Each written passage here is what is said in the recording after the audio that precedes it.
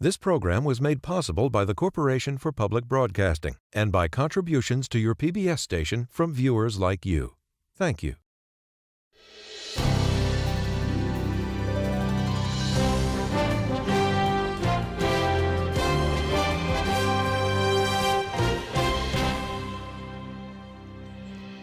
And welcome to PBS News special live coverage of the 2024 election. I'm Amna Nawaz. And I'm Jeff Bennett. While we traditionally refer to today as Election Day, the election has actually been going on for more than a month, with more than 82 million ballots cast prior to today. And it is important to say we may not know the final result of the presidential election tonight. States have different processes, different deadlines for counting and reporting results. And of course, there's always the potential for challenges to the voting tallies. But before we dive into those issues more deeply, let's take a look at the results so far. And a reminder, we are reporting results from the Associated Press, and they will call a race when their analysis shows it is mathematically impossible for the trailing candidate to overtake the leading candidate once all of the votes are counted. So at 7 p.m. Eastern, polls have closed in 6 states, including the key battleground state of Georgia. And here's what we are able to call at this hour. Donald Trump has won the state of Kentucky and Indiana.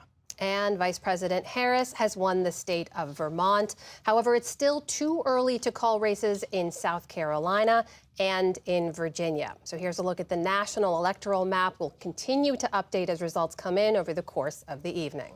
We have a number of correspondents across the country, but first let's check in with both of our reporters covering the 2 presidential campaigns, starting with our Laura Barone-Lopez, who is at the Harris Campaign Election Watch Party across the river from us in Washington, D.C. at Howard University. Laura, you've been talking to your campaign sources throughout the evening. What are they telling you? Harris's campaign is feeling really good tonight, Jeff. They've been sharing some of the statistics that they think shows that Harris could very well be on the pathway to 270. Specifically, they said that there is high Puerto Rican turnout in Philadelphia. That's what some of the campaign sources highlighted, and they think that that bodes well for them because of the fact that Donald Trump ended the last few weeks with that racist and sexist Madison Square Garden rally where the comedian made the racist joke about Puerto Ricans. So they believe that high turnout amongst Puerto Ricans could very well help Harris in a city like Philadelphia. They also pointed to high student college turnout.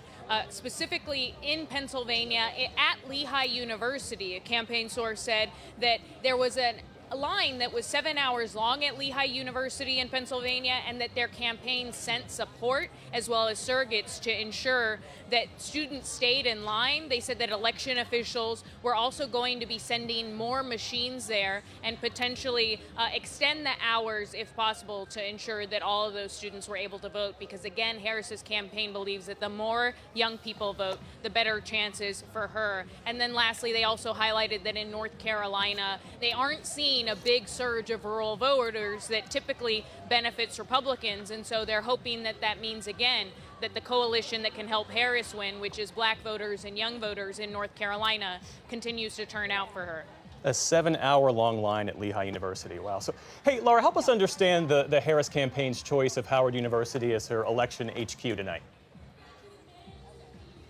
Well, as you know, Jeff, this is Harris's alma mater. It is a historically black university, and Harris, really leaned into her background going to a historically black college, as well as really trying to talk about her background as a part of a sorority at a historically black university, and also, a key part of this that Harris's campaign has long talked about is ensuring that black voters turn out, because historically, Jeff, roughly 80% or more of black voters turn out for Democrats. And so they've been trying to ensure that there's big turnout in states like Pennsylvania, as well as Georgia, which another campaign source just texted me saying that they were getting good news from Georgia, that they feel as though a number of black voters have started to turn out today on Election Day, and that they're hoping that that bodes well for Harris. Laura Barone-Lopez, our thanks to you. One of the interviews that the vice president did today as she was calling into battleground states, she said that the first time she ever ran for elected office, it was at Howard University. She ran to be freshman class rep.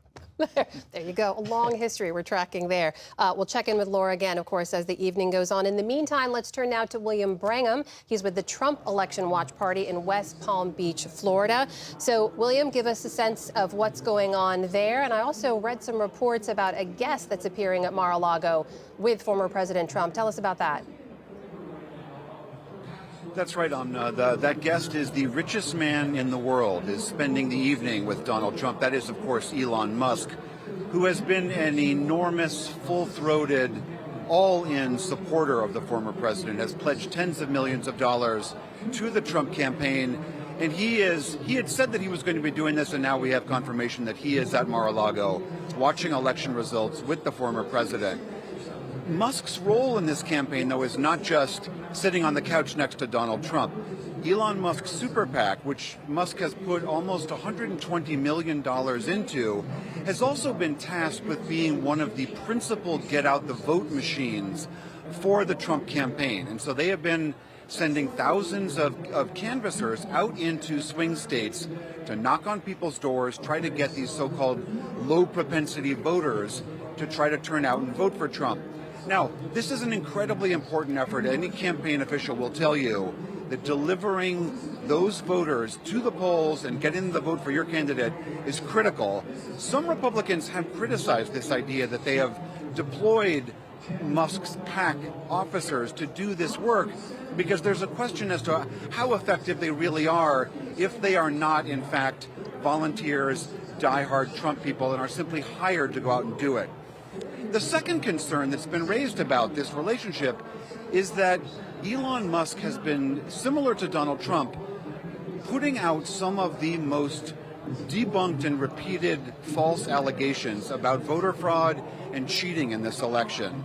And there's all this ongoing question as to whether or not Donald Trump, if, let's say, this does not go for him tonight or in the days coming, whether or not he will concede the election if it is fair. And Trump was asked this when he went to vote today in West Palm Beach and said, yes, if it's fair, I will. But in the hours since, he has continued to promote baseless claims that there is cheating in the swing states, particularly in Philadelphia and Pennsylvania. And having Elon Musk sitting next to him, who has been parroting those same claims on the enormous social media platform that he owns, X, makes a lot of people wonder whether or not Trump will in fact honor the outcome of this election. So it's a legitimate ongoing question that people are genuinely concerned about. And William, we saw even Republican officials in Pennsylvania having to come out to debunk some of that information. Former President Trump was talking about secretaries of state in a number of battlegrounds having to work to counter some of that misinformation already. But you probably heard Laura reporting earlier on some of what she's hearing from Harris campaign sources about North Carolina and Georgia in particular, two states we think could give us some kind of early indication of which way this night is going. If former President Trump loses both of those, his path to 270 becomes much more difficult. Have you heard anything from campaign sources or anyone in Trump's team about how they're feeling about those two states? The word that they are putting out is that they are confident. They are confident that the early vote numbers have been working in their favor, that the turnout is in their favor. I just spoke a few minutes ago with one of Trump's campaign advisors, and I asked him, what is the mood like? How are you guys looking at early indications? And he said, everything looks good as long as we execute. And by execute, he meant get people to the polls, get those people to vote for Trump, people who are still standing in line in those swing states, make sure that they stay and cast their votes. Again, this goes right back. That is an army of Elon Musk's super PAC that is helping do that for Donald Trump right now. But so far, the campaign is bullish and confident that those things are going their way tonight. William Brangham at the Trump election night headquarters. William, thank you. We'll be checking back in with you in a bit. Back here in the studio, we'll be watching the results all evening with our panel, including Amy Walter of the Cook Political Report with Amy Walter, Republican strategist Kevin Madden, and Democratic strategist Vaz Shakir. Also with us, of course, is David Brooks, columnist at the New York Times, Jonathan Capehart, associate editor for the Washington Post, and our very own Judy Woodruff, who's back from her travels across the country for her series, America at a Crossroads. Great to see you all here. So, Amy, we've talked a lot about these two early states, Georgia and North Carolina. We're going to be keeping a very close eye on. You heard what Laura was reporting there, what she's hearing from Harris campaign sources. What do you make of that? Yeah, well, I guess we're going to have to wait and see when we get into our exit polls about just what the makeup of the electorate looks like. Now, it's still early, and so I'm always a little bit wary to use the exit polls at this moment before a whole lot of votes are put in there to say whether this is correct or not. But, you know, this pathway, as we were talking about, to 270, Georgia and North Carolina, I think you were saying this, are absolutely critical for Donald Trump. And what would be interesting is to see, as I said earlier, just the coalition that he puts together to get either one of those states. And again, if you look back, I think Fez said this earlier, at Donald Trump's challenge in 2020 was that he seemed to hit the ceiling of support, and that the question always has been, even when there's higher turnout, that he wasn't able to boost his numbers much from where he was in 2016. He's always getting right under 50% in these key battleground states. His campaign has focused almost entirely on speaking to a base, but a base now that it looks a little bit different, right? That it's not just the voters that showed up for him in 2016 who were overwhelmingly white. We talked about this white working class male vote, but now we're talking about maybe a more diverse electorate of men, but also of women who could support Trump in these fast-growing states. And I think back to 2008 when it was the Obama campaign and their success. They said, you know, Democrats are going to run the table in presidential elections forever because the country is getting more diverse by the minute. And as long as they are turning out and voting for Democrats, we got this. And Donald Trump's entire campaign focus was, again, they're not winning over black voters, they're not winning over Latino voters, but they can win a little bit. And Kevin, lose by a little bit less. So yeah, sorry. The decision by the Trump campaign to outsource so much of the get out the vote effort to these third-party entities and these super PACs was a risky one, in large part because Ron DeSantis did that during the primary, and you could argue how'd that work out? Well, exactly. He paid a price. He paid a price for it. How do you think that's going to go for the Trump campaign? Well, we're going to find out. I mean, this has not only been a test of I think your message and your appeal to a changing electorate, but it's been a test of campaign infrastructure. And every campaign that I've ever worked on has taken great pride in owning the infrastructure that is required to get out the vote. Building it up with state chairmen, building it up with county chairmen. I remember back in the 2004 campaign, this was the idea of President Bush, which is that we want to run city council races all around the country. And at that campaign headquarters, we had a daily metric of how many new volunteers we had signed up, how many doors we had knocked on, how many phone calls were being made. All of that was fed into the central nerve system of the Bush-Cheney campaign. And we took great pride in recognizing where we had to then deploy assets and we had to deploy resources in order to really run an effective campaign. To give that away to outside groups and to have that sort of outside your satellite, or being, having a satellite sort of hold on that, I just think it's a very big risk, and you don't want to be taking risks in presidential campaigns. Based on what you know of the operation that Chris LaCivita and Susie Wiles created for Donald Trump, did they decide to do that because they couldn't manage the get out the vote effort on their own, or they just chose not to? Well, I think, first of all, those are two very good operatives. I think a lot of it has to do with just the nature of the decentralized power structure inside the Republican universe of outside groups now. I think more and more of these groups now are taking on an outsized influence with base voters. And so I think in their view, having the resources put into those organizations and having them sort of replicate some of their get out the vote and some of their voter engagement across the country, one less thing to worry about. And I also think fundamentally every single campaign is a reflection of its principle. And, Donald Trump is not as interested in the mechanics of how a campaign should run on the nuts and bolts because he largely never came up through the system of, having run for state senate, then having run for senator, or having run for governor. So I think that is largely a reflection of his viewpoint, which is that from the top down, I can run this with my message and with my approach to getting earned media, and we'll leave the grassroots stuff and the get out the vote operations to the outside groups who care about that more than I do.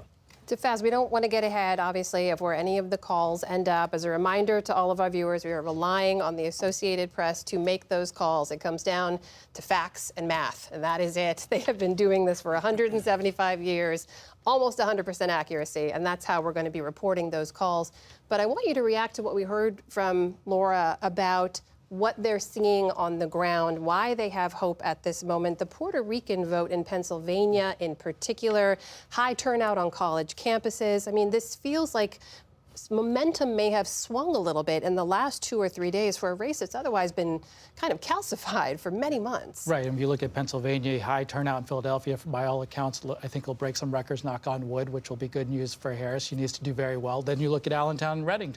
If you look at after the Puerto Rican island of garbage, whatever joke at the Madison Square Garden that we heard, it mobilized. And from what we're hearing initially, I think we'll find that Allentown, Reading, which significant Puerto Rican populations, found that there was higher turnout than expected among those populations. When you move down to Georgia, North Carolina, one of the things I look at a lot on that is like the campaigns know where their strengths are, and they tell you that by sending the candidates there.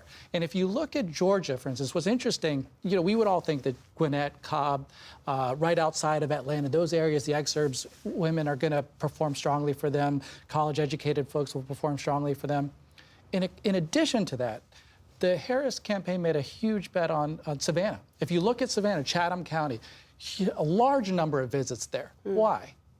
This was an area that Nikki Haley voters did quite well. If you looked at how did Donald Trump do in the primary, these were the people peeling off from him. So here they go. You look at the Walz and Harris visits, large numbers of them. Then you go to places like North Carolina. Where do they go? They're looking at Charlotte, Mecklenburg County, which you would expect, but then looking at the rim around where they thought, Winston-Salem, maybe it could have some losses there for Trump. Meanwhile, Trump, if you look at him, he's got to hit all these rural areas, from Asheville to the west, all the way to Fayetteville. He's all over the place in North Carolina. They're focused, the Walz-Harris campaign. There's those kinds of things, I think, if we see the vote returns and we look at, they know where their strength is, and I think they've pinpointed them with their visits. Let's bring in our Lisa Desjardins, who's over at our PBS News Super Screen. Lisa, I understand you have some new information about Georgia. Walk us through it. We do have some more information. Just to reset where we are right now, these are the races that have been called so far in the presidential race. Not a lot of them. Still many states still voting, of course, but this is where Indiana, Kentucky, Vermont. And if you look at where we are watching closely, as you know, 7 key swing states here, Georgia, North Carolina, Pennsylvania, Michigan, Wisconsin, Nevada, Arizona. I said that fast because only one of them has the polls closed right now, and as you say, that's Georgia. So let's take a look at what we know about Georgia right now. We're getting results in. Not a lot, folks. We just have 3% in right now. With the 3% in, Trump is up by 2 points. But I want to point out a couple of places here. Let's look at here, Twiggs County. This is an important rural county, small, but a place that might tell you what's going on with Trump and his campaign if he's turning out more people than in the past. At this moment, with 51% of the expected vote in Twiggs County, he is outpacing his 2020 numbers in this rural county. Something else I want to talk about here in Georgia is that we have had those bomb threats, and we know we can report right now in a very important county for Democrats, DeKalb County, around Atlanta, that voting will be extended there for an undetermined amount of time right now because 5 precincts has been reported there were bomb threats there. So we're going to be watching that. Those are important numbers. It may delay the decision here in Georgia. Now, some other things to look at. Indiana, the state of Indiana has closed most of its polls, and an interesting county that our team found popping up here is Hamilton County. Look at this, 65% of the results already in here in Hamilton. This is a suburban county north of Indianapolis. Right now, you've got Kamala Harris just up above Donald Trump. Now, a lot of the early vote here, they had historic early vote in Hamilton County. So this doesn't mean she's going to win this county. But what's notable is look at how she's doing compared to Democrats in the past in this county, outpacing Biden, outpacing Clinton. This is what the kind of turnout that the the Democrats want to see around the country. They don't expect to win Indiana, but we're trying to find places where we're getting results so that we can learn what's going on. Also want to take a quick look at what we have with the House maps. We have a few House races being called. 11 out of 435. So, guys, we got a long way to go. These are mostly uncontested races. I want to take people through one way we're going to try and help understand the dozens of races that will determine control of the House. We're looking at 8 of them, and we'll look at others as well during the night. But among those, this one right here in Virginia, polls have closed here in the Virginia 7th District. So we want to take a look and see where that stands right now. Wah, wah, no results yet, but it's something we're watching closely. This district is sort of an ex-urban and suburban district. Right here, a lot of Civil War battlegrounds in there. Got a lot of attention, of course, because Eugene Vindman, he is the twin brother of Alex Vindman, who testified in the first Trump impeachment investigation up against former Green Beret, Derek Anderson, retired Green Beret, I should say. This was a real test. This is a district that Joe Biden won by 6 points. Democrats were hoping to keep it an open seat. Used to be Abigail Spanberger's seat. She's running for governor. Vindman campaigned on this idea of a MAGA threat. Anderson, who did work in the Trump administration at one point, campaigned more on the economy. So there's a real test of messaging here in this district. We're going to watch it very closely. So back to you guys. All right, that's our Lisa Desjardins at the super screen. We're going to keep sending coffee your way over the course of the evening. We talked a little bit about the importance of those suburban counties surrounding Atlanta, in particular in the state of Georgia. That is where we find our Miles O'Brien. He's in Gwinnett County in the northeast Atlanta suburbs. He's been following not only the voting process there in Georgia, but he's also covering how that vote is unfolding. So, Miles, give us a sense right now. Polls have closed in Georgia. What's happening on the ground? Any problems or issues so far? Amna, the big issue right now is all the plans to get speedy results out of here have been thwarted by perhaps more than a dozen bomb threats. Most of them clustered in the Atlanta metro area, one of them down in Brunswick on the coast of Georgia. And those bomb threats closed polls for upwards of an hour in some cases, and so those precincts will stay open for an equal amount of time that they were closed down because of the bomb threat. I just spoke with Zach Manifold, who is the election supervisor here in Gwinnett. I asked how long that might delay some of the releasing of information here, and he said we should be getting something as soon as 7:30. So that's about 9 or 10 minutes from now. We'll see how much the bomb threats might slow things down. What's worth pointing out here is that you're looking at about 300,000 ballots here. Those aren't trash cans. Those are actually ballot repositories with their scanners. Those are early voting ballots. It's about half the county votes right there. The rest of the work here in this facility here in Lawrenceville, Georgia, has to do with dealing with the mail-in ballots, which are still being processed and sorted. But they've been busy with that all day long, unlike Pennsylvania, which has to wait till the end of the day to open them up and get busy with it. They are in a position to release, and as a matter of fact are mandated by law, to release the early voting and the absentee ballots that they have 1 hour after the polls close. Now, as I said, those poll closings are changing a little bit, so we'll just have to sit tight here and see. But generally speaking, in theory, among the 7 swing states, Georgia should be in the vanguard on giving us some indication of how things are going tonight.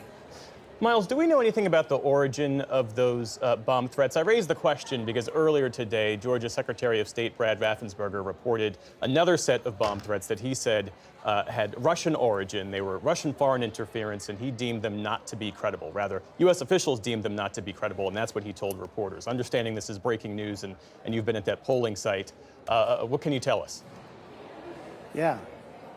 Yeah, I was watching that news conference, and we've talked to some sources at the FBI who tell us that it is, in fact, attributed about half of them to Russian sources. There was Cyrillic writing on the emails, etc.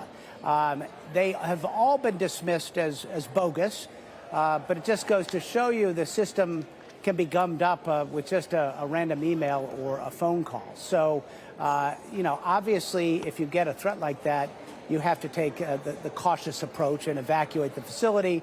But it didn't take long because, after all, there are law enforcement personnel at all these precincts watching out for any kind of trouble, including this. it didn't take long to clear the threat, so to speak, and get those precincts back in business. But in some cases, it took an hour, and so that might delay the results that we had hoped to be so speedy here. Miles, we should say we are glad they were just threats. There's no actual violence. We hope that continues to be the story for the rest of the evening. And thank you for your reporting. We'll continue to check back in with you. Miles O'Brien with us in Georgia tonight. David and Jonathan, I know you and I, we've spoken about this before, just the potential for violence, even just the threat of violence, how it's sort of looming over this election in a way that it hasn't in previous elections. You heard what Miles was reporting there and what we've heard earlier from other polling locations. Just, do you think this will throw off more polling locations, could further delay results, fuel even more distrust in the system? David? Yeah, I'm just driving around D.C. Everything is fenced off here. Yeah. The number of storefronts with boarded up windows is high. Kamala Harris is up at Howard University, and the mayor said at construction sites they had to shut down by 7 p.m. because they had bricks and they didn't want anything that could be a projectile. So it's just the atmosphere of violence is here.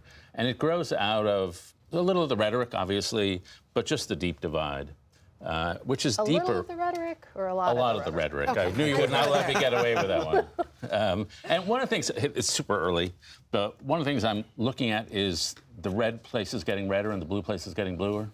And so Lisa mentioned Hamilton, Indiana, which is Carmel, sort of northern Indianapolis, and that's a suburb, and it's with 65% in, it's a little better for, well, significantly better for Harris than past Democrats. I'm looking at 4 counties in Florida, including Flagler County, which is sort of north of Jacksonville. These are big Trump counties, and in Flagler, for example, Trump is doing 7.5 points better than he did in 2020 with 95% of the vote in. And so it could be, we see this all night, that the suburban places, you get the college-educated voters and the Nikki Haley voters who overlap, and then in the rural places you get rural voters. And we could be just seeing, it would not surprise me, a wider bifurcation in this election than in previous elections. That's interesting, too, Jonathan, because part of the Harris campaign strategy here has been to make inroads or try to make inroads in some of those more deeply red parts that previously did go for former President Trump or for Nikki Haley. I mean, this is very early, very limited data we're looking at, but what do you make of that?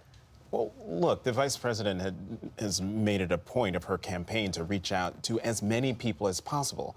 I mean, I remember when politics was about addition, not subtraction.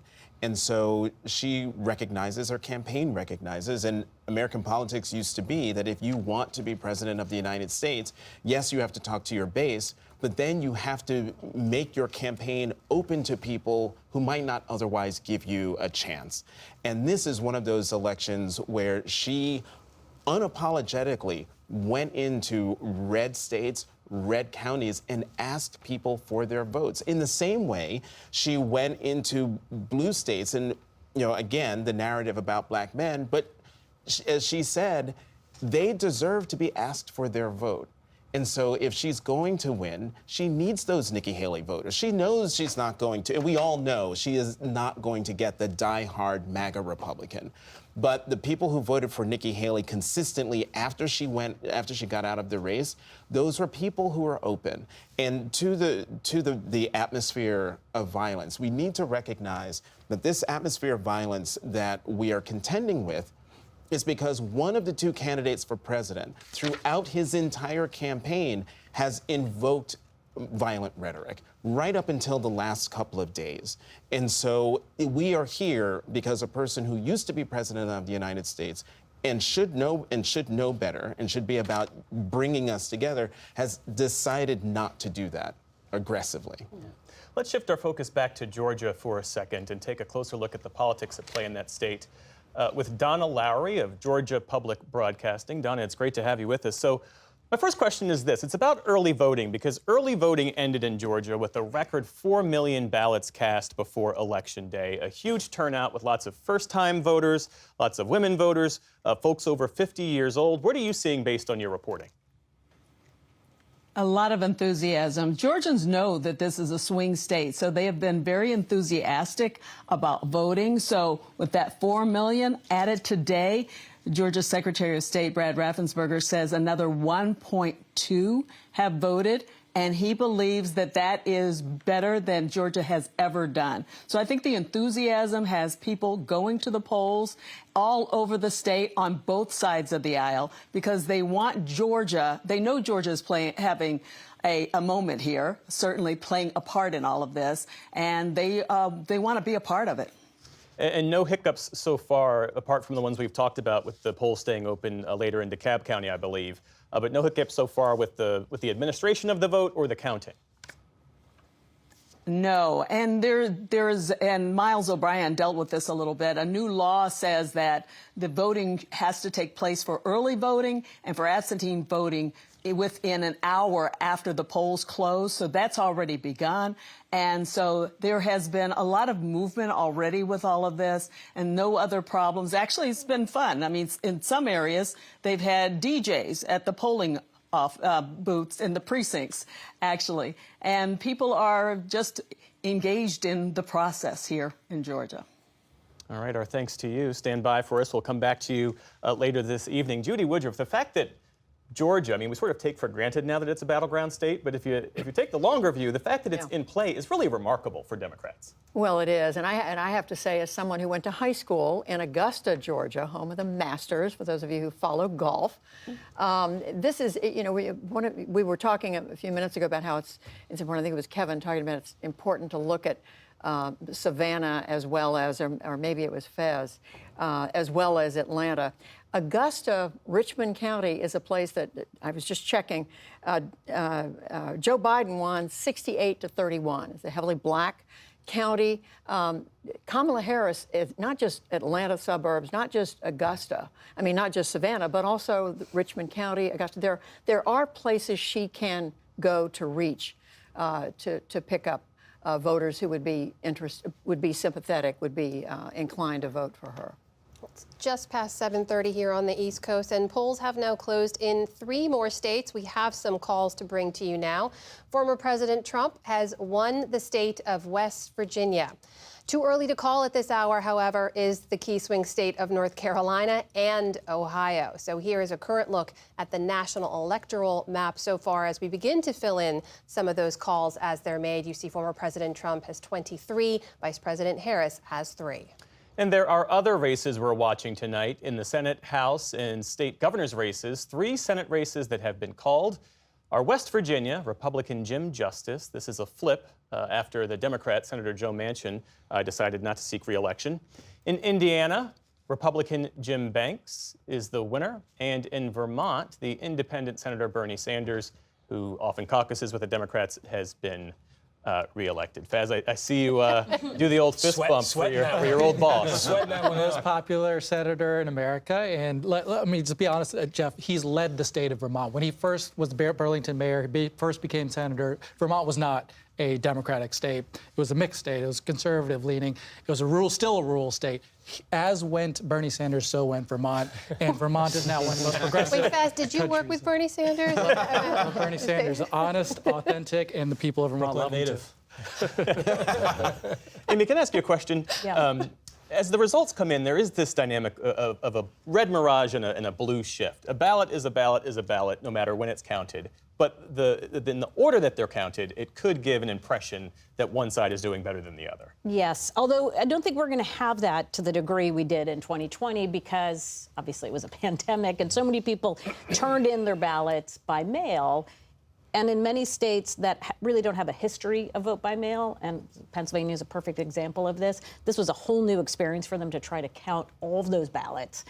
And what we knew, because Donald Trump then in 2020 was saying things like, we need to not vote by mail because it's rigged. So his voters came to the polls, Democrats voted by mail, and so there was a mirage. The election day vote got counted early, so you saw this red, and then as the ballots were counted that were mailed in, it became less red. That is not expected this time around. I think we're going to be able to see. We do have to pay very close attention, though, to when they talk about, 65% of the vote is in or 72% of the vote is in. And anybody who's worked on a campaign, like my friends down here know, it's not just what percent of the county is in. We don't know what part of the county is still out. And so if you look at somewhere like Bucks County in Pennsylvania, it really is what they call Lower Bucks County. That is the more sort of the battleground. So if you don't know which part is in, it's even saying, this candidate's up here or this candidate's behind, even if it's 80% of the vote, I think we have to be, very cautious about reading too much into that. Got it. All right, well, let's bring in a guest at this point. Joining us now is Representative Tom Cole of Oklahoma. He's a Republican who represents the 4th Congressional District and the southern part of that state, as well as parts of Oklahoma City. Congressman Cole, welcome back to the News Hour. Let's just start with how you're looking at the evening at this still relatively early hour. It's been pretty much a toss-up for the White House going into tonight. How confident are you in former President Trump's chances? I feel very comfortable. Look, the polls are very close. Obviously, real clear politics average, I think this morning was 48.5 to 48.5. So we've got a close race. But honestly, that's probably better positioning than President Trump has had either in 2016 or 2020 going in. So one of the questions here will be, is there a silent Trump vote out there? There was in the previous 2 times he ran nationally, he ran better than he polls. So if that's true again, then being tied at this point is pretty good. But again, there's just a lot of guesswork right now. It's going to be a close election, no question about it. It is at the moment, and we don't want to get ahead of where any of the race calls are, of course, but the fact that North Carolina is as competitive as it is, a state that former President Trump won comfortably, what does that say to you? Well, look, I think North Carolina is an interesting state. Remember, President Obama actually carried North Carolina in 2008, so it's always competitive. I would expect it to be close early. Our vote tends to be rural. It comes in a little bit later in North Carolina. The exit or the early voting numbers look pretty good for us. So, but again, it's going to be tight. All the polling that's come out of that state has had this within a point or two. There's no question that Vice President Harris has put a lot of emphasis on North Carolina. She's gone there quite a few times. President Trump was there, I think, today, as I recall. So again, each side recognizes as being competitive, but he's been able to win there twice before. I think he'll probably do it a third time tonight. Well, as we know, control of the House of Representatives is also on the line tonight. Over the summer, you'd said if former President Trump were to lose, that you believe Republicans would also lose the majority. And we know, polls and analysis today have put control of the House as essentially a toss-up. But do you still believe that to be true? I do. Look, I think our fate's very closely tied to the president's, and I think it's going to be close. I think we'll probably know who the next president is before we know who the next speaker is, quite frankly. And we have to win in some tough areas in California and New York, where we know that Vice President Harris will win the state. We have to win enough of the Republican areas in those blue states to actually pull it off. So again, I like the candidates we have. I like our positioning. I've talked to a lot of them in the last couple of days. They feel good about it. But again, I expect it to be a very long night for both sides in terms of determining what's going to happen in the House of Representatives. And again, there's no question our fate is very closely linked to President Trump's. Congressman Cole, as you know, neither former President Trump nor his running mate, Senator J.D. Vance, have said that they will accept the election results, however they turn out. Will you accept the results, regardless of how they go? I will. I won't be shy about voicing where I have disagreements. My Democratic colleagues haven't been in the past. Quite a few of them in the House objected in 2016. Obviously, in 2004, we had 30-odd Democrats vote against certification. So I don't rule out objecting to things, but look, I think we'll know, and I have a lot of faith in the system. I think eventually we'll get there, but it has been manipulated in my view in the past, could be again, but I don't think to the point that it really changed the outcome.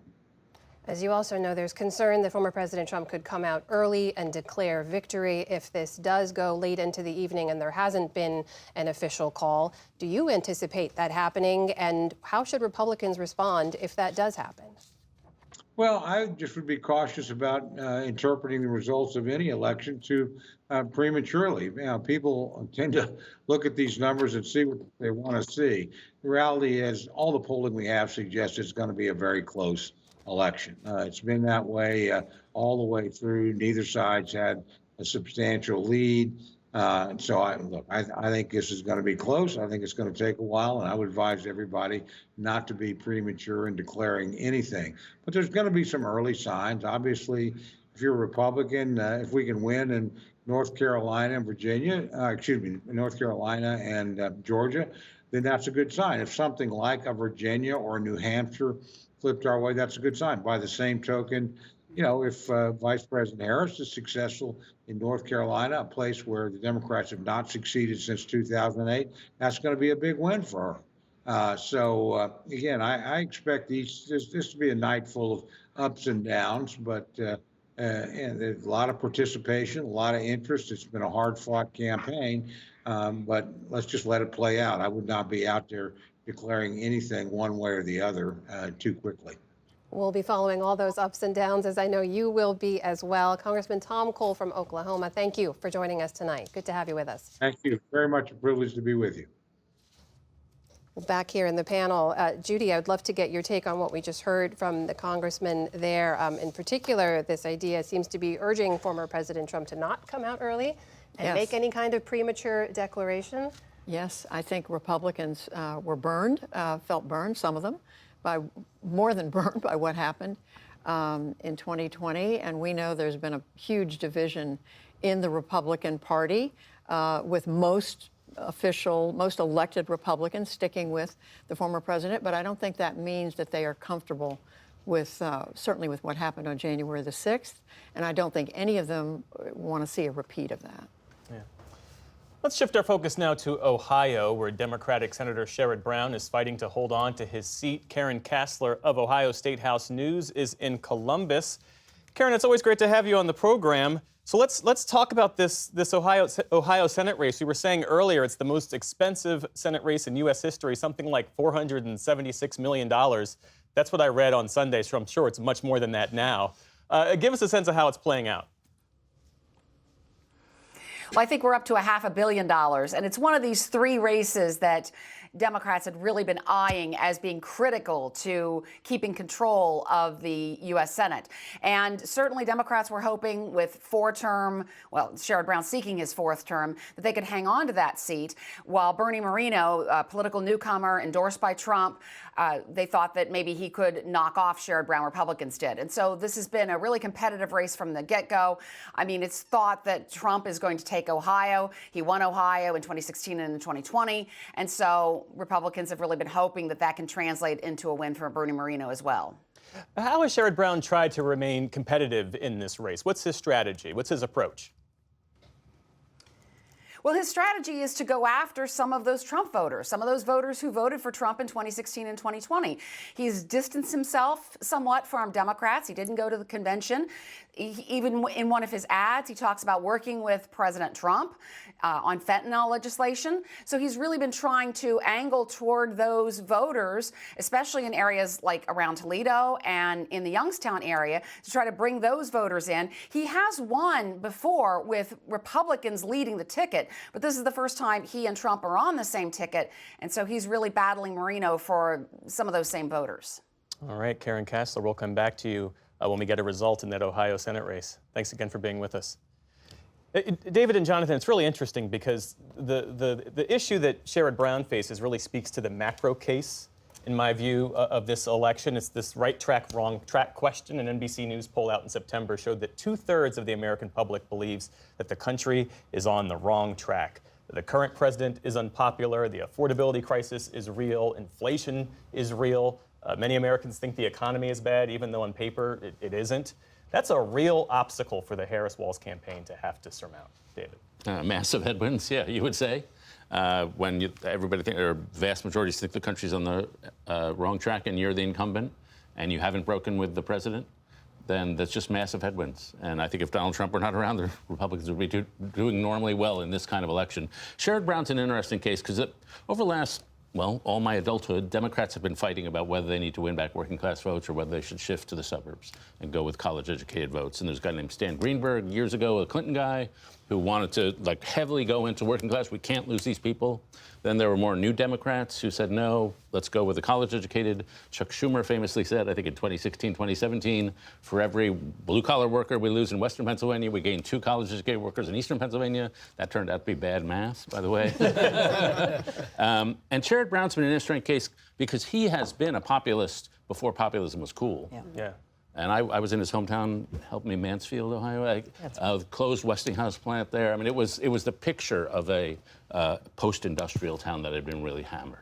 And so he has been speaking to this, and I think Amy said why he's survived in Ohio. Partly it's the money, but partly because he speaks to the people whose communities have been left behind and been doing it from a democratic and progressive perspective. Can I jump in for just on this real quick?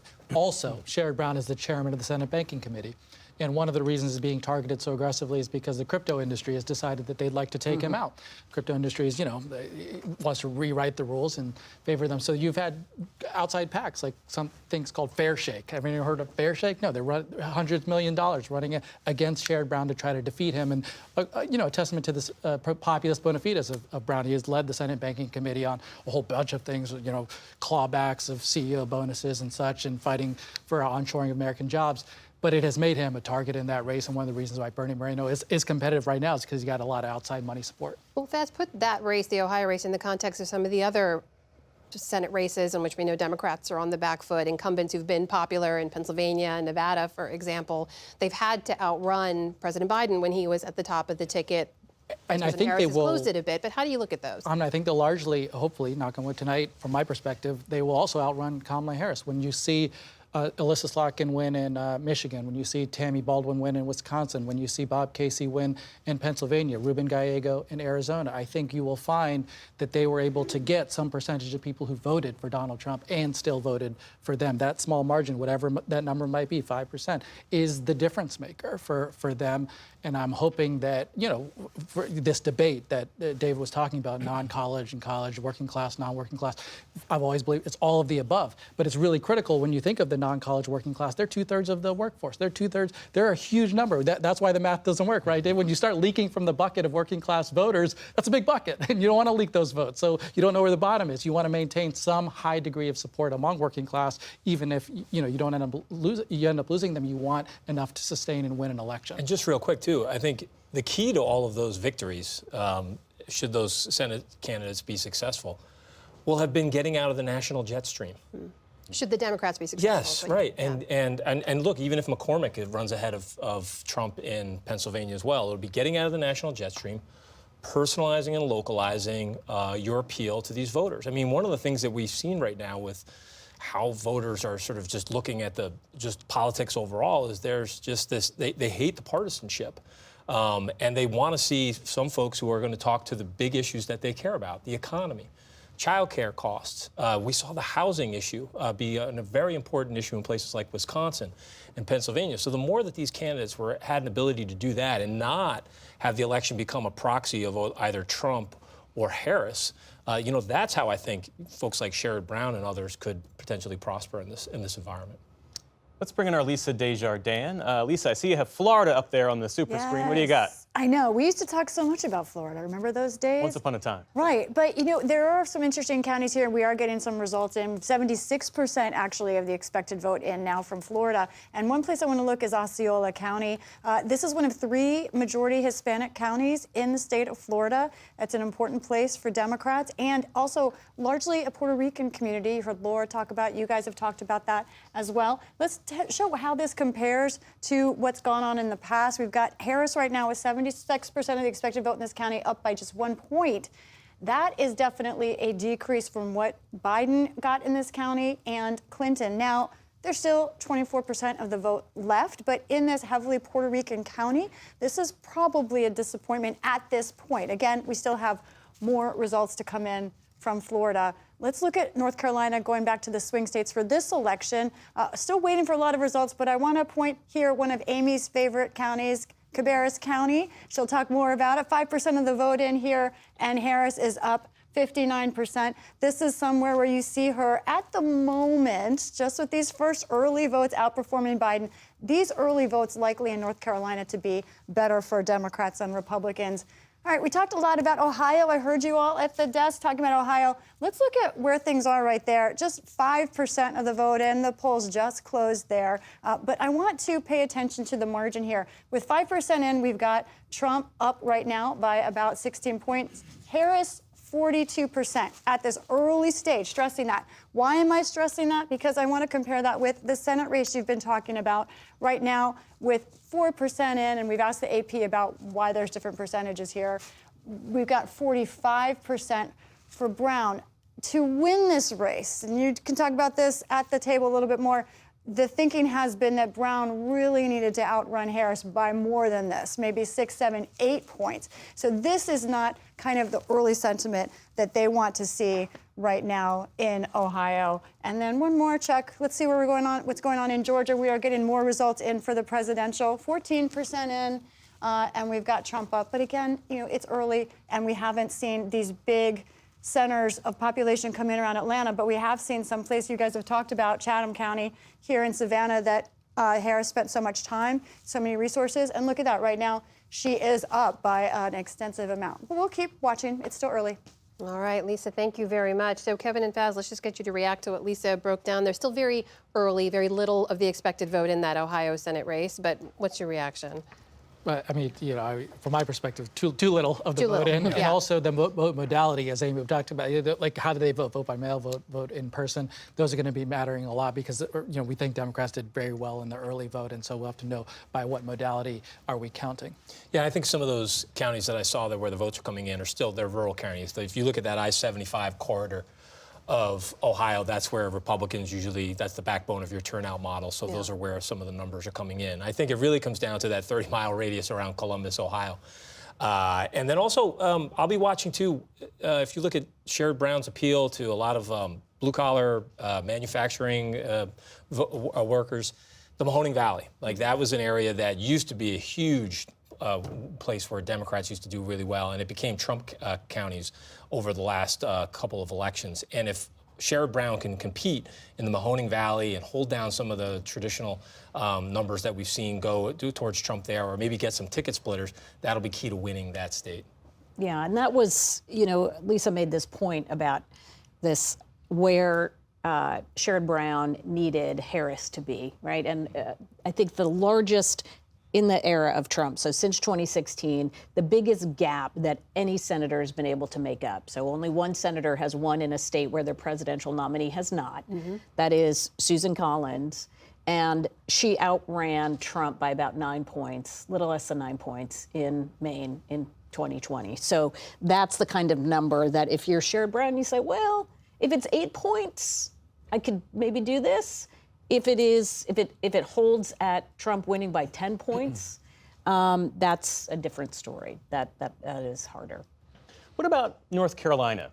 In essence, the reverse of what you just said, where you have the governor's race. Josh Stein, the attorney general, the Democrat in that race, is polling at something like 17 points higher than Lieutenant Governor Mark Robinson. Yes. Has there ever been an instance where the bottom of the ticket affects the top of the ticket in terms of turnout and the outcome? Not when it's also a battleground state, but I could see there may be some instances where in these non-battleground states where they have a really competitive top of the ticket, say Senate race, or maybe there is a House race or a couple of House races. Iowa is one of those places where the House races are in the Des Moines media market. So there's a whole lot of attention that those races are getting, and they're kind of the conversation that could have an impact. But what we saw, at least in the votes or in the polling in North Carolina, was that Stein was winning something like 20% of Trump voters. So people were making a very clear distinction between, okay, there's this Republican, and then there's Trump. And this guy, no. Trump, fine. And it's almost as if, right, because the more that these salacious stories came out, I think the easier it made it for some voters to say, oh, well, that's not a Republican. You can't attach the R next to his name and say, oh, he's just like every other Republican, because there's something just about him that is so much more dramatic than anybody else. David and Jonathan, let me get you to weigh in on this also, because the thing we're not saying here are the very specific circumstances around that governor's race in which Lieutenant Governor Mark Robinson, it was reported, made a number of comments on an online porn site. Let's just get that out there. Could this be a drag on Trump in a state he needs to win? I don't think so. I think, to what Amy just said, I think people are making a distinction between Mark Robinson and Donald Trump. But I would like to go back to the conversation we were having initially about the right track, wrong track, and how bad it is. And yes, it's bad. It was bad in 2022 during the midterm elections when everyone was predicting a red wave and that this was going to push, a huge Republican majority. It never materialized. Why? Because people, even though people thought that the country was on the wrong track, a lot of people, they were also afraid about the threats to democracy. And we cannot discount the role that is playing in the people's thinking, and also reproductive freedom. And so you put those two together, and I'll be interested to see if those two issues swamp the sort of dyspepsia in the country about we're on the wrong track. And maybe people think we're on the wrong track because reproductive freedom is in jeopardy, and the threats to democracy. Yeah, it's interesting. As far as I know, and I don't want to overgeneralize, but I think it's true that presidential candidates who have the advantage of the voters' top issue, they almost always win. And so the top issue now is the economy, and at least in the polling, I haven't seen the exit polls today, Trump has an advantage on the economy. The complicating factor here is democracy is also a big issue, and it's a little behind the economy. And so it may not be that we have one major issue in this campaign. If you're running on are your real wages declining or rising, then Trump would be way ahead because real wages have been declining until recently. But when democracy gets thrown in there, that makes it a lot more complicated race. And so it's almost as if, like I was saying earlier, if you really are polarizing as a country, you're not only polarizing on how you're voting, you're polarizing on what you're voting on. And so it could be Team Blue is voting on democracy, Team Red's voting on the economy, and they could both you could see dual surges in both quadrants for each party. Judy, in your travels, when you talk to people about what's animating them, we've talked a lot about reproductive rights, and sometimes this issue we saw back in 2022, what a mobilizing force that was. Do you think that's just going to continue to be a force today, especially for women voters? Well, there's no question in several states. It is because it's on the ballot. What is it, in 13 states and in a number of the battleground states, it's on the ballot. I know everybody was shocked over the weekend about the Iowa poll that showed Harris up 3 in a state that everybody assumed was going to be red. Abortion has been an issue there. Not that it's on the ballot now, but it had been an issue. So I think yes. Is it going to be the issue that drives more people than anything else to the polls? I don't think we know that yet. I think the economy, based on my travels, is just more Can I just prevalent. say one thing? Judy and I can compete with frequent flyer miles. Yeah. But I would say, I've been in probably 35 states in the last several months, and the economic... Hold that thought, David. Just a moment. We'll get right back to you because we're going to take a short break right now so PBS stations can report on some of their state and local races. We'll be right back at 8 p.m. Eastern, which is when we'll have many more states On with this poll election closings. night, you're watching Stay for with one us. big reason, to find out who won. As more and more polls close, we'll be reporting race calls from the Associated Press. They're calling winners in thousands of races from the presidency and Congress to state legislatures and mayor's races. I recently sat down with David Scott, the head of the AP election team, to find out what information the AP needs to make those calls. It's the team at the decision desk that comes together once every 4 years on an enormous scale to say who's won in more than 5,000 races that are contested in a general election. We're looking to know one thing: can the trailing candidates catch up? And once we're certain that they can't, then that's when we call the race. You're looking for patterns on election night when we're calling races. What is happening in the election day vote? What is happening in the advance vote? Are there a class of early ballots that have yet to be counted? And what do we expect those early ballots to say about the course of the election? If we had to wait for 100% of all ballots to be counted, we wouldn't know what has taken place in an election for weeks after Election Day. That's how long it takes to get to certification. In California, it takes weeks to even get to 95 or 96% of ballots being cast. And so we're looking for patterns as the vote count takes place over the course of the night or into the next day or in through the end of the election week to be able to have the information and the data we need to say definitively that the trailing candidates can't catch up. Can you talk about the priority of accuracy versus speed? Sure. I mean, our number one most important goal on election night is to be 100% right in our race calls. 100%. That's our standard. In how many races? About 5,000 contested races. So far during this primary season, we've declared winners in more than 2,000 contested primary races. We made two mistakes, and one was because the data at the source from the county, they got mixed up, and one was a little bit of a black swan event where some data that came in at the end of the vote count was very different that came in at the front. And I will tell you that one mistake, we spent several days picking it apart and changed some of our workflows and analysis to make sure we never make that mistake again. It's that important to us. We do care about speed, but only as a secondary factor. It's, never compromise on the accuracy in an effort to be faster. It's also really important that it doesn't start when the polls close. Like, we are able, and we do, think really hard ahead of Election Day. What data is going to be available? What are we going to be looking for? What are the things that we think are going to happen? And very importantly, what are the things that we don't know and we want to find out, or we want to be surprised by, or have the potential to be surprised by? We try to game that out or play that out so that on election night, we're not looking at something cold for the first time.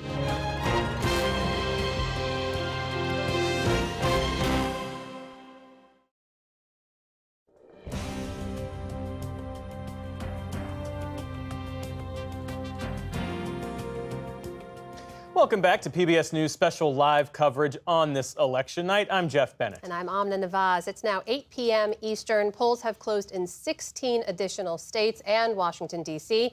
It's still too early to call in the swing state of Pennsylvania, which, of course, we are tracking very closely tonight. It's the biggest prize of the battleground states, part of this so-called blue wall of states as well. We can, however, call several states at this hour. Former President Trump has won in Florida with its 30 electoral votes. He's also won Oklahoma, Tennessee, Mississippi, and Alabama. Meantime, Vice President Kamala Harris has won the states of Massachusetts, Connecticut, Maryland, and Rhode Island. So no surprises there. Polls have also now closed in these states where it's too early to call. If we take a look at the national map in just a moment here, in Delaware, in Illinois, in Maine, Missouri, New Hampshire, New Jersey, and in Washington, D.C., still too early to call. So there you have the current updated electoral votes counts. Former President Trump with 56, Vice President Harris with 13. In the meantime, PBS News weekend anchor and our correspondent tonight, John Yang, is out in the field. He's inside a vote counting center in Allegheny County that's home to Pittsburgh, in a county where both presidential candidates have held rallies just yesterday. So, John, we've been hearing a lot about long wait times in different parts of Pennsylvania. Have you seen those there, and what should we know about those? That's right. The reports are all around college campuses of long wait times. There was at Villanova reports of 90 minutes, at Temple 2 hours, and at Lehigh in Bethlehem, some students told reporters they had been in line for 7 hours. The ACLU has gone to court trying to extend voting hours at those places. But of course, if they're in line at 8 o'clock when the polls close, they will vote. They will get to vote. We have also been seeing some problems or from earlier in the day in Cambria County, which is east and west of here. That's where Johnstown is, if that helps place it for people. They had software problems earlier in the day, so they are extending voting by 2 hours until 10 o'clock. But you're about to see the big drop of all of the mail-in ballots. The work that county boards, the 67 county boards across the state have been doing all day while simultaneously running a live election, counting these mail-in ballots. And people should be cautioned that these are heavily Democratic. The applications for mail-in ballots were about 60-40 Democratic. Obviously, we don't know who they voted for, but we do know that they were registered Democrats. John, stay with us just a moment. I just want to update our viewers on another presidential race call we can make at this hour. That is that former President Donald Trump has also won the state of South Carolina with its 9 electoral votes. That additionally goes into his win column. When you take a look at the national map, that has now been added to his electoral total there, 95 to Vice President Harris's 35. Back to you, John. And John, in the meantime, I understand Donald Trump has been making unsubstantiated claims of voter fraud in and around Philadelphia. Bring us up to speed and give us a fact check. He went on social media earlier this afternoon, said that there was massive fraud or massive cheating, is his words, going on in Philadelphia, and that law enforcement was on the way. The first denial I saw came from Seth Bluestein. Who's Seth Bluestein? He's a Republican city commissioner in the city of Philadelphia. He said there's no substance to it and that he has been in touch with the RNC all day to assure them and reassure them that things are going smoothly in Philadelphia and that the vote is safe and sound. So, John, can I also ask you, you mentioned some of the delays because of long wait times and et cetera. We were already tracking and trying to understand how long it would take Pennsylvania to count ultimately. What do we know about how that might delay the entire counting and tallying process? Well, obviously, if these voters, it doesn't matter what time they close. The polls close. They close at 8. But if they're in line, they're going to be able to vote. So that means a lot of ballots are going to be coming in late, and that could delay things even more. There is some confidence in this state that they can get all the mail-in ballots counted by midnight, which would be a big step forward from 2020. But then the in-person vote has to be counted. John Yang in Allegheny County, Pennsylvania. John, our thanks to you. Let's bring it back to our panel here and get your early reaction to what we've reported so far, starting with you, Amy. Oh, well, I was deep in crosstabs, so I feel like I got called out in class for reading, trying to figure out Should we come what's back to coming you? in. You come back to me. All right, so Yes. Faz, over to you, friend. Well, going into tonight, North Carolina obviously closed, and we're looking at the results there. Trump visited there, I think by my count, 21 times. It was one of the highest visits. They indicated their level of insecurity about that state, given Mark Robinson's weaker performance in the state. We'll see how that holds. By contrast, Harris did a far fewer number of visits there. Even yesterday, I think Trump started his day in North Carolina. So they were telling you we are insecure, and I'm watching that state to see if their insecurity holds, because if it obviously moves in a different direction from Trump, then this election will be quick. Yeah, what about that, Kevin? Because the vice president spent all of her day yesterday in Pennsylvania, and the Trump campaign did have that one stop in Raleigh. You can tell a lot about the campaign strategy and how they're feeling by how they spend their time in the waning days. You seem skeptical of the point I was trying to make. Yeah, well, no, I don't. No, I agree with the point you're trying to make. I was kind of thinking about earlier in the week when you started to hear talk of going to places like New Hampshire and Virginia, trying to expand the map. And I think that had much more to do with the attitude of the Trump campaign than maybe some of the internal numbers. But that's always been their approach, which is to end the week or end the campaign looking like you're the campaign that's on offense, that you're the campaign that's sort of expanding the map. But, one of the worst ways to wake up the day after Election Day is realizing that you deployed resources improperly, and that in a close race like this, you could have spent one more day in Allentown versus up in Nashua. But we'll see. I think this is one of those things where, if you look at how the campaigns closed, I would say one of the criticisms I had of the Trump campaign was the last 2 weeks were a distraction, starting with the Madison Square Garden rally. It really did take sort of 48, 72 hours of critical time away from them, driving a closing message. And the issues that are going to matter in this campaign, the economy, housing, even the abortion issue, I think were largely sort of left in the background, while Trump kind of still focused on a lot of his grievance politics and relitigating all of the all of the past elections, and that's always a problem. On that point, just very quickly, because that was really important. Think about how Trump closed this, because it was awful. I mean, those last 10 days, not only that Madison Square Garden event, which got its own, but then enemy within, we got the shooting of journalists or whatever the heck he was talking about, women, whether they like it or not, votes are rigged. You had all kinds of nonsense of antics around Arnold Palmer and microphones and all kinds of stuff that was it affirmed for a lot of people, this is not what we want in office. And I think it was just an awful close for him because, as Kevin says, in a normal environment, I think we were talking about in an earlier panel about the economy, you would have just focused on an economic contrast. You talk about your vision and feeling good about whatever Trump felt about his economy. And he could do none of that. And he had lack of discipline, and I do think it hurt him in a big way. Yeah, and that's what speaking of digging into the exit polls, one of the questions they ask is, when did you make up your mind? Yeah. And so you're always looking at those people who made up their mind at the end. How did they break?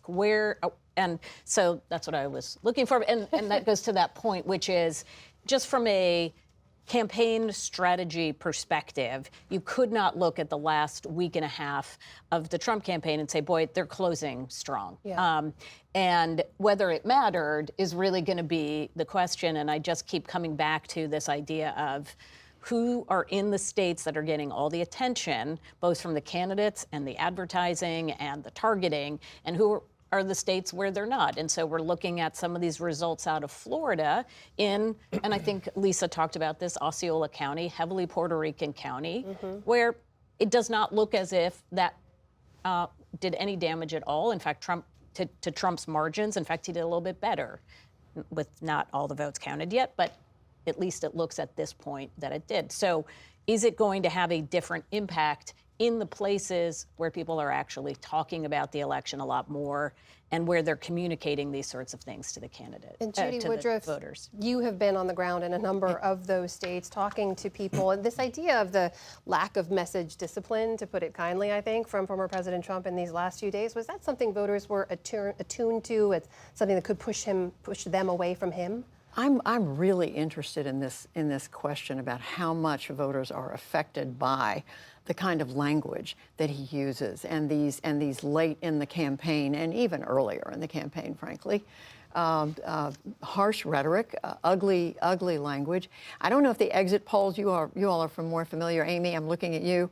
Are they going to tell us anything about whether that turned some people off? Because as I travel the country and talk to people, so many people who are voting for Trump saying they plan to vote for him, I'd ask them, well, what do you think about what he says about X and Y? And they would say, well, that's the way he talks. I still like the way he handled the economy, or I like what he's doing about immigration. So I'm really interested in getting inside people's decision-making on that. Yeah. And that's something we'll learn? Yeah, well, not necessarily, but I think one thing we can get at is if you look at some of these numbers of Donald Trump's approval ratings, they're asking that in the exit polls, who will do a better job on the economy? If he's winning on those metrics, but not winning or winning by a smaller margin, then he's winning on the economy. That suggests that there are plenty of people who are saying, yeah, I think he'd do a much better job on the economy. I think he'd do a better job on these issues, but I'm not supporting him because of that, right? Why would you not support if economy is the number one issue, you think he's doing a better job on the economy, what would be the reason not to vote for him? Right. Yeah, I hear that a lot. But just to introduce a wrinkle, the 1980s were a golden age for conservative books. There was like the Closing the American Mind. They were doing really well. Then I talked to a conservative publisher in the early 1990s and said, our strategy for selling conservative books is not publishing good books. It's getting liberals mad. And so their books would come out with titles like Liberal Fascism. And the theory was, if you can get liberals mad and they attack you, then the conservative readers will rally around you. And so Donald Trump does a lot of that. He gets progressives or Democrats to attack him, and it causes Trump voters to rally around him. And in the massive version of this was, frankly, all the trials he undid, which did not hurt him. And so it's not totally insane what he's doing. It's a manipulative way of getting his people to rally around him rather than getting them to drift off from him. That Madison Square Garden rally, though, to use your phrase, really did get liberals mad. And it's interesting because we're living in this universe where the competition for attention is so fierce and people's perceptions of these candidates, more so with Donald Trump, is so calcified that it's hard for really anything to break through. But what that insult comic said about Puerto Rico really broke through, Jonathan. And we'll see if with the degree of the blowback tonight. But why do you think that resonated when, John Kelly saying that Donald Trump fits the textbook definition of a fascist, you could say didn't resonate in the same way? It didn't resonate in the same way, but I do think it resonated. Look, that Madison Square Garden rally was just a hate fest from beginning to end. And the fact that you had this comic there to say these jokes that were racist, xenophobic, sexist, and that's the beginning of the night. And then it just kept going in that tone for the rest of the night, including from the headliner of the evening, Donald Trump. And for that to be part of the closing message, and I'm with Judy, I would like to know how much this language impacts the way people are going into the voting booth and impacts the way they're thinking about who they want to lead them. I mean, I think that's also why this election is such a stark contrast. Do you want someone who is saying, I'm here for everybody, I want us to work together, or someone who says, there are all these problems and everything's going to hell and it's that person's fault, that person's fault, that person's fault, and I'm the one who's going to fix it? And none of your proposals don't speak to unity, do not speak to bringing us together. And so, I think that's liberals getting mad, is one thing, but I also think that Madison Square Garden concerned Americans. And let's not put the labels on it, but I do think a lot of Americans looked at that and thought, what the entire hell is happening, if they hadn't been paying attention up until that point. And we will see how much of an impact those remarks did make. Meanwhile, coming up on 8:15 here on the East Coast, polls have closed in a number of key states that we are tracking, and that includes the state of North Carolina, which is a battleground this year. We're joined now by Colin Campbell, who's at WUNC covering the election there. Colin, thanks for being with us. It's good to see you. Give us a sense of what you're seeing there on the ground in terms of turnout and what it could mean for how the results go in North Carolina. Yeah, we've seen pretty heavy turnout today, some long lines at the polls, most notably a campus polling site at Appalachian State University. At one point today had a 4-hour line of mostly students trying to get their ballots cast in the final hours of voting. So certainly a heavy surge in the final hours here in North Carolina. We're starting to get some results back with Harris just ahead in the results we're seeing so far. But the caveat there is, of course, those are mostly early votes, people who cast their votes early, and those votes got reported faster than the votes from today, which I think may favor Republicans more. So still a very close race in the state, and probably a long time before we get a race call tonight for North Carolina in the presidential. And we should clarify, still too early to call in this key state, which we think could be a bellwether to some degree. But we should also know the last time Democrats won here was back in 2008 with President Obama. Former President Trump won there in 2016 and in 2020. Just help us understand what happened in North Carolina in the last few years that makes it a place where Democrats think they have a chance. Yeah, we've had a lot of in-migration in the state, a lot of sort of college-educated, left-leaning folks moving to some of the urban areas of the state that have been some of the fastest-growing metro areas in the country. So that's made Democrats more optimistic that they can start to shift the state more in their direction in this particular presidential election. We've also got some down-ballot races where the Republican candidates are pretty far to the right. Democrats are energized around that. And you certainly see the Trump campaign not taking the state for granted at all. We had 3 different days of rallies in the final days. He was here Saturday, he was here Sunday, he was here Monday. And that's not what you do if you feel like you've got a pretty good confidence that you're going to win a state. That shows that we really are in play this year in ways that we weren't the last couple presidential cycles. Meanwhile, Colin, I know we reported on the devastating impact of Hurricane Helene. Of the 15 counties that were impacted, previously 2 had broken for President Biden, but the rest were all counties where former President Trump had won by wide margins. What can you tell us about the impact of that hurricane on the ability of election officials there to carry out the election and for people to vote?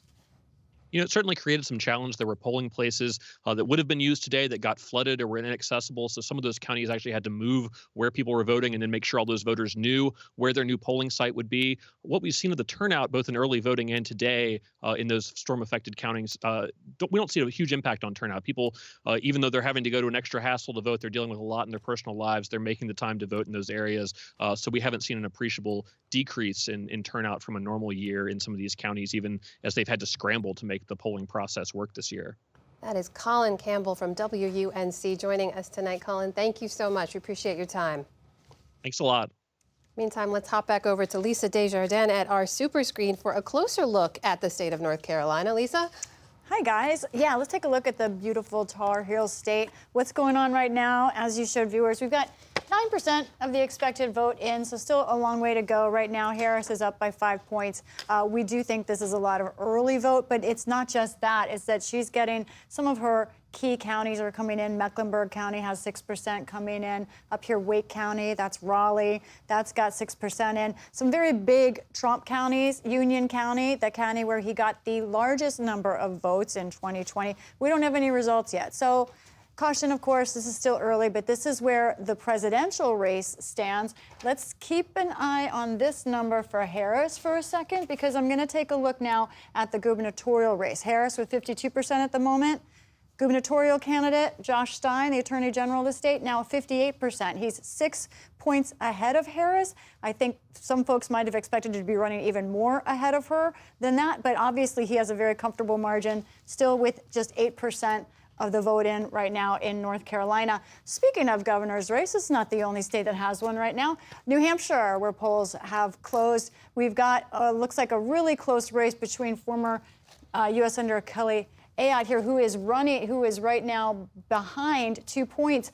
One reason I want to look at this race is because if Kamala Harris is able to win the full blue wall, Pennsylvania, Michigan, Wisconsin, and also keep Nebraska's 2nd district, that essentially closes a major path for the Trump campaign. We saw Vice Presidential candidate J.D. Vance in New Hampshire just in the last couple of days because they are hoping that perhaps there's a backdoor path to the presidency in New Hampshire's 4 electoral votes. They are counting on Kelly Ayotte to do well in this gubernatorial race to give them a chance. It's a bit of a long shot, say a lot of people, but Republicans I talk to think they have a real shot. Certainly for Kelly Ayotte to win the governor's mansion there, but also potentially it's something the Trump campaign is watching. All right, Pennsylvania, we're going to be talking a lot about this tonight. We are actually getting real results in. This is what I want. 7% though. I know it's not as much as we like, but here we got almost a 50-point margin early here for Kamala Harris. This is, as John Yang was saying, we've seen some of the mail vote coming in, but also this is because this is key Harris areas, these collar counties that Kevin was talking about. Philadelphia County, 15% of the vote is in. Look at that margin for Harris, 65 points. Here we go, Delaware County, Bucks County, you guys have been talking about. We've got a 33-point advantage for Harris right now. Allegheny County, that's Pittsburgh. John Yang, that's where he's at. Also a big margin. So, she's running up the tables early on in Pennsylvania, but we still have a long way to go. These are places that are favorable to her. We're waiting for the Trump counties to come in. Finally, let's talk about that House race, Virginia 7, that we've been watching. Is an indicator of where the House will go. Right now, we've got 44% of the vote in. And remember, this is sort of suburban Washington, up here, Fredericksburg. Right now, the Democrat Eugene Vindman is ahead in this open seat fight with Derek Anderson. We'll see, 44% in. Democrats probably like this right now, but I'm going to have to keep saying this. We still have a long ways to go. Back to you guys. A long ways to go. Lisa Desjardins, thank you so much. In the meantime, we want to update you now with the winners of some of the Senate races we're tracking tonight. In the state of Florida, Republican Rick Scott has won his race. In Tennessee, Republican Marsha Blackburn is the winner. In Mississippi, also Republican Roger Wicker has won that race. In Delaware, Democrat Lisa Blunt Rochester has won her race and made history as the first Black person to represent Delaware in the Senate. In the state of Connecticut, Democrat Chris Murphy has won his re-election bid. In Massachusetts, so has Democrat Elizabeth Warren. In Rhode Island, Democrat Sheldon Whitehouse has won again. And in New Jersey, Democrat Andy Kim, the former congressman, has won that race. All of those are holds for their respective parties, so no changes in the seats there. And here you see the Senate map updated. Again, control of the Senate is on the line tonight. Republicans with 43 seats so far and Democrats with 34. I want to turn back now to the presidential race and take a deeper look at the nation's largest battleground state, that is Pennsylvania, of course. I want to bring in Katie Meyer of Spotlight PA. That's a nonprofit investigative journalism site in that state. She joins us from Philadelphia. Katie, thanks for being with us. This is obviously the state we're going to be talking about more than any other tonight. Just give us a sense of what you're hearing from voters on the ground. We've been hearing a lot about some of the long lines and frustrations. What are the issues animating people you talk to there? Yeah, I have been out at the polls a lot today. One of the things that you hear over and over again is abortion. I heard that from men. I heard that from women. I've been pretty much exclusively in Philadelphia, but it's really top of mind here. The other thing I've heard, and I was in, sort of Republican areas of the city as well as Democratic areas, the economy was the big one. Those were the two issues that I kept hearing over and over again. Do voters there get a sense of how closely the rest of the country is paying attention to them right now? I think everybody knows. Yeah, we've been getting a lot of texts and calls and door knockers. So yeah, everyone knows that there's a lot of attention here. Katie, we've also been tracking the Senate race, of course. The incumbent Bob Casey there is running for re-election against a Republican challenger, and Dave McCormick. Help us understand why Casey finds himself in such a tight race this year.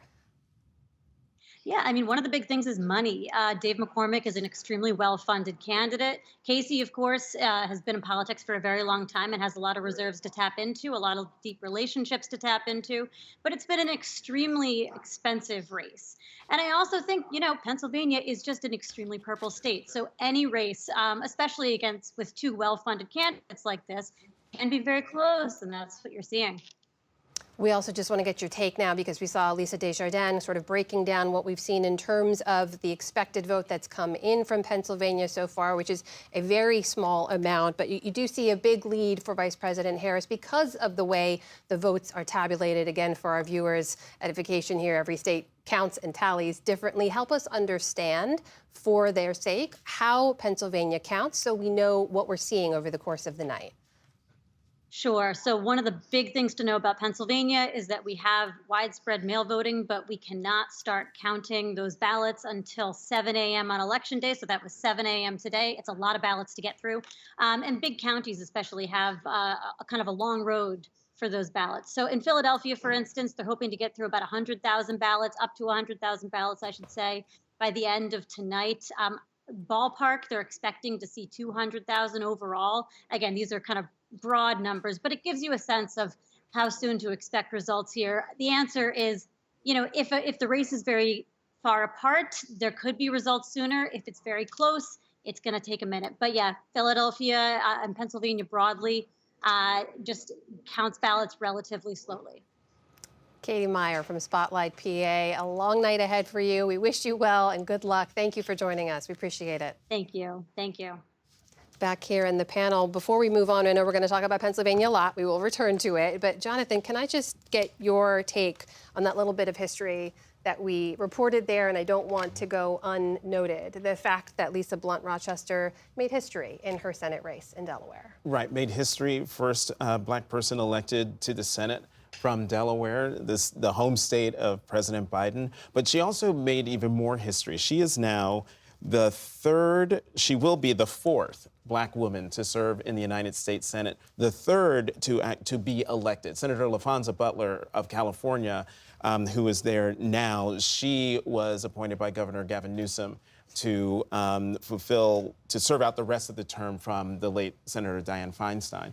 So, the first black woman elected to the Senate was Carol Moseley Braun in 1992. That was 32, is my math right? 32 years ago. And we should also note that there is one other black woman running for the Senate, and that is Angela Also Brooks, a Prince George's County executive in Maryland. And so, even though the state has been called apparently for the vice president, still waiting to see whether more history is made tonight.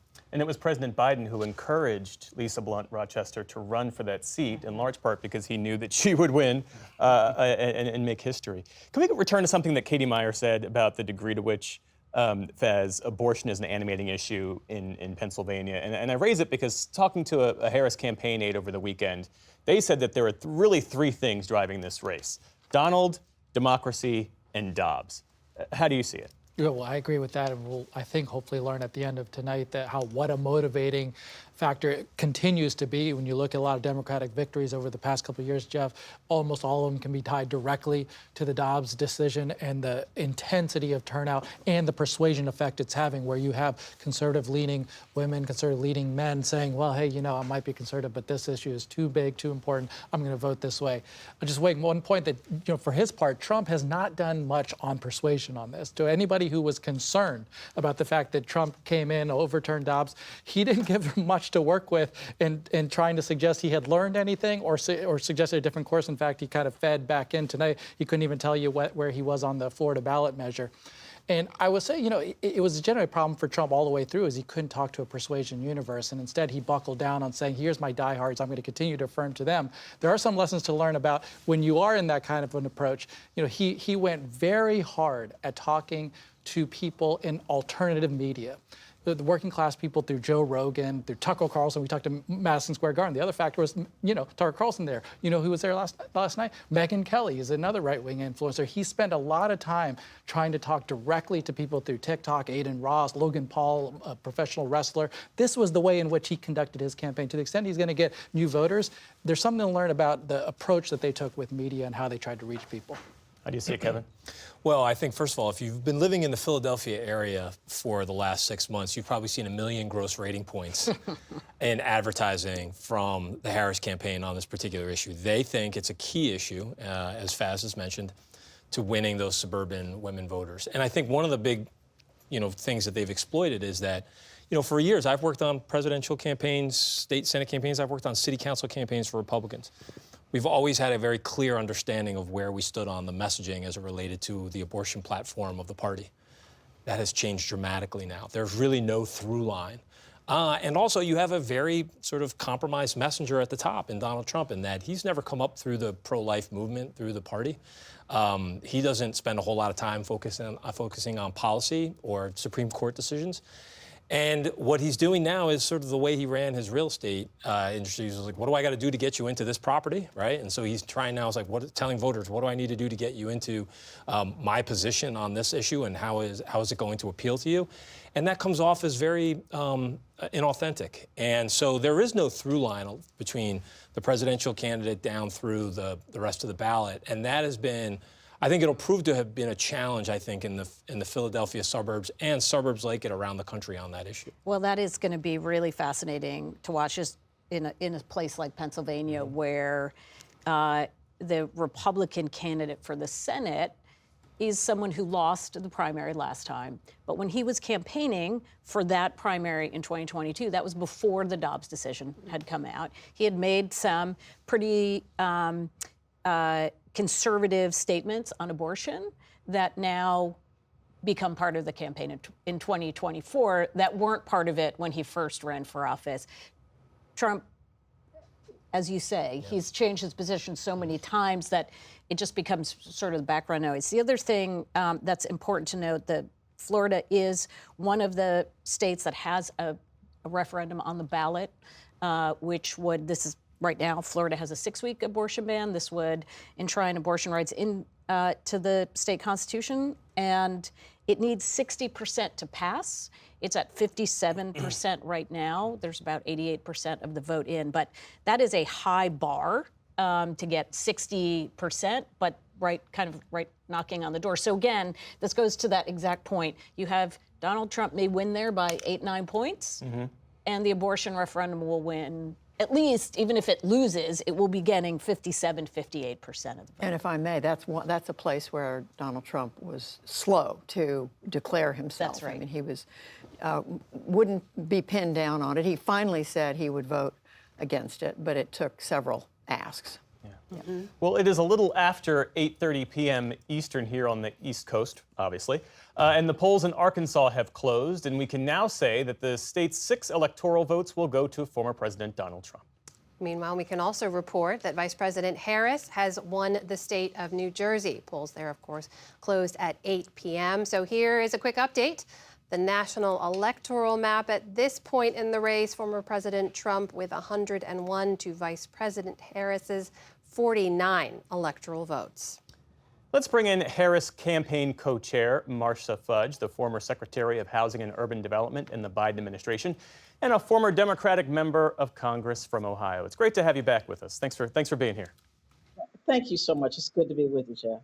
I know that you and the Vice President are close. Have you spoken with her this evening or recently? How is she feeling about her chances, and how is she really feeling about this moment? I haven't spoken to her today, but she's feeling good. I mean, just think about it, Jeff. She's in 107 days. She changed the entire dynamic of politics in this country. She gave it everything she had. We left it all on the field. She feels good about her work. She feels good about the work of the campaign, and very, very optimistic tonight. We were talking here among the panel about the impact that abortion and reproductive rights might have on this race. Do you think that women will be decisive in this election? The loss of Roe was really seismic to women, especially women who were alive before 1973, and saw a right extended to them as it relates to bodily autonomy that was later removed for their daughters and granddaughters. Certainly it's a major issue, but I think that as I've been looking at exit polls, more women are saying that democracy is their number one issue. Democracy and then freedom. Yes, it's going to be important because no one wants to live in a nation where we are rolling back the ability to control our lives, our families' lives. No one wants to live in that kind of a nation. And so I think that it is going to be important, but it's not the only important issue. And so I'm really glad that she's talked about freedom of choice, but also about what kind of country do we want to live in, Jeff? Her closing argument was really focused on pragmatism and compromise. In fact, I don't think she even mentioned Donald Trump by name yesterday. What was really fueling that strategy?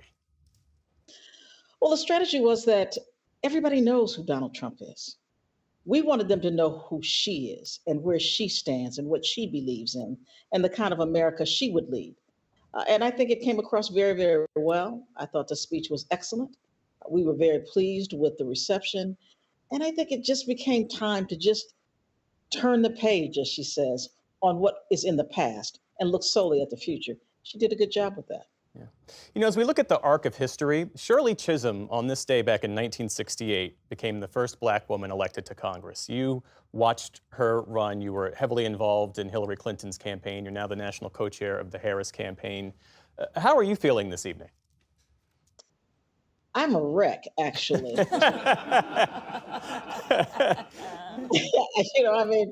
have watched them all. But what I do believe is that Kamala now has an opportunity because Shirley Chisholm ran and because Hillary Clinton ran. And they just kept breaking that glass. And I think now it is time for her to just shatter it all. But yes, I'm a little anxious. All right. That is Secretary Marcia Fudge. Always good to see you. Thanks for being back with us. Thank you. Good to be seen. All right. Be well. And we have another race call. Vice President Kamala Harris has won the state of Delaware, President Biden's home state. No surprise there. Let's bring it back to the panel. Amy Walter, I see you pouring through I'm pouring through some numbers. Excel sheets. I know. I wanted to go see? back to this point. Fez was talking about how the outreach that Donald Trump has done with talking to Joe Rogan and YouTubers and all of this as a way to reach out to the young men really young men vote. And so I'm just looking right now in Pennsylvania, and the biggest gender gap, and we'd seen this in some polls, but it is holding up that the biggest gender gap is between 18 to 29-year-old men and 18 to 29-year-old women. The women voting for Harris by 27 points and the men voting for Trump by 10 points. Wow. So even among, if we go into the 30 to 44, it's not much different. Men voting for Trump by 2 points, women voting for Harris by 8 points. So that's a pretty narrow range. It is an older voters, it's a little bit bigger than sort of middle-aged voters, but that young voter gap, and that was the whole reason to go on to those shows. Now, they make up that's 7% of the overall electorate. Younger women are 9%. So obviously, I can't do that math right now. But the point being, there are more younger women who are voting, but that the percentage to which women are voting for Harris and that younger men are voting for Trump is quite notable. And it's it's not represented in any other generation. But Kevin, is it enough for Donald Trump to sit down for a couple hours with Theo Von or 3 hours with Joe Rogan? Is that enough to drive out the young male vote, or do you have to do more than that? That's the test, and this goes back to the conversation that we had earlier about getting out the vote and your infrastructure. And going and talking to those voters, I think, is very important. Some of them, many of them are very disaffected. And also, many of them are casual voters. They're not as necessarily dedicated to making sure that they have their ballot ordered and mailed in, or showing up to the right polling place on time. So they're sort of a lower propensity audience to begin with. The challenge that you have is, now that you've talked to them and you've got them on the hook with your ideas, and you've motivated them to support you, how do you make sure that they get to the polls and that they take 10 friends with them? And that's where the organizational advantage of having a campaign where you own the infrastructure and you have been building it over 2 years inside the RNC or in an integrated fashion with your own campaign makes the big difference. So this will be a big test of whether or not they were able to do that. They've definitely knew that they had an opportunity with these voters. Were they able to take the curiosity and convert it into actual votes? Well, the other thing we're seeing, though, again, in the exits, is Trump is doing better with black voters than he did in his previous election in places like Georgia and North Carolina. So going from 9 to 15. Again, it's not a huge jump. He's not winning these voters, but in a state, especially like Georgia, where to win there, Democrats need to get not just black voters to show up, but to vote overwhelmingly for them. That is probably a good sign for Trump. Can we go back to this idea of that gender gap you pointed Yeah. to, particularly among young voters? And David and Jonathan, I'd love to get your take on this, because we've seen this trend across the country, right, of younger women becoming more progressive, younger men going further to the right. It was interesting, too, Faz mentioned Megyn Kelly, who appeared at a Trump rally, who's previously been a very vocal critic of former President Trump, saying you're not doing enough to reach out to women. I think she called one of his rallies like brotastic and urged him to do more. He has not. He's resisted at every turn. We've seen this persistent gender gap. Will that be the death knell for him in some states? So far, no. I don't see it. I mean, it's sort of been a wash so far. Yeah. And I don't think the campaign had much to do with why young men are going for Trump. I think it's because if you look at 2/3 of the people in the bottom of high school classes, 2/3 are men. If you go to the top of high school classes, 2/3 are women. Yes, no, this is a College trend we've enrollment. been seeing anyway, So this is right? a trend. That So I lines think up the politically. young men are just like, the system is out to get me, and they're voting. I'm looking at all the New York Times has a very handy piece where they take counties where all the votes are in, and they do a red arrow if Trump is doing better than 4 years ago, and a blue arrow if Harris is doing better. And I'm looking at a sea of red arrows. Now, most of these are in Trump country. So it's Trump doing better in Trump country. That's not important. The one that leaps out at me here is Loudoun County, Virginia, which is an exurb of Washington. It used to be the fastest growing county in the country. It's now solidly Democratic. Harris is up by 16. But compared to 4 years ago, Trump is performing 9 points better. And so if we see a lot of red arrows in places like Loudoun County, then that's a warning sign for Harris. Jonathan?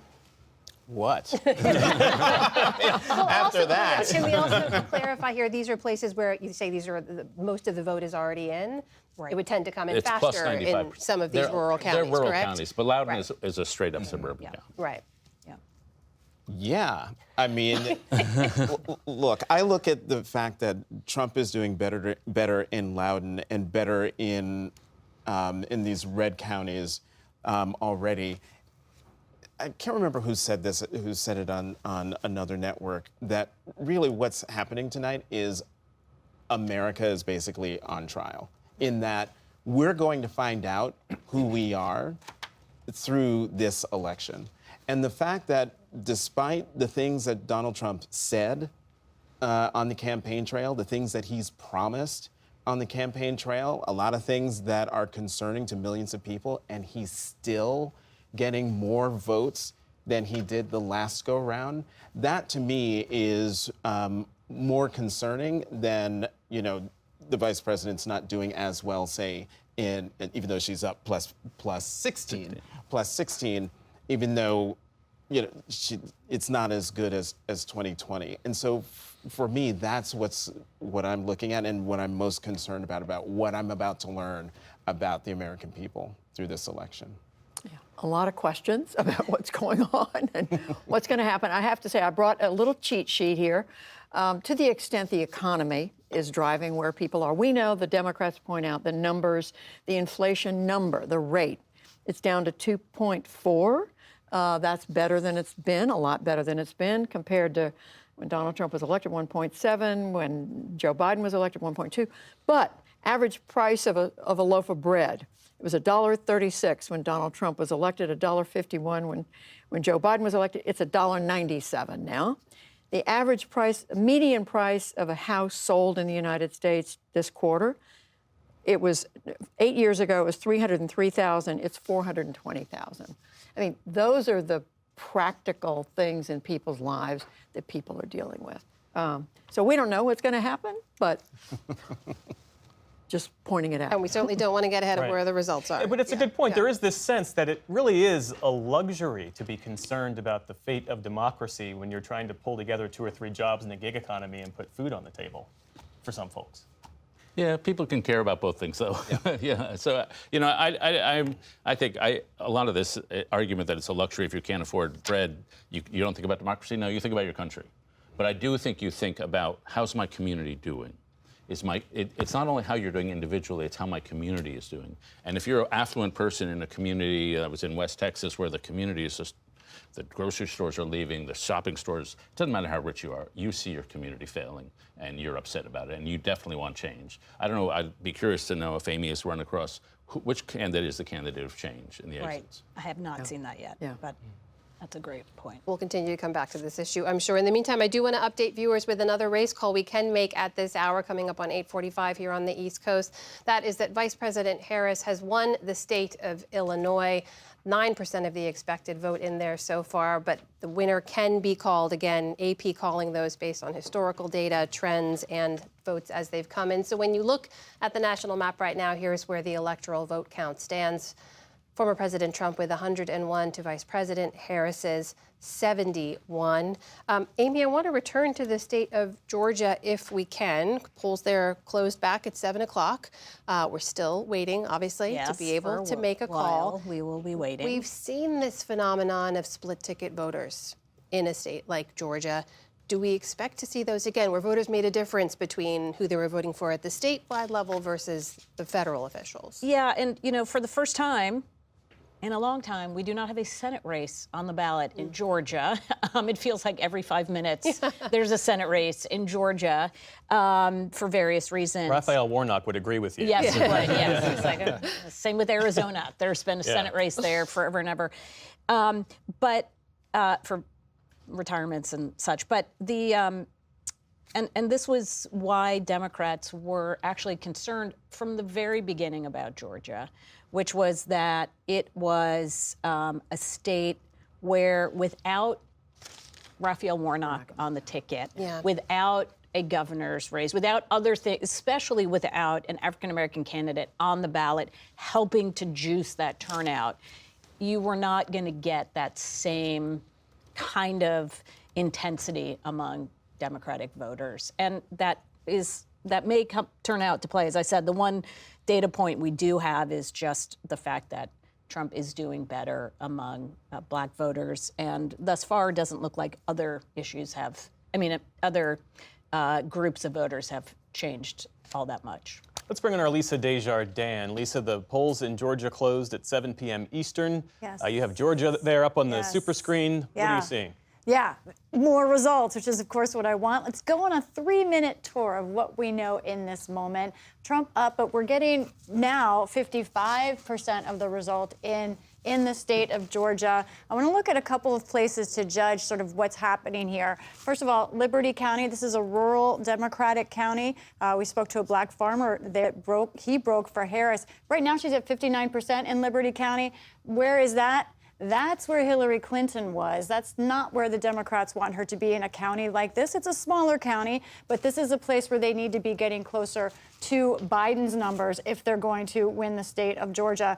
So let's look at another county, though, where Democrats see something more that they like. This is Douglas County. This is suburban Atlanta. And if you look at where they are now versus where they were in 2016, this is where, for the moment, Harris is outperforming Joe Biden in this suburban county.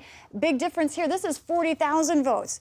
Many more votes here than in those rural counties like Liberty. And look, 80% of the vote in. This is a place that Democrats like to see this kind of change going on for them. Let's take a look at what else is going on in some other states. Pennsylvania, we're getting more results in, but still, it's only 13%. But we are starting to see this even out a little bit as some of the Trump areas are coming in. I want to take a look closely at also the Pennsylvania Senate race. Here we see Bob Casey actually underperforming Kamala Harris at the moment. But we have a lot of results to come in, including we don't have anything from Chester County yet. So there's some big areas to come in. And just a couple more things to look at. Pennsylvania, this is another key race that we're watching. Susan Wild, the incumbent there right now with 9% in. She's crushing it, but, you know, this is the early vote. Ryan McKenzie is a rising star state representative there in Pennsylvania. And then, look, we've got a few results coming on in Michigan. Let's take a look at Washtenaw County. I've mentioned that as a key county. Ann Arbor, students there were wondering how they feel about Kamala Harris at the moment. With about a third of the vote in from Washtenaw County, we're seeing her underperformed by a lot. Even Hillary Clinton in Michigan, again, still many more votes to come in, and we'll just keep following this closely. All right, that's our Lisa Desjardins. Man, guys, I need my coffee. Over at the Super Screen. In the meantime, we've got reporters fanned out across the country, including two with both of the campaigns. Laura Barone Lopez is with the Harris campaign at Howard University here in Washington, D.C. So, Laura, give us a sense now. We're coming up on 9 o'clock here on the East Coast. What are you hearing from the campaign about where things stand so far? Yeah, Amna, so Harris's campaign is still exuding cautious optimism. They aren't, reading too much into these early numbers, but they are sending still updates from what they're seeing on the ground, where their surrogates are, where their ground operation is. And so the campaign shared with us that right now there are long lines still at universities across Nevada, that they've deployed surrogates to those universities to make sure that people stay in line. Also in Wisconsin, they said that they had 1 to 2 hour lines there and were trying to make sure that people were staying in line to vote. They deployed some of their brand name surrogates, some big names like Paul Rudd, the actor, to universities in Wisconsin. They also had others like Jennifer Gardner FaceTime in to Pennsylvania. And they continue to keep pointing out that the Puerto Rican population turnout is high in Philadelphia. Another thing that they're pointing out, Amna, is that they like the numbers that they're seeing in the suburbs of Atlanta. I was also texting with a House Democrat, a lawmaker from Michigan, who is also saying that they are cautiously optimistic and said that they think that it's going to come down. More than anything, it will be the gender gap, which I know that you and everyone there on the panel was just talking about. All right, let's head down to Florida, where William Brangham is with the Trump campaign. William, what are Trump campaign sources telling you? Well, this is going to be no surprise to you, Jeff, and to Amna, that just as Laura is reporting that the Harris campaign is expressing optimism, so is the Trump campaign. Specifically, Trump campaign officials have been telling me that they are very bullish on Pennsylvania. And specifically, they were pointing out that they think that turnout in Philadelphia, while it is high, which is something that would normally favor Democrats and the Harris campaign, they're saying that it's showing high for them in areas that are strong for Trump, south and northeast parts of Philadelphia.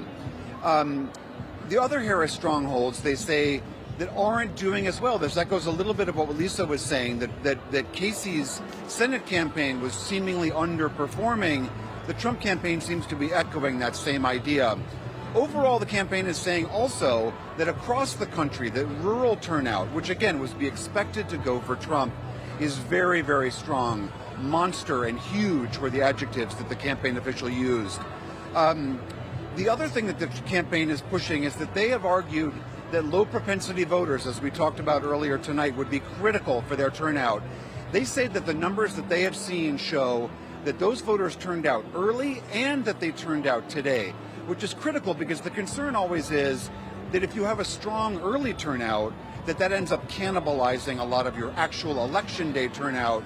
And the Trump campaign saying so far that has not turned out to be the case, that those voters turned out early and more of them are now turning out today. So overall, again, as to be expected, a bullish update from the Trump campaign here. William Brangham, our thanks to you. And we have a governor's race call to share with you. North Carolina's governor's mansion will go to Democrat Josh Stein. Faiz Shakir, when there is a 7-hour-long line at Lehigh University, as both John Yang and the reporter from Pennsylvania told us earlier this evening, whose fault is that? I mean, should the campaign have known that there was going to be significant turnout, and could they have coordinated with the local election officials to account for that? Well, election officials, this is their responsibility, right, to make sure that they've accounted for over the past historical numbers of elections that there are enough poll watchers, basically voting assistants at these poll sites. So that's a failure of the state if there's too long a line. But it's also a good problem to have, from my perspective. You want people voting, you want them to stay in line. So I urge everyone who's watching, who's in the line or watching it, just please stay in line. Yeah. Well, Kevin, take us inside. I'm curious from both of your campaign experience here, as Laura was reporting that they're deploying surrogates to get people to stay in line. I mean, imagine being out there in line and the actor Paul Rudd walks up to you and says, "Hi, I'm asking you to please stay here." I mean, is that literally what's going on in each of these places? Is that it seems so haphazard in some ways, whether or not someone will stay in a long line to cast their ballot? It is, yeah, but it goes on. It's actually, if you go behind the pipe and drape in a campaign, that's going on all day. I just remember 2004, our political director, Mike Hartley, kind of just walking around the headquarters in Ohio where we were stationed on election night, just like a raving madman. He looked like Mike Ditka on the sideline of a Bears game with like a headset on, talking and yelling to people. But that's the big part of the campaigns, and I think that with the campaign sort of modeling that you go through early on and the practice that you put into that and the work that you put into that so that on election day, you do know where you're not just randomly haphazardly calling volunteers and asking them to go out and get people in line, but that you've anticipated where the turnout could be, where the turnout needs to be, so that you have your volunteers out there making sure that everybody's voting as best they can and that they have the opportunity to vote in all of these crucial battleground counties inside the states. Amy, when William was sharing his reporting from the Trump campaign that they feel good about the turnout for them in North and Southeast Philadelphia, in the rural parts of Pennsylvania, is there anything that you're seeing that tracks with that? Well, I need to dig into Lisa's map. I wish I could just go on over there and type it in. But I think what we're really going to be looking for, and if you're the Harris campaign, I think this has been their key all along, is doing just well enough in those rural areas, holding on to Biden's margins with that white working class voter, even if you're not getting the same margins out of Scranton or Erie, but really running up the score in and around the suburbs. And if Philadelphia is coming in, if those people are standing in line, remember, Philadelphia has been a real sore spot for Democrats for the last few cycles because it used to be this huge vote driver. And two things have been happening. One, fewer voters are turning out, so lower turnout out of Philadelphia. And then, as we've seen in these last couple of elections, and this is what Trump was leaning into as well, in parts of North Philadelphia, which are heavily Latino, he made up some ground there. So I think that's going to be a fascinating part of the city to watch. It's going to take a long time before we see those final numbers. So. Well, we got all night together, guys. We do. Thank you so That's much what's for so being great. here. Thanks to all of you for being with us as well. David Brooks is getting an important call. We're going to ask him who's calling him at this hour. In the meantime, we're going to take a short break so our PBS stations can report on some of their state and local races. We'll be right back at 9 p.m. Eastern, which is when polls close in many more states, including Michigan, Wisconsin, and Arizona. So stay with us.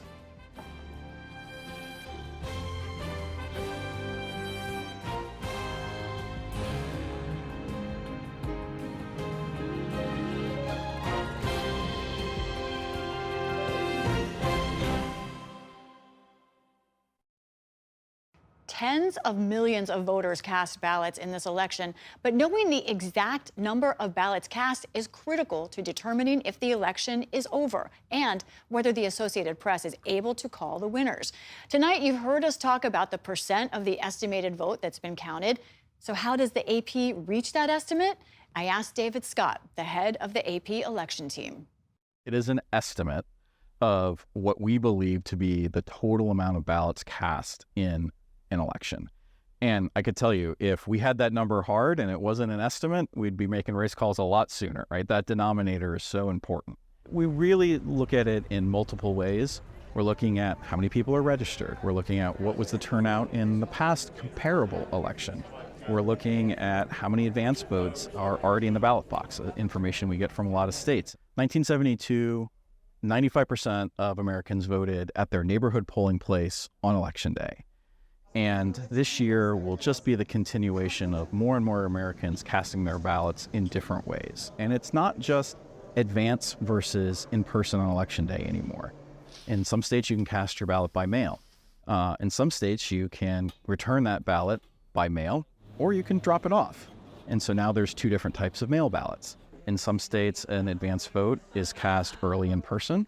In some states, it's cast at an Election Day office in a process that we sort of colloquially call absentee. So there's so many different ways that people are able to vote.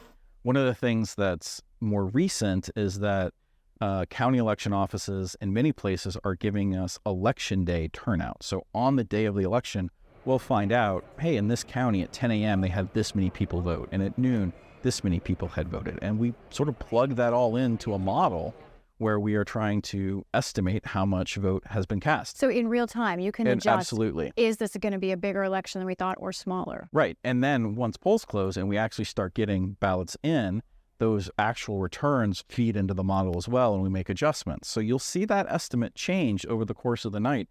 That's not a problem. That's us adjusting to the data and trying to make that denominator as accurate as possible.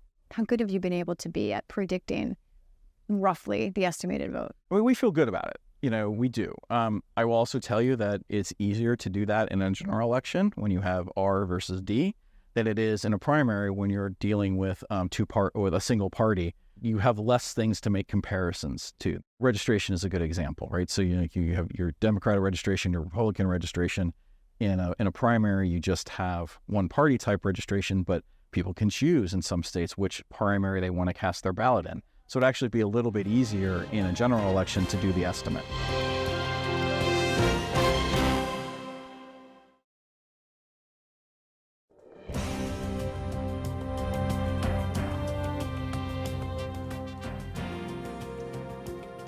And welcome back to PBS News special live coverage on election night. I'm Amna Nawaz. And I'm Jeff Bennett. It is now 9 p.m. Eastern. Polls have closed in 3 more of the biggest presidential battlegrounds, which include Arizona, Michigan, and Wisconsin. We can, at this hour, call several more states for former President Donald Trump. Those include Nebraska, which has 5 electoral votes, but of course also awards several of them by congressional districts. So Vice President Harris is trying to win one of those votes out of this reliably red state. Former President Trump has also won the states of Louisiana, North Dakota, South Dakota, and Wyoming. Meantime, Vice President Kamala Harris has claimed the states of New York. Polls have also closed this hour, but it's still too early to call the winner in these following states: Colorado, Iowa, Kansas, Minnesota, New Mexico, and Texas. So if we take a look at the electoral map, that's where it stands at 9 p.m. Eastern as the vote is still coming in and still being counted. We mentioned Arizona as a race we couldn't call yet. It's one of the big battleground states. Lucky for us, our friend and colleague Stephanie Sy is at one election center in the most populous county, Maricopa County. That's in Phoenix. Stephanie, what are you seeing? Well, Jeff, polls have closed here in Battleground, Arizona. That means if you're in line by now, you will be able to vote, or if you have dropped off your ballot at 7 p.m., you will have that ballot counted. I will want to give you an update now on Apache County. That is on the Navajo Nation. The Navajo Nation reported that they were having problems at many of their polling places earlier this morning. A judge has now granted the Navajo Nation's request to keep their polls open for 2 more hours. That is critical. Joe Biden won Apache County by 66%. He had 66% of the vote in 2020. Most of the voters, 43,000 of them in Apache County, are Navajo. So they will be given 2 more hours. Everywhere else, the polls are closed now in Arizona. What happens next? Well, we're at the tabulation center in Maricopa County, the largest competitive jurisdiction in voting in the country. What will happen now, the polls will close. There is new legislation in Arizona that requires that any of the dropped off ballots today, those envelopes are counted. Then the memory cards holding the data from their tabulation machines at polling places throughout the county will end up here tonight, and they will begin to both signature verify those early dropped off ballots, dropped off late, as well as begin to tabulate the in-person voting today. Stephanie, thank you for laying out that process. I think it's so important for folks to understand how it works in each of those key states in particular. I do want to ask you about something that relates back to what we heard from the reporter in Pennsylvania, which was this idea about election denialism and misinformation making its way through the system. John Yang was also reporting out on that from Pennsylvania, because we know Arizona back in 2020 was really the hub of a lot of that election denialism and misinformation. It led to threats against election workers and others. Are you seeing any of that, any of those efforts again this year? You know, what's so interesting is you talk about 2020 and Maricopa County, the day after Election Day, being ground zero for a lot of misinformation as well as election fraud conspiracies. But you have to remember that in the 2022 midterms, the Republicans that went up against Democrats who were Trump-endorsed election deniers pretty much all lost. That's why you have in this historically red state, the top 3 state offices all held by Democrats now. Now, several of those election deniers in 2022 are running again. For example, Kari Lake, who lost the governor's race, has never conceded that she lost that race, by the way, is in the Arizona Senate race with Democrat Ruben Gallego. She has really played down her election denialism in this election cycle. In fact, I saw that she was asked today whether she would accept the results of this election, and she said she would. So we're not hearing Republican candidates necessarily lead with that in this particular cycle, because it was not successful for those candidates in 2022. Now, there are certainly polls that show that there are a large number of voters here in Arizona who still have questions and distrust of the election system. That's why election officials here have tried so hard to get out ahead of that. A lot of them, by the way, elected Republican county election officials that have been doing really hard work to get ahead of that. We're really just not hearing that be the leading issue here. Yeah, that's interesting. Hey, Stephanie, earlier today I was seeing long lines on television at Arizona State University. ASU has, like, what, 4 campuses in Metro Phoenix. Do you have a sense of the Gen Z voter turnout? Oh gosh, you know, in the early turnout, Gen Z was very low, and we saw a preponderance of the early ballots coming from Arizona voters that were 65 plus, and the younger turnout was very low, 20-30%. I saw the same video on the campus, the main campus of ASU today during lunchtime. There were very, very long lines, and so it'll be really interesting to see where those voters landed. I did speak to 2 Arizona State University students this week. They were both voting for Harris, and they were voting Democrat down the line. Of course, Democrats in Arizona and throughout the country believe that younger voters favor Harris. So it'll be interesting to see where that demographic lands today. We're also watching another group, Jeff, and that is that out of all of the voters that turned out to vote in person in Maricopa today, the biggest group right now, our latest data, which is from an hour ago, is independents. That's unaffiliated voters. So even though Republicans have a huge advantage in registration in Arizona, 200,000 registrations more than the Democrats, there's a large group of independents that turned out today. The second highest group that turned out today in Maricopa County were Republicans. Democratic turnout from our latest numbers were only about 30% in person. Steph, before we let you go, I got to ask, because Arizona is one of those 10 states that has an abortion measure on the ballot. What's your sense of how much of an impact that could have? You know, it's so interesting. I spoke to 3 women in a row at one of the polling stations today, all of whom were passionate about the abortion issue. In fact, 2 of them were women in their mid-70s who said that is the most important issue for them. One of them even shared with me that 40 years ago, she had a miscarriage and they had to do a D&C, and she would have lost her life if they had not been able to do the D&C procedure. And tears welled up in her eyes.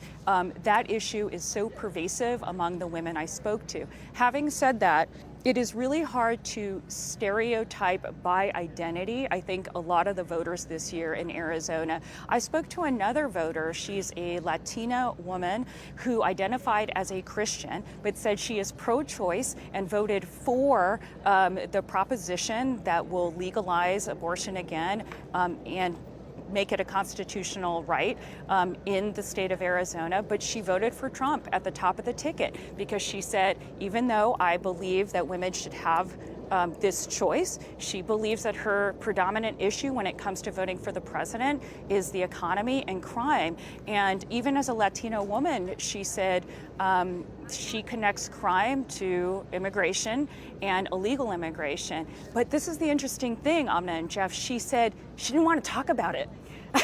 She was what I would call the shy Trump voter. So she talked to me readily, but she did not want to be on camera. And she said, I don't want to talk to my friends about it, but this is how I'm voting. Stephanie Sy reporting for us from Maricopa County, Arizona, the battleground state. Too early to call, even though polls have closed there. Stephanie, thank you very much. In the meantime, now we can make another race call at this hour. The state of Ohio has gone for former President Donald Trump. When you take a look at the national map at this hour, just past 9 o'clock here on the East Coast, brings the current electoral vote stand for former President Trump to 137, Vice President Harris with 99. Back here in the studio with our panel, Judy Woodruff, can I just get you to weigh in on what we heard from Stephanie Sy reporting on, because I think one of the questions you mentioned we want to try to answer tonight is how much of an animating issue is this abortion rights issue? Will this matter, make a dent even in red states? This idea, she mentioned that for older women in particular, it could bring them out in larger droves because they remember a life and what it took to get to those reproductive rights in the first place. And you're right, Amna. I think I misspoke earlier and said 13. It's on the ballot in 13 states. It's on the ballot in 10 states, as you said. There's been so much attention and news coverage in the last couple of years, but especially during this election cycle, about not just abortion, but about women's experiences. And you see it in the advertising that has come out of the Harris campaign, but these other advocacy groups have come forward with, and we just heard this from Stephanie, very personal stories where women have been willing to speak about their experience. We saw it at the Democratic Convention in Chicago. So again, it's such a personal issue. I think it's clearly going to make a difference for many women voters and men. Is it going to be the issue that makes the difference? I don't know. I mean, I think we're still waiting. You did hear Stephanie say, the woman said, it's important to me, but not as important as the economy. Right. It's an interesting point, and especially the degree to which it's an animating issue for men. And we often don't talk enough about, how men see this issue, how girl dads might be driven to vote on this issue, or Dobbs dads, to use that phrase. How do you see that, David? Yeah, I mean, it used to be, I haven't looked at the whole back 10 years ago, women were more pro-life than men were. And so it was a mistake to say it was a women's issue, that it's both genders are involved, obviously. The one thing I'd say, it's not just Dobbs. If the Republicans had said, okay, we're going to take it to the states and we're going to do where the median voter is, I think it's like a 20 to 25 week ban. And if Republicans had said that, okay, we'll be roughly where the median voter is on this issue, legal until 20 weeks, say, it would be a very different landscape, I think. It's when they had states going to 6 weeks or 0 weeks, basically. Like, then you're really drifting away from the median voter rule. And the median voter rule is get to where the middle is, and you'll be okay. And the Republicans just ran away from that, and it's hurting them. As Amy said earlier, Florida's now a pretty deep red state, 10-point Trump margin, and that initiative on abortion is 57% support. So that shows there are an awful lot of Trump Republicans who are like, we're not going there. Well, we know, as Judy mentioned as well, 10 states have different ballot measures related to abortion rights tonight. Florida is among them, and we can now report in Florida there's no wins on the right to abortion there. Abortion rights will not be enshrined in the state constitution. It got 57% support, but fell short of the 60% needed. And Amy Walter, this is a noteworthy moment in many ways because so far, anytime we've seen an abortion measure on the ballot, even in a state like Kansas, it has passed the bar. Right. And so the 60% threshold was really the challenge. And the governor of the state, Ron DeSantis, he had campaigned very hard to make this 60% threshold in place. Remember, this is the 6-week ban that is in place, was one that came from his administration. And so it is a win for DeSantis in that way, that this is something that went through a Republican legislature. He obviously is a sitting governor. He campaigned strongly about turning back this amendment, and he was successful. And it is also just a reminder, I mean, it was not that long ago we were talking about who was going to win Florida. This was the bellwether of bellwethers, and how dramatically it has shifted in such a short period of time from, a real toss-up state to one where Republicans have just been really dominant up and down the ticket. It's interesting, when Donald Trump voted today, he was asked by a reporter how he voted on the abortion measure and said something to the effect of, well, let's not talk about that, and kept walking. We have one more race call to share with you. Donald Trump has won the state of Texas with its 40 electoral votes. Let's take a look at the overall electoral vote map at this hour. You see there Donald Trump at the moment with 177 votes to Kamala Harris's 99. That is a number that will shift over the course of this evening and into the early morning.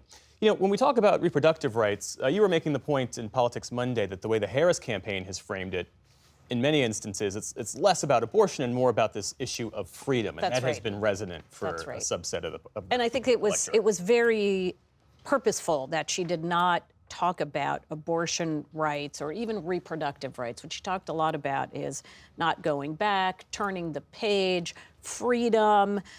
This idea, when we talk about so many of these issues, whether we're talking about what does it mean for you when you say that this is an election about democracy. For some people, that's, and including conservatives, they say, look, this is about freedom of my speech. I feel like liberals, Democrats are actively trying to ratchet back conservatives and their free speech. Or I feel like my freedom is impinged when you are trying to make it harder to get a gun.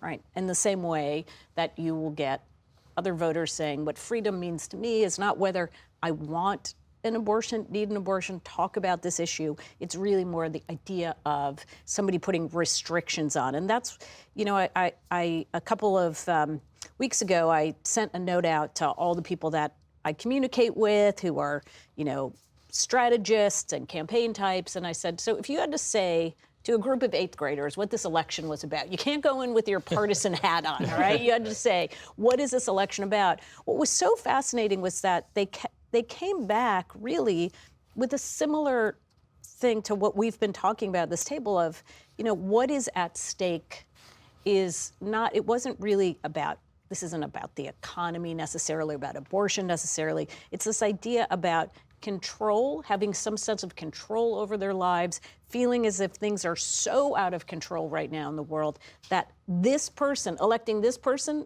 will make it worse. Electing this person, maybe it won't make it that much better, but it won't make it worse.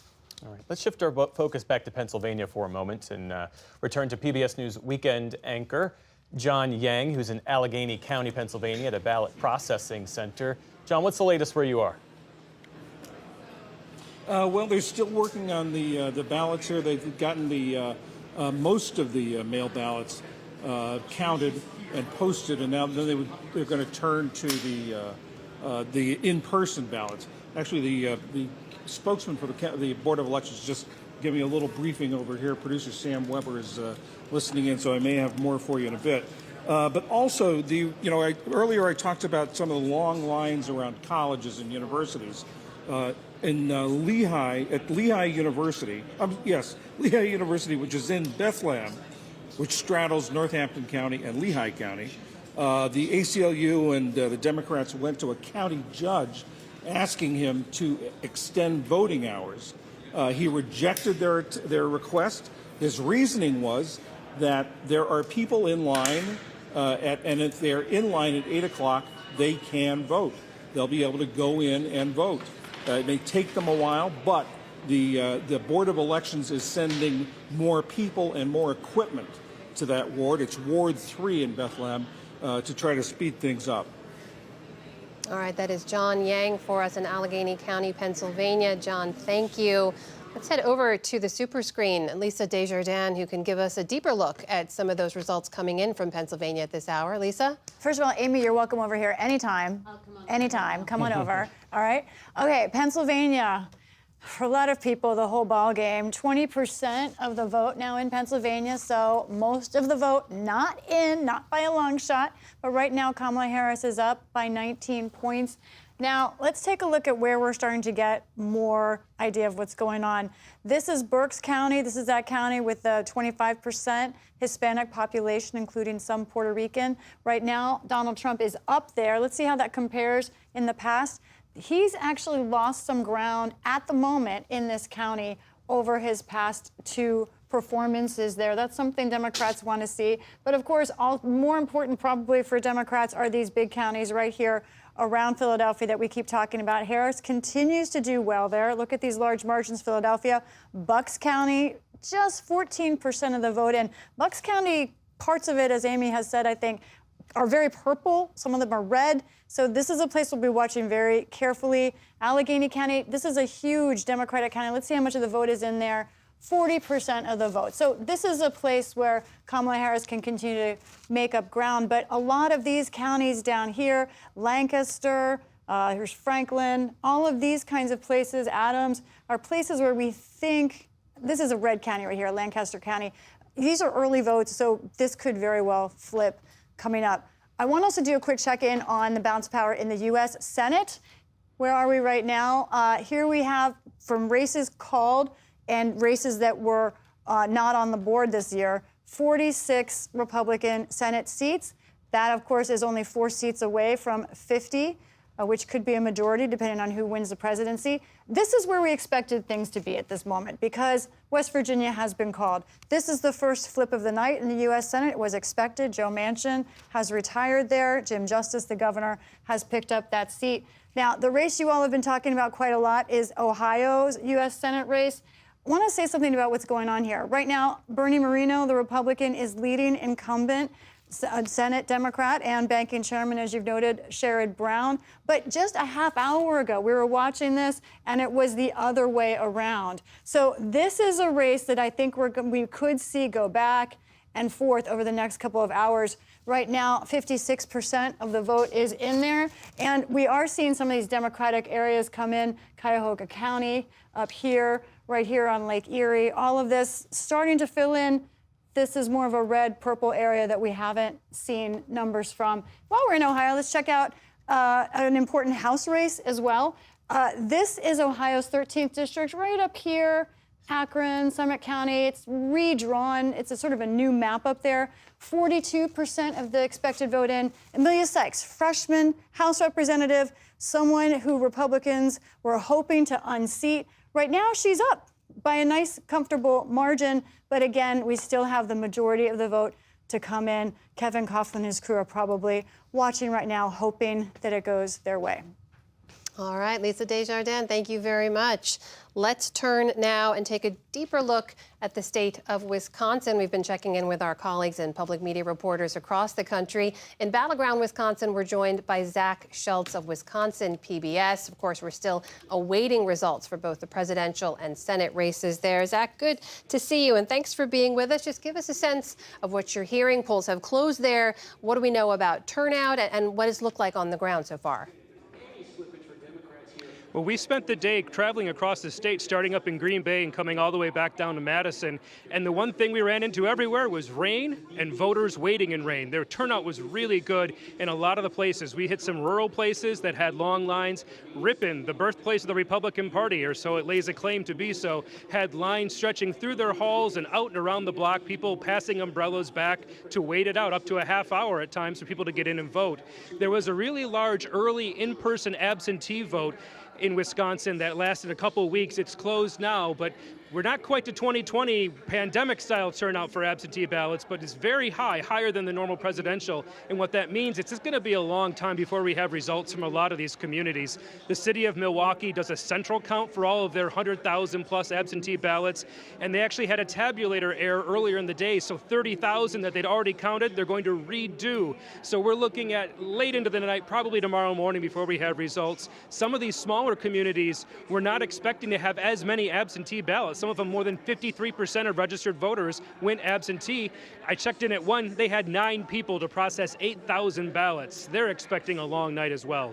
Zach, you mentioned some of those larger metro areas and counties. Milwaukee and Dane tend to come in later, and as we expected, it could be a very long night for you as well. But help us understand what other counties you're watching much more closely as the night progresses to give you a sense of where this might go, especially if Wisconsin expects another incredibly close margin of victory for either candidate.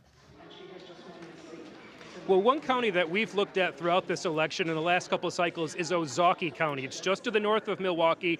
It has a rapidly growing Democratic population, that typical educated, college-educated workforce, with a lot of turning blue in a lot of those areas. And it used to be a stronghold of the Republican WOW counties, Washington, Waukesha, and Ozaukee. If you've ever heard the Wisconsin WOW counties, it was the deepest red traditional Republicans, and it's really bled a lot of voters in the Trump era. And the question there is whether it'll keep going. We were there earlier this election cycle, and they couldn't keep up with the yard signs, getting 1,000 in at a time for Harris' campaign. So Democrats are really looking there. As for the rest of the state where where Republicans are looking, it's western Wisconsin. They've got a very competitive congressional race there, and they're really hoping that the rural areas of Wisconsin turn out strong for Donald Trump. That's where they're going to be watching for a better margin than last time around. Yes, Zach, this is the time the rest of the country gets to talk about the WOW counties. This is our favorite time of year. But I do want to ask you about the U.S. Senate race as well. I believe you're at the campaign of Senator Tammy Baldwin for her watch party tonight. She's running for a third term there. She's being challenged by Republican Eric Hovde. There's been tens of millions of dollars spent on ads there, and this is really a seat Republicans have been targeting. Can you give us a sense of where that race stands? Well, the latest polling shows Baldwin up a couple points, depending on which poll you're looking at. Now, the question really is, will she be able to run ahead of Kamala Harris at the top of the ticket? Because historically, especially in 2018, which was an off year, it was an off cycle for her, she ran way ahead of all the other Democrats on the ticket, doing really well in some of those rural Republican areas. And the question is, will that happen again, or will that race get nationalized in the same way a lot of the other races are getting nationalized and voters are tying them together, or will they separate those out. That's part of Eric Hovde's campaign strategy, is telling people through his ads she's not the same Tammy Baldwin that she was, that you voted for before, trying to split some of those off, whereas Baldwin spent her campaign traveling every corner of the state. Even when the DNC was in Chicago, she spent the first part of that week back in the farthest corners, the most rural northern corners of Wisconsin, trying to court those voters and say, hey, I'm still the same one you voted for 6 years ago. Zach Schultz from PBS Wisconsin joining us tonight. Zach, thank you. Appreciate your time. Let's turn over now to Lisa Desjardins for a closer look and pick up where Zach left off there. Right. Lisa, take us through what we know about Wisconsin. Wisconsin, this, guys, I know we've been waiting for results, but this is the part, fasten your seatbelts. I think we're going to start getting more and more results, including here from Wisconsin, including from those wow counties that you were just talking about. Look at this one that we heard him talk about right here, Ozaukee County. There's Milwaukee, first of all, to give people a sense of place. Here we go. There's Milwaukee. Right next up top there, Ozaukee County. We have not gotten any results from there yet. We will watch it closely. Obviously, they have not been had the polls closed there long. But Waukesha County next door. Look at this important county in Wisconsin. Right now, we have Donald Trump tracking with his 2016 results there, outperforming 2020. Kamala Harris is somewhere in between. She's kind of between what Hillary Clinton did and Joe Biden. So we've got to watch this carefully. This is good news, early good news in Waukesha County, just one county for Donald Trump. While we're here, let's do a quick check-in on Pennsylvania, the big one, 25% of the vote in. Harris is still retaining her lead. But as I say, we will just keep watching it carefully. Lisa Desjardins, thank you so much. Always good to get a deeper look at Wisconsin there. Amy, this is the part of the night I think you've been dreading when I bring up Iowa. And see what it means. We know at 9 o'clock, obviously polls closed in a number of key states, Arizona, Michigan, and Wisconsin. We are tracking, but we spoke earlier about older women voters in particular, older white women voters. We talked about that poll from over the weekend from a renowned, well-respected pollster in Iowa that sent political Twitter all aflutter. Will we know soon what that really means on the ground? Well, this is, right, this was a big outlier. And Yes. I think people were taking it, and what it may show, and this is sort of interesting as we're watching some of these states come in.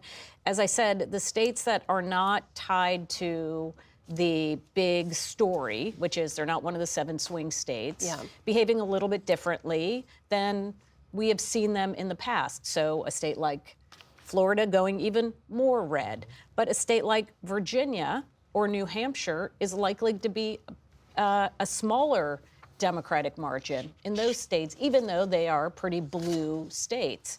So what we have in Iowa is a state that, if it's going to behave the way, say, some of these other states have done, which is, you know, they're not sort of following, or when they don't have when they're not focused on by the presidential candidates, they behave maybe a little bit differently.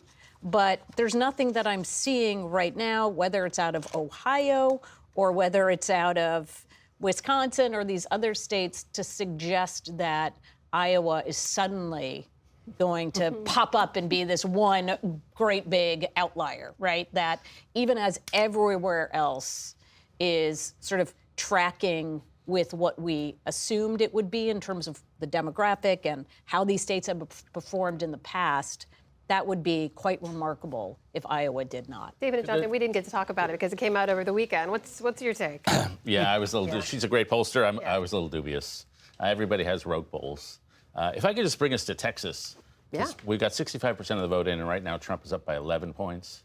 If he maintains a double-digit lead, there's no way Ted Cruz loses. And so Texas is always about to turn blue over the course of my lifetime. It looks like we'll still be waiting. So this margin in Texas is kind of impressive. Back to Iowa and the poll.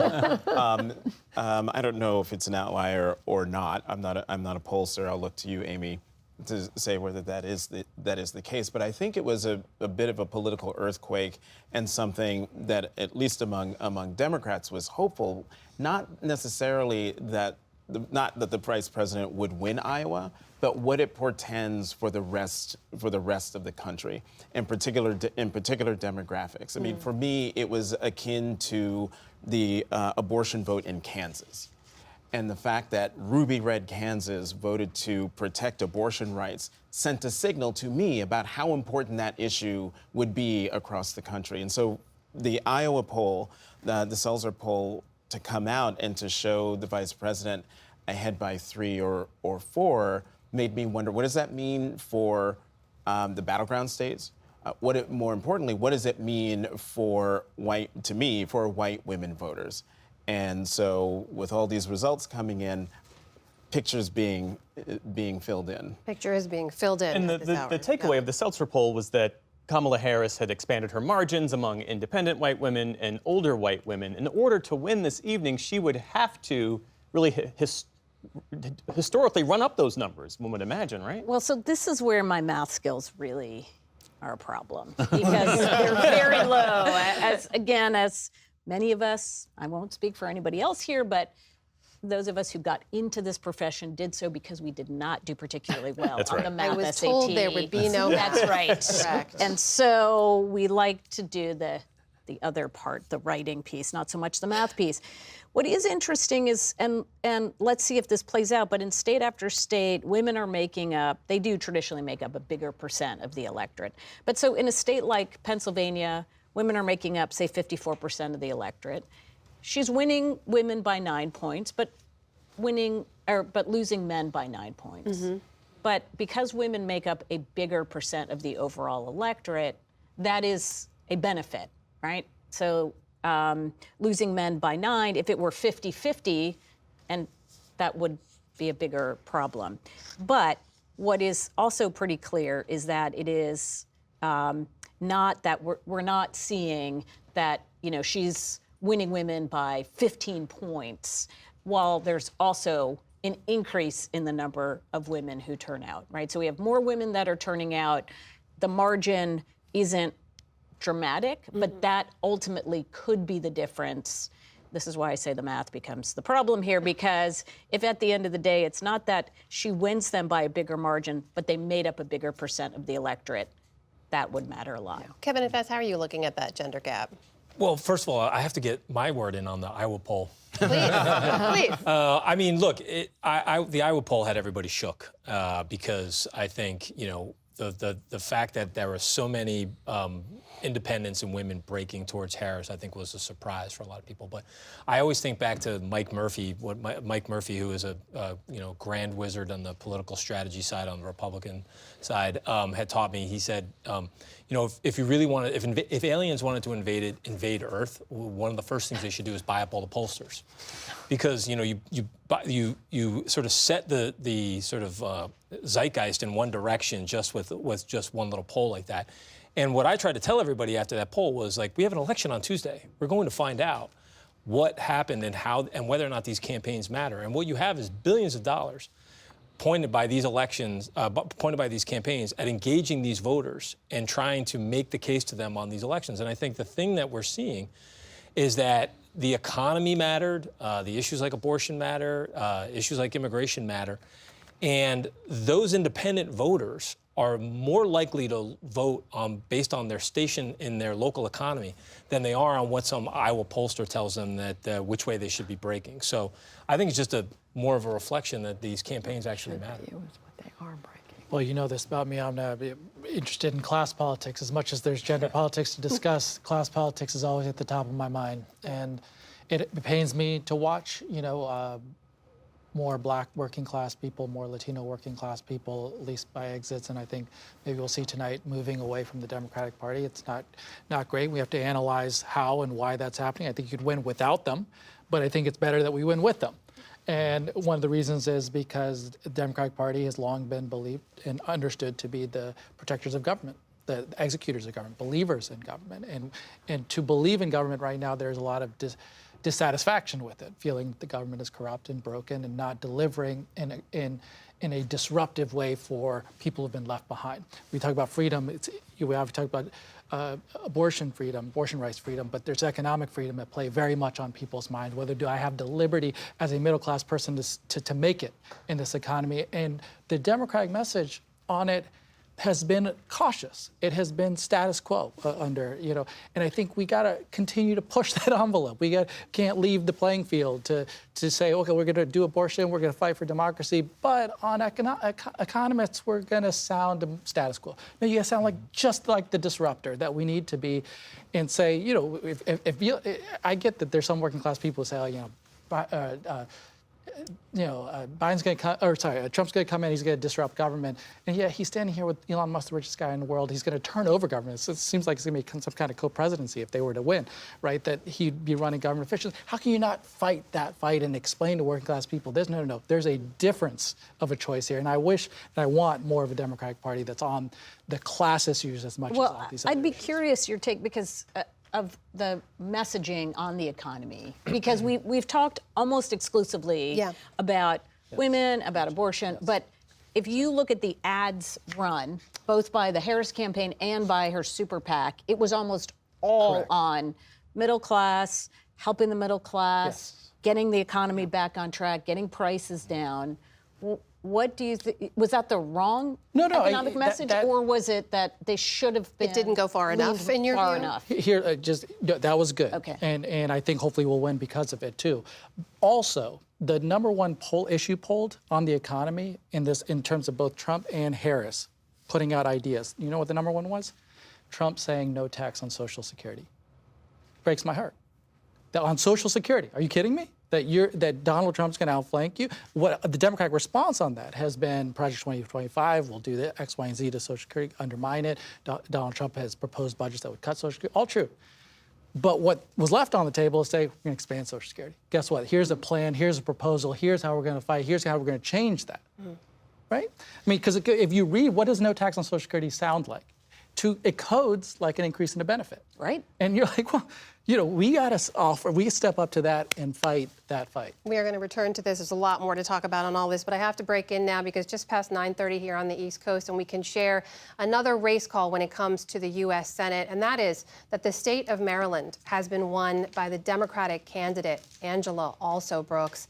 That's a Democrat. Holds the first time, by the way, that we will have 2 black women in the Senate. We reported earlier that Lisa Blunt Rochester of Delaware had won her race as well. Here's where control of the Senate stands at this hour. Republicans have 46 seats. They've gained 1. Democrats, of course, lost 1 and now have 36 seats. And Jonathan Geisberg, we're going to talk about the politics of all this in a minute. We're going to talk about what it took for her to beat a popular, moderate Republican governor there in Larry Hogan. But we can't lose the history of this moment, Jonathan. 2 black women for the first time in this country's history serving in the U.S. Senate together. And elected on the same day. This is huge. And so no matter what happens tonight at the presidential level, and I know from a lot of my friends, there's a lot of angstiness out there. But, akin to 2016, Donald Trump got elected, but so did Kamala Harris. In 2016, she was elected to the Senate. This is a big day for those states, but also for that chamber, because it's always good when there are more women in institutions, and it gets real good when there are more black women in institutions, because you just get a different perspective, a different way of looking at things. And it is my hope that both Senator-elect Also Brooks and Senator-elect Blunt Rochester will bring all of themselves to the table to help to push back against what's happening to the Senate, which is a Trumpification of the Senate. A lot of the Newt Gingrich bad boy ways of the House moving into the Senate, and I hope that those 2 women and Senator-elect Kim of New Jersey, another history-making elected official now in the Senate, will improve things there. It's my hope. Judy, your take on this? You've covered a lot of these races. These are big moments worth noting. It is a big in our moment, and story. it is worth noting this election. And we know Larry Hogan put a lot of money and a lot of effort, and he is a very popular former governor. His belief was that that would overcome, even though Maryland, we know, is an incredibly blue state. But the headwinds were just too much. I will say that the Senate that these women are going to be serving in is looking more and more like it. We don't know yet, but it might not. The Democrats might not hold on to their majority. We don't know yet, but you know, being in the minority and depending on who's president and dealing with appointments, confirmations, it's a different place when you're in the minority. I'd just say I think abortion was a giant issue for also Brooks. I mean, we all, those of us who live here, saw a lot of those ads, grainy pictures of Larry Hogan saying things making him look pro-life, and then immediately would come on a Hogan ad. Don't worry, I'm pro-choice. I'm pro-choice. Don't worry. But she really hit that really hard. Well, and actually, I think her most important message at the very beginning was simply, y'all, he's a Republican. Right. And he'd be in the United States Senate. And her ads, and this, to me, for all of us olds around the table that remember, there were times when people would say, you know, this is a Maryland Republican. We can send a Maryland Republican. It's not a national Republican, or a Montana Democrat. A West Virginia Democrat isn't a national. Those days are pretty much gone. And so her ads basically said exactly that. They said, we know you like Larry Hogan as governor. I did too. I voted for him. But this is the Senate. And the Senate is now, we have to be very careful because... And it also shows Maryland voters, you know, because we're some of the suburbs of Washington, D.C., they have a little bit more sophisticated view about Senate control. I think that weighed very heavily in a lot of these votes. I also think this is also a case of, you know, a Republican who, you know, tried to run outside of the Trump model in a state and really tried to tailor his appeal, his legacy name in the state to voters.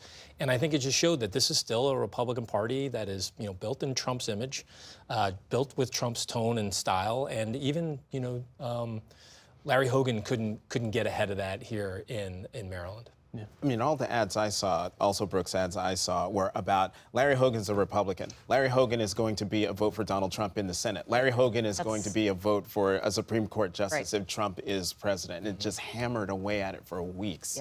Well, let's shift our focus to Michigan just for a moment, because Michigan is being closely watched tonight for the presidential race, obviously, but also a Senate seat and several House seats that will be critical for control of Congress. Let's check in with Zoe Clark of Michigan Public. So, Zoe, bring us up to speed on the Senate race with the Democrat, Alyssa Slotkin, who is running against the Republican, Mike Rogers. What's the latest?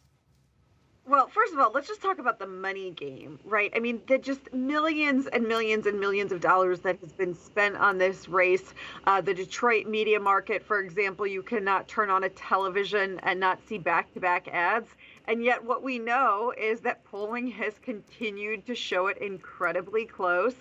And with very few precincts reporting yet, it continues to appear like it's going to be very close. But much like what the theme of the night, talking sort of about Vice President Kamala Harris and whether or not she can get, you know, center and right-leaning suburban women, it very much could be the same for Alyssa Slotkin here in this state.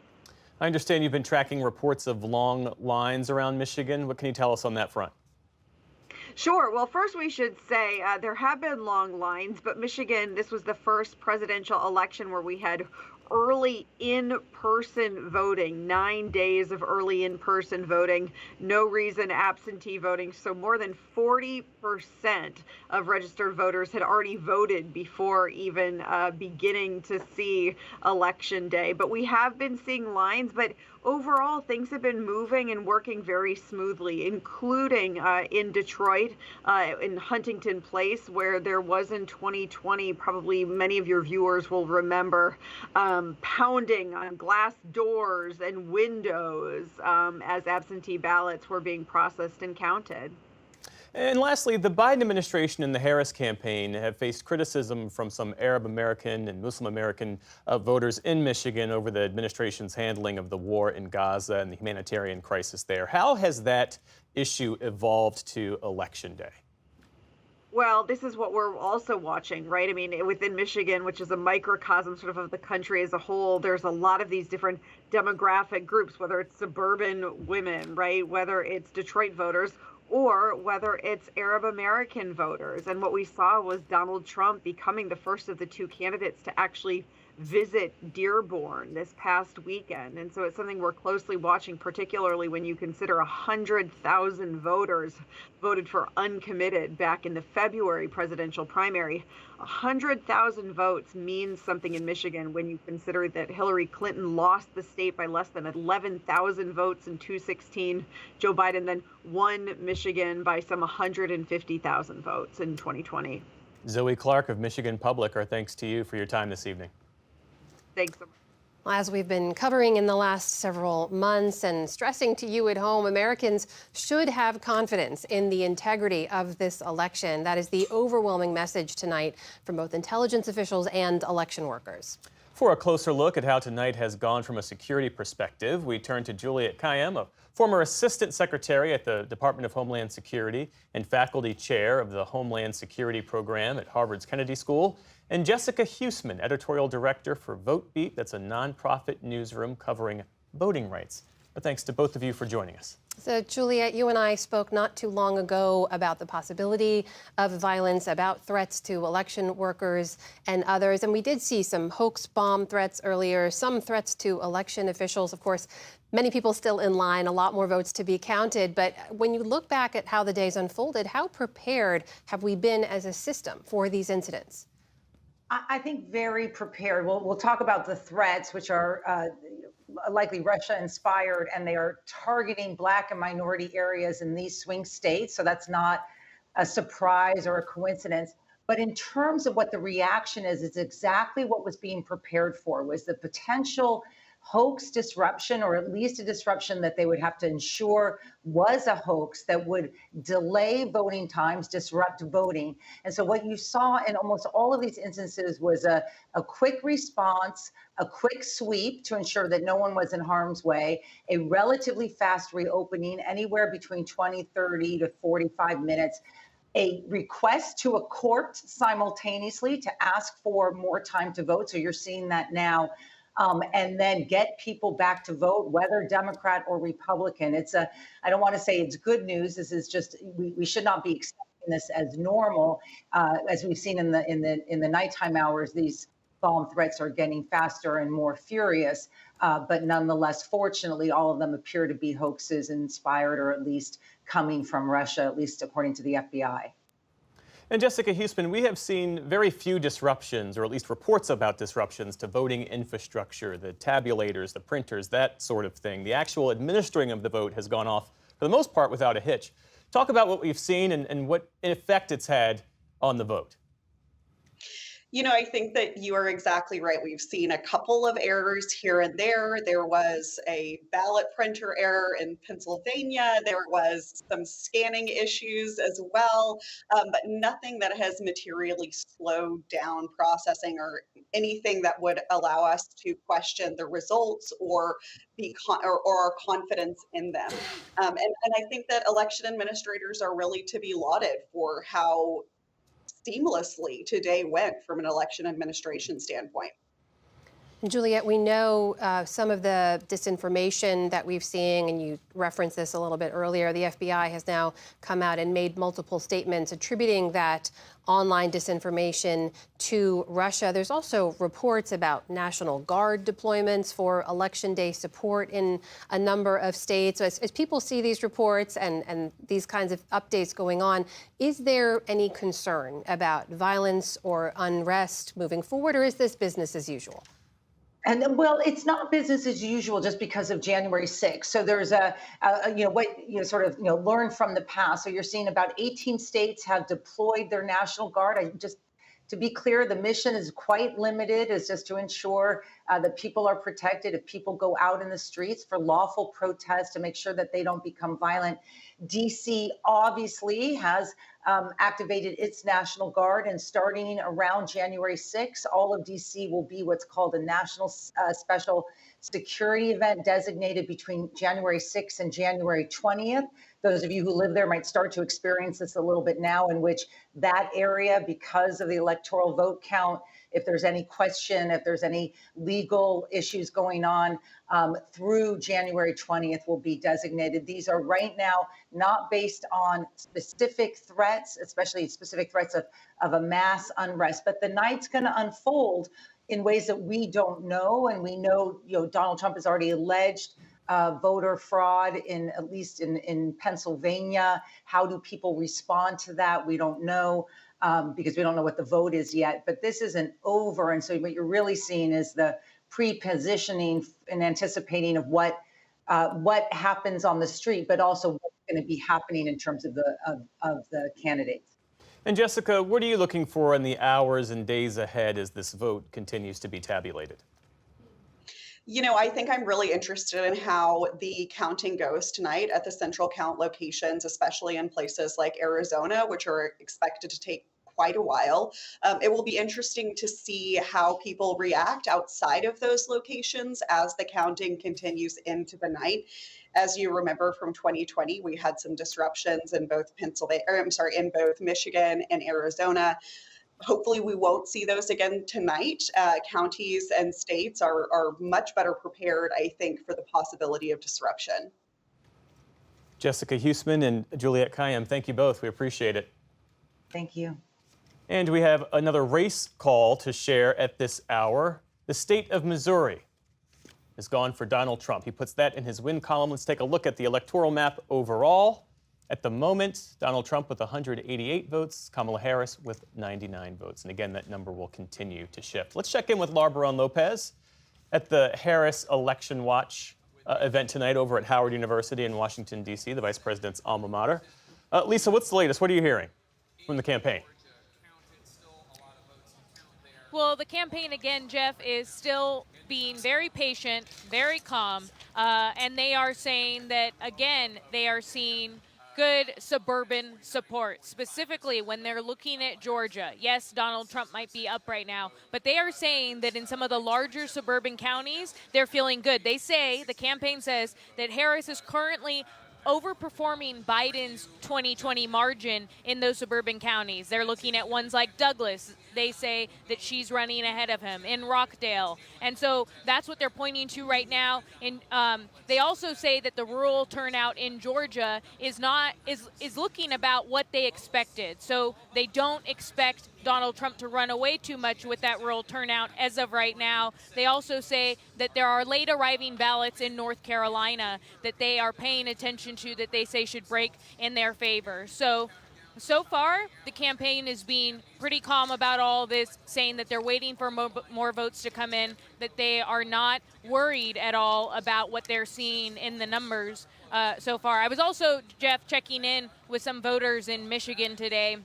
2 young voters, and as we've talked about a lot tonight, young voters are going to be a key part of Harris's coalition and whether or not she is going to win in these swing states. And these 2 young voters in Michigan, one of them is a college student who told me that they ultimately, she ended up voting for Jill Stein, not for Kamala Harris. She was very upset about Harris's position on Gaza and Israel and ultimately voted third party there. But the other young woman, a young black woman who is around 28 years old, she told me that she ended up deciding to vote for Kamala Harris, despite being hesitant months ago and not thinking that she would vote for Joe Biden. She said that she decided to vote for Harris, especially because she liked the fact that Harris had Tim Walz join her as vice presidential nominee. All right, that is Laura Barone-Lopez at the Harris Watch Party in Washington, D.C. tonight. We also have William Brangham with us. He's in West Palm Beach, Florida, with the Trump campaign. William, we're coming up on 10 o'clock Eastern here. Polls have closed in all the battleground states except Nevada. How would you describe the mood in the room? What are you hearing from campaign officials?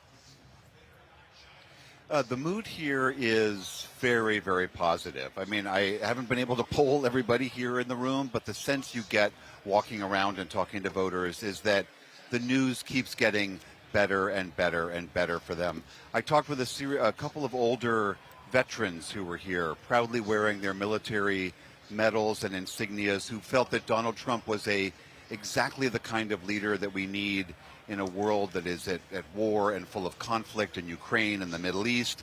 I asked them, what about these allegations that Trump has said denigrating things about veterans? They didn't believe any of those stories.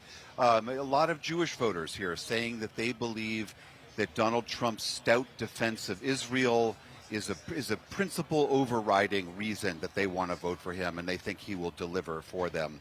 In fact, one voter that I talked to said that she actually voted for the abortion extension, the expansion of abortion access, which many Democrats thought would draw people here in Florida, but also voted for Trump on the issue of Israel. I had people who were also pulling out their phones and showing me lovingly photographs they have of Donald Trump from prior rallies, of him sitting on one of their motorcycles. And so there's just a great deal of sense that things are going well for them. The mood is great. And with one exception, they did have most of the night tonight, they've been playing Fox News constantly here in the room. Recently, they've switched over to CNN. I'm not sure exactly why they're doing that. Maybe they like the results that even CNN is reporting to them. And it did prompt a little bit of a chant of CNN sucks by a small group of people here. But otherwise, people feeling very, very confident and eager for the continued results that they think are going to deliver Trump to the White House once again. All right, that is our William Brangham in West Palm Beach, Florida, with the Trump campaign headquarters there. We'll continue to check in with both him and Laura Barron Lopez with the Harris campaign over the course of the evening. Polls have closed in almost every single battleground state now. Still too early to make those calls. Stay with us, and we will have more. In the meantime, right now, we're going to take a short break. That's right. So PBS stations can report on some of their state and local races. We'll be right back.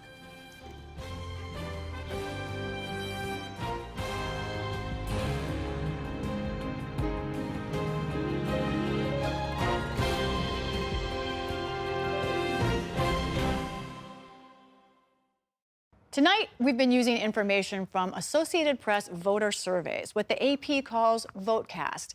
The data help us understand who showed up to the polls and also why they voted for specific candidates. To get a better understanding of how the surveys are conducted and how the AP uses this information, I recently sat down with David Scott, the head of the AP election team. VoteCast is our survey of the electorate. And for many years, we were part of the consortium that did exit polls in this country. And after 2016, AP decided that we would not be part of that consortium anymore, and that we would look for a new way to survey the electorate. Was that because of 2016? No, it was because of the way that people are voting differently. So if half or more than half or now close to 2/3 of voters are casting their ballots before polls open on Election Day, a survey that's built around interviewing voters as they leave polling places on Election Day is going to leave far too much of the electorate, not necessarily not surveyed, but not surveyed as part of the core methodology. So we developed a new methodology. It's based on having a very large survey of the electorate that meets voters where they are, that takes place during early voting, but also on the day of the election. We're still making calls and we're still taking in online responses to our survey right up until the moment polls close in a state. And we think that the scale of what we've been able to do with VoteCast is its biggest advantage. When we were part of the exit poll, we would get results in the battleground states. We get results for VoteCast in every state. The size of the survey, we're targeting more than 120,000 responses this year, means that we're able to analyze smaller slices of the electorate with a margin of error that means we can act on it. So we're able to look at Hispanic voters or African-American voters or young voters, but then also combinations of those voters in a way that helps us potentially get to a race call sooner or understand the way that the electorate is shaping up in a level of detail that didn't exist before. That is a big number, 120,000 voters that you are personally in contact with about their decision. That's right. A normal pre-election poll might have anywhere from 500 to 1,000 voters. Our survey of the country will be 120,000 respondents this fall, And in some states, we'll have as many as 4,000 or 4,500 responses. There are some states where VoteCast is the last piece of information that would allow us to declare a winner as soon as polls close. We're able to use VoteCast to confirm early trends in the vote count. So maybe we don't have enough to call the race on its own, but we're able to see something from the survey of the electorate that starts to match up with the data that we're seeing in the vote count. And it gives us an extra layer of certainty that the trailing candidates won't catch up.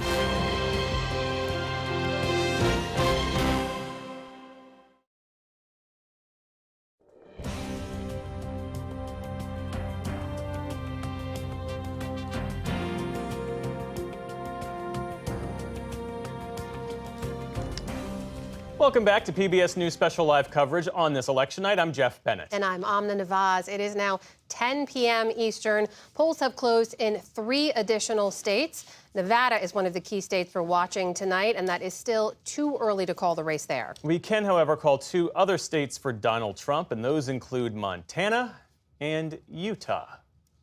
So taking a look at the electoral map at this hour, you see the 198 in the Trump column to Kamala Harris's 99. Let's check in on the home state of Democratic vice presidential nominee Tim Walz with Mary LaHammer of Twin Cities PBS. And Mary, I know you've been tracking Tim Walz's evolution from governor to his elevation now as Vice President Kamala Harris's running mate. What stands out to you? Yeah, I've covered Governor Walz since his congressional race nearly 20 years ago. Was there for his very first debate when he flipped a rural red district to blue and then went up to the governor's office. And obviously the rest of the nation is discovering him here at Democratic Party headquarters in Minnesota. Right now behind me, they're touting some of his progressive accomplishments like free lunch for all students here in Minnesota, allowing felons to vote again. And speaking of voting, we went out to several precincts today.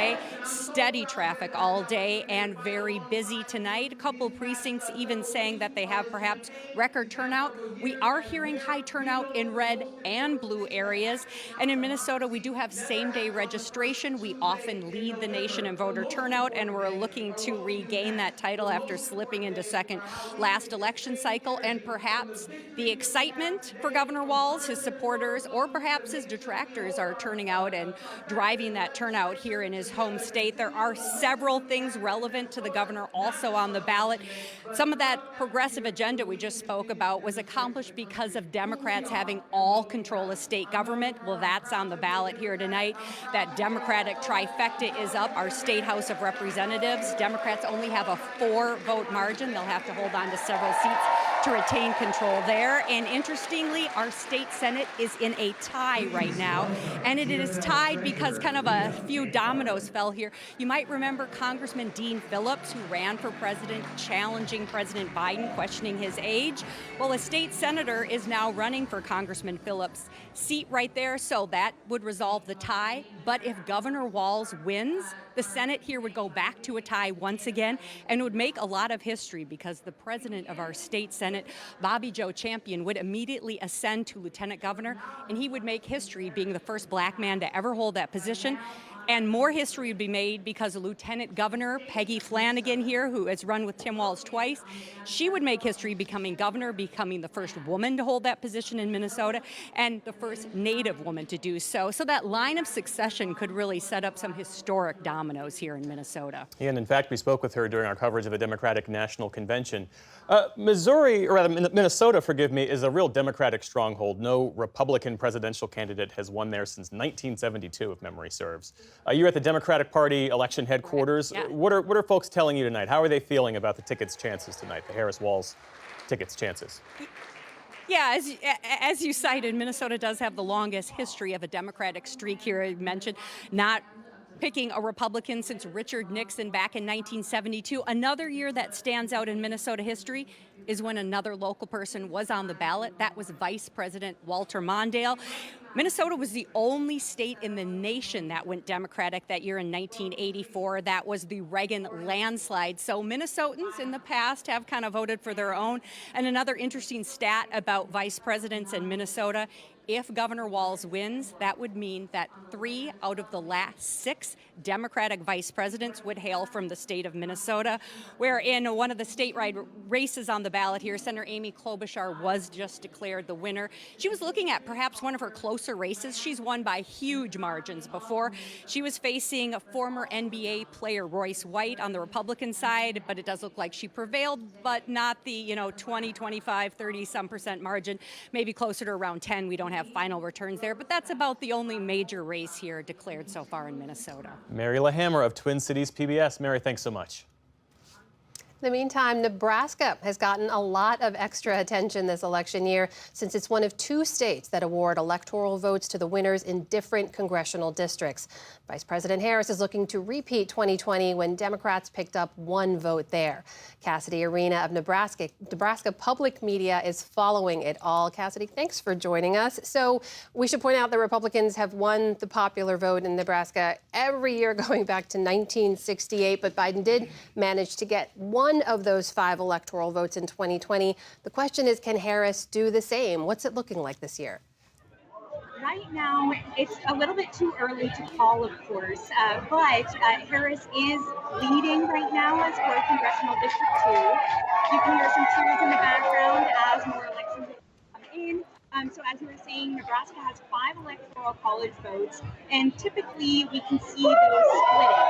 So Congressional District 2, which is also where Omaha is, which is the most populated city in Nebraska, has gone blue, has gone for the Democratic presidential candidate, both for Biden and Trump. And then also the first year Obama ran in 2008, that was when Congressional District 2 also split its votes to go toward the Democratic candidate. So as of right now, it's a little bit too early to call, but in those most populated cities, Omaha and Lincoln, we are seeing more Democratic voters coming out and showing up this year. All right, that is Cassidy Arena from Nebraska Public Media joining us tonight. Cassidy, thank you. Good to see you. Thank you. Meanwhile, back here in the panel, I know we've all been digging into some of those voter surveys that have been coming out. More specifically, Amy Walter has been digging into those. And just so folks know what those are, we also talk about exit polls. This is something different. The Associated Press conducts surveys in the days leading up to the election and on Election Day with tens of thousands of voters. These are really deep dives. What are you focused on right now? Well, you know, what I always am interested in is to see, and I talked about this at the very beginning of the show, what is the coalition that each candidate has to put together in order to win a state? And so the easiest thing to do is to look backwards and say, well, how did that candidate do it last time, and how similar could it be this time around? What you find interesting, and we've been talking about this a lot, on the panel, is the degree to which Trump has been able to make some inroads with traditionally Democratic voters, especially with Black voters, where he's getting now 17% in Pennsylvania, according to these polls. That's up from 9%. That was Biden was getting 90% of Black voters. And so Trump has basically doubled his share of Black vote. I think a lot of that we're going to see is going to come from some major urban areas, say in Philadelphia. But the other interesting thing to me is where white voters are. And I think, wasn't it you who said, I'm going to be watching where white voters go? Mm-hmm. And the one thing I had been really wondering for Harris is whether she would be able to hold on to the support that Biden had gotten from white non-college voters. Not just can she overperform in the suburbs, but how far can she afford to lose those folks in Scranton and Erie and all those places we talk about? And right now it looks like she's basically hitting where Biden was in the last election in 2020. So Biden got 39%, Trump got 60% in 2020. Where she's overperforming, and this is what has been giving Democrats some hope, is with white college voters. So again, this is 56-41. That is a pretty significant lead there for Harris. That is a group of voters that this is double the amount that Biden had with those same voters last time. Now, non-college voters, as Fez knows very well, they make up a bigger proportion of the electorate, but holding on to those voters, not losing more of those voters, and increasing your vote with white college voters, again, with white voters being 84% or so of the electorate here, that's going to be the key thing to watch as well. So we're going to talk a lot about, especially in Georgia, North Carolina, Arizona, defections potentially from Latino voters and black voters. But there is a reason that the Harris campaign has talked almost incessantly about the blue wall. These are states that are whiter than those other states in the Sun Belt and out west. And holding those numbers among white voters is going to be key if she's going to win in a state like Pennsylvania. And quite frankly, in Wisconsin and Michigan as well. And putting you on the Just spot. real quick, Pat, I'm sorry. We have one race call to share with everyone. The state of Colorado now goes for Kamala Harris with 10 electoral votes. So let's take a quick look at the electoral map overall at this hour. We've got 109 electoral votes for Kamala Harris to Donald Trump's 198. Again, that's a number that will continue to move over the course of the night. And another notable win we can report at this hour. In the state of Delaware, Sarah McBride has won the lone U.S. House seat. She will now be the first transgender member of Congress. So another moment of history being made with that election for the 1st District in Delaware. Faz, I want to go back to you, to the point Nice. you were going to make. So taking all of what Amy said, agreeing with all of it, then the operative question heading into tonight was who turns out and who votes. Right. And so does Georgia look like 2020 Georgia? Does it look like 16 Georgia? Or does it look like something even bigger than 2020 Georgia, which was a possibility? I mean, I think last time, Amy, correct me if I'm wrong, over 150 million people voted in the presidential election. I don't think we quite yet know what that number is, but if you had an expanded number of people voting in Georgia, in North Carolina, now those margins that Amy was referring to, if Trump found even more rural voters, they would account for people without a college degree, and in that margin then suddenly doesn't hold up if you're looking at the 2020 margins. That's right. And that has been the GOP bet, that the Harris coalition was too precarious, that if it included everybody from AOC to Liz Cheney, that was a coalition that was precarious and it would tip over and it would present problems in places like Pittsburgh and Philly. And if there were problems in Pittsburgh and Philly, you'd have the same problems in Detroit. Kevin, how do you see it? Well, the other big bet that Republicans made was driven by another number, and that's 56%, which is the average of Joe Biden's disapproval rating right now.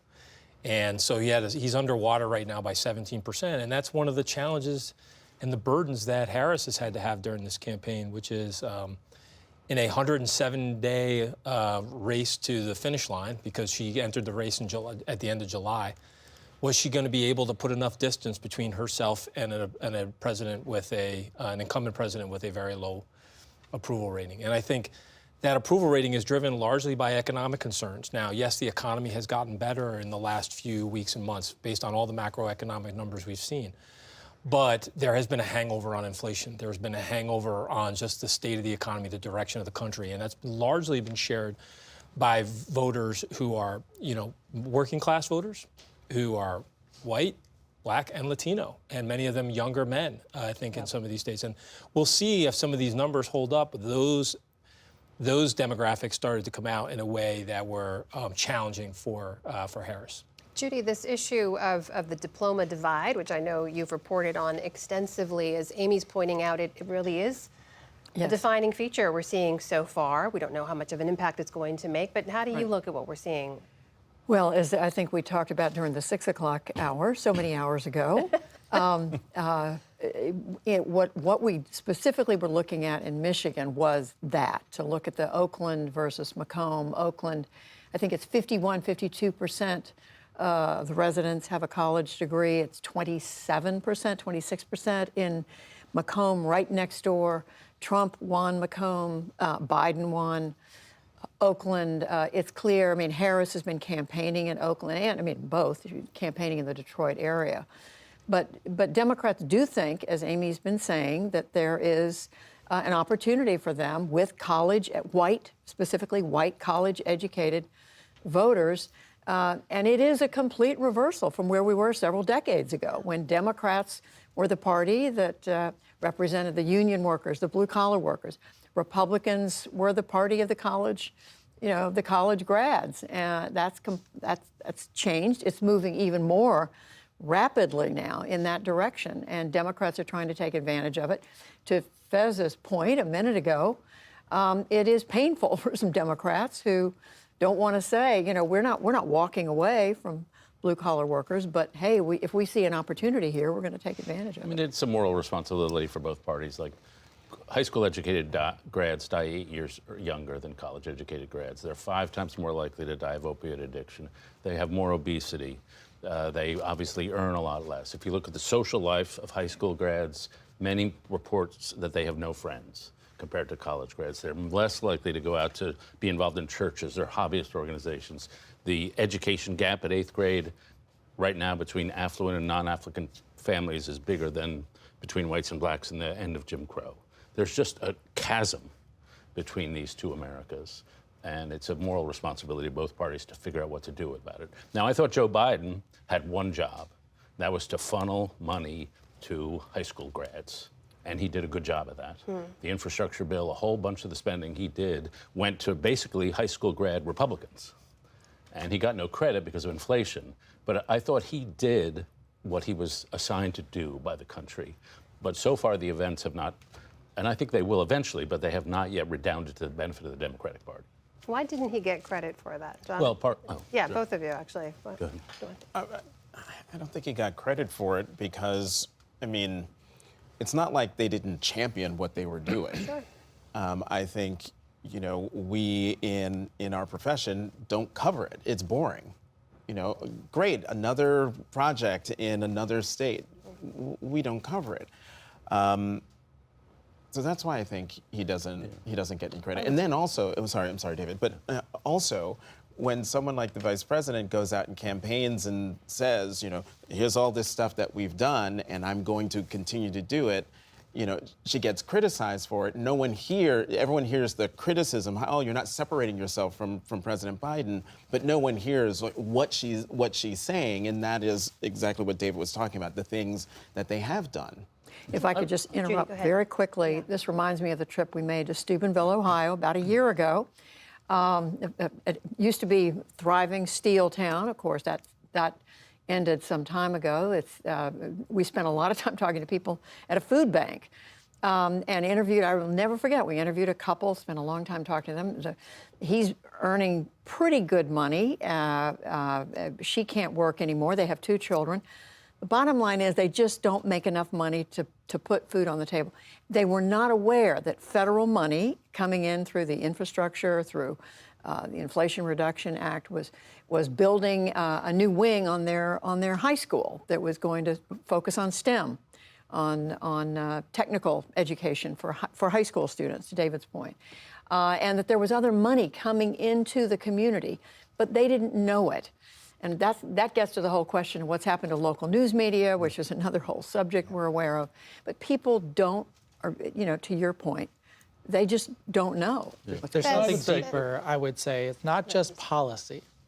Because we're having a policy conversation. I agree with a lot of policy. When you get into the art of politics, in order to animate some of these infrastructure projects, what we've done on the IRA, it's important to tell people what you fought against as much as what you fought for. That friction, that contest, that contrast is really critical. And when you get into the economic storytelling, if I asked each of you, tell me who the Democrats are fighting against besides Donald Trump, we got to answer that question. You're taking on Big Pharma, right? Haven't you taken on Big Pharma and delivered? Right. Who are you? Are we taking on big monopolists? Yes, we are. How many of our Democratic candidates are fluent in the lingo of, hey, we went out and we expanded unions through project labor agreements. We've made sure that Texans are getting their, and we had to do it despite opposition of this and this and this and this in order to do it. That's what you got to do in the political sphere. After you've delivered policy, you got to animate a contrast. And you know, this is where Trump lives. You know, he's going to do McDonald's. Why is he doing McDonald's? Because it's just a also contrast. China and immigration. But Fez, is that a failure of Democrats to adjust to the vernacular of the moment? Is that what it is? That this is the way people need these messages framed now? I thought that Biden was laying a foundation of an FDR-style Democrat in which you deliver policy. What we're missing is obviously the FDR-style politics, which is to say, I welcome your hatred. I am in some battles with you guys. I am against some battles with the powerful people. And when they start spending money, as crypto people have done, as Elon Musk has done, as some large, powerful actors have done against you, it's your job to animate and tell people, why are they spending so much against me? Who am I taking on? What are the fights? And I think especially when we got into economic discourse, there's a lot of economic framing that gets set by powerful actors in our economy. You know, they have a lot of money, a lobbyists, and the infrastructure to tell you a certain story about corporate profits, about stock buybacks, stock dividends, about what the regulators at the FTC are doing and the CFPB are doing, and they're all bad. It's incumbent upon a Democratic administration willing to take that fight to also animate that in the political sphere. I'd also say that Democrats have to worry about the shadow party, not the actual candidates or the people who are elected Democrats, but the media, the universities, the foundations. They set the cultural tone for this country. And to me, Biden, it's a test case. Can you win over working class votes just with economic policy? Right. And I think the answer is no. Yeah. That you have to show respect, you have to speak the language, people have to see people like them represented in your institutions, which they do not see in all of our information age institutions. Yeah. And so they, it's a identity. I'm going to vote for people like me. And they look at the elites and they say, well, they're not like me in a million different respects. And that's just a harder hurdle, because it's not a question of Kamala Harris running a better campaign. She ran a pretty good campaign. But everything that's happened over the last 20 years in the culture.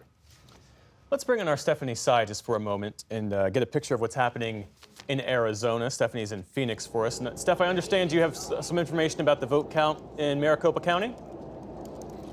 We do. We do have initial unofficial results from Maricopa County. But before I get into these numbers, I just want to lay out for voters kind of how this works.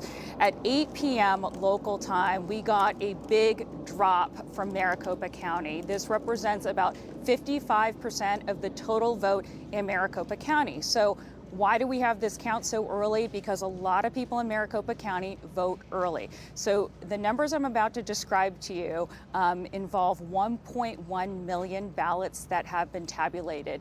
And let's just put those results in perspective statewide. There are about 4.4 million registered voters statewide. Now I'm going to read you the results that we know so far. With 1.1 million ballots tabulated, Vice President Harris has just over 50% of the vote. Mr. Trump has 48%. These results are also reflected statewide. Ms. Harris has a slightly greater lead statewide. That accounts for about a third of total registered voters. I want to talk about the Senate race. We haven't had a chance to talk very much about that from Maricopa County, but there is a competitive Senate race in which the seat for Kyrsten Sinema, who was a Democrat, now an independent, is open. That is a race between Democrat Ruben Gallego, a Marine veteran, and Kari Lake, a former news anchor who also ran for governor in 2022. Gallego, with 1.1 million ballots tabulated in Maricopa County, has a significant lead over Kari Lake with almost 54% to her 44%. That is also reflected, that trend, in statewide results as of now. That's a 10-point lead. I also want to just point out another race that we're following, and that is in Congressional District 1, where we have a Republican representative, David Schweikert, a longtime incumbent, being challenged by a Democrat named Amish Shah. He's an emergency room doctor. Amish Shah is showing a slight lead over the incumbent, David Schweikert. We also have some information on Proposition 139. Now, this is a referendum that hundreds of thousands of Arizona voters put on a petition to get it on the ballot. It would protect the right for a woman to access abortion in Arizona, where there is a current 15-week restriction without exceptions. In early unofficial results, 63% of voters in Maricopa County have voted yes on Proposition 139. So again, this is the first tranche of results representing about 55% of the total vote, and that's what we have here. We'll expect more results to come in as more ballots are tabulated throughout the night right here at the tabulation center. Stephanie Sy, our thanks to you, and we have another race call to bring you. The District of Columbia, Washington, D.C. has gone for Kamala Harris with its 3 electoral votes. Let's take a look at the map overall.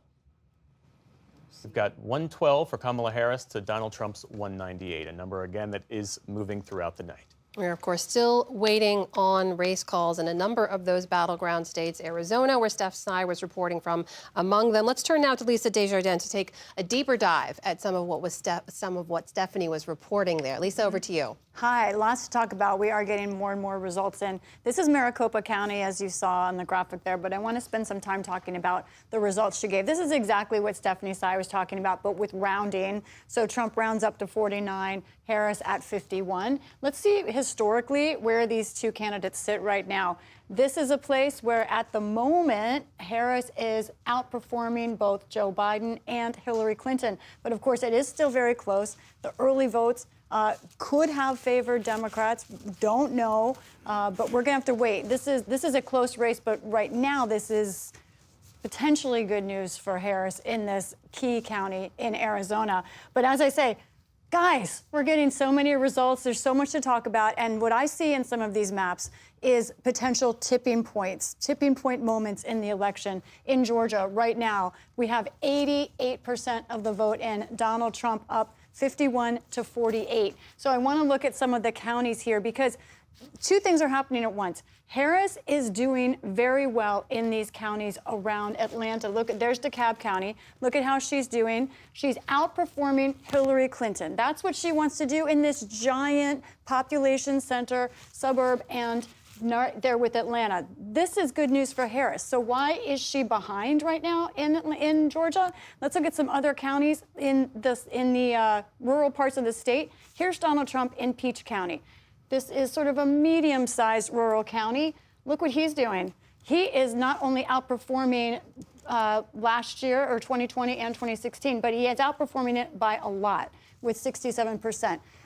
We are waiting for more results, but what I'm seeing here is rural turnout really showing up in Georgia for former President Trump. Now, there's more to talk about here too, but there's other states we have coming in. Let's take a quick look at where we are in Pennsylvania with the vote. This key state, 55% of the vote.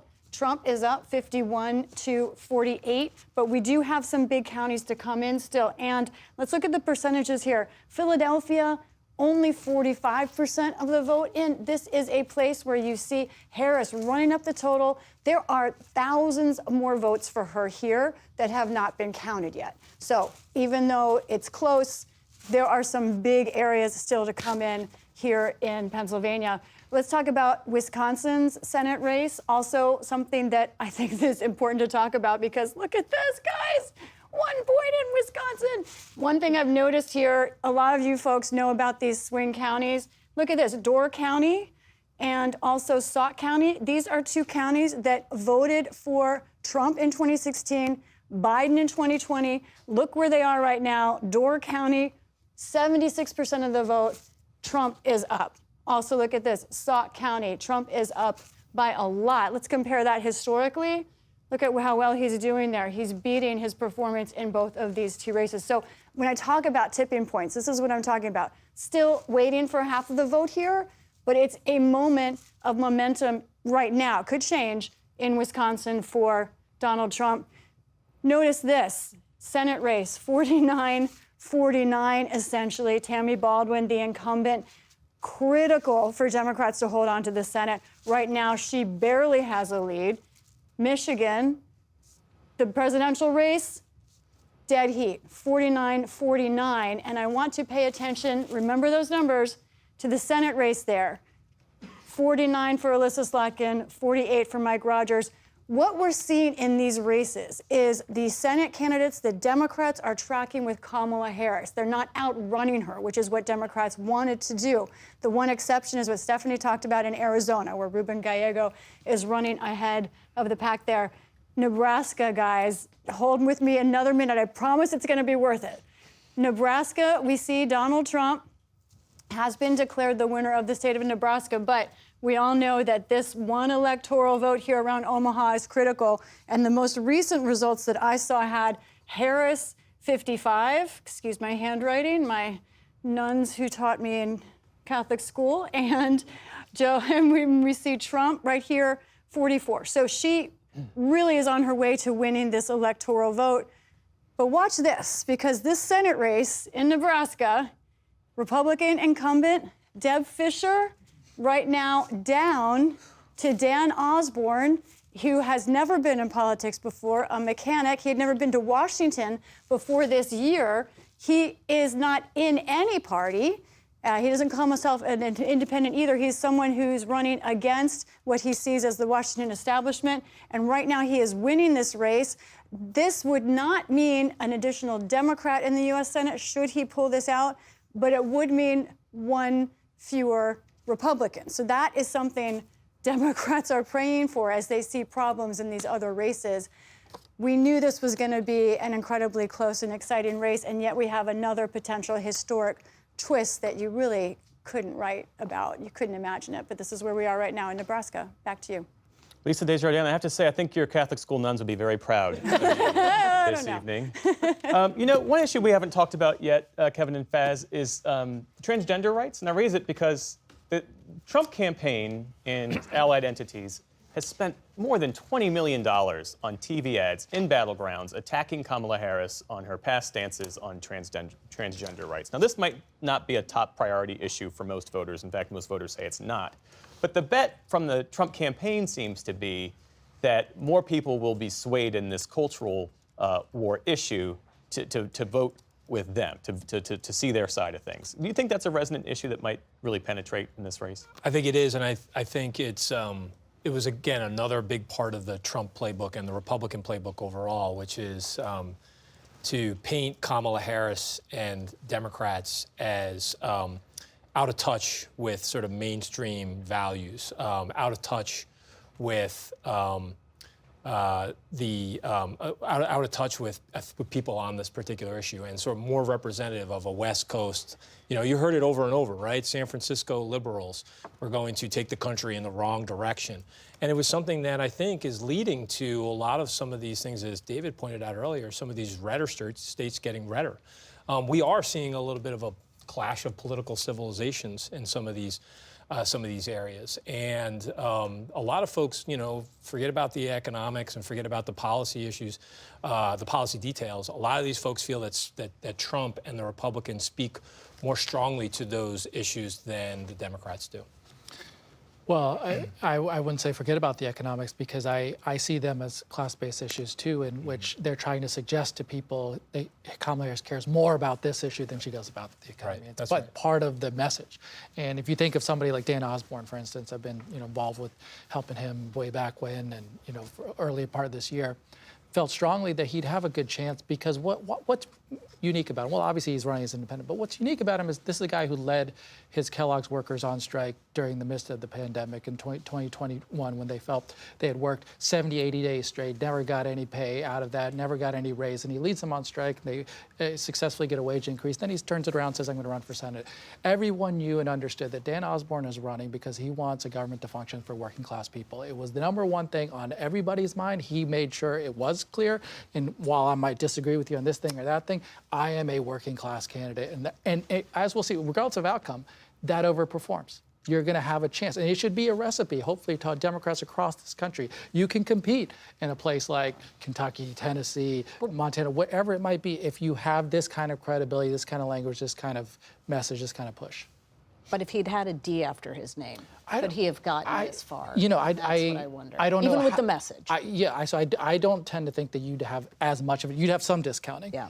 But I still think that kind of a candidate, still with the D next to their name, running with that bona fides of no one will question his credibility and desire to fight for working class people when he gets in the Senate because of where he came from, what he says, what he talks about. Would the D next to his name have limited his ability to talk about some of these other issues is a question. But to their credit, the Democratic Party of Nebraska worked together, and he's now in this position. So, but there's a message there. Well, did it limit Joe Biden's ability to do that? I mean, Joe Biden was the first president to hit a picket line. The Scranton Joe, working class Joe, is sort of key to his presidential brand. Of course, he's not in the race, but we were talking earlier about the Democrats' inability, as you phrased it, to really make that working class argument. You know this, Jeff, about me, because we did a number of interviews before he dropped out about how I felt about Joe Biden's chances.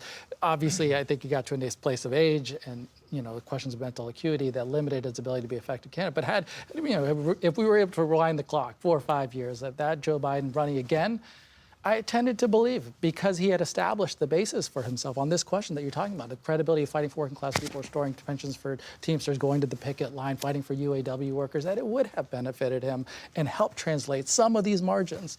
We'll never get the chance to see that, though. If I could just interject quickly, I remember interviewing Joe Biden after the 2016 election when he was so upset, frankly, and he was careful about what he said publicly about Hillary Clinton's campaign and the fact that he thought that she had not reached out enough to working class voters. And he was saying in so many words, this is something my party must do. This is 2016, beginning of 2017. Trump has just been elected just 8 years ago. Just 8 years ago. I do want to get us back out to the field, check in on one of those key battleground states we have been tracking. Our Miles O'Brien is in Gwinnett County, Georgia, with an update for us and a bit of a tour, I understand. Miles, take it away. Yeah, Amara, the polls may be closed, but the work is not done by any stretch. We're at the Gwinnett County election headquarters, and this is the lobby, which is filled right now with precinct workers from the 156 precincts all over the county. They come in the door. They have bags which contain memory cards as well as the paper ballots, provisional ballots, all right there. How's it gone so far? It's went really well. Nice and smooth? Did you have good turnout? Yeah. Wonderful turnout. Yeah. All 6 precincts I had. Excellent, excellent. So they go this way, around through here. This is where the final tabulation occurs. The election management system is in here. So that's kind of the end of the line there. But those precinct workers, as they come in with their ballots and their memory cards, go to various stations here. Everything gets checked in, double-checked, re-signed in, and then, excuse me, how's everything going for you? Great. Is that nice and smooth? Nice and smooth. Yeah? It's getting a little busier, huh? That's what we want. Yeah. So then they put everything on these carts, and down the hall they go into the main area here. Now, here's what we know so far. They've counted 323,289 ballots. Donald Trump with 129,930. Kamala Harris with 188,560. Now, we would expect Kamala Harris to lead in this county because of the demographics of this county. Historically, it was red. It flipped in 2016 to blue and has moved in that direction. Now, this is where the real counting is occurring right now. You see all of the empty bags now, which contain the memory cards and the ballots. All the sorting is going on. Still a lot of work to be done. We know that this was a record turnout of over 400,000 voters in Gwinnett County. Never seen anything like that before. So the night has been a little bit longer than they expected. So back to, we'll be here. We'll let you know how it goes. Miles O'Brien in Gwinnett County, Georgia, with a fascinating behind-the-scenes look at democracy in action. Miles, thank you so much. Meanwhile, at this hour, 2 more Senate races we can call and report to you.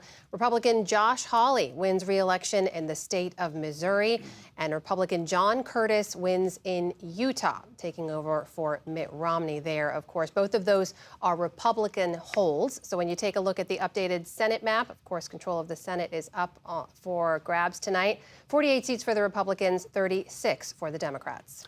And there's one governor's race of note in New Hampshire that we're going to bring you. Republican Kelly Ayotte has won that race.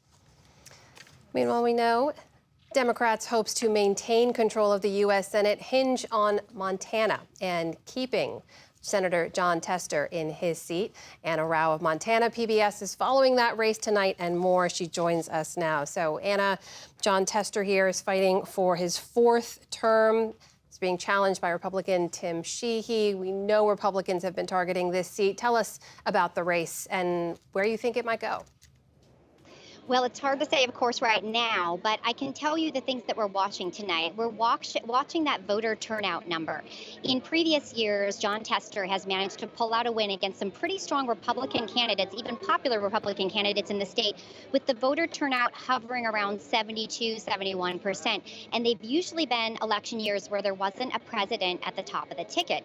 However, we're expecting a higher voter turnout today, and the last time that we had a voter turnout of this size was about about 80% maybe 4 years ago. So if we're hitting the 80% mark, it could be very difficult for Senator Tester to pull out a win, and more likely Sheehy would take that seat, and then power of the Senate would go to Republicans. So we're really watching that voter turnout number tonight. What we're hearing is there is a tremendous voter turnout. The question is, who's turning out? Are they Democrats? Are they Republicans? Are they rural voters or urban voters? And that's what we need to figure out as the night goes on. It could be quite late into the morning before they decide who won this race.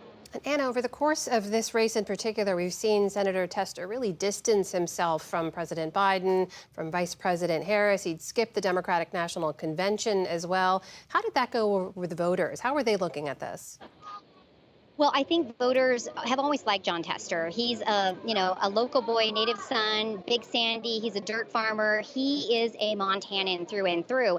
So I don't feel like they find that to be disingenuous. And I feel like he's always had to ride that fine line to prove that he's Republican or that he's Democrat, but also Montana enough to win the race. So he has to do these things, distance himself from Biden, distance himself from national Democrats. And of course, Sheehy has tried very hard throughout his campaign to tie him to Kamala Harris and to tie him to Biden and to tie him to immigration and all of the things that are very unpopular in a red state like Montana. But in the past, ticket splitters have made the day for Jon Tester. And in 2012, when Obama lost the state by 14 percentage points, he won his seat again by 4 percentage points over a very popular Republican. So those ticket splitters in the state have been key, but the state has turned redder over the years as more people move here. And so it's anybody's guess what's going to happen tonight. With that high voter turnout, it could be Democrats, it could be Republicans. More likely, if we see high voter turnout in the state of Montana, that's going to benefit Sheehy and not Tester in the state of Montana. That is Anna Rao from Montana PBS joining us tonight. Anna, thank you so much. Good to see you. Thank you. And a presidential race call we can bring you at this hour. The state of Kansas, with its 6 electoral votes, has gone to former President Donald Trump. And we also have one more Senate race to call at this hour. Democrat Martin Heinrich has won re-election in the state of New Mexico. Bring it back here to the panel now and make a note about that Martin Heinrich thing. I'm only thinking about that because I recall during the whole conversation about whether Biden was going to stay or go, and you had a number of members of the House and the Senate on the Democratic side kind of nudging him to leave. And when Martin Heinrich put out a statement, I think it was on Twitter, saying, I think it would be best for you to drop out of the race. That's when you realized that this thing was really getting to be a 5-alarm fire for Democrats, right? Because that New Mexico is a state where Democrats shouldn't, a Democrat up for re-election in a state like New Mexico should not be worried about his own race in a presidential year. And obviously, he ended up winning, but it's a different top of the ticket. Amy, stand by just 1 second, because I want to bring another race call in here that I do want to get your reaction to on the back end. We can now report that the state of Iowa has gone for former President Donald Trump. There we go. Amy says, there we go. Wow. Let's take a look at the national map just for an update at this hour, coming up at 10:45 here on the East Coast. Former President Trump now has 210 electoral votes to Vice President Harris's 112. Of course, we're still waiting on race calls in all of those battleground states. But Amy, your reaction? Yeah, as we had just discussed, sometimes an outlier is an outlier. And this is part of the challenge that we are living in a time where we had, I think, 4 billion polls of Pennsylvania, and we literally had 2 polls out of Iowa, statewide polls out of Iowa. The only thing that we had, and it felt a lot like, what is that thing with the elephant? You don't know if it's an elephant. You're just touching certain too parts. Close to it, so you can't tell what it is. So we were seeing results, presidential numbers in 2 key battleground House races that didn't show that she was outperforming Biden by much. So that's why we didn't say, I think this is a race. We did not move the race into a highly competitive category. And indeed, it looks as if those 2 races, at least right now, only in the 1st district, we're still out a bit. But that 3rd district race, which is the Des Moines district, the Democrat now is ahead, but only by a point. So it's going to come down to those two. And those two are critical for Democrats in the House. We haven't talked a lot about House races, in part because none of the really critical House races have been called yet, which is also telling. So everything we thought about this election, about how close it was going to be at the presidential, how close it was going to be at the House, is actually coming to pass. I was going to ask you that question. I mean, if we reset a bit and establish the Iowa poll that came out this weekend as an outlier, that this race is coming down to the Rust Belt being on a razor's edge, is essentially what many people thought from kind of day one, right? That was always that pathway of, all right, Pennsylvania is literally the most important state. It is now seems more and more likely that it is going to be the decider. That is, if Harris she still has to win, though, Wisconsin and Michigan in order for Pennsylvania to be the decider. With a heads up to Lisa Desjardins that we're going to head your way in a bit, Kevin Madden, your thoughts? Well, yeah, I think I'd love to pull the tape from when we were all sitting here in January and February. We were saying it's going to come down to 7 states in about a 30-mile radius around Philadelphia, Atlanta, Maricopa County, Milwaukee, and Detroit. And here we are watching all of these numbers come in. But yeah, and it also just shows, and David and Judy have talked about this earlier as well as Jonathan, is that the country is incredibly divided. And there's going to be an incredible amount of challenges on the other side of this. Like, we will not have solved all of our problems with this election tonight. And, 6 months from now, we're going to be having a lot of these same debates about the divisions in the country and what both parties can do to sort of win the middle back. And that's a lot of what Faz also mentioned, too. But let me do a counterpoint. I'm just, for conversation purposes here. Amy, I would challenge you on this question. Would it be fair to say this is now the 3rd election in a row in which we've discounted Trump's strength on Election Day? Because if you say in 16 he overperforms, in 20 I would argue he overperforms. Yeah. Where you look at that margin and what he shows up and not in the midst of a pandemic, delivers the Republican House in many ways. And here we are again looking at an overperformance, in my view, based off, we had all these theories of silent Harris voters and all these other things. Right. What would be your reaction to that proposition? Well, The polling industry has now discounted them 3 times in a row. Well, except that they didn't, because if it really does come down to the fact that those 7 states are being decided by 1 or 2 points or 3 points, right? Then it is saying exactly what we said, which is that these are the places. But it does say, and this is the point that a lot of Democrats have been making to me throughout the entire campaign, is if you do not take the fight to, I think this was your message too, if you don't take the fight to those voters and make it very clear in the way that Democrats are making in Pennsylvania, in Michigan, in Wisconsin, in Arizona about what's at stake, that's where Trump does better. In the places where they do make that case, that's where Democrats do a little bit better. Right. And we saw that in 2022, right? That there were states that Florida number came in. I was sitting with you all. That Florida number came in, and we were like, oh, wow, this is going to be a big, big night for Republicans. But once we got into the purple states, it was a very different conversation. So that is what I love about campaigns is that everybody has a theory of the case going into a campaign, and election night is the time we get to really test out if that's true. And if Harris is able to win those blue wall states, the answer will be, that's right, the places where we really put the energy, effort, messaging, and money, we have an evenly divided, and it lined up with where the polls were. I think Lisa Desjardins is standing by over at the super screen for us to give us a deeper dive at the data. Lisa, take it away. Right, we've got lots to talk about. Arizona, as you're talking about, look at this. This is a mathematical hat trick, I will call it. 50% Trump, 50% Harris, with 50% of the expected vote in right now. Could not possibly be closer. And to get at, again, what Stephanie Tsai was talking about, we're still got 54% of the vote in Maricopa County. A lot of votes to come in here. Harris is still in the lead in that county. So what are we waiting for? Apache County, which is what Stephanie Sy was talking about as well, where they had voting problems. I'm told there's some 9 precincts around the state that are still open right now as I'm speaking. Now, this is an area that goes usually blue, but there are 2 red counties as well that Trump will be waiting for some numbers on. So again, so unbelievably close. Let's talk about that House race that we're watching closely here. The incumbent, Dave Schweikert, deficit hawk here in Maricopa County. This district is, let's say, right around there. Arizonans, don't be too mad if I'm a little bit off. And then the challenger, Amish Shah, an emergency room doctor. Many a challenger has gone up against Dave Schweikert and failed, but right now, this one with 63% of the expected vote could flip a seat. Remember, to take over the House, Democrats need to flip a net of 4. So this is when they've got their sights on. Democrats would like to see it flip.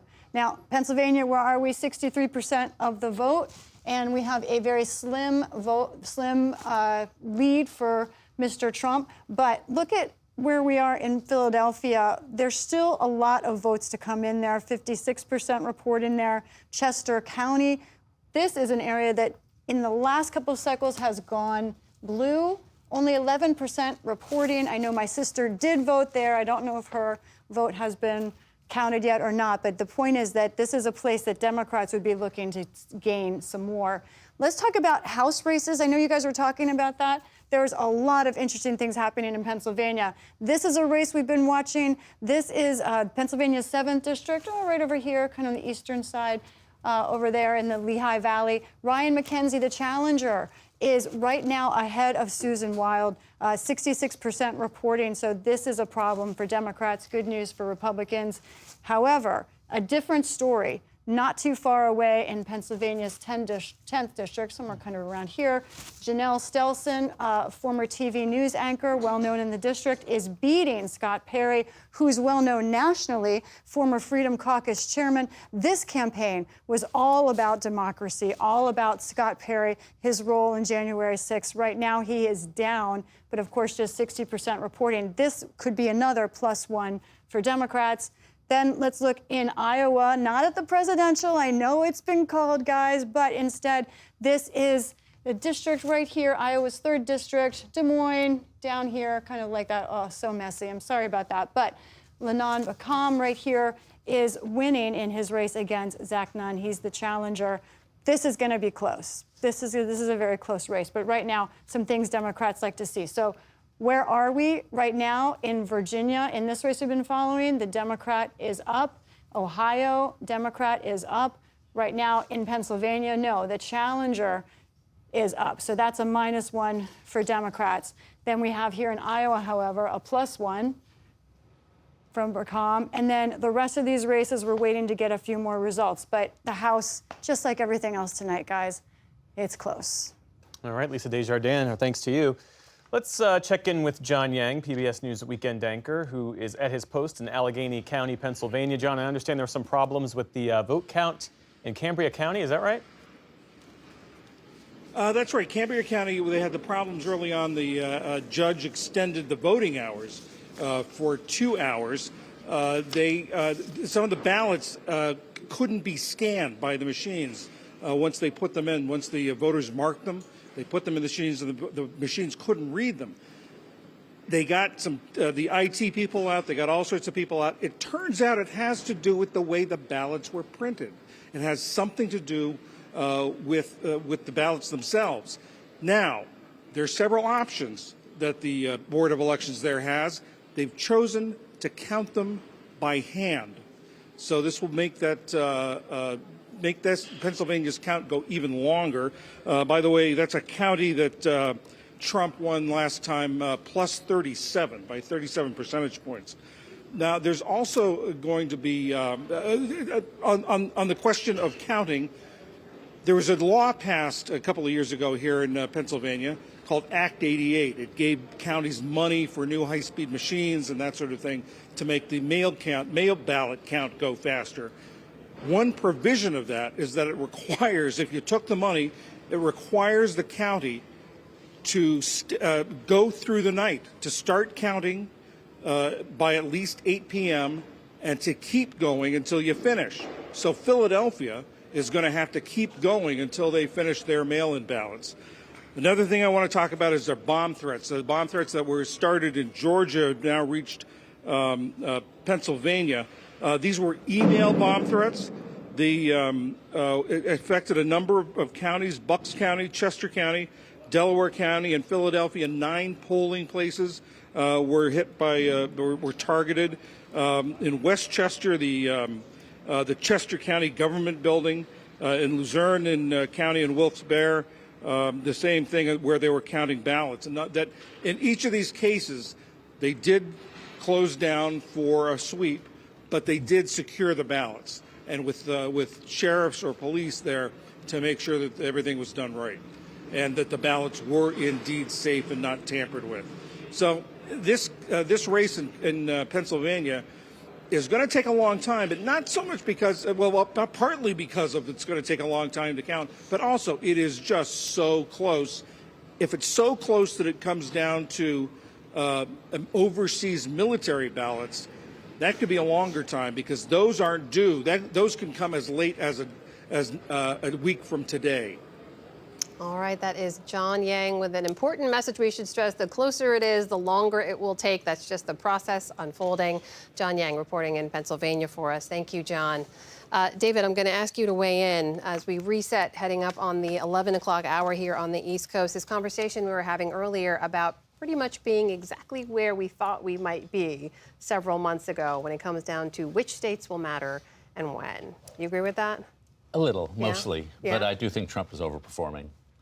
You look at these stilts, Georgia with 93% of the vote in, he's up by 3. North Carolina, he's up by 3. Pennsylvania, he's up by 3.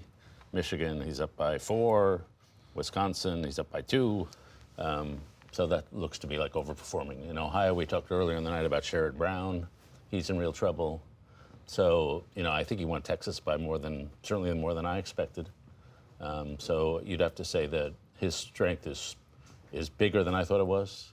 His strength we expected him to gain among Hispanics with some of these numbers out of places like Michigan. His gains among Hispanics are kind of eye-popping if the exit polls are to be believed. So I'd have to say it's a long way to go, but right now it's less close than I thought it'd be. Jonathan, about 30 seconds left before we go to a break, but what do you make of where we are? Well, I'm still waiting for all the votes to come in. Yeah. And it's one thing for 93% of the vote to be in, but it's another thing if it's 50-something% of the vote in, and then where's that remaining vote? And so that's what we have to keep our eyes on. We will keep our eyes on, not get ahead of the calls as they are made. It comes down to math and facts, everybody. However, at this time, we're going to take a short break so PBS stations can report on some of their state and local races. We'll be right back at 11 p.m. Eastern when polls close in a few more states, including California and Washington state, so stay with us.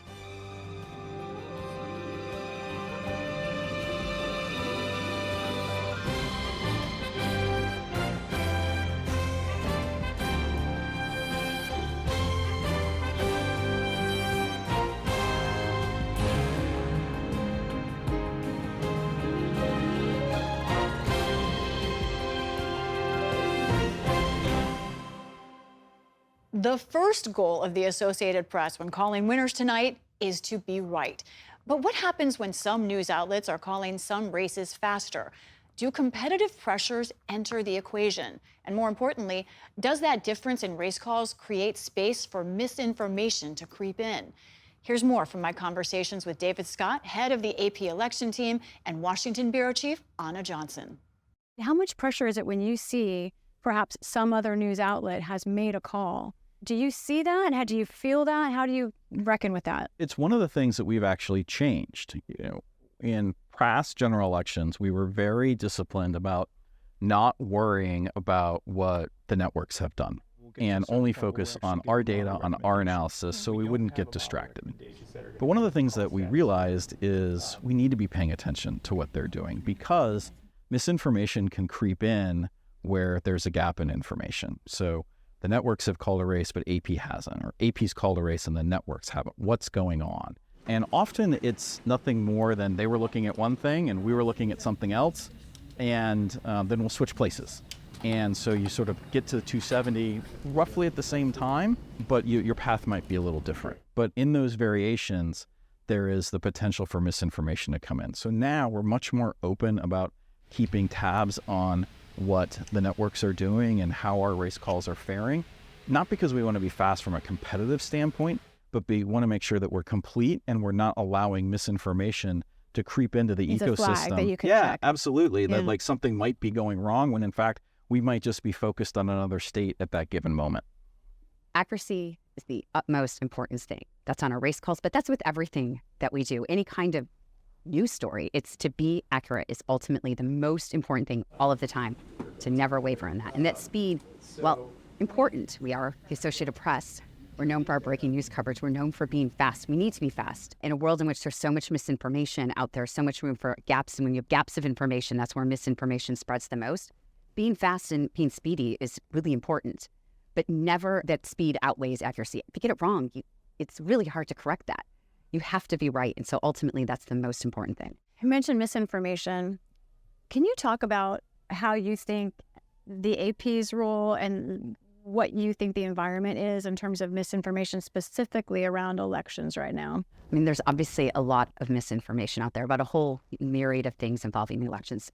Focus on the election process, how elections are run, how ballots are counted, everything involving an election. There's so much misinformation about it. Our role in fact-based journalism is to say, this is the actual, to combat that sort of misinformation in any way that we can.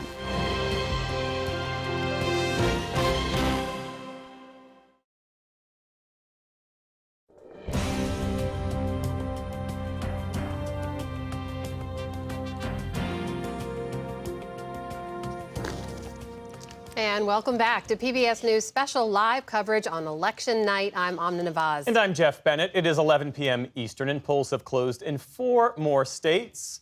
We can call the state of Idaho with its 4 electoral votes for Donald Trump at this hour.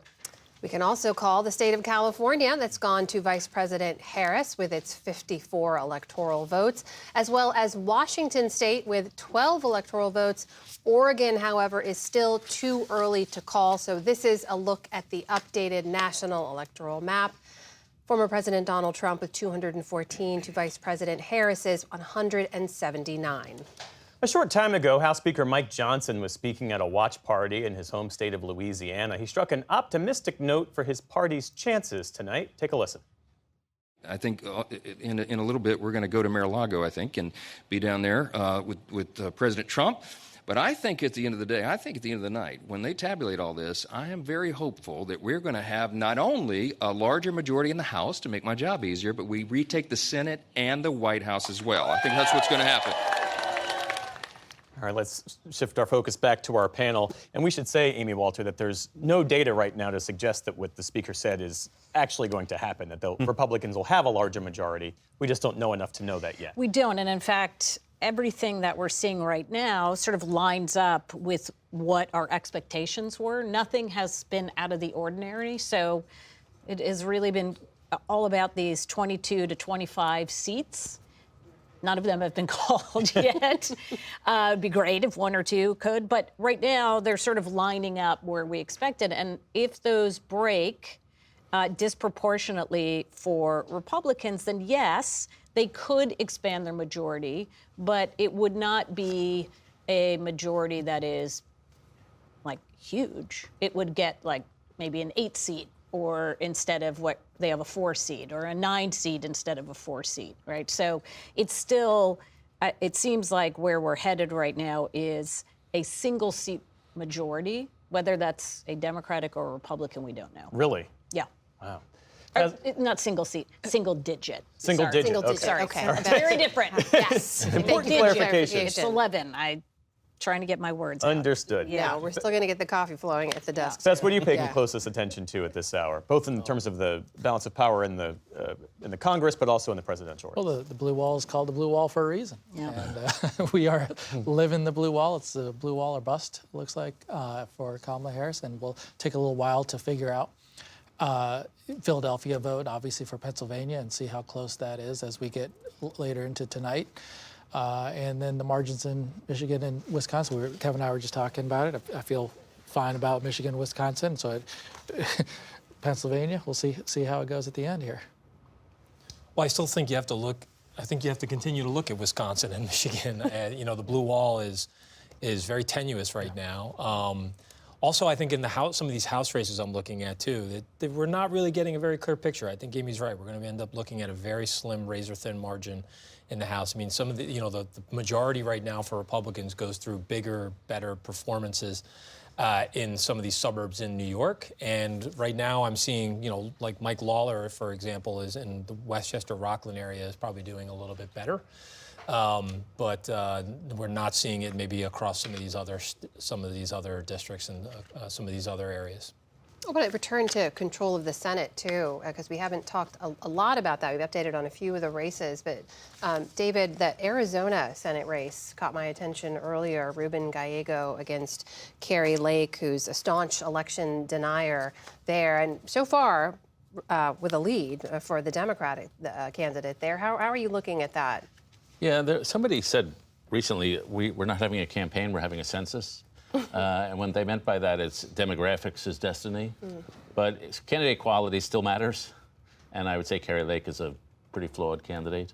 And so she didn't do well last time she ran statewide in Arizona. She may not be doing so well this time. So that's a candidate where I would say the candidate quality there was a wide gap favoring the Democrats. You don't think that's indicative of anything broader in Arizona that's specific to candidate quality on the Republican side? Well, we'll see how the presidential turns out. But in general, the presidential, the pattern holds. The Susan Collins exceptions is still the Susan Collins exception, that when a president wins a state, it's pretty much his party or his or her party's nominee that tends to win that state. And that seems to be holding tonight. John, what do you make of that? Which part? Well, David's theory both that Susan Collins is the exception, but also Ruben Gallego polling with the tally that he has right now. Well, sure, great, because candidate quality should matter. And it's great that it matters at the Senate level. We're about to see if it matters at the presidential level. But I'm looking at the Senate in terms of who takes the majority, especially with that Nebraska race, since Dan Osborne. Dan Osborne said that he isn't going to caucus with the Democrats or the Republicans, which would make him, if he's elected, probably the most powerful person in the Senate if it's a 50-50 or 50-49-1 Senate, where whoever the president is going to have to work with that person. Also, with the Senate majority, and this is why the race with the White House is so important. Right now, it's a 50-50 tie with the West Virginia seat going Republican. The Vice President of the United States is the tie-breaking vote, as Vice President Harris can say, since she had to stay in Washington for the first 2 years to break all those tie votes. If we have a 50-50 Senate with a Vice President Tim Walz, the Democratic agenda, such as it is, may or may not be able to get through because of the 60-vote filibuster. But if it's Vice President J.D. Vance, the same issues hold. But I think for a lot of Democrats, they'll be probably quite happy, if that were to be the case, that the filibuster is still in place. Let's bring in our Laura Barone-Lopez, who is at the Harris Campaign Watch headquarters tonight over at Howard University. So, Laura, I understand Jen O'Malley Dillon has told campaign staff that as you know, she said all along, this is going to be a close race that comes down to a handful of states, and that she said that she feels pretty good about how things are shaping up this evening. Do I have that right? That's right, Jeff. Jen O'Malley Dillon sent a memo, to campaign staff that we've obtained. And in that memo, she says that it was always going to come down to the blue wall states, even though they're still waiting as votes trickle in the Sun Belt. And she says that they feel good about what they're seeing. Specifically in Pennsylvania, Jen O'Malley Dillon says that that the campaign overperformed turnout expectations in Philadelphia, that they overperformed early vote expectations in Bucks County, Jeff. And just to pull back the curtain a little bit, Laura, a lot of times when campaigns send those memos to staff that are also shared with reporters, they are meant for public consumption. So you have to imagine that Jen O'Malley Dillon and the Harris campaign also want that message to get out to Harris supporters and Democrats across the country. How much of that message, based on your reporting and your sourcing, is spin, and how much of that is are you okay? Yeah, sorry. Okay. I think No, I no need to get sweat. a little That's okay. drink of water. But how much of that if you okay? So we get I'll go to our Rick. old campaign hands. When you get a message like that, when a campaign sends out a message like that, how much of that is spin? And how much It was directed at you, Jeff. Thought, honestly, you, MSNBC, CNN, a bunch of media pundits who, they're trying to say, don't start counting too early and suggesting that there's an outcome here. Give us an opportunity to make sure all the votes are counted, which is absolutely fair. And she's giving you the tea leaves of where they'd be looking. So yeah, that was intended for you more than the campaign staff. Yeah, that memo was not obtained. It was sent out so that it would be sent. It would be sent out to staff, so it would be leaked right to the press. Okay. So the message spin at this point, and we are now just past 11 o'clock here on the East Coast. We're just as a reset for our viewers, we do not yet have race calls in those key battleground states we are tracking and where the presidential race will be decided. So, David, your theory before we went to the last break here is that Trump is overperforming. You're hearing the pushback from the Harris campaign here saying they're actually overperforming in states that are in parts where they know that they're traditionally strong. And is it just too early to say? Well, it is too early to say, but we have some actual results. I mean, 93% in Georgia and 68, 80% in some of these states. If I could ask our two campaign veterans, when people give us this spin, do you secretly know that it's just spin, or have you persuaded yourself that oh yeah, we're winning no matter what? Or is it actually true? I've never heard a campaign operative tell me our internal polls are just terrible for us.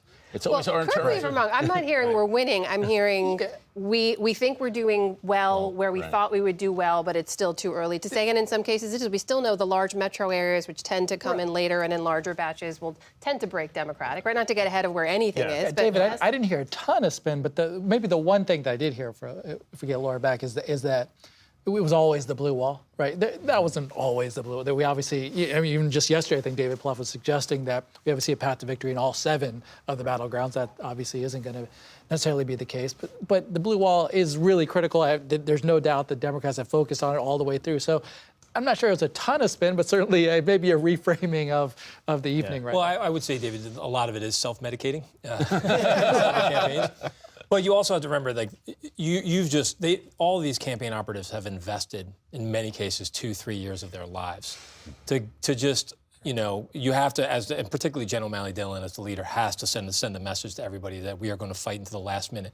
And you don't know if you're going to actually be asking by the end of tonight some of these folks to get on a plane and go to a recount somewhere in some of these states where it's still very close. So that's a really big part of the psychology of it all.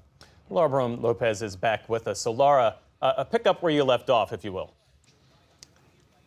Yeah, sorry about that, Jeff. So Jen O'Malley Dillon was also saying that specifically in Michigan, they are waiting a significant amount of the vote to come in. In the city of Detroit in particular, they say that vote will not be reported out until roughly midnight. And then in Wisconsin, Jen O'Malley Dillon says that there's also a significant amount of vote remaining. They're looking at 2 counties in particular, Dane and Milwaukee counties, and they don't expect to hear a result in Wisconsin until about 3 or 5 a.m. And then, of course, there's Nevada. When I was talking to sources yesterday close to the campaign, they said that they ranked the Blue Wall and Nevada as the top states that the campaign was the most confident in. They were not as confident when it came to the Sun Belt states and Arizona. So that really does appear to be her best pathway right now.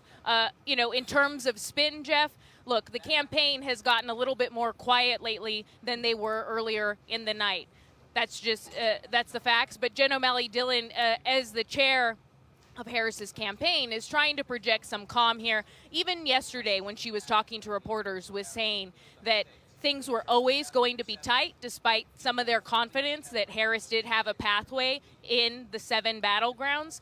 They were all along saying that things were going to be narrow, that the margins were going to be tight. I was texting with Congresswoman Debbie Dingell just a moment ago, a congresswoman from Michigan, who in 2016 had warned about Michigan and Hillary Clinton's chances there. Debbie Dingell said that she was nauseously optimistic still and that it was going to be tight, but she wasn't worried just yet. And that's kind of the sense that I'm getting from a number of Democrats, those here, those elsewhere, that they are trying to be as calm and patient as possible and still feel as though there is a pathway for her in those blue wall states and when Nevada comes in.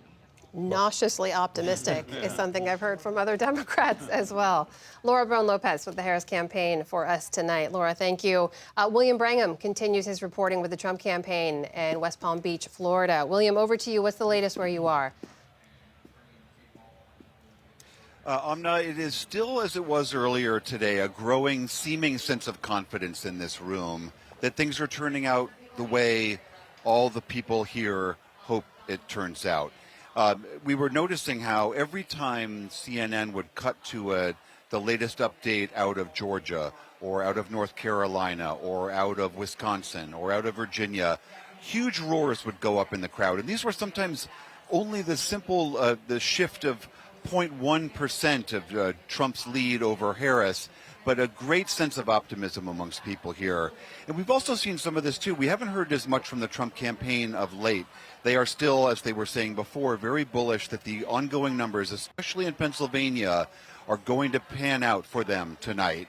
The other thing we've also seen is that Trump is not has seemingly toned down his social media criticisms and allegations of fraud and voting irregularities in Pennsylvania and Michigan. He hasn't been doing as much of that.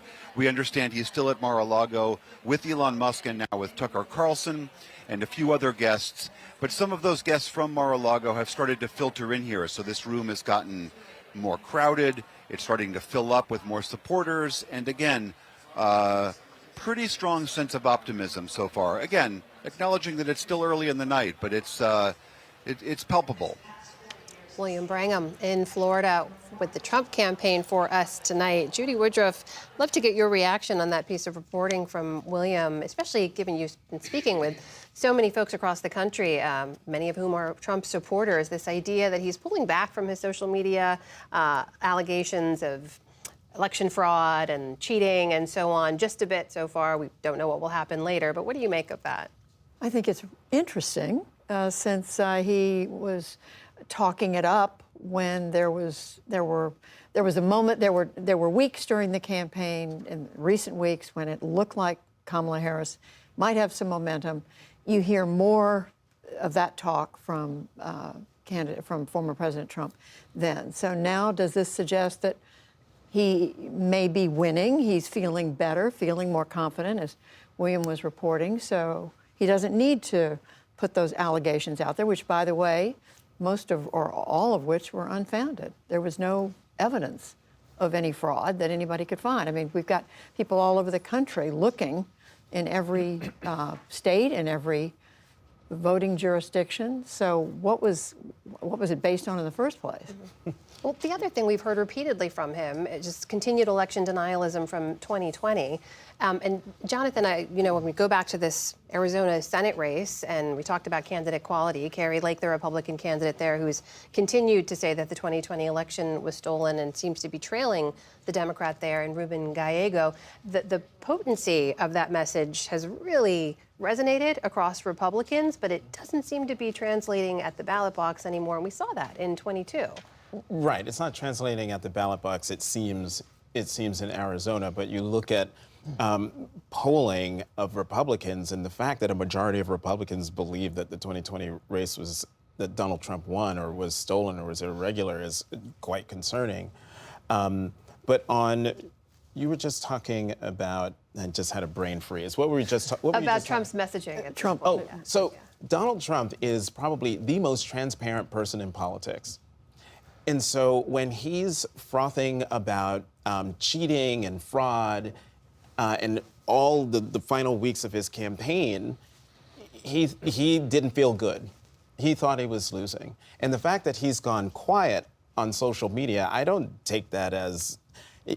He's probably looking at the New York Times needle, which is sitting there in the red and thinking, okay, and whatever data he's getting, and, well, I don't have to do this anymore. But I suspect as we go later into the night, we might see him gin it back up. And if he starts doing something on his social media site or doing things on Twitter, that could also be a sign. David, do you agree with that? Yeah, I give him time. He'll say something stupid.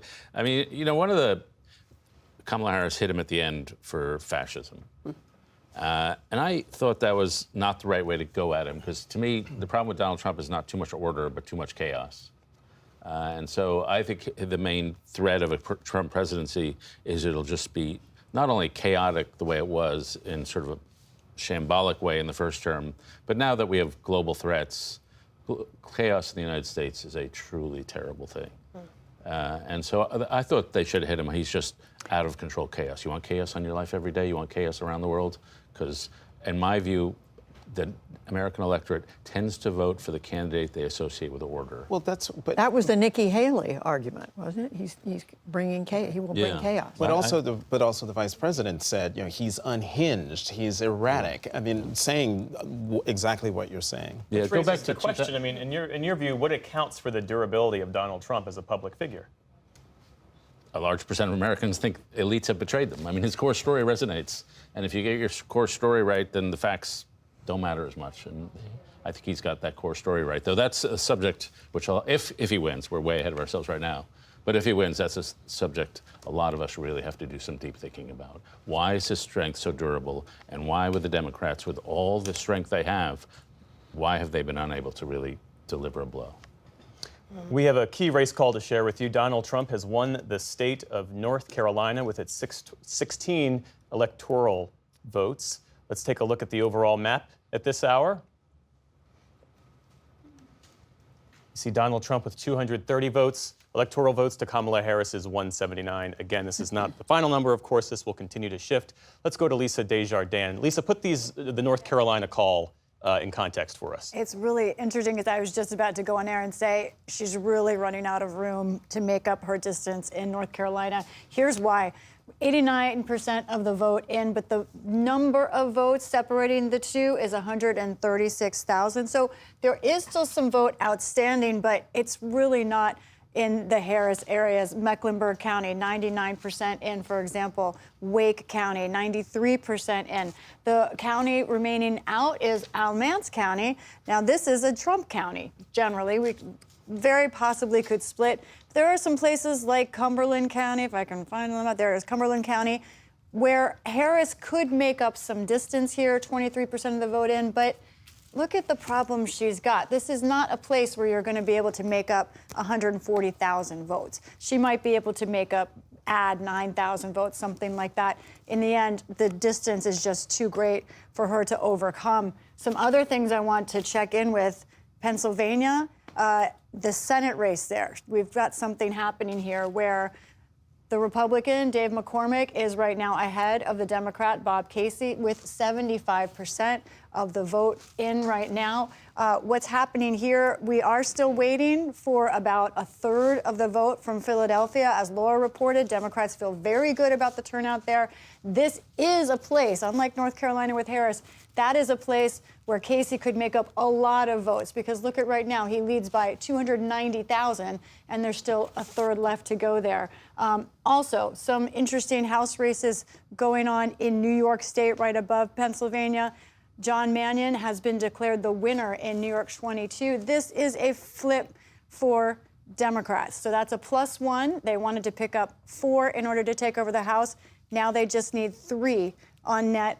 Brandon Williams, the incumbent, is out. This is sort of Utica, New Hartford area. Let's look at some other New York races that will tell the tale of the House. Mike Lawler, the defending Republican. Right now, he is still winning this race, 75% of the vote in, looking very good with a comfortable margin against former Congressman Mondaire Jones. And let's also stick with New York here. Laura Gillen, this is a Long Island district. She is the challenger, and she is right now beating Anthony D'Esposito. This is going to be close. This was a headline-making race for sure. D'Esposito, a former New York City detective. However, the headlines about him about a month ago were a story saying that he had hired his mistress to work for his congressional office. He didn't deny that, but he also said he never did anything ethically wrong. Abortion is also a big issue in this district right now. Democrats see this could be their next pickup. One last thing I want to do, let's go to the electoral map. Now that we have seen North Carolina called, what does this mean for Harris? Well, if indeed the blue wall is still her path, Pennsylvania, Michigan, Wisconsin, she still has the same opportunity she's always had. Let's say we go Georgia, let's say that goes for Trump. New Mexico has not, these will have this go blue, Mexico blue, and then we've got Arizona red. It's still close, but she still clearly has a path. This is sort of how we expected things to go. This is the map with races not filled in, but just to say the blue wall, it could still add up. This is how we expected it to go for North Carolina, but we'll keep watching. And Lisa, that House race you mentioned, that was the one that flipped. That's the first flip of the night. This is the first flip of the night. That's correct. There are some other races, as I've been saying, where the challengers are leading, but this is the first flip of the night. This probably was the most vulnerable Republican in the country. I spent some time in this district. Brandon Williams really didn't do a good job getting to know his constituents, and they felt it there. There is a lot of Trump support in this district, but not support for him as much. All right, our Lisa Desjardins with the deeper dive there. And just to clarify for everyone following at home, Lisa was playing with some of the numbers there on the national electoral map. That is not where things stand at the moment. Here's what it looks like. I'll tell you what happened. Exactly. Moment. This is the that. This is right. So this is the if you take the this is the way things are expected to go. This is not races called, but this is sort of the expectations from the Cook Political Report by Amy Walter. And if you just leave the toss-ups out, that helps you with your path. But here's the races that have been called right now. This is what we're waiting for. So Trump right now within 40 electoral votes of becoming president, but Kamala Harris still has a lot of her big states out there, Minnesota, New Mexico, where she could easily make up some distance. Right. Amy Walter, are you familiar with this Political Report of which she speaks? I've heard of such a thing.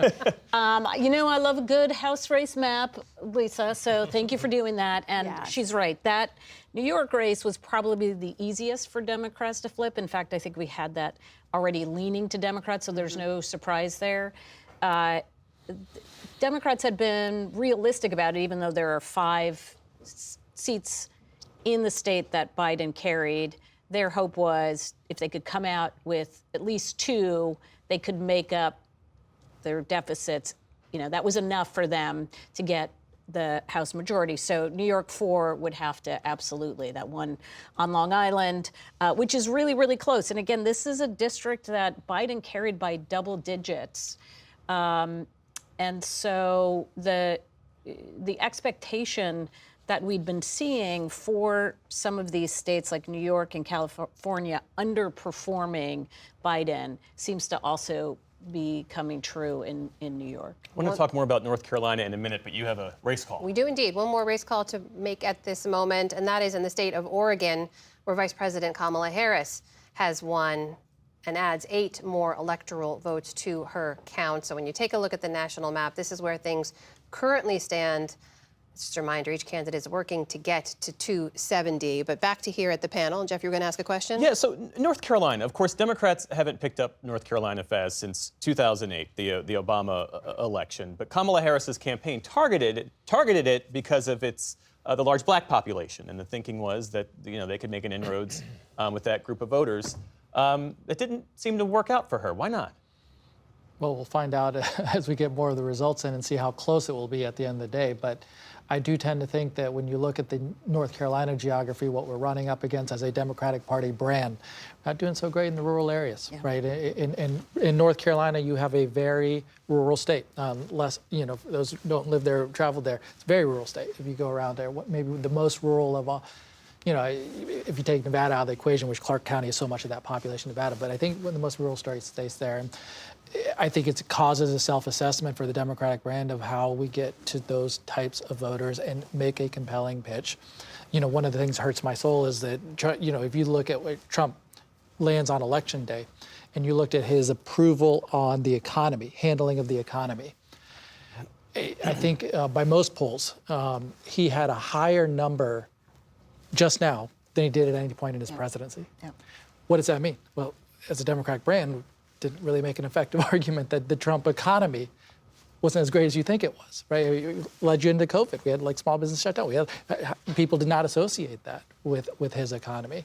And I feel like that's where in order to get back to some of those rural voters, you gotta talk their language, speak their language, and understand and associate with their condition. How do you see it, Kevin? Well, I think North Carolina was always probably one of the toughest swing states, battleground states here. I think what's turned Georgia into a legitimate battleground state, and Arizona is like the influx of people into places like Maricopa County and in the sort of suburbs of Atlanta. They are bringing some little bit more liberal blue state politics with them when they move there.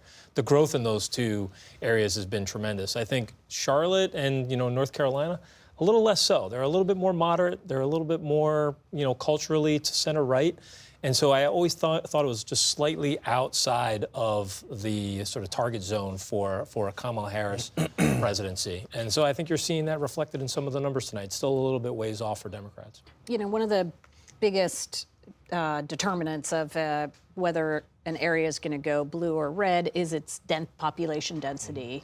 And so it's not just that it's rural, it's that if you're in North Carolina, a place Judy knows very well, but if you're in the middle of Durham, or if you're in the middle of Asheville, or if you're in the middle of Charlotte, and you don't have to drive very far, just drive 5 miles. Yeah. And you go from dark blue Kamala Harris signs to Trump flags everywhere. It is not, there's no transition. These states, the states where Democrats do better, and that's why Georgia has been better, and that's why Arizona's been better, are the ones where you have the transition areas. So you get the urban area, and then you get suburban, and then suburban keeps pushing out, and then you get exurban, and then you finally get to rural.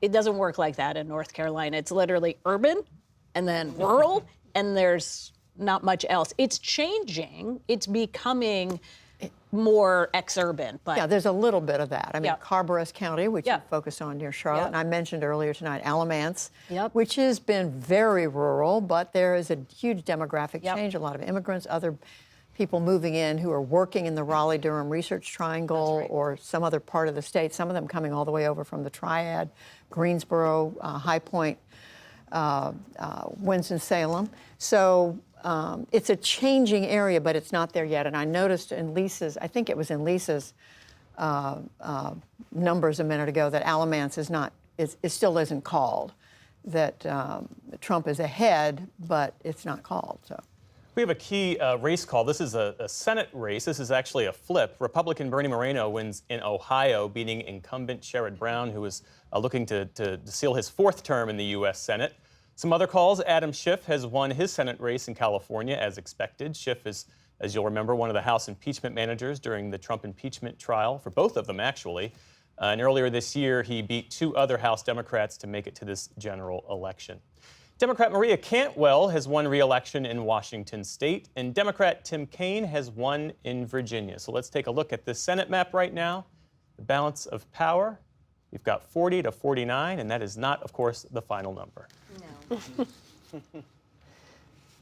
Let's bring in Stephanie Sy, who is covering the latest from Maricopa County in Arizona. Stephanie, what do you have for us? Hey, Jeff. Well, the work of tabulating and processing ballots is a 24/7 job here at the Maricopa County Elections Office. There are hundreds of people, a lot of them temporary workers that they brought in for this job. And so the tabulation continues. But I thought it bore remembering, especially as we look at those early Maricopa County results that came in at 8 p.m. that showed Kamala Harris with a 2% edge right now over Donald Trump. That's with 1.1 million ballots counted. A lot of what I heard from Republican operatives in the state last week was how big the Republican registration advantage is going into election 2024. There are more than 200,000 Republicans registered that were not registered in 2020. And it felt that there was some degree of optimism among Republicans I spoke to last week about that. And I think it'll be interesting, though, to see where those Republicans actually landed. And the reason I bring that up is you have to remember that after the 2020 election, the GOP party in Arizona really fractured. You had state GOP members going after elected Republican election officials, other Republican state legislators that refuse to go along with the fake electors scheme. Several of them have been indicted and are going to trial in January. So you still have a very fractured party here. And so a percentage of those that are still registered as Republicans here, I heard one consultant say about 5% of them are those McCain, Reagan Republicans, those establishment Republicans. And it's not clear what their ballots say, especially at the top of the ticket. And I will say that I interviewed two lifelong Republican women last week, one of whom said she was 100% in for Kamala Harris in this election, even though she voted Republican down ballot.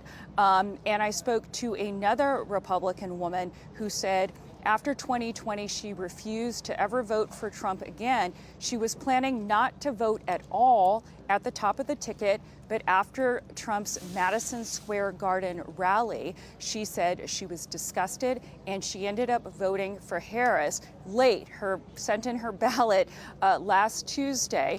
And she said she voted for decency and principle over policies that she believes in. So I just wanted to point that out as we look at more results coming in to this battleground state. All right, that's Stephanie Sy reporting for us in Maricopa County, Arizona tonight, a state, of course, in which we are still waiting to make a race call. Back here with our panel, David and Jonathan, would love to get your reaction on both the race call we had, North Carolina going for former President Trump, and also that Ohio Senate race. We see that seat now flipping to the Republican. And David, what does that say about Sherrod Brown's inability to outrun Kamala Harris in the state? Yeah, I thought there was a bit tighter because, as always in Ohio, Cuyahoga County, Cleveland comes in at the end. Yeah. And I thought there might be votes there, but I guess not. You know, one of the things I'm wondering, there's been some arguing in the world of Substack, which is a real world. I'm not denigrating it. I read Substack. And a lot of smart people there. That the country's just turning rightward. That on immigration, on some foreign policy issues, on, I don't know, maybe economic policy, that the country it shifted to the left in 2020, and now maybe shifting back rightward, and maybe Trump is the unwitting beneficiary of sort of an ideological trend in the country. I'll have to think about that. Jonathan, hold that thought 1 second. I want to just bring to our viewers another race call we can make in the presidential race, and that is in the state of New Mexico, where Vice President Harris has won. Here's now a look at the national map and where things stand, 230 to 192. Jonathan, over to you. There's a shift right, and then there's a shift to Trump. And shifting to Trumpism. And, you know, I'm looking at a lot of things, especially after David talked about looking at counties and, you know, how Trump is gaining on what he did in 2020. And to me, I'm mystified in some ways, simply because we're talking about a twice impeached, 4 times indicted, convicted on 34 felony counts, former president. That's one bucket. Then in another bucket, you have all of the things he's been saying on the campaign trail that gets to the decency that the woman was talking about in that last report, and how she wanted to vote for Vice President Harris because she didn't like that Madison Square Garden rally. I am mystified that despite all of that, he's gaining support compared to 2020. And it gets back to something I said earlier at some point, one of the hours ago, that who are we as a country? And we're starting to find out. And from what I'm seeing right now, I'm not sure I like it. Well, Judy, this is the exact question you've been exploring through your Crossroads series. Speak to that, especially as we talk about the fact that there's so many issues animating voters this year. Yes. What is the pull to Trump that you've heard out in the field? It's the things that we've been talking about tonight. It's the economy. It's the fact that he's strong. When he was running against Joe Biden, it was that he was more vigorous and would get through another 4 years. It's immigration. It's the transgender issue. I mean, I won't soon forget a group of Republican voters we sat with Sarah Longwell of the Bulwark Group in Iowa, who and several of them described themselves as evangelical Christian, and they talked about transgender and how that bothered them, and you could see why. I could see why later Republicans were pushing that, because it has been resonating with voters, and so it's a collection of all these things. But I just want to point out that the other half of the country, or 48% or whatever the number, we don't know the result yet tonight, feel quite differently on these issues. People are very divided, and I'm still trying to understand what it's all about. It's a complicated, multi-layered, I think, set of issues that are at play here. And we're going to continue, if he wins this election or if he doesn't, we're going to continue to try to understand what it's all about. And can I just say something on the trans issue? We need to remember, or folks need to know, that they're hammering, the Trump campaign is hammering the vice president over a policy that he continued and tinkered with, but continued in his presidency.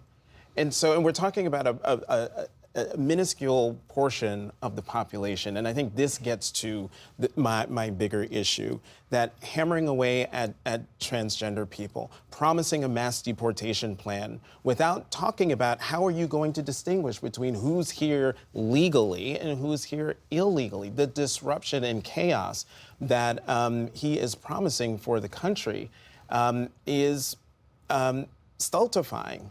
And that's why I'm really I am mystified by why we are here. Not saying that anything has happened and that the race has been called or anything, right. But again, we're about to find out about half the country is down with this. And I was just going to say, getting back to David's point about, the values, the argument that Democrats have put forward, and the people Democrats have chosen to put those arguments forward haven't made the sale. Yet. We don't know what's going to happen tonight. The Donald Trump of 2024 is so unlike the Donald Trump of 2016 in a million different ways. But the one that stands out to me is that his closing message in 2016, you can argue the merits of it, but it was clear and it was coherent. It was about being tough on trade. It was about being tough on China. It was about beating back the Clinton and Bush duopoly. It was about draining the swamp. Fast forward to the current moment, you cannot draw a through line to the message that he is trying to convey to the American people. It was objectively dark and undisciplined. So is it less about what he is saying and more about what he embodies? Is that the draw Jeff, for people? I disagree with you there. I actually had this open operative question oftentimes of how much do we listen to Donald Trump? Because I think we have gotten to this state of how we consume him that is very partisanized. How many watch and listen to a rally of Donald Trump? I do it a lot. I don't know if it's great for my mental sanity, but I want to hear what he says. And if you watch the first 20 minutes of his remarks, they will touch on tariffs. They will touch on no tax on tips, no tax on overtime, no tax on Social Security. We're going to take on China. We're going to bring back jobs. We're going to shut down John Deere's jobs to Mexico. I'm going to put a tariff on them if they want to bring it. That's the kind of language here. And then, of course, he rambles for an hour and a half, and so you're going to get, all kinds of other things there, too. But my point would be that he's making a certain class-based economic appeal that oftentimes I don't think gets even heard by Democrats who just heard the enemy from within. Women, take it or leave it, or whether you like it or not. And those things go viral as a social thing. But the rest of his remarks and what he's talking about, I've often wondered, are people listening to him? To the extent that they were, there's something, as a class-based appeal there for them. I think David wanted to respond. Yeah, I agree with that. I mean, I think for 40 years, people's own reality is this. For 40 years, immigration policy has favored people in the educated class and disadvantaged people in the working class. Nobody's taking my job as a columnist who's sneaking across the border. Trade policy has favored the educated class. We get to have a lot of cheap labor, and it's hurt the working class. Tax policy, you go down education policy. For 30 years, among Republicans and Democrats, education reform was about getting people into four-year colleges. and not much vocational education for people who didn't want to go to four-year colleges. And so you issue after issue, the policy from both Republicans and Democrats has favored the educated class. And a lot of people say, that's not me. What about me? And so they rebel. And I think that is the long-standing support for Trump, but also for Bernie Sanders when he was running. Yeah, and people wanting a disruption. And I think that's an important thing because, you know, Bernie Sanders' book is called It's Okay to Be Angry About Capitalism. And there's something that, you know, the elements of what the right and the left feel. That word angry is always, you know, because there's a righteous anger and there's an inappropriate anger. And there is, in some sense, a real righteous anger of people who have felt left behind and upset about a government that is not functioning for them. And you can imagine if you're in a desperate economic state, feel left behind, who's going to come in and just shake this up? I don't even, it's as much a verdict on a Democratic Party. Because if you take some of these issues really quickly before Kevin jumps in, if you took minimum wage and pulled on it, you took paid leave, you pulled on it, you take Medicaid expansion, you pull on it, you take abortion, you pull on it, the chords of the Democratic contest are there, right? That's what a lot of candidates want to talk about. But the animation of whether you believe them and they're going to do something about them as aggressively as you want them to is an operative question. Well, I'd say one of the things we have to sort of take stock of, too, with Trump's success has always also been directly attributed to the failures and incompetency of his opponents.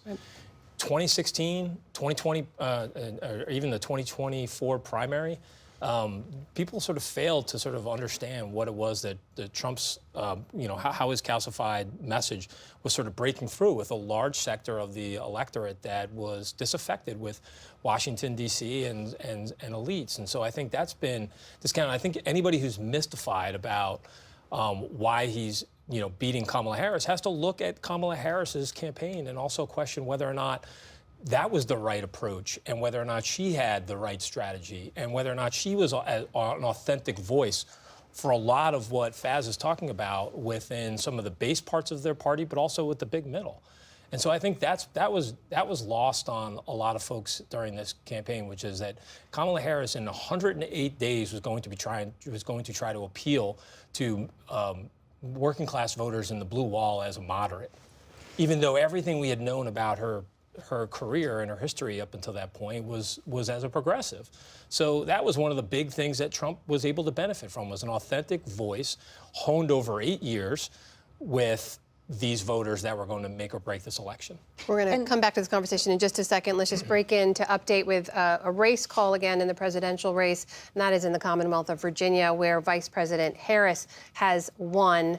And we can now make that call. Here's a quick look at the national map and the updated total electoral vote counts for each candidate: 230 for Trump, 205 for Harris.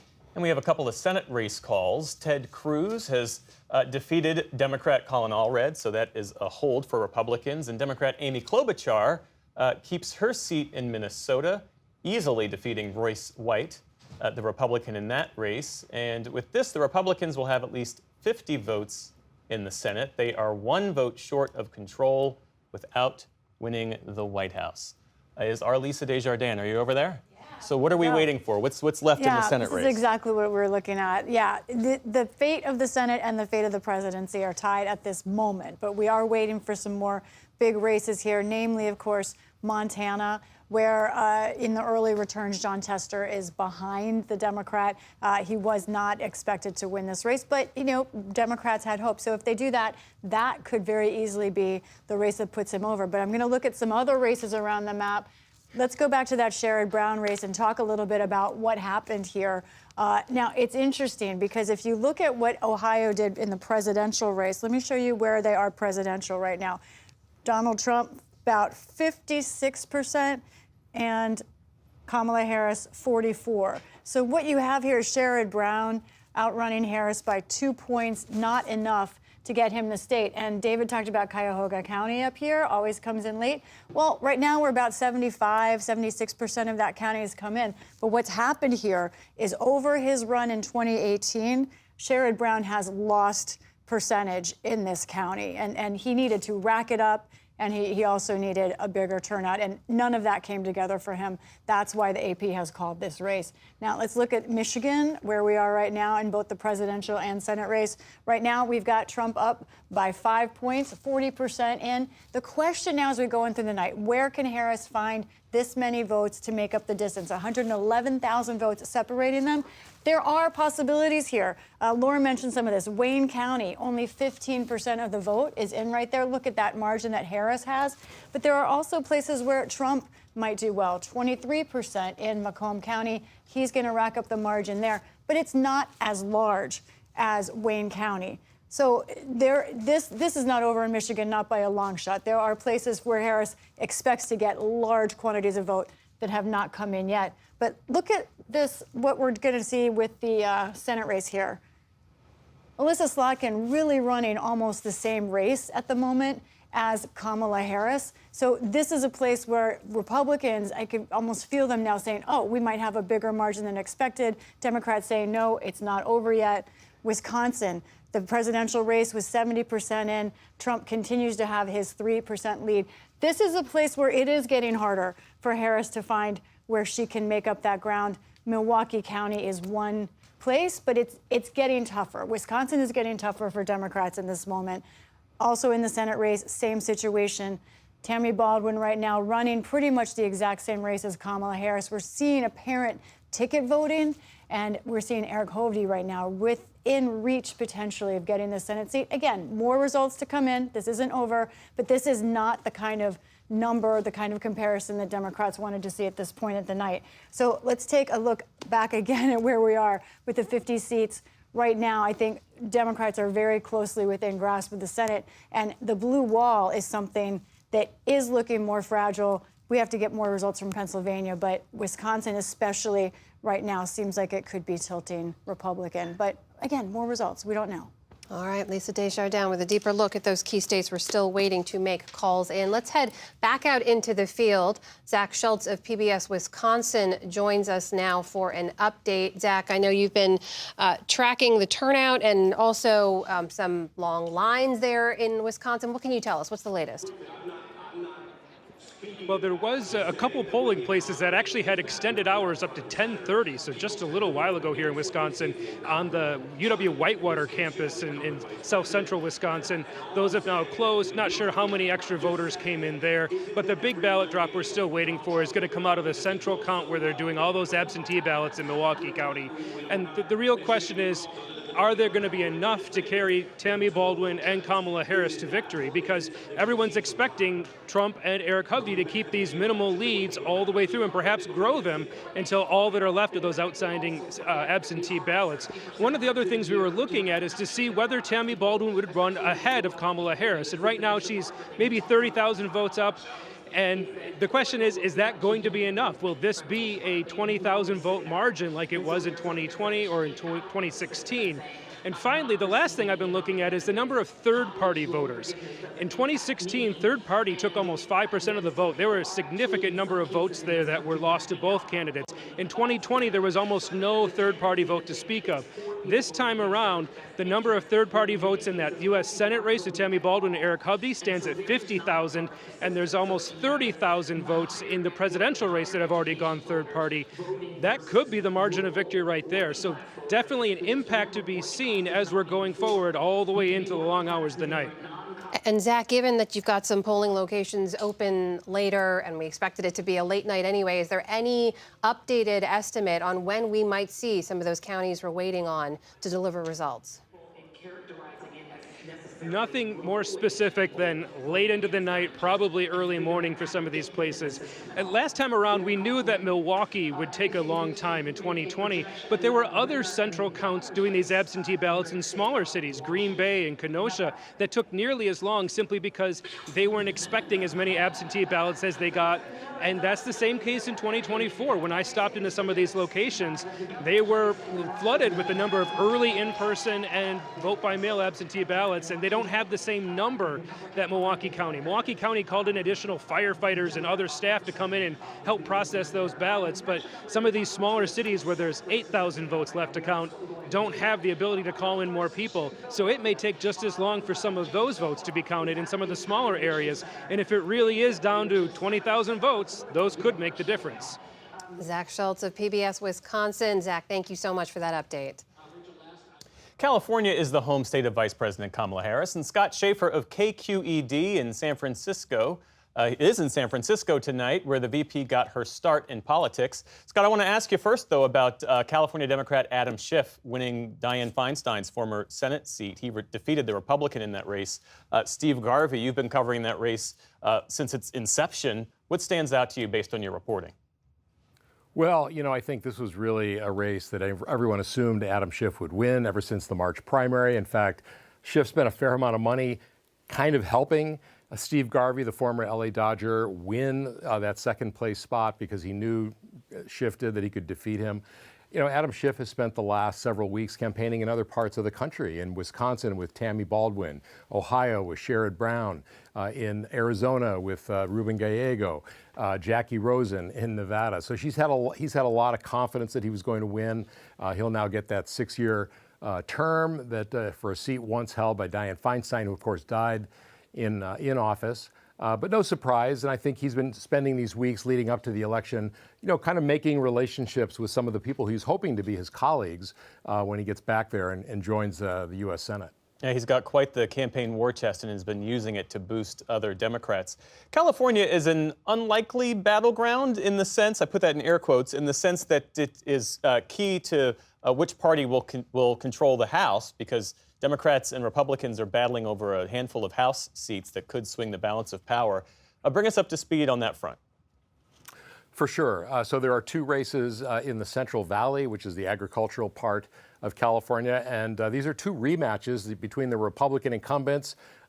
We've got John Duarte versus Adam Gray, the Democrat, and then David Valadao, kind of a somewhat moderate Republican who voted for one of the articles of impeachment, running again against the Democrat Rudy Salas. Those were both very close races last time, and the Democrats are hoping that with a larger turnout, they could really get themselves over the finish line. Also in Los Angeles County, we have Republican Mike Garcia, who is facing George Whitesides. He is a aerospace engineer. Aerospace is a very important employer in that part of Los Angeles County. Down in Orange County, there are several seats up for grabs, including one that Republicans are hoping could be a pickup. That's a seat currently held by Katie Porter, the Orange County Democrat who ran for the U.S. Senate, lost to Adam Schiff. She's in a very, that race is very close. It's a toss-up. Republican Scott Baugh running against Dave Min, a state senator. And then if you go a little bit east of Los Angeles, a very interesting race in Riverside County. That's a huge district that goes all the way from almost Anaheim to the Coachella Valley to Indio. And it includes a very blue part of that district, Palm Springs. And Will Rollins, the former federal prosecutor, openly gay Democrat, is facing Ken Calvert again in a rematch. He lost by about 11,000 votes 2 years ago. And he has raised a phenomenal amount of money, Will Rollins has, more than any other non-incumbent in the United States. He's raised, I think, over $11 million for that race. So that is another one that we're going to be looking carefully at. And all of these will probably take several days to really know the final results, because we're going to have millions of ballots left to count after tonight. Scott Schaefer of KQED in San Francisco. Thanks, friend. Good to see you. Good to see you. Thank you. All right, Amy, as we wind our way to midnight Eastern, what are you really? Is it? Yeah. The time flies when you are having leaning fun. In. We are doing it. Can't feel my feet, but it's something. Just 2 things. One about the Senate, I wanted to just weigh in. Look, Democrats knew they had a really tough map. They've already lost 2 states, Ohio and West Virginia. We're waiting, obviously, on the blue wall states, but really Montana becomes the make or break. And what Democrats were hoping was, okay, maybe we can lose some of our red states, a couple of our red states. We'll make up for it in Texas. Well, that has now been taken off the table. Florida, that's off the table. Nebraska's a wild card. He's not a Democrat, but it certainly makes the the Senate math a little more interesting. But so I think now what we're looking at as we wait for Montana, but I think it is more likely than not, if these blue wall states go to Trump, that it will be a bigger margin in the Senate as well for Republicans. Blue wall states we still have a close eye on. Well, meantime, right now, a few of our PBS stations on the West Coast may cut away for local news races. We're going to continue our coverage here. So you're still watching PBS News special live coverage on election night. I'm Amna Nawaz. And I'm Jeff Bennett. Kevin, I wanted to bring you in. I say that with a question mark. A little technical issue on our end. He's still Jeff Bennett. I'm still Amna Nawaz. You're still Kevin Madden. And I wanted to ask you about this. We talked earlier about some of what you saw could be shortcomings with the Harris campaign in terms of what they weren't able to do in prosecuting the case, especially in the 100 or so days that they had. But what's fascinating so far, if we're seeing, and this remains true, that Trump continues to strengthen in red areas, is that this is a campaign that was really criticized for not doing enough to reach out to Nikki Haley voters, to moderates, to appeal to women. It really doubled down on the base, on getting young men and banking on low propensity voters to turn out. From what you've seen so far, does that seem to be vindication for them, that that theory worked? For Trump, yes. And also their theory of the race is that Kamala Harris and her political profile was so far out of touch with so many of the voters that were going to matter in these rural areas of the blue wall states. And I think that is, if the trend lines continue, the worst case scenario, we're looking at somewhere over 300 electoral votes for Trump. And that is just, a very, very different map than what we might have been expecting to see tonight. And I also think that it's also a reflection, I think, of the state of the race. We forget, I think, just over the last couple of months, just over the last 2 months, that this was basically like a European snap election. And the theory also was that the surge in enthusiasm that Kamala Harris had, the surge in volunteers, money, that was going to create a huge structural advantage in that shortened time period. And I think what happened is it changed the atmospherics, but the fundamentals that were driving this race, which the Trump campaign was still relying on, which is that people feel the country's going in the wrong direction. People are unhappy with the current administration, and that they wanted to see some change. They wanted to see a new direction. The way that the Trump sort of doubled down on that strategy, that those fundamentals bore out over the atmospherics of the money, organization, and the sugar high that Kamala Harris got in late July. Yeah. But what about that? I mean, the conventional wisdom has always been, well, at least recently, that Donald Trump deepens his appeal. He doesn't really have a willingness or ability to broaden his appeal. Does that hold up? We'd have to challenge that assumption, depending on the outcome of this election. I'm particularly curious as we come out of it to see people. I want to learn more about people's information consumption, because I think that'll be one of the ways in which we're going to learn more about how America's a divided nation, which we learn and hear different things. I mean, I think Trump's team, in their media appeal, I mentioned it before, going to Joe Rogan, with TikTokers, talking to Logan Paul, then was also built around some of these viral moments of going to McDonald's, wearing a garbage suit, were, intended in a certain way with the assumption that the media environment had changed and that they were going to try to reach people directly. And I imagine, it would be interesting to find out after the election, lower propensity voters, how do they get their information? Where did they hear about it? What broke through? I don't know that we sitting here have a really good answer on that, except that it sounds like they had a pretty decent working assumption. Yeah. Well, to your point, I was looking at some of the search terms today to get a sense of what people were thinking about ahead of the results coming in. And one of the search terms was, did Joe Biden drop out? Imagine being a voter and learning on election day that Joe Biden isn't the Democratic nominee. But that's the reality for a lot of people. On a quick note, before you answer this, we just want to say to our viewers out there, a quick note to welcome back some PBS stations who had broken away. You're still watching election coverage on PBS News. Indeed. It's now officially Wednesday morning on the East Coast. And Kamala Harris, we can report, has won the state of Hawaii. Let's take a quick look at where the national electoral map stands at this moment. Midnight here on the East Coast, former President Donald Trump with 230, Vice President Harris with 209. I didn't mean to cut you off. Please go ahead. I was going to react to Jeff. You want to reframe the question, because I had a reaction to it. You were saying you Googled or saw Right, and someone was asking the question, did Joe Biden drop out of the race? So my first reaction to Jeff, consuming a lot of conservative news, right-wing news, was actually they were wondering, was he forced out? Was he kicked out? Was there a coup? If you listen to a lot of the right-wing echo chamber, that is the proposition. Did he drop out or was it a coup? Yeah.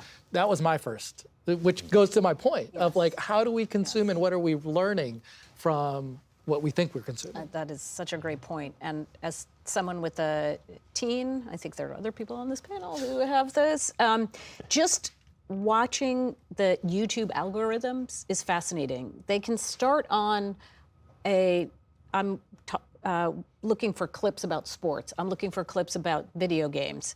And it does not take long before you are in a political discussion. And everywhere that the boys are, it is a Trump conversation. Well, this is the world I know a little bit about. Yeah. So More Perfect Union, my organization, now has 1 million+ subscribers on YouTube. We built it up over a short period of time. And when you can learn where do people come from and where do they go. And we thankfully getting people from Tucker Carlson, Joe Rogan come into our channel. And then watching them go, and you're right, go into political conversation, which the conservative world dominates on YouTube. There are way more people on the conservative end of the spectrum and pro-Trump in the perspective than there are anything on the other side. And this question, though, that you raised about people searching for how President Biden left the race, Jonathan, it feels like we need to talk about this as well, because Marcia Fudge mentioning earlier, the last 107 days, and that struck me because I was like, oh, that's right. It hasn't been that long that Vice President Harris has been at the top of the ticket. We have spoken at length and in great detail about this campaign that they had to kind of get going, shift over from one candidate to the other, message discipline. They seemed pretty nimble, had a good rollout. But I think there is a question here. Had Biden dropped out sooner, would we be in a different position now? What do you think?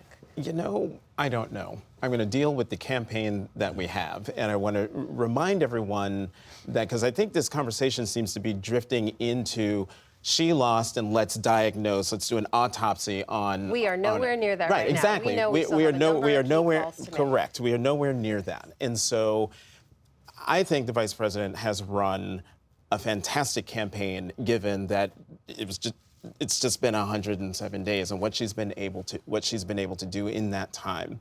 I find it interesting that the YouTube world is dominated by conservative voices, Trump voices, which gets to a point I wanted to make, which is in terms of people getting their news, there's a whole right-wing echo chamber that amplifies all of the misinformation and disinformation that's going out there to the American people. And Fox News, the cable channel, the #1 cable channel in the country by multiples. When I look at my ratings for my show on MSNBC, I don't even bother to see if I beat Fox. I look to see if I beat CNN, because Fox is way out ahead, and that's where people are getting their news.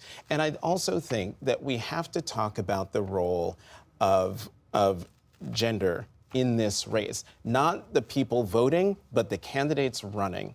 One of the things that I wondered about when the vice president took the top of the ticket, I wondered if we would see a Bradley effect. When Tom Bradley ran for governor of California in the 80s, and if you looked at the polls, the people said, oh, we like him, and everyone expected him to win, and he lost by a lot. And it turned out people didn't want to tell pollsters they didn't want to vote for the black guy. I wondered if, people would be unwilling to tell pollsters that they didn't want to vote for a woman and didn't want to vote for a black woman and South Asian woman. And so, again, this is why I'm looking at this, because we can't just say that, oh, her economic message wasn't right, or, oh, she didn't speak to this particular constituency about fill-in-the-blank issue. Could it be that the country still has an issue with a woman in the top job in the nation, if not the world? Even though our allies and a lot of our peers have had women leaders. Judy, what do you make of that conversation? We've talked about this before at length. Yes, at length. I think we're struggling with that question. If Kamala, here's a hypothetical. What if Joe Biden had dropped out a year and a half ago, and Kamala Harris had been chosen, would she have run a different campaign? She ran to the, it's not ran, run. This election's not over. She has run a campaign to the middle. She has not emphasized her gender, her race. She has, in fact, just kind of jumps over those questions when they've come up. She's talked about some of the things you all have been talking about tonight, about what she wants to do for the middle class, how she wants to address working class Americans. But it has been a short campaign. So as I think about what she could have said or done differently, should she have done Joe Rogan? I mean, should she have been out there doing more social media? That's all going to be picked apart depending on what the outcome of this election is. We had a test case for the Harris campaign, and it was 2019. And it was 2019. And there's not very much there that made us think this would be a tremendous national candidate who would be able to, even win a Democratic primary if Joe Biden had dropped out earlier. And now I think what we've seen with some of the numbers here tonight and some of the underperformance is just how real that test case applied at a national scale in a general. I don't think that's. I don't think I didn't that's cover fair. that campaign. I don't think that's an. Even That's not comparison. apples and apples. I mean, also because remember in 2020, but in primaries make you stronger, and she didn't go through primary. Well, fine, but again, she got out of the race because anyone paying attention to that race, as long as Joe Biden was in the race, he was going to take the base of the party, and that's African American voters. And so she looked at the handwriting on the wall and got out. But you can't use 2019. You cannot use her failed run in 2019 and hold it against her after watching this incredible campaign she's run now. If she was such a disaster, Is it incredible? But Kevin, if she was such a disaster, and can you not take it? I'm sorry. You absolutely can. You can take 2019 and apply it here. I mean, did she run an incredible race? If 2019, if she were running the race she ran in 2019, we would not be having this conversation right now. We should turn to Laura Barron-Lopez. She is actually with the Harris campaign, where she's been reporting all night, sharing whatever information and insights she can as she speaks to officials and sources on the ground, and also just gives us a sense of the room, because we know they're reacting in real time to many of the things we're reporting here as well. Laura, take it away. What's the latest there?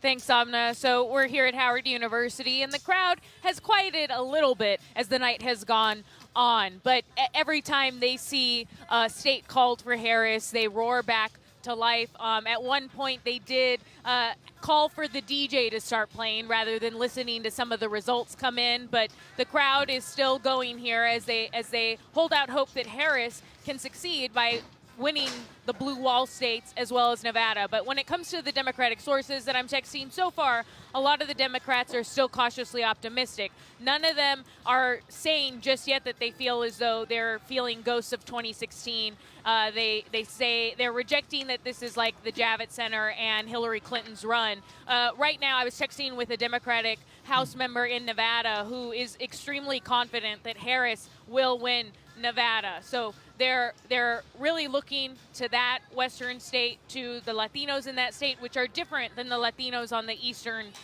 in the eastern states. And again, it really is going to seem like it's coming down to whether or not Harris's campaign was able to use their extensive ground game, which many had seen as far more extensive than Trump's, to drive up turnout in Milwaukee, in Detroit, and in Philly, and that is what they're looking to right now. Laura, I don't know if it's made it into the room yet, but we can now report that Harris did pick up one electoral vote in Nebraska's 2nd congressional district, mirroring what President Biden was able to do back in 2020. That's a place where they will allocate based on congressional district there. And you have been gaming out, as I know campaign officials have, the many scenarios in which that one electoral vote could make the difference here. That's exactly right. The blue wall plus that electoral vote plus Nevada would get Harris there if she's able to keep a hold of all of those electoral college votes. Now, again, I was texting with some Democratic sources asking how they felt about Arizona. And Arizona is, of course, leaning towards Donald Trump right now, but they aren't saying that they think it's gone just yet. So they're still right now, some of them are starting to admit that they're a little bit nervous, but they're trying to project as much calm as possible, reminding people here what it was like in 2020 when, at this point, some of these states were looking as though they were favoring Donald Trump, and it wasn't until into Wednesday and beyond when things started to shift for Democrats. Laura Barone-Lopez at Howard University with the Harris campaign. Laura, thank you. Let's go down now to Florida, to West Palm Beach, where William Brangham is with the Trump campaign. So, William, if you could hear that, Laura was saying that her sources are telling her that they still hope that there's a path, see a path through Nevada, Nebraska's single congressional district, and the blue wall. What are you hearing from your Trump campaign sources? We're hearing the exact opposite. Incredible sense of optimism. I mean, before North Carolina was called, the Trump campaign officials I'm in touch with were saying, this is clearly going to go for us. They believe Georgia is the same. They also still believe that the numbers that they are seeing in Pennsylvania indicate that that is nearly a lock for them.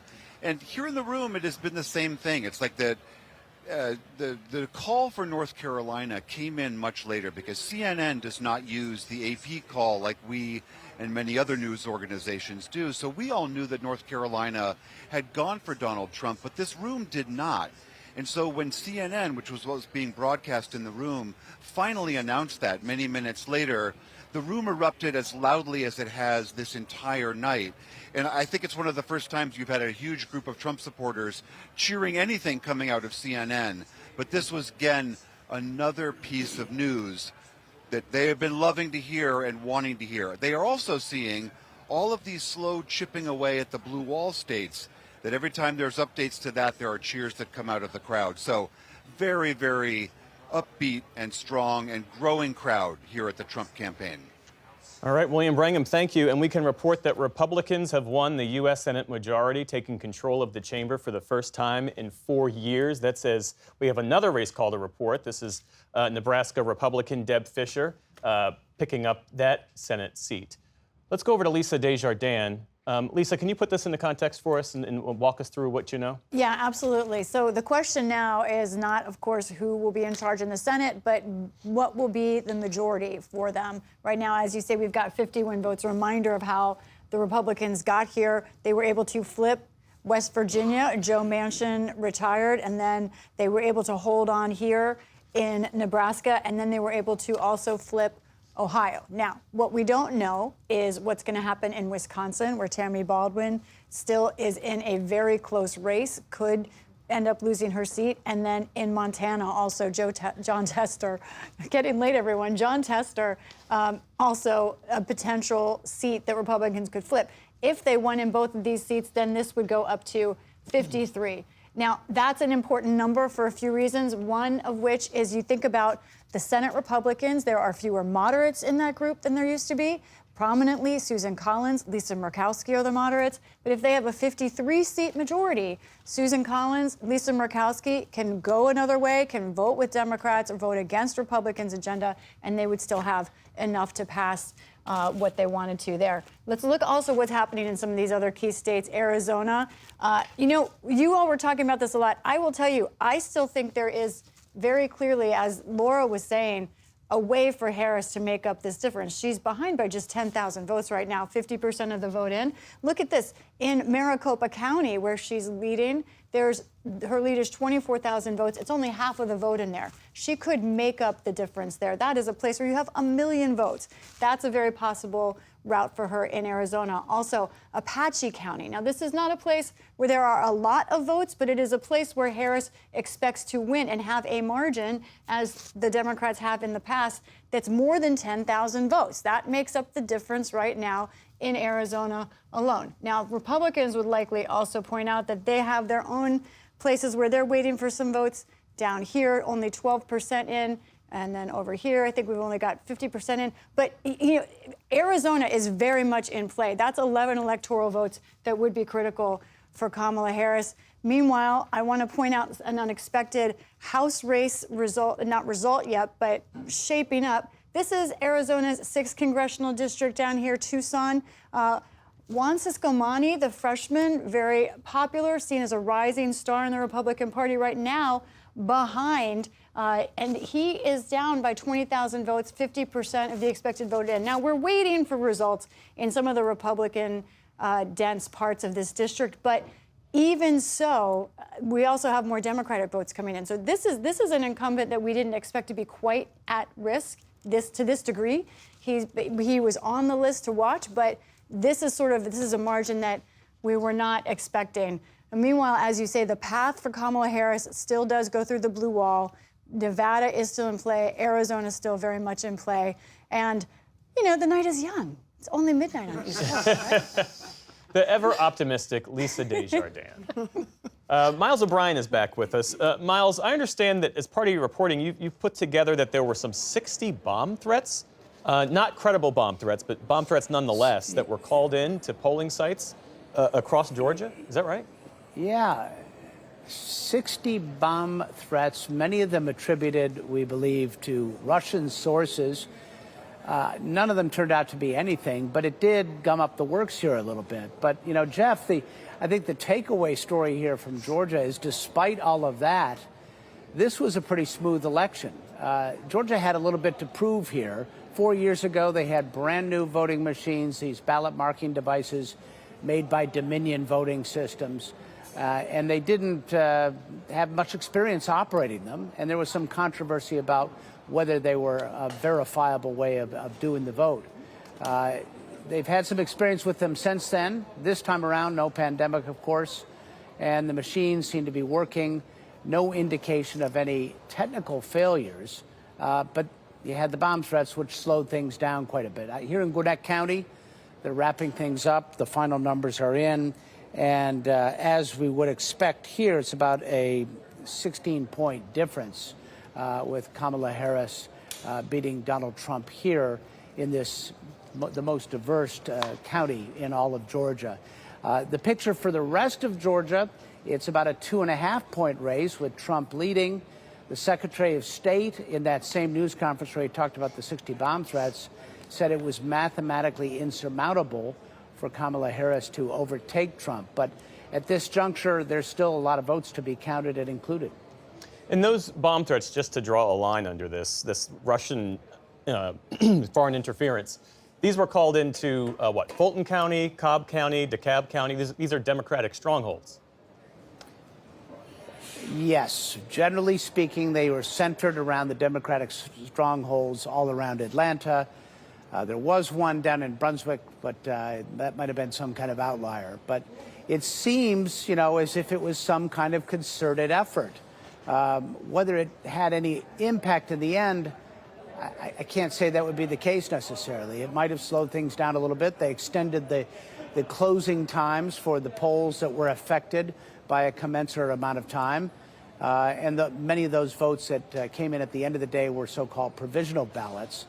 But no one was turned away, and the process went smoothly otherwise. So while there was an attempt to really slow things down here, I think you could say that Georgia, the Secretary of State's office, won. Miles, there in Gwinnett County, as you noted, they're done for the evening. We still do not have a race call in Georgia, though, for this state. Is there any sense from statewide officials of when we'll be able to make that call? Well, it's going to happen pretty quickly here. I think they have on the order of 90% of the numbers in. But the remaining votes to be counted are from heavily Democratic enclaves all around the city of Atlanta. So stay tuned. We should know fairly soon, I think. 93% of the expected vote there we saw in so far. Miles O'Brien in Gwinnett County, Georgia for us. Miles, thank you so much. You're welcome, Alma. Back here in the panel now. So, David and Jonathan, I'm curious right now. We were looking earlier on to North Carolina as a potential pickup for Harris. Now that we've known that's gone for President Trump and the way in which it went for former President Trump, does anything in that, do you think, indicate what we'll see happen in Georgia now? We're just waiting for those heavily more Democratic areas to come in. Yeah, I mean, I recall a post Nate Silver, the polling guru, had a couple weeks ago that he said the most likely outcome is that Harris picks up all 7 swing states, and the second most likely is Trump picks up all 7. And so what he was saying was, just because it's close doesn't mean that the 7 swing could all swing together. And we'll see if that happens. I think it's too soon to tell. I am, because I focus on what's most relevant, I'm focused on New Jersey. And New Jersey went for Joe Biden by 16 percentage points, and it went for Kamala Harris by 4 percentage points. So New Jersey is not exactly the Republican sweet spot.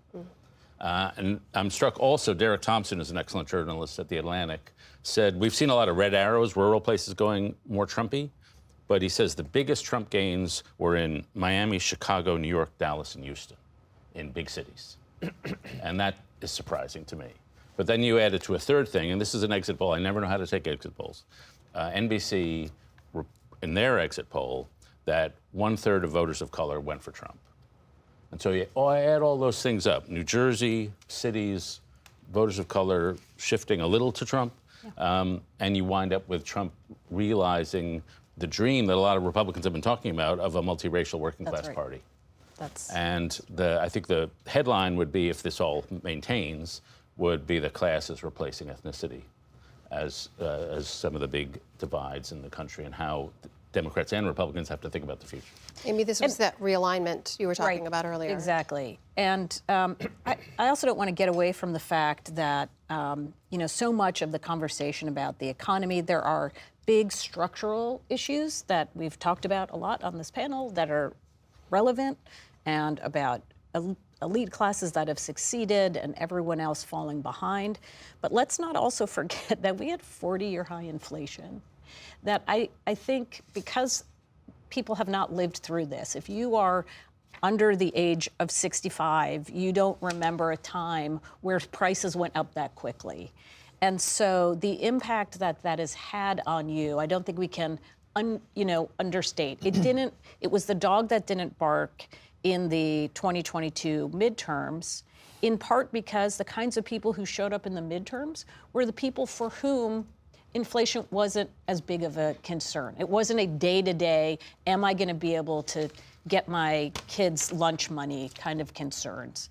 And when you expand the electorate, and that was the whole theory of the case, again, this goes against years and years of what used to be the theory of the case from the two parties, was that, Democrats always wanted to have the biggest amount of turnout, and Republicans liked it when turnout was lower.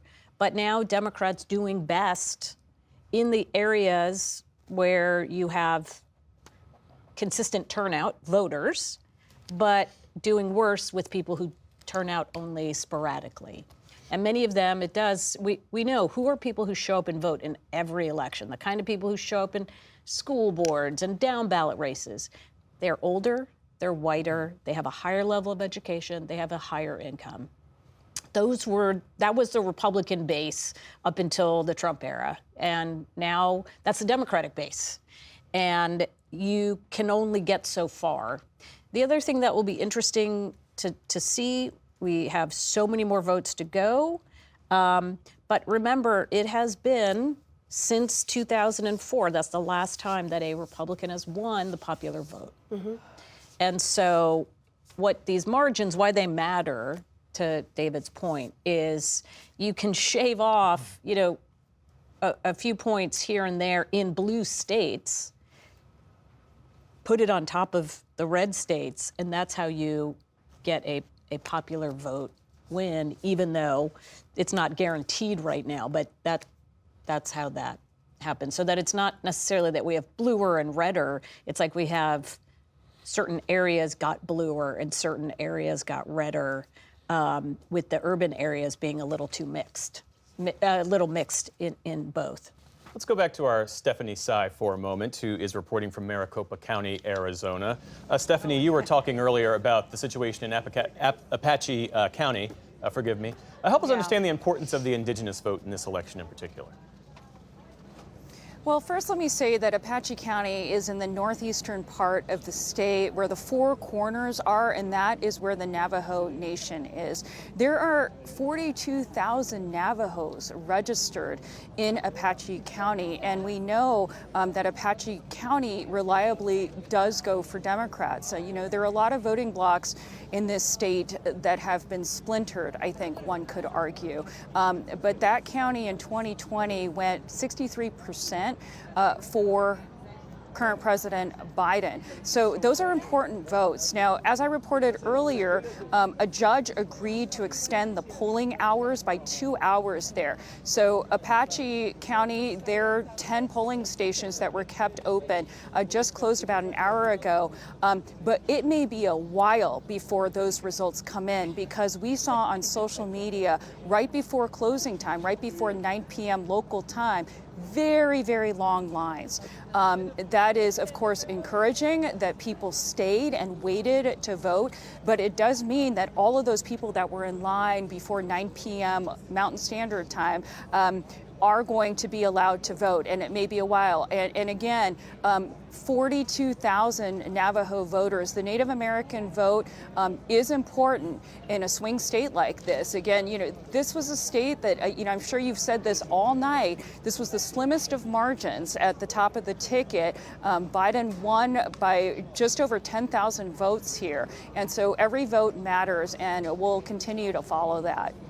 And Stephanie, we know you're in Maricopa County, where the majority of the state's voters are. Are we expecting more information from that county later tonight? You know, you're bringing up an interesting point of the process here that's a little bit different in 2024.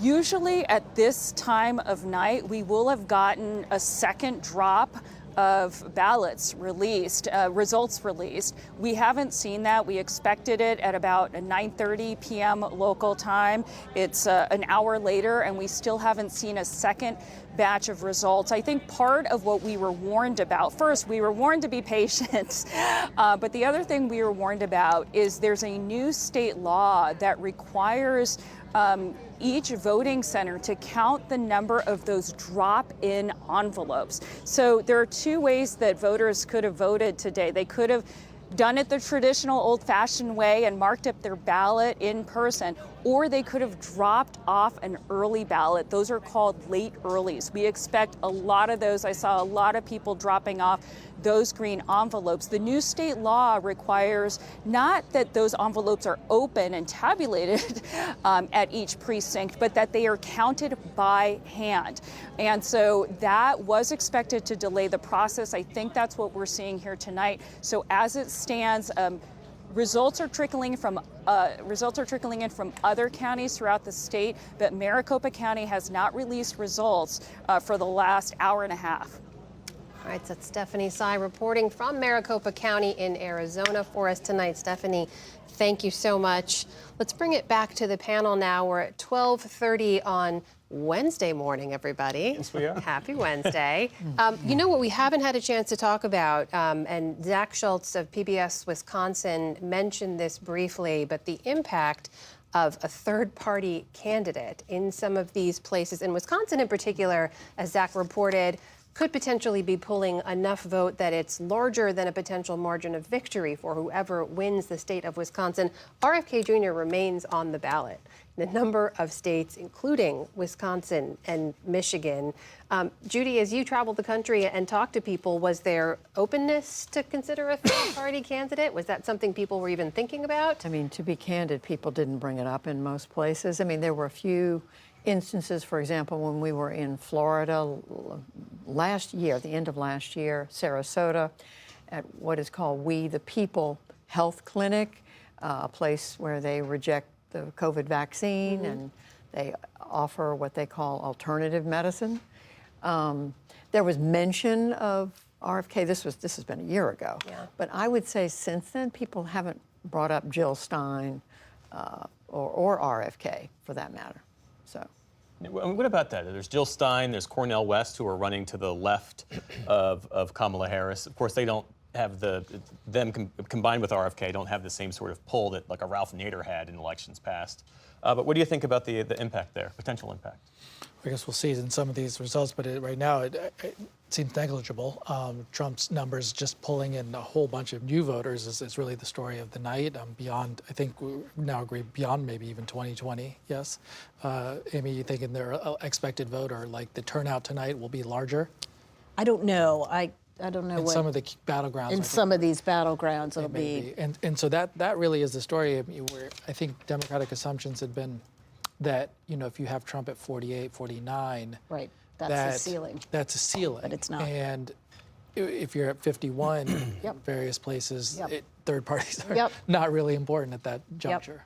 Do we know enough yet to know if the Harris campaigns bet that they could potentially pull in the Nikki Haley voters and that the outreach to never-Trumpers or disaffected Republicans would work for them? Do we know enough yet to know if that was effective? Well, it doesn't. Again, we have to wait until we get our numbers in from Philadelphia and the Philadelphia suburbs. I'm sure Lisa can bring up the Philadelphia suburbs on her fancy map anytime soon. But that's what I'd really want to see is how is she doing in those suburban collar areas. It looks like in Oakland County, she won by 10, but I don't think that's any better than what Biden did, right? If not, maybe a little lower? This is anecdotal. I don't know if the numbers will bear this out, but there's a possibility that could have backfired. If you are a traditional Democrat or even a progressive Democrat, the idea of Kamala Harris paired up with any Cheney would potentially sort of cause you to some alarm with the Harris's commitment to more progressive policies when you're carrying with Cheney, particularly on some of the national security issues. So I just really, and the other thing is, I think one of the mistakes that they made with betting that was, and I'm a Liz Cheney fan, having worked with her previously, but I think that one of the challenges that she would have is that it really didn't provide like an authentic sort of message to a lot of these voters. Liz Cheney doesn't necessarily have a constituency in a place like, Pennsylvania or Wisconsin. So I just wonder whether or not they maybe sort of put too much stock in that, put too much of a bet on that. And on the other hand, this is my bias, where I'm coming from. But you choose to stand with Liz Cheney, you don't stand with Bernie Sanders or AOC or any of that. You don't get out there making a progressive populist case that says, hey, this is core part of our coalition. I mean, to his credit, Joe Biden all the way through and up until, before he dropped out was building a coalition that made sure that as much as you might have heard him trying to reach out to moderate Republicans, he was also making a very populist, and I use that word advisedly. Populist means there's a sense that there's emotional valence in this party that is reaching people. That's why the sense of if their YouTube videos are going to pop off, that's giving him a sense of populism, that what is reaching people, what gets them emotionally moved. And, to Kevin's point, they used Liz Cheney, they being the Trump team, used Liz Cheney against them. They went out and did campaign events literally in Dearborn to tell people, you don't go down the Liz Cheney. And it's because I think they felt this degree of populism. They knew on the ground the community did not respond to it. Faz, are you saying you think that was a failure of the campaign, that they didn't lean into the populist aspect for enough? sure. I mean, as a party, as a brand, this should be a moment of self-reflection. Regardless, I think she could potentially still pull this out, and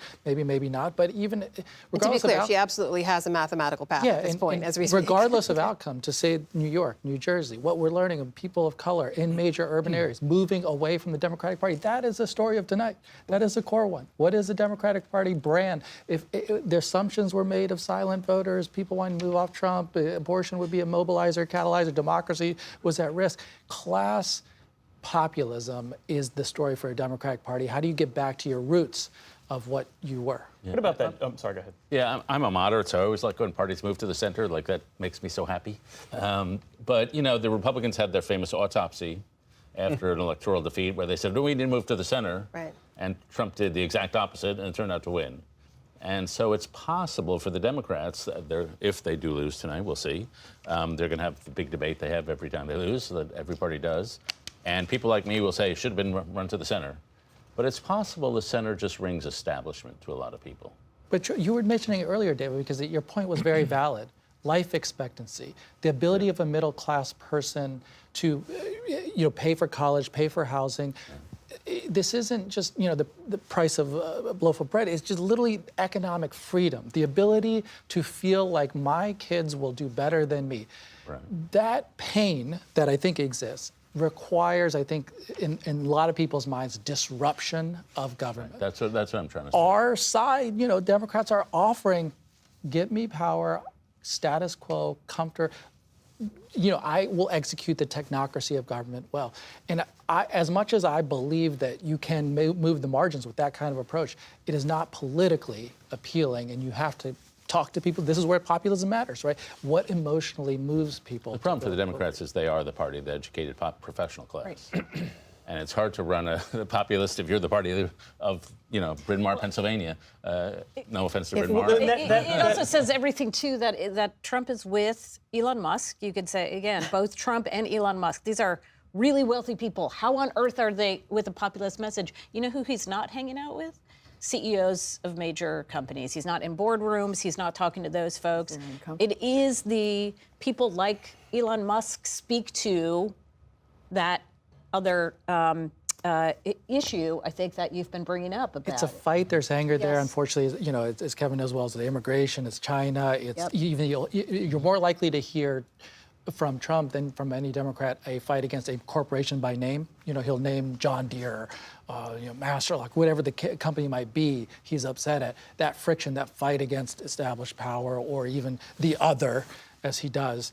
It is an animating political aspect. The pushback from the Harris campaign would be that, yes, the affordability crisis is real. Yes, inflationary pressure is real. But if you're concerned about the cost of bread, just wait until Donald Trump deports half of all farm workers and imposes a 20% tariff on all goods that are brought in from overseas. Then you're really going to feel the pain. But what I hear you say is that doesn't necessarily matter to folks. Well, it's the feeling, it's the vibe. Is that right? Well, you got to fight that out, right? This is the challenge, and I know that Harris, I think, in my view, ran a very technically competent campaign for the past 107 days. What she was dealt with, of course, decided not to spend a lot of time telling you what we did in the last 3.5 years.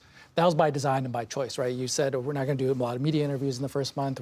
By design to say, no, I'm not going to talk about the Biden record. I'm just going to offer you expand child tax credit, expand Medicare, we're going to address housing affordability, price gouging. There were some aspects of that stump speech that were established. But what we did was, what have you been doing for 3.5 years? And the public needed that story desperately, because if you're going to go at Trump that way, what's his easy retort? Look how tough it was under you guys for the past 3.5 years. Yeah. What's your answer to that? And you've got to, I think that was there for the taking. Is you've got to tell them a story of what we've been up against to unrig this economy that for decades have been created. And here's the places in which we've been doing it and what I intend to build on. But it needed much more animation of storytelling, because otherwise they just fed everything was terrible. It's still, I will stress again, it is too early for autopsies. It is too early for speculation. There are a lot of people still in line voting at this point. It's too early for an autopsy again to win. But what we're missing is that it's not too early for the autopsy of the fact that a lot of working class people have moved away from the Democratic Party. Yes. Regardless of where, New Jersey, New York, wherever, the trend line is one that I'm asking people to reflect on, not the outcome of the election. And to Fez's point, I think both campaigns, both parties are going to come out of this election with a very different blueprint for what are we going to do in 2026? Who is going to lead us in 2028? Because of a lot of the changes that we've seen here in the electorate. I also think there's going to be a lot of different mechanics in how campaigns communicate with a lot of these audiences. We saw $15 billion in 30-second ads. We've all seen it. Our texts are probably still going off, right? Yeah. And, was that the best way to sort of reach and mobilize many of these voters? I think a lot of that is going to come under question as well. So wait, play that forward for me. What does that conversation look like in Republican circles if former President Trump loses? What is that conversation for who leads going forward? Well, if he loses, I think it's one of these things where is he still the titular head of the party? Like, how strong is his grip? I would argue, and I've argued this for a number of years now, that Trump has as big and will have as big an impact on the profile of this party than Ronald Reagan did. Now, there are a lot of people inside the party that can't believe that that's the case, but I guarantee you 20, 25 years from now, we're going to be litigating the profile of the party and even primaries on are you a Trump guy or are you a Reagan guy or an establishment guy or a Romney guy? And that Trump contingent is going to vastly outnumber some of the upstarts inside the party. But I think they'll also be looking at what the gains they've made in this election and how that is still a key to the future, right? Which is that you'll see that many Democrats are going to come out of this more on the defensive about where they are with working class voters and continue to try to fix that. But that's where a lot of the battlegrounds of American politics are going to be over the next 2 to 4 years. Yeah. All right, can we just do a quick reset and put up the electoral map and see where things stand at almost 12:45 a.m. Eastern here on the West Coast? We're on the East Coast. I'm sorry, on the East Coast. It feels sometimes. I will like say, we're on a couple of years I lived in Los were Angeles were right terrific. with you. Actually, if we were on the Thanks West for Coast, staying this with would be us. fantastic. This would be great. I would be so fresh. But it is a great time. That's right. Let's check back in on the national map and kind of reset because we have gone down a lot of different paths here. We're still waiting on all these key races to be called, and that's where the presidential race will be decided. We'll see if we can get that back up in a second. In the meantime, I think Lisa Desjardins is over at her screen as well. So here's a look at where things stand when it comes to the race for the White House. Former President Trump with 230 and Vice President Harris with 210. And you notice those blue wall states we are waiting for. Also Nevada and Arizona still to be called. If we head over to Lisa, I'm sure she can give us some more information about what we're waiting on and what we should take away. Absolutely. Okay, so first of all, as you say, this is the map, 230. Former President Trump needs 40 electoral votes. Georgia has not been called, as you know. So let's say he gets 16 there. This is sort of the path that might be evolving for him in their mind. And then let's say Wisconsin, which is close, also goes for Trump. Arizona, let's say those two go. And that's it. And this comes back to the blue wall again, because Wisconsin in this scenario is the ballgame. Now that assumes Nevada does not go Harris. It's possible that it does. They've got strong culinary union there. Now, so then let's say Nevada. Lisa, can we come back to you in 1 second? Sure. Forgive me, I'm sorry. We have some developments over at the Harris campaign. Let's go to our Laura Barone Lopez. Actually, this is Ced Richmond, a former senior advisor to President Biden, now a key advisor to Kamala Harris. Let's take a listen. Good evening, Howard. Good evening, HU. I want to say good evening to all of the Harris campaign, the campaign family. Thank you for all that you have done. Thank you for being here. Thank you for believing in the promise of America. We still have votes to count. We still have states that have not been called yet. We will continue overnight to fight to make sure that every vote is counted, that every voice has spoken. So you won't hear from the Vice President tonight, but you will hear from her tomorrow. She will be back here tomorrow to address not only the HU family, not only to address her supporters, but to address the nation. So thank you. We believe in you. May God bless you. May God keep you. And go HU and go Harris.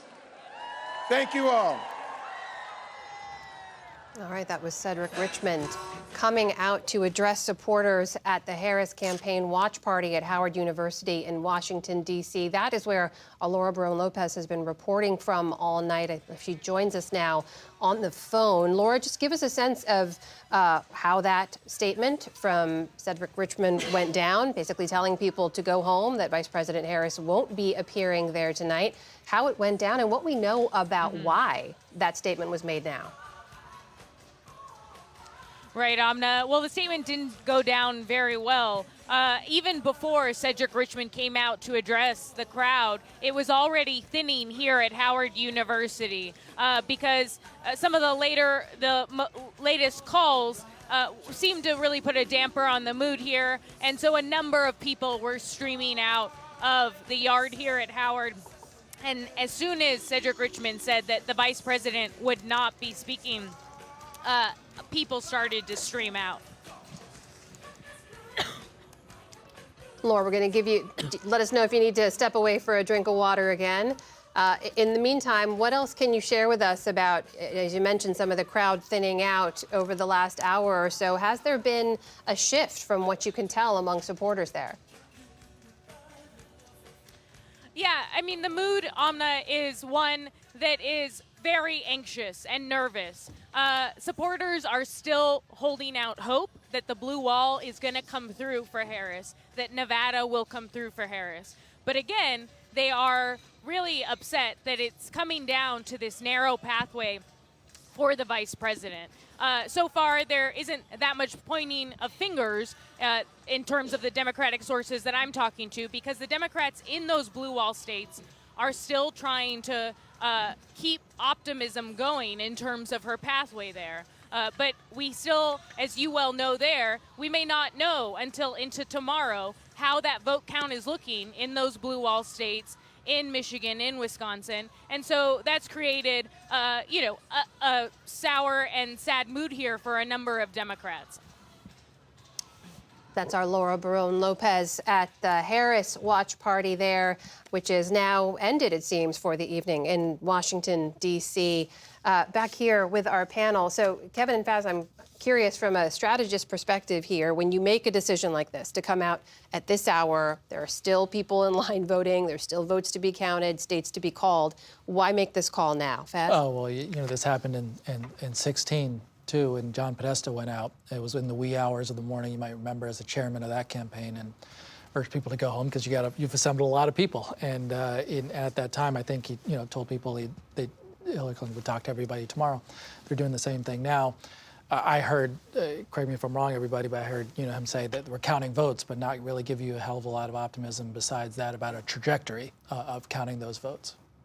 It's a tough call to make a speech like that. I've never had to make that call. I've only been writing a speech saying that we had lost on one, and then on the other I was getting ready for a recount in Ohio in 2004. So.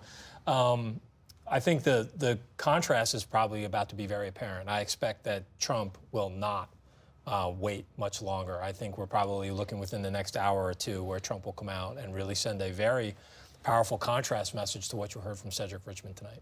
Well, let's learn more because our William Brangham is with us in West Palm Beach. He's with the Trump campaign. And William, at the moment, there are still mathematical pathways for both Donald Trump and Kamala Harris to work their way to 270 electoral votes. But what are you hearing from the Trump campaign, and what kind of contrast do you expect to see where you are? Jeff, I think the mathematics, as you state them, are exactly accurate. The Trump campaign is arguing that all of those math problems are going to fall in their favor. I just had a conversation with Tim Murtaugh, who's a senior campaign aide with the Trump team, and he believes that there is virtually a certainty that the Trump campaign is going to get through all of the blue wall states that Harris is so desperately wanting to hold on to. And he was arguing, I said to him, given that the polls were so tight all along, how is that possible? How do you explain that? And his theory of the game is that voters saw over this election two very clear administrations. They had a memory of the Trump administration, and they saw the Biden administration, and that the voters' memories of the Trump economy and the border were all favorable in the Republican Party, and on those two factors were all negative for the Democrats. And he said that everything else, he said even the issue of abortion, which was obviously so critical to Democrats' belief that they would do better, all of that fell by the wayside. He said that all those other issues after the economy and immigration simply were not nearly as potent. And he thinks they are very, very confident that this will be an overwhelming victory for tonight. We understand also that Donald Trump is en route here. The word has gotten out in the crowd so that everyone in this room that was usually split, half the room that way, half the room behind me, nearly everyone has moved to the front of the room anticipating that Donald Trump will be coming here. The mood here is as on fire as it has been all night long. And William, there's a bit of news that we can share, and we should say that while some of the other TV networks have called the state of Georgia for Donald Trump, the Associated Press has not. And I'm going to read here directly from my computer because this is important. It says, Donald Trump, this is from the Associated Press, Donald Trump is leading in Georgia, but the AP decision team still sees a path, albeit a very narrow one, for Kamala Harris to take the lead in the state. Harris is bettering Trump in the votes cast before Election Day, and there are still potentially enough of those kinds of votes left to be counted to push her ahead of the former president. The race is still too early to call. Realizing you're just learning of this as I'm reading it to you, how does that color or change at all some of what you're hearing from the Trump campaign?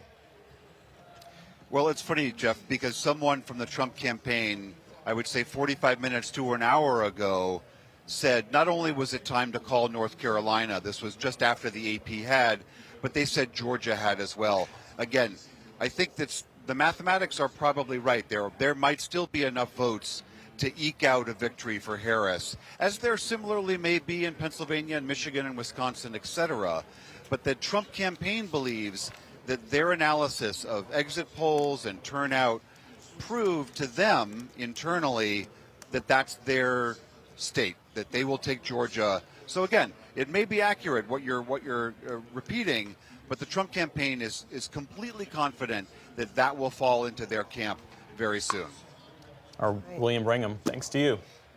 Let's head over to Lisa Desjardins for a closer look at what we were just sharing there from the Associated Press. Lisa, they maintain there's a narrow, albeit, or rather a possible narrow potential there for Vice President Harris. Walk us through it. That's the key. As we've explained, if a state has not been called, it means the Associated Press thinks there is a way for either candidate to still win. And as they say, there's a narrow path for Kamala Harris. Let's explain what that is. Mainly the communities around Atlanta. Let's look at this. Fulton County, the largest vote total that Kamala Harris will probably get tonight in the state. 91% of the expected vote. So there's still almost 10% left. And this is a factor in the math that the AP is doing. It's not just that there's only 9% left. It's that she has such a huge margin there. So that 9%, that's thousands of votes right there. Now, how about all this other counties around here? DeKalb County, also 88%, another huge margin for Harris. We talked early in the night. For those of you who stayed with us, this is going to be a small payoff. Early in the night, we talked about this area right here, the Georgia Lowcountry, Savannah, Chatham County. Look at that. This is the county that actually has the least amount reported right now, 80%, still 20% left to go. And Harris does have a very strong lead down there. She really has to get all of the remaining votes, a very large percentage of the remaining votes in these places. But this is why the Associated Press has not called this state yet. And just taking a quick look around other states that are out, the blue wall, if the Trump campaign is saying they can win it, let's see what's going on. We see here that we are getting more and more results around Philadelphia County. Look at that margin that Harris has, enormous margin. But we're now at 78% coming in here. And to give you a sense of Philadelphia County in the past, where Harris is compared to the past, hold on, let me get the right button. Look at this. So right now, she is behind where Biden was in Philadelphia, which was also behind where Clinton was. That's not where they want to be. She needs to do better than this with the remaining vote in Philadelphia in order to do well here in Pennsylvania. I've also noticed that this swing county, Erie, we pay a lot of attention there.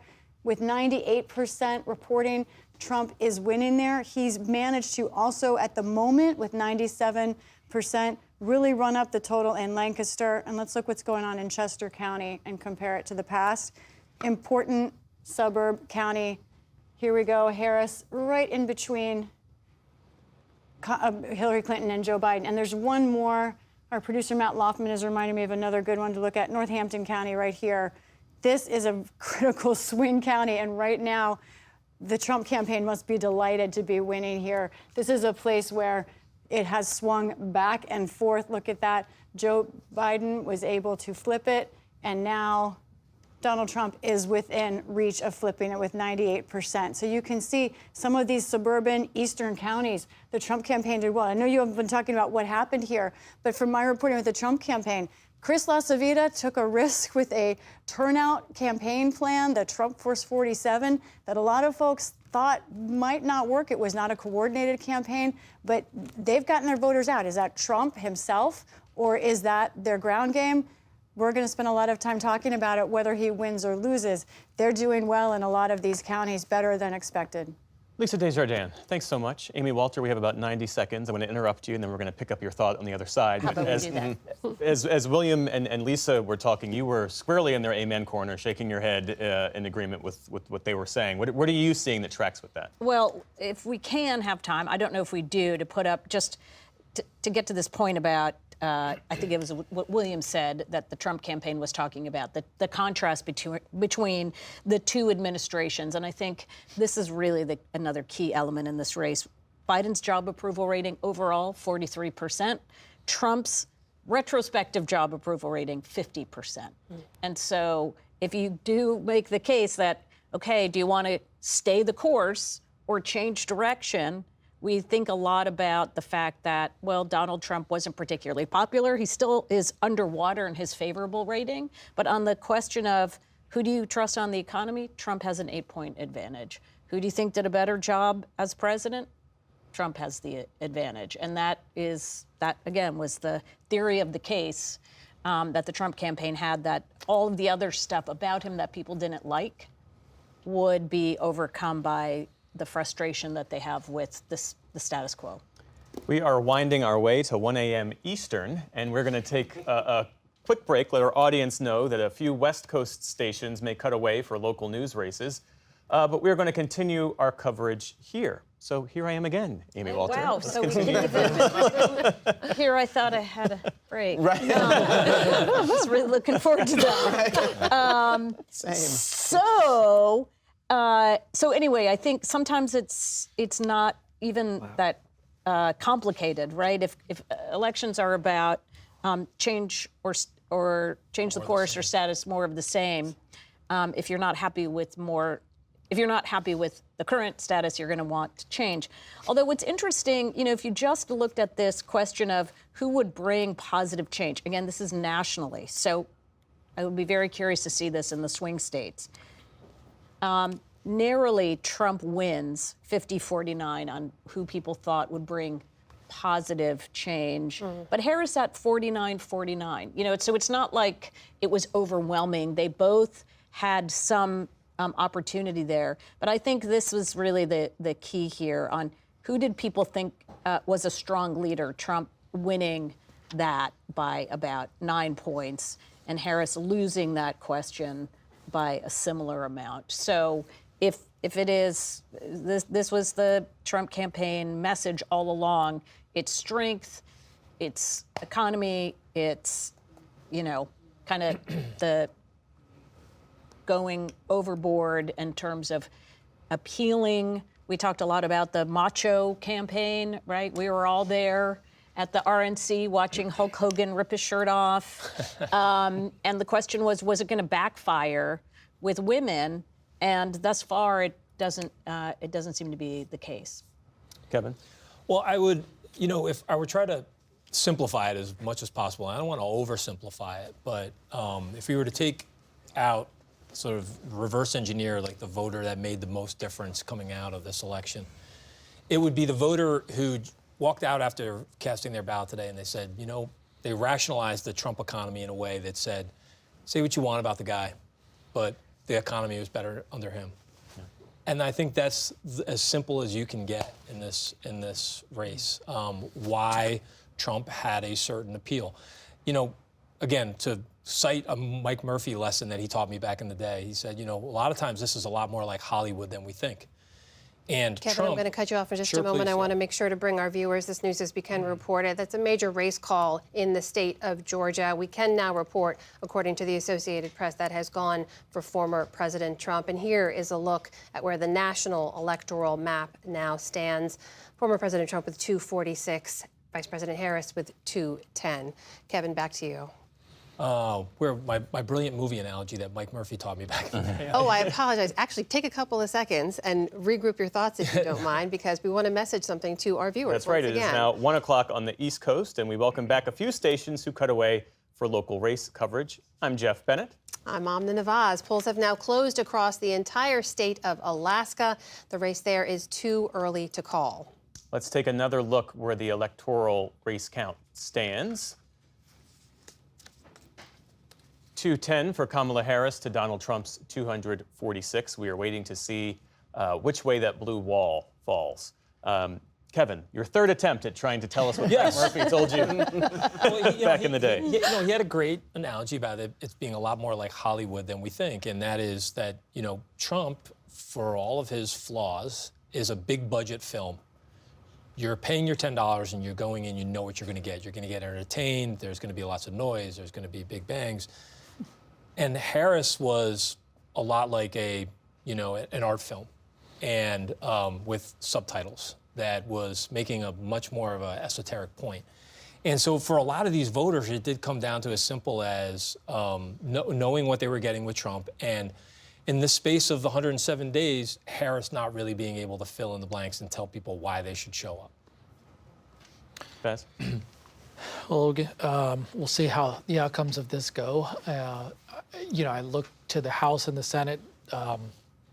Trend lines are not great right now for Democrats, but hopefully, things could turn. Wrestling with the Trump presidency with House and the Senate, which is one possibility, to be clear. There could be a number of other possibilities, but the amount of disruption that is we're on the cusp of is not imagined at that point. If you got that much power and that authority, he's talked about. If you think about the pledges and the promises, mass deportation is obviously something he's talked about, and empowering police forces across this nation to start doing more raids and deportations. He's talked about drilling, so I'd assume aggressively moving towards drilling in public lands and elsewhere.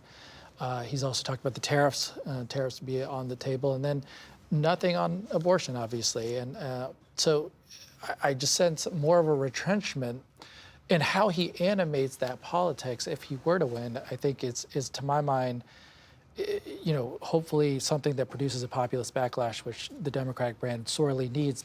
I thought the opportunity for a lot of Democrats, and continues to be, is the labor movement has been one of the most powerful things of the last few years. When you look not only Starbucks organizing wave, but Boeing workers on strike, port workers, UAW workers, that needs to bleed into a Democratic Party's populism that is searching for it. Where is that emotion? Where is that energy and enthusiasm? It's coming from that labor movement, and I hope that's one thing to reflect upon for the party as we go forward. It's just past 1 a.m. here on the East Coast. I'll just note the Democratic sources I'm texting with are still stressing there's still votes to be counted, calls to be made. They're absolutely true, but David, it's also true with Georgia going for former President Trump. Harris's path has to go through the blue wall, and really Pennsylvania more than anything now. Let's just go down the line and get kind of your thoughts at this state of the race, knowing what we know now and what we may not know for another few hours or even into tomorrow. Well, she's sort of got to run the table, and she's behind in all the states right now. So she'd have to catch up and go ahead in all those states. The one element I'd add in here is the international element. If you look at ruling parties pretty much across the world, they've all been shellacked. The post-COVID inflation hit the whole world, or at least the industrialized countries, and ruling parties in the Netherlands and Portugal, Latin America, they've all been hit. And in our country, I'd say most of the inflation was caused just by COVID supply chain, but maybe a third was caused by the Biden administration overstimulating the economy. But the voters don't really care about that. They just think there's inflation, and so we're really mad about it. And then in a deeper level, not just inflation, if you ask people all around the world, Ipsos asked people all around the world, is your country in decline? 60-odd% said, yeah, our country is in decline. Do you trust experts in your country to relate to people like you? 65% say, don't trust experts. What's unusual is America is usually an outlier nation, but we are absolutely typical in distrust of authority, in feeling the system is broken. Elites don't get people like us. The whole world is going through a climate, not the whole world, but at least the Western democracies, that are just extremely hospitable to right-wing populism. But France was one outlier on that, right? And when they did win in that coalition, there was progressive populism there, obviously a big strike of sanitation workers in that country that led to it. And I think, as you say that, and I agree with all of that, there was a glimmer of how you could go. I would also add that it's sad for me because, and I assume for you, that the United States was the outlier also of having the least amount of impact from inflation, having the fastest recovery post-COVID. COVID, getting back up on our feet. To this day, the facts and the stats are there that we have outperformed every other nation in dealing with this challenge, and unfortunately, not rewarded policy. America was also the outlier in not having political violence on the level we did until January 6th, and now this democracy is no longer immune from that as well. But Jonathan, to your thoughts on where we are right now? You know, I'm ever since David talked about the Loudoun County, and then you brought up my home state of New Jersey. So I went to the New York Times map, and they've got this neat little feature that shows shift from 2020. And I wish I could show it to the audience, but the red that is on this map is what's sobering. Given everything I've said over the last 5 hours, I do think that this race is always going to be close. That the vice president's path, even though they were hoping maybe North Carolina, maybe Georgia, that it was always going to be through the blue wall states. So the fact that we don't have those results and she's told folks to go home is not surprising to me. But assumptions are being challenged in this election. And this map here says to me that no matter what happens in this election, no matter who wins, we as a nation have to have a conversation about why this map looks the way it is. And I hear all the things about economics and populism and things like that, but we also have to factor in some social issues that could also be at play. And I would, when I have a chance, maybe I was going to say tomorrow, later today, dive in to see what people said when they came out of the voting booth, why they voted the way they voted. And I'm not sure if people are willing to be as honest as I would like them to be, to talk about why this shift is happening. It's so broadly as I'm looking at this map. Judy, you're looking at the same map. I'm seeing it over Jonathan's shoulder. Yeah. It's very red.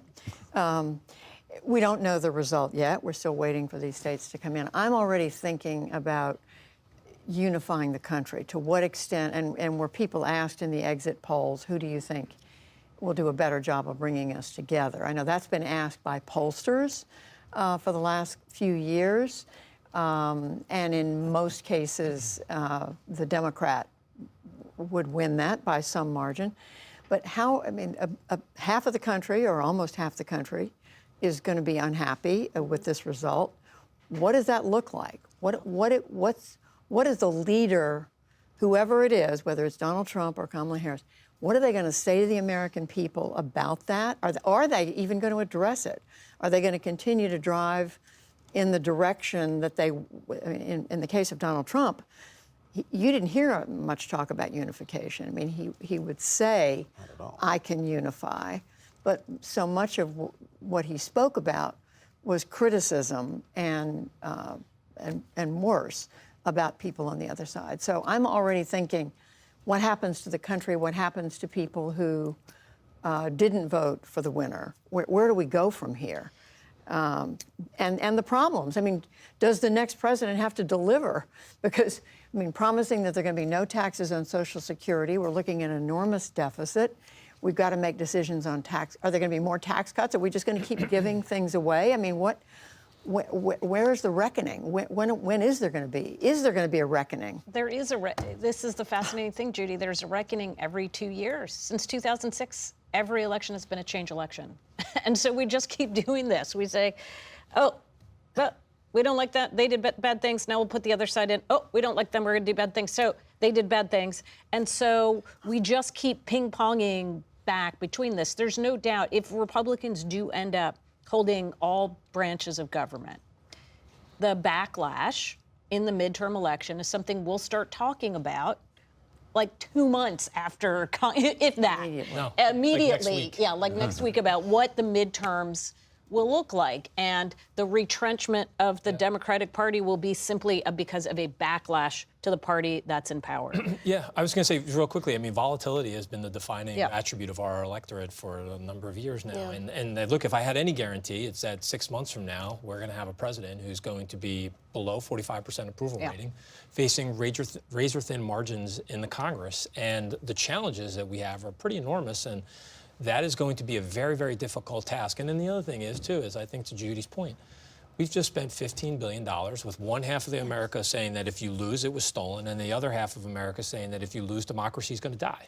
So those tensions are not going away anytime soon. Just to give our viewers a little bit of insight of what we learned, Elon Musk tweeted out a photo not too long ago from inside Mar-a-Lago, just so you have a sense of what's happening there on the ground.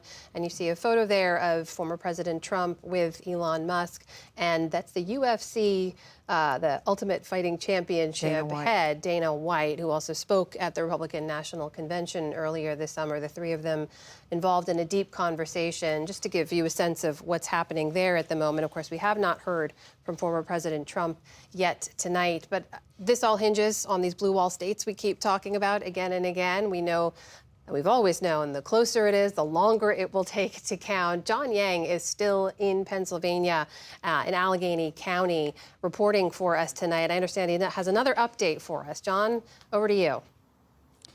Well, Amna, how are you?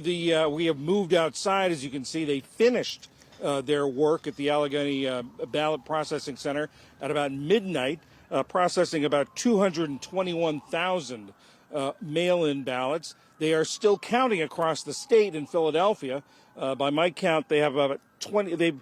They got in 189,000 ballots. They counted 161. That means they have about 27,000 still to go.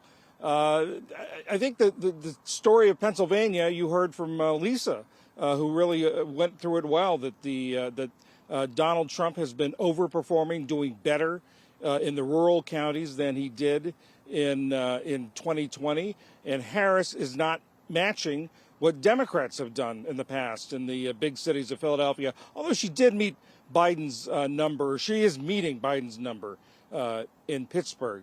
But I think that there is a lot more counting to go until we know where this is. It's going to take a while, and it is just a factor that it is such a close election. John Yang in Allegheny County, Pennsylvania for us tonight. John, thank you for being there for your reporting tonight late into the evening. Lisa Desjardins is back at the super screen wall to give us a little bit deeper dive into Pennsylvania. Lisa? Right. Here's what John's talking about in Pittsburgh and Allegheny County. This is a place where Harris is up by 19 points with 94% of the vote coming in. And let's look at it historically, why she's doing a little bit better than we've seen in other places in Pennsylvania. Right now, she's somewhere between Hillary Clinton, closer to what Biden did here. This is a good spot for her, given what's going on the rest of the map in Pennsylvania. Let's talk about that a little bit. Some other spots that I've noticed, we see some white working class areas where the margin that she's been is closer to 2016 than 2020. That's not what they want.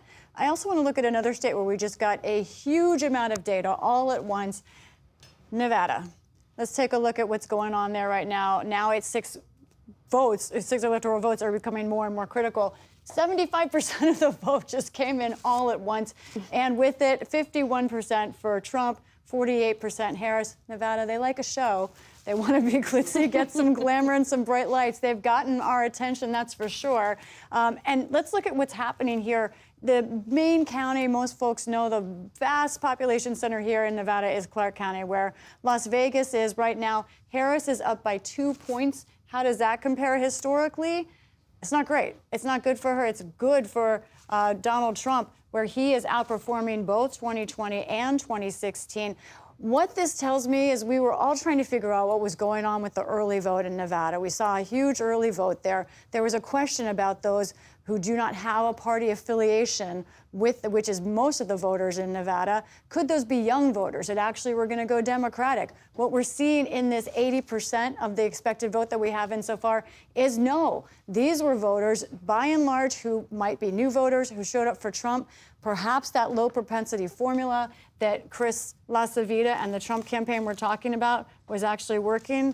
Let's also look at what's going on in Wisconsin. It's 10 electoral votes, also becoming important. 51 to 47 there with 86% of the vote. But, you know, there is still a path there. This is why the Associated Press has not called it yet for Kamala Harris. It's right here in Milwaukee County. Look at this. She's up by 34 points in that county. only 60% has been counted. This is a place where you get tens of thousands of votes, not just hundreds. So for Wisconsin, that's what we're still watching there in Milwaukee. Let's just quickly kind of sort of reset. I know everyone's probably got their boards at home, their maps, and actually the panel, you're welcome to tell me what to hit, what paths you like, but here's how I'm looking at things in this moment. This is where the race stands right now. 247 electoral votes have been called for Donald Trump. Let's say Alaska goes to Donald Trump. That's the expectation. It has not been called yet, but just gaming out where we are in this moment. So that would get him to 250. Also, Maine's 2nd district, that's a place where he's leading right now. This is sort of up here, the county, huge portion of Maine. Let's give him that. So then we see Donald Trump within 19 electoral votes of becoming president. He could get that in Pennsylvania, or it could be a combination of, let's say, Wisconsin and Arizona together. Now, Arizona, very much in reach for Harris. So let's say he doesn't get it. Let's say he wins in Nevada. That's not enough. So Harris could still lose Wisconsin and Nevada, but as long as she gets Arizona, she still stays in the game. So what I'm telling you is, of these 5 states here, Pennsylvania, Michigan, Wisconsin, Arizona, Nevada, she's got to win, depending on the combination, 3 of them, especially Pennsylvania. The path is getting narrow, but it is there for both candidates right now. Lisa Desjardins, our thanks to you. Faz, when we look at Nevada, it's the service workers that have helped Democrats win Nevada in past elections. The army of culinary workers union members, the service workers. How has the Harris campaign, first it was the Biden campaign, obviously, but then the Harris campaign, how have they been able to put that group of folks to work for them? It's the most working class state of the 7 battlegrounds, and it's one that I have a fair amount of history with myself, having worked for Harry Reid for many years and built what we long referred to as the Harry Reid machine. That was built out of culinary and a whole host of unions who helped galvanize those workforces into a consistent voting bloc. What we saw, even when I was running Bernie's campaign in Nevada in 2019, we could already see that there was a fracturing of the union movement that Donald Trump had started to carve into it in his 4 years at the presidency. You go forward, and you look at the union politics as it is now. Obviously, Sean O'Brien, head of the Teamsters, did not endorse Harris, held out, said positive things about Donald Trump. You could sense and feel the fracturing among many unions around this country, despite the fact that Joe Biden had been a very strong pro-union president. And I think, it has to do with, more of a desire of this disruption, that there's a feeling in many of the union movements that they want structural reforms and bring the hammer down. And I think some see in him, one quote comes to mind, that because our government is corrupt, one union member told me in Michigan, we need a mob boss or a crime boss to fix this. And you can imagine, you understand a little bit of the empathy of if the thing is so corrupt, we can't play by rules to fix this. And you can sense that among the union membership. There is some of that feeling. We have a race call to share with you. Kamala Harris has picked up the state of New Hampshire with 88% of that expected vote in. So let's take another look at the overall electoral map, 214 to 247, as we wind our way almost to 1:30 a.m. Eastern. And in the meantime, we have another House flip to report as well. Democrat Josh Riley has won his election to the U.S. House in New York's 19th congressional district. He beat the incumbent Marcus Molinaro there. So that's another flip there. Amy Walter, I know you love to talk about the House races. I know you do. I know you do. Now there's, am I remember correctly, two flips in New York. Right? And that was the number they wanted to get to. I don't know if we've had any other flips. I see some other. Matt Cartwright. Did Matt Cartwright get called? It was on the cusp. Okay, yes. so I don't know if that would be. We're being told 2 total. 2 total have flipped. So just New York. There's a possibility that a Republican flips a Democratic seat in Pennsylvania. At least one of those. But it is just like this. The House really, truly hanging on a thread, and it is coming down to the same district. So this is the other fascinating piece of this. As we're seeing all of this talk of red moving the country in these states moving more toward Trump, you're not necessarily seeing it having an impact on the House races. Right. And were kind of operating in their own atmospherics. Now, we don't have Michigan, we don't have Pennsylvania, so that's going to be very important.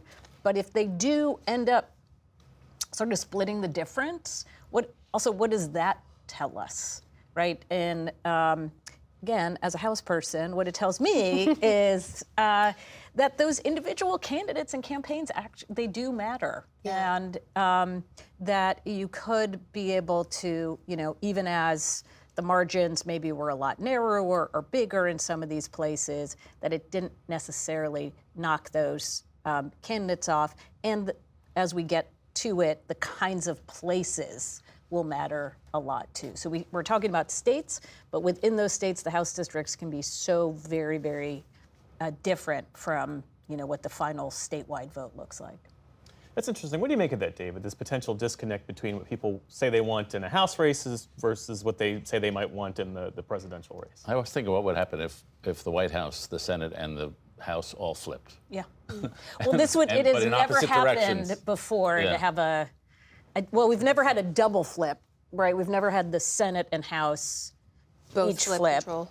And we've not had the House flip in a presidential year since Eisenhower. Yeah. So that would be also historic if Democrats were to take back. Yeah, and it wasn't that long ago, I don't know the answer to this question, when you would have these movements of 40 and even 60 seats. Exactly. And now we're down to 20. Now we're down to 20, and the rest just kind of line up. Is that the mapping, or is it? No, you know what it is that there aren't any more rural Democrats and there aren't any more suburban Republicans. Right. And so... Remember the Blue Dog Democrats? Yeah. Remember that was the thing? So that if this really were big movement, I think this is what we're going to find as we go through these individual congressional districts. In the suburban areas, so part of the reason Democrats are doing well in New York and flip those 2 seats, those are in suburban, sort of Biden-friendly territory. Long Island, though, these races are a lot closer as Long Island is going further and further right. We'll see what happens in, I'm trying to think about Nebraska. They haven't called yet, I don't think, for the Bacon seat, but that's another place that you have a Republican holding on in a very blue urban area. Can he outrun Trump? Has always been. He's been able to do it in the past, and this is a bigger margin than he's had before. There is an argument that that closed primaries contribute to this growing, worsening partisanship in the Congress. That, of course, it encourages candidates on the far right to run in the Republican primary, on the farther left to run in the Democratic primary. And it's part of this whole argument right now about moving to more open primaries, but it's not having much. Well, we'll see, because in Nevada, the other thing that's on the ballot is a ranked choice voting, which only a couple of states have, Maine and Alaska. Colorado may have it as well, but in Nevada, it would be it would have a pretty big impact. We've never seen it in a state of that size. I mean, Alaska's obviously a big state, but it is not, population-wise, certainly not what Nevada is. Let's go to our William Brangham, who's in West Palm Beach with the Trump campaign. William, we should say that a TV network, Fox, has called Pennsylvania for Donald Trump. The Associated Press, however, says that several 100,000 ballots are left to be counted, and a flip is still possible if most of what's left to count is advance vote. Give us a sense of what's happening in the room and bring us up to speed on your reporting. If you had gone to me 45 seconds ago when Fox News made that call, I wouldn't have been able to hear a single word you said, because this room erupted with as loud of a cheer, a raucous, ongoing chant of USA, USA, as we have heard all night long. Because if, in fact, that turns out to be the case, and we should say, as you did, AP has not called it, and that's what we at the NewsHour go by as our metric. But Fox News, which is what is playing here in this room, Fox News called Pennsylvania, and this place erupted, because if that went forward, Trump is within 3 electoral votes of winning. So incredible jubilation here in the room, with a real sense that tonight, even though many people have been told that maybe we won't know the results, many people here are starting to feel that tonight could be officially the thing that pushes Donald Trump back to the White House. William, I'm not sure if you can see what we're seeing or hear any of this. There appear to be some high-profile guests kind of being ushered into the room. We can't quite make out who they are, but I wonder if you've heard anything from the campaign about when any campaign official or even former President Trump himself may come out to speak and address the crowd. We don't know. I can see the crowd that you're talking about. I can see them. There were some seats up near the stage that had been blocked off and reserved all evening long, and it clearly does seem as if some of those people are being escorted in. From my vantage point, I can't see who that is. We know we are expecting the Speaker of the House to come at some point. We've seen several senators, many congressmen. We also know that the Trump motorcade is here any minute now. They have also put up the teleprompters, which is often a sign that the president is about to speak soon, and they've parted the blue curtains over there on both sides of the stage. So we expect to see the former president any minute. Our William Brigham in West Palm Beach, Florida. William, thank you. Let's bring it back to the panel. Kevin, your takeaways. Well, I'm surprised they have a teleprompter. I would have thought that I would have thought that Donald Trump would be coming out tonight and speaking without one, because he, if you look at the last 2 weeks, he wasn't exactly on message discipline. And I think he still might, Kevin. What's that? He still might go off the telephone. I think he will. But I think clearly you're seeing the emotion and the enthusiasm from the Trump folks. I think they increasingly feel like this is trending in the right direction for them, and that they're going to be able to declare official victory pretty shortly. But we'll still see where we are on the House, I guess, until tomorrow. Faz? Yeah, I was tracking some of those House races too, alongside Amy, and I think Becca Cook not going to pull it out. No. She was 10 in Wisconsin. Yeah, she was about 10,000 points behind. So looking at the places where you could have seen House Democratic pickups, they haven't quite materialized at the rate at this hour that we would have hoped for. Not to say that we know definitely what the outcome will be, but we had hoped that it'd be a little bit cleaner at this point about the House. And given that it isn't, the fears of a potential trifecta for Trump are very much, if you were playing that game that everyone always likes to talk about of, would you rather be us or them? Right now, obviously, you'd rather be Trump. David and Jonathan, of course, we should reiterate here that only Fox has called Pennsylvania for former President Trump. The Associated Press has not. Therefore, we have not. No other network has. But when you look at the blue wall, Harris needs to run the blue wall to get to 270. She needs to find a lot of votes. She's down by 3 and down by 6 in Michigan, which is kind of surprising, though there's some of the big Democratic counties are still out there, so that'll tighten. But down by 4 in Wisconsin. If you had told me that the gap in Wisconsin and Minnesota would be the same, I would have been surprised, because Minnesota's a pretty Democratic state. And so it's just, there's not much more you can say, but there's a prevailing wind in this campaign, and the wind is touching pretty much everywhere. Prevailing wind, which I hope shifts. She has to win the blue wall.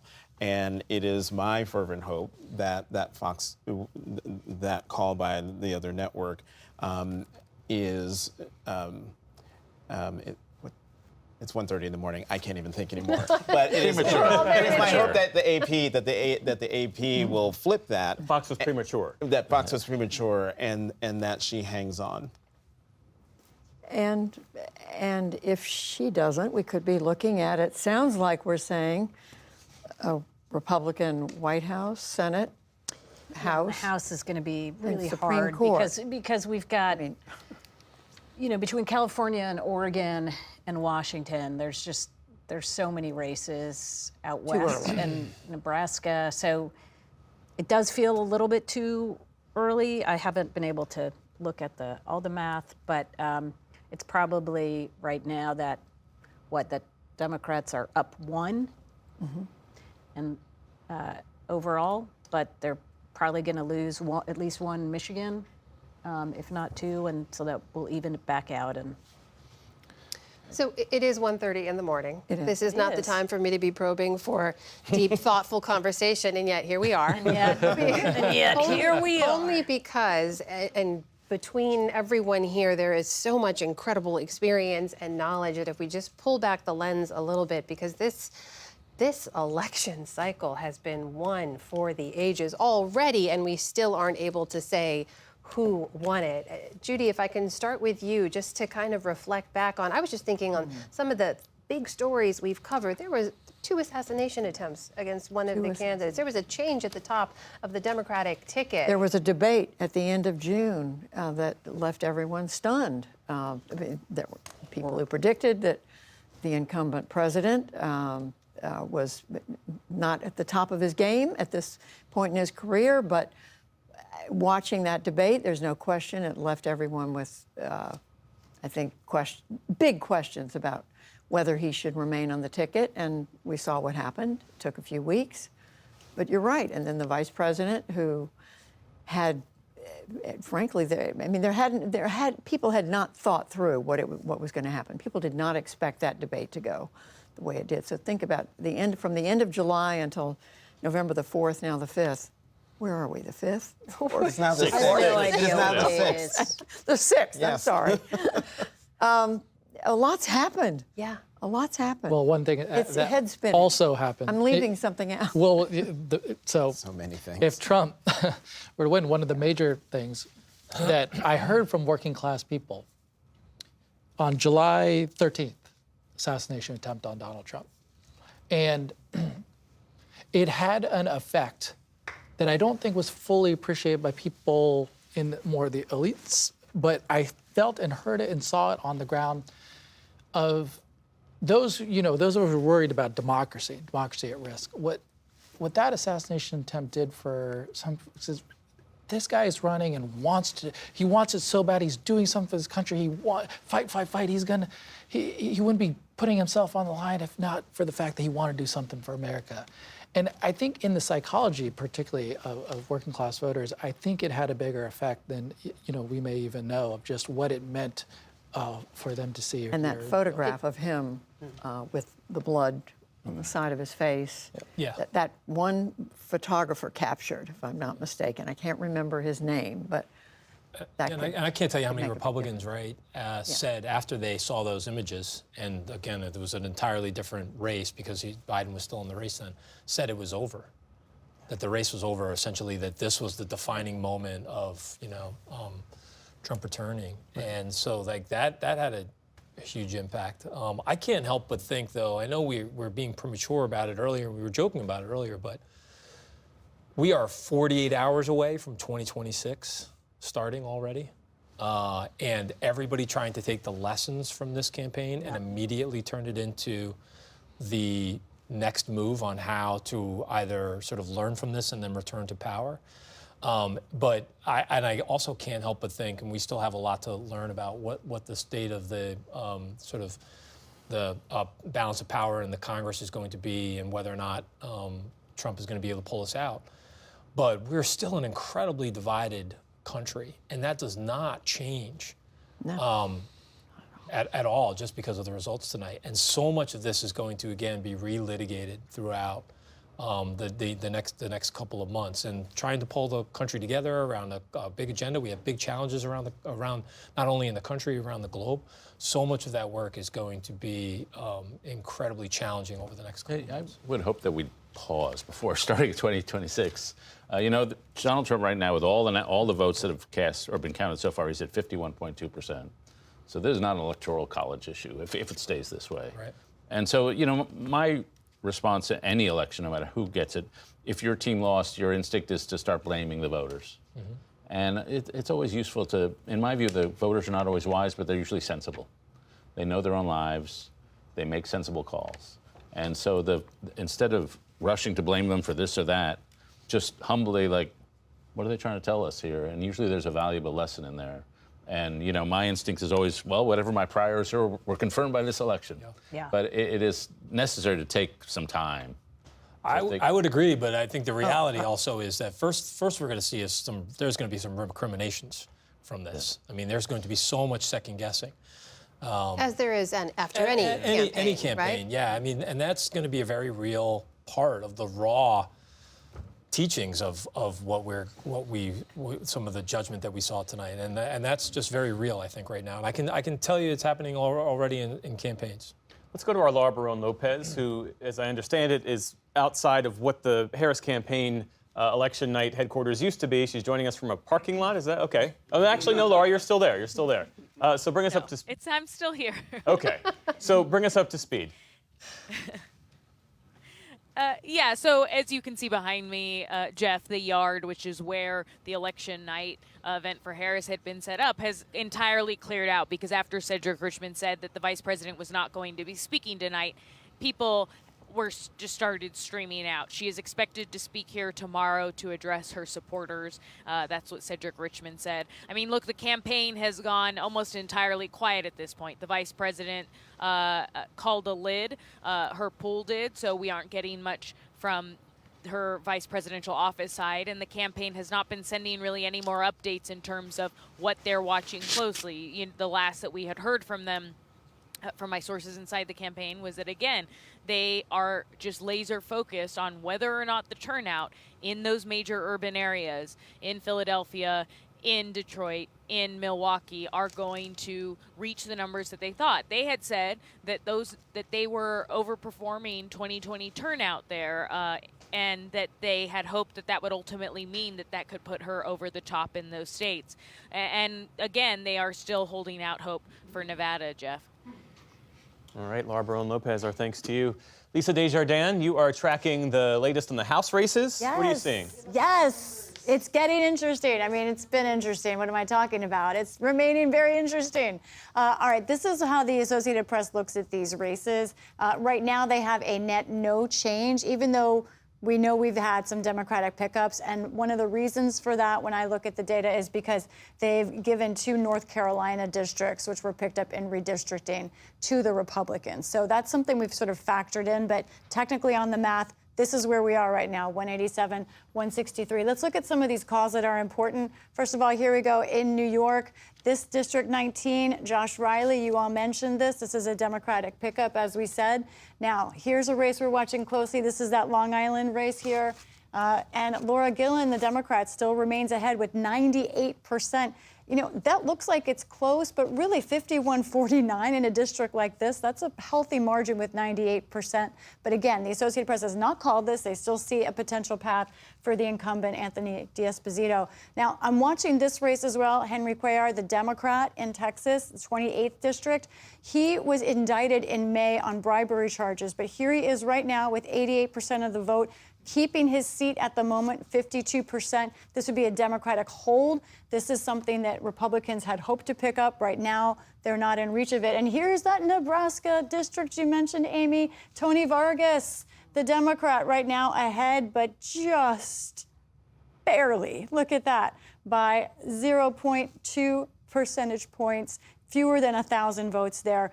This is going to be a tough race to call, I predict. We'll see how it goes with the remaining 9% that's left. All right, let's talk about Nevada. This might be a little bit of a surprise. Susie Lee, she is a professional campaigner. She is good. I followed her on the campaign trail 2 years ago. She's great in her district. But right now, she's in a pretty close race with 84% of the expected vote in. You know, this is Clark County by and large. So we're seeing some of what Kamala Harris is facing in her district as well. Now, of course, she could eke this out. She's ahead right now. But this is a race we're watching. This is a little bit more competitive than I expected at this time. So right now, we just have these 2 New York districts. New York, we've got a +1.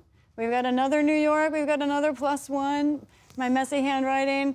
How many races do we have left? Oh, about like 48 that we're still waiting on. So, you know, we really don't know what's going to happen in the House. One more House race.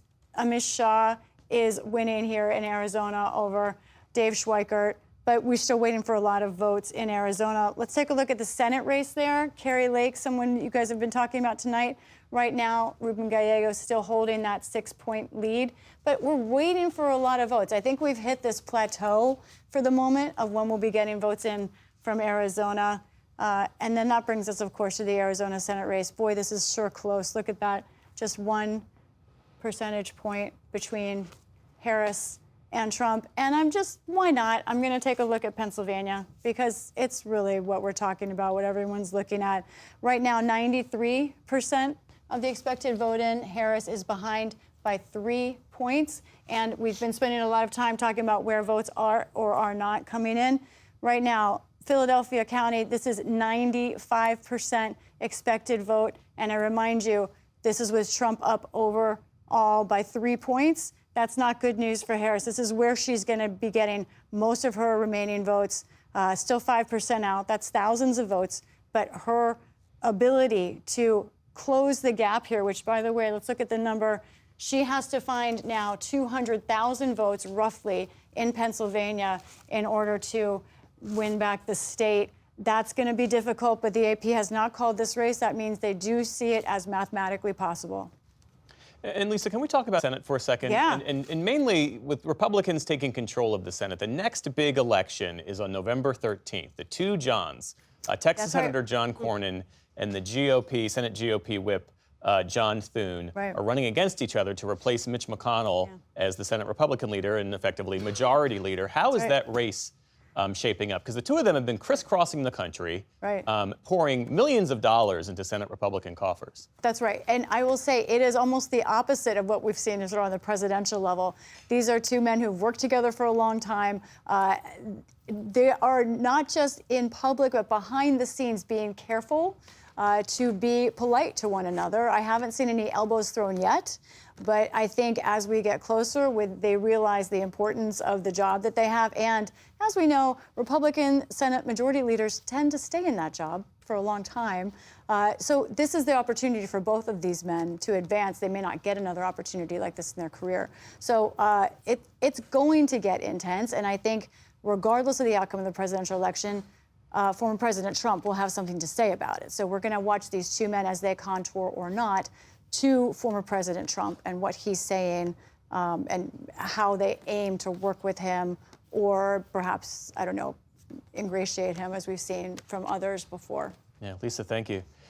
Kevin, what are you watching for in that race? I think it was Lisa Murkowski who said to a reporter, either one of the Johns would be great. Yeah, or you can just say, you know who I'm for? I'm for John. So you can get away with having to answer any specifics. Look, I think both really good, strong leaders, both well-liked, both would be great at the job.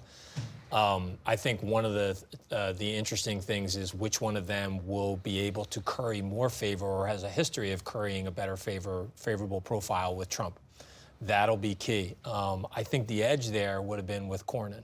But we'll see. We'll see how it plays out. I think one of the things that I remember from working on Capitol Hill, too, is right when you think all of these external factors play a bigger role, it really does come to the relationships that each one of these senators has with the members of their conference.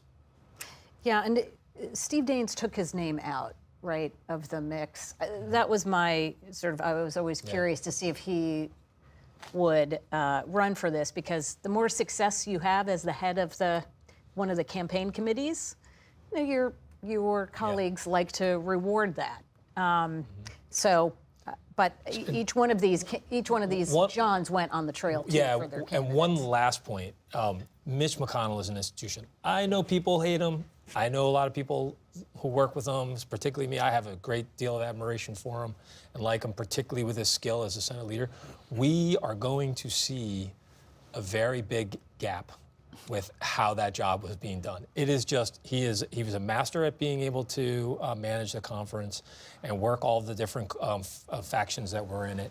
He was also an institutionalist. He felt very strongly in the role of that job, and I think that's a lot of institutional knowledge that is going to be leaving the position. Exactly the point I was going to make. I was working for the Senate Majority Leader Harry Reid at that point, seeing Mitch McConnell understand how to work the Senate. If you look at Donald Trump's first term in the first 2 years, how did he get these 3 Supreme Court nominations through? It's Mitch McConnell. How did he get judicial nominations through? It's Mitch McConnell. How did he get a tax cut bill through? It was Mitch McConnell. And it was his ability to know and understand how you schedule votes when you force these things through. And I do think that this decision will be a big one that I have no doubt that Trump will determine essentially for the Republican Party of who's going to be the Senate Majority Leader. I was just going to say, and denying the Democrats their choice for the Supreme Court twice. The book that I think, Jeff, you That's right, Michael Tackett of the Associated Press. Among other things, it's clear that he's not a fan of Donald Trump. He's been very careful about how he's handled it, but he said some pretty tough things about the former president. Yeah, and Tackett reports in his book that McConnell viewed it as a strategic misstep not to lead Republicans to convict Donald Trump in the first impeachment case that he faced. I think our William Brangham is back with us now. He's been down in West Palm Beach, Florida with the Trump campaign.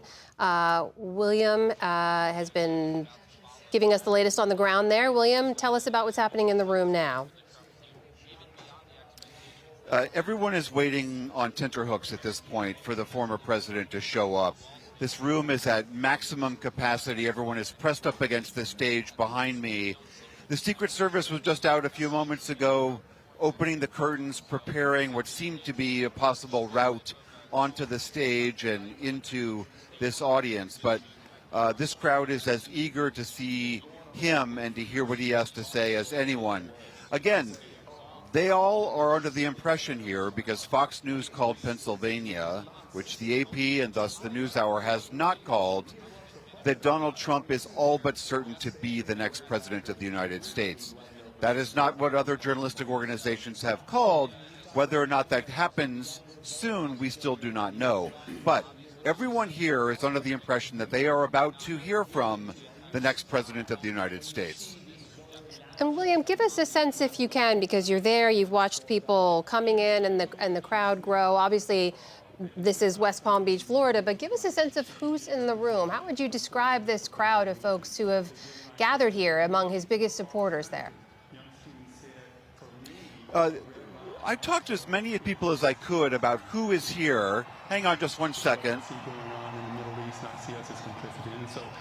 The cheers have been coming so fast and furiously, Amna. I just want to make sure that I'm not missing something well, critical. William, if you don't mind, I'll interrupt you here, here just to share a bit of news, which is that Fox, and only Fox, this one network, has declared former President Trump the winner. Associated Press has not called it, therefore we are not calling it. No other network has called that, but that may have been what triggered this response we're seeing now. I don't know if you could hear that behind me through this microphone, but that is now what is on the screen behind me on Fox News, on these two massive screens here in the room. Fox News has just declared that Donald Trump is going to be the next president of the United States. And this audience is reacting as you would expect. These are the diehard of the diehard, the people who have volunteered for him, who have worked for him, who have been donors to him, who believe fervently, according to many people that I've spoken with, that some people have even said that he is ordained to have been this man at this moment in time. And they are now, again, no one came here really thinking that this would happen this evening. They all hoped that it would, but now it seems like for many of them, their dreams are coming true. And William, just a level set for our audience. I know you're fighting a lot of noise in the room there, but it's coming up on 2 o'clock here on the East Coast. Only one network, Fox, has now said that former President Trump has won the presidential election. The Associated Press has not called this race. There are still a number of key battleground states they have yet to call. No other network has called it at this point, but that is the reaction you're reporting on there in the room, correct? That's exactly right. That's everyone here thinks this race is now over.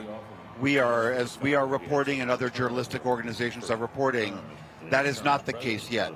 Again, in the course of our conversation, in the course of our broadcast this evening, it may turn out to be that way. But thus far, it has not been declared that. As Laura was reporting, the Harris campaign certainly believes that they have maybe the most infinitesimal chance, but a chance still, that they could eke out some final victory and get some of those remaining blue wall states.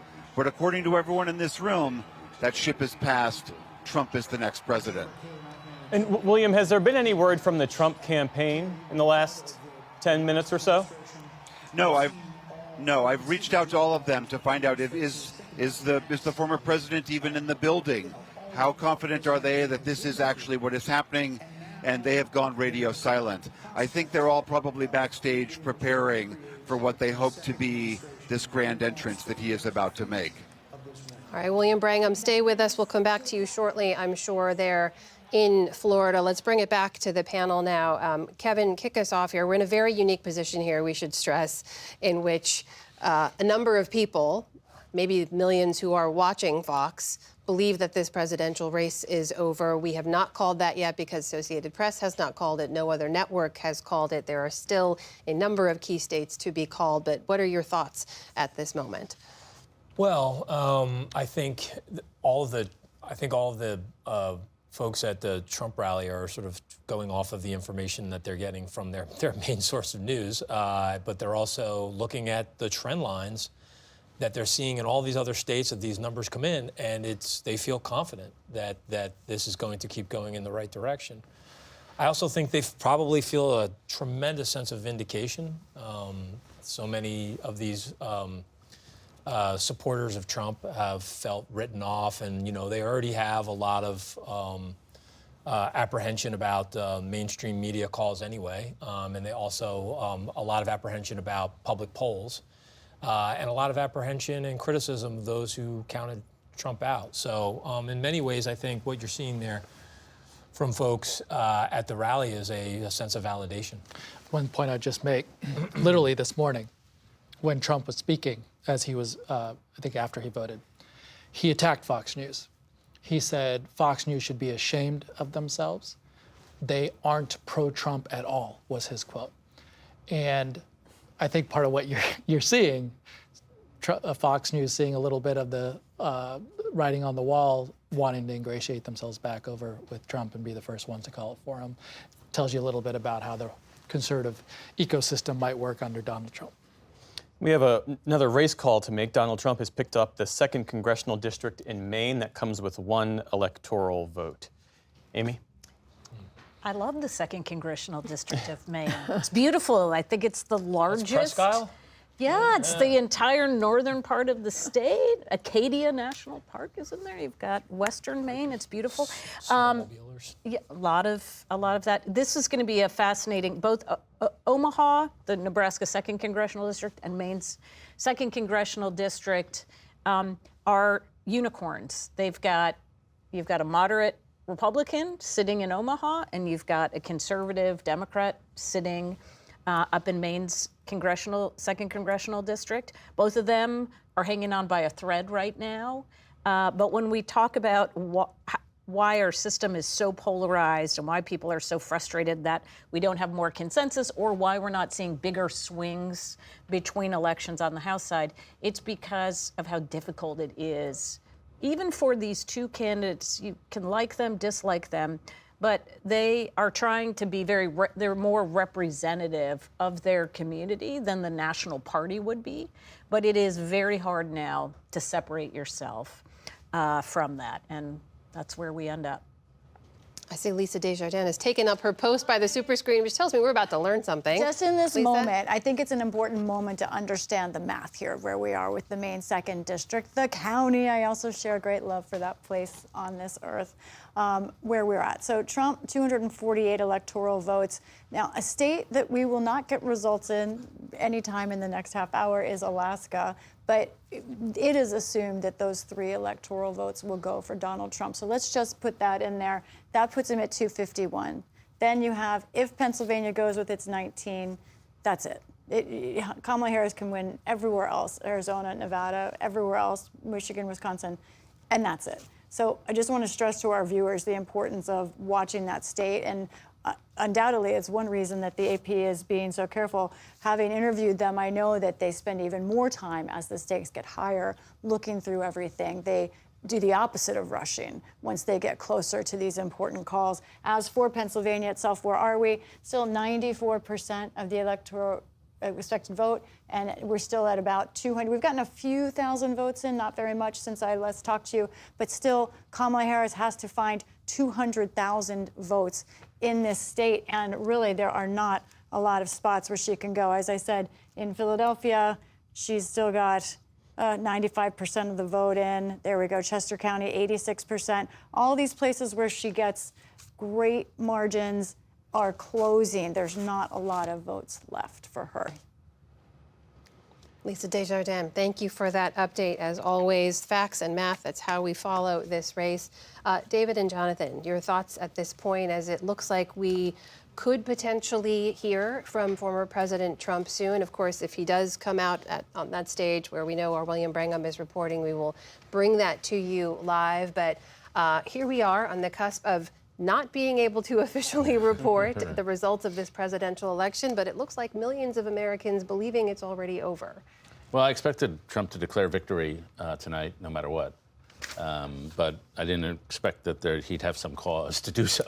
But we're in the normal Trump world where, I think a normal candidate would wait for all the networks to endorse, but he doesn't play by those kind of rules. So it's welcome to the future. Jonathan? Well, I come to elections with a sense of humility, simply because, polls don't vote, people vote. And so in elections, we finally get to hear what the American people have to say. And I've come to this election with an open mind, and I want to know what the American people have to say. What was it, 6 hours ago, I was mystified by what was going on. And now I can't help but think that if this election seems to be, if it proves out that the millions of people who are watching Fox News, if that ends up being the case, then I can't help but wonder if the American people have given up on democracy, simply because of what he's told us, what he wants to do, simply because of what the Supreme Court decided in terms of immunity. I mean, he has said he wants to go after his political enemies. I am your retribution. So if indeed what Fox is reporting, if that ends up being true and ends up being the case, then this conversation about who we are as a country, I was going to say will pop off in earnest, but I think we will have an answer, especially because I'm looking over your shoulder. Right now, Donald Trump has 51.2% of total votes. 51.2. Judy, which is better than he had in the previous two. Was it 48%? Is that right? When was the last time a Republican got 50? Just a couple things. Number one, this is not where we thought we would be. I think many of us thought this election could go on for a day or two or three longer. As David just said, here we are. We could be knowing the result within hours. The second thing is someone, maybe I'm the only one here who was sitting on an anchor desk in 2000 and I happened to be at CNN at the time, and there were we had a lot of company. All the networks called Florida for Bush and then for Gore, or Gore and then Bush, and then the country for Bush, Gore, and then it went back, and then Gore did the remarkable thing of conceding, and then 15 minutes later or 40 minutes later, called Bush back and retracted the concession. So we're not quite at that level of uncertainty, but I don't think there's anything wrong with waiting. I think I learned from that painful experience that it's better just to let the voters speak and see what happens. And we're going to know soon enough. I mean, we see where the arrows are pointing, but we don't know yet. Well, the way that those arrows are pointing, David, you made this point earlier, that the long period of the liberal ascendancy in our politics appears to be over for at least right now, because you could argue that even the Democrats were shifting rightward in their approach to major issues like immigration and crime. Yeah. So there are obviously going to be major differences between the two parties, but there are some similarities. So we were going to have a tighter border policy. We already have that under Biden. We were going to have industrial policy, and we are going to have industrial policy. We had that under Biden. There are a lot of Republicans, including J.D. Vance and Marco Rubio and Josh Hawley, who want to have some form of industrial policy. The you know, the Biden administration, to a surprising degree, continued the reshoring, the crackdown on China, the decoupling of our economies. So that will continue. And so what happens when you get a new political era, it's not like the two parties agree, but the Overton window shifts. And so what had been, whether it was Bill Clinton, George W. Bush, Barack Obama, that's over here, and we've moved a little over here. And so if Trump does go on to win, that'll be one of the big takeaways for me. Amy Walter, think back with me to the 6 o'clock hour when we were all younger people and better hydrated. Oh my God. But we had this conversation about what we would learn tonight. Yeah. We're all looking to answer the biggest question we cannot yet answer, which is who has won this presidential election. But you also talked about what we learn about this country, about where we are and how we're viewing this moment. We have a lot more information now than we did back then. What are you taking away? Well, this realignment question that has been, going into the Substack debates, but it's been beyond that. I mean, this was really as we were wondering, how you put a winning coalition together. Every time you gain someone, is it coming at the risk of losing another group of voters? And so Trump didn't do better with women, and Trump didn't do better with college-educated voters, and Trump didn't find any more success in the suburbs, but of some of these key areas. But what he did do was he expanded his coalition with these voters we've been talking about a lot, whether it's Latino voters or Black voters or younger voters. And those matter too, especially when white college voters make up a small percent overall of the electorate. It's a growing share of the electorate, but it is by no means a majority of the electorate. And so if you're trying to get your coalition by holding on, I mean, that was always a question, could she hold on to enough of the Biden crew that turned out in 2020? And it looks like she did. And this is what's interesting. If you look at, again, in the exits, did you, for people who voted in 2020, I think she won them by 3 points or something. But among the people who didn't vote in 2020, they were tied. So that suggests that the new people who came into the system were not coming in as an anti-Trump vote, which I think a lot of Democrats were hoping. If there were going to be new people into this process, it's because they're going to look at Donald Trump and say, we can't have more of that. Instead, there were an equal number of people. Somebody said, we can't go that way. And then the other 48% who said, yeah, I like the fact that he's going to shake things up. Faz, how does that fundamentally upend the rules of politics such that Democrats know them and have known them? Well, I want to be, as David mentioned earlier, be humble about learning and challenging our own assumptions. One of the assumptions for a lot of Democrats was the gender gap would work to their advantage. To a degree it didn't, but it did. But, if you think of it, the Biden win in 2020 and then the midterm wins in 2022, I felt that the Democratic brand led by him was starting to give the permission slip of Democrats to overperform him.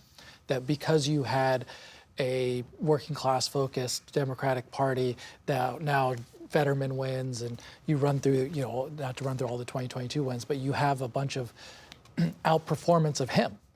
That's a mark of a leader that, raises all boats. I think the challenge here is I feel like we lost some of our working class appeal on the margins. Again, we're just talking about these margins, and that margin means everything when you lose, 2 or 3% in a lot of these core places. And we got to go back to the drawing board of having that as the front and center question of a class appeal that speaks to working class voters for the Democratic brand, because I think it's gettable. I'm not in this place, there are Trump people that have given up on democracy. I tend to think that they want a democracy to function and they need a Democratic Party that speaks to them. Just want to share with viewers, we put up this live shot now from inside Trump headquarters where both our William Brangham has reported, and it seems as if the crowd there is eagerly anticipating the arrival of former President Trump. If and when that happens, we will, of course, bring that to you live. Lisa Desjardins is back over at the super screen with Pennsylvania up on the wall. So let's take a look. Yeah, we can't forget about the U.S. Senate, and there are some interesting numbers coming in. This is in Pennsylvania, where Bob Casey is still behind 1 point. Dave McCormick with 94% of the expected vote in. Now, this is the difference here, about 85,000 votes. So Bob Casey is doing better than Kamala Harris here. This is a number that he can make up. Of course, we know that because the AP hasn't called the race. Probably not in Philadelphia, where most of the vote is in, but maybe in some of these collar counties where he is winning by large majorities. Still, it's a large amount that he has to overcome at the moment. How about in Wisconsin? Tammy Baldwin also behind. She is now behind more than 2 points in this race, so we're going to watch that. How about Nevada? We haven't talked about this Senate race at all, but guys, look at what's going on here. Sam Brown, the challenger, Jackie Rosen, the incumbent. This is exactly what's happening. These are the exact totals. It rounds up for my board here, but he's at 47.9. She's at 47.6. Incredibly close, just 2,500 votes separating these two candidates right now. And we do see a place for Rosen to do better in Clark County. So we'll keep watching this. Lisa, our thanks to you. Amy Walter, is there any place where Kamala Harris is overperforming Joe Biden in 2020? I was just trying to look at that because when I look at, and again, I'm not going into this county level data, just looking at every one of the states. And as you're looking, I should yes. say, we have the live shot up of the podium there Okay. because we expect Donald Trump to come out and address his supporters literally any minute now. Just to see that, this looks a lot more like what we saw in 2016 than what we saw in 2020 in terms of states that we consider pretty blue: New Hampshire, Minnesota,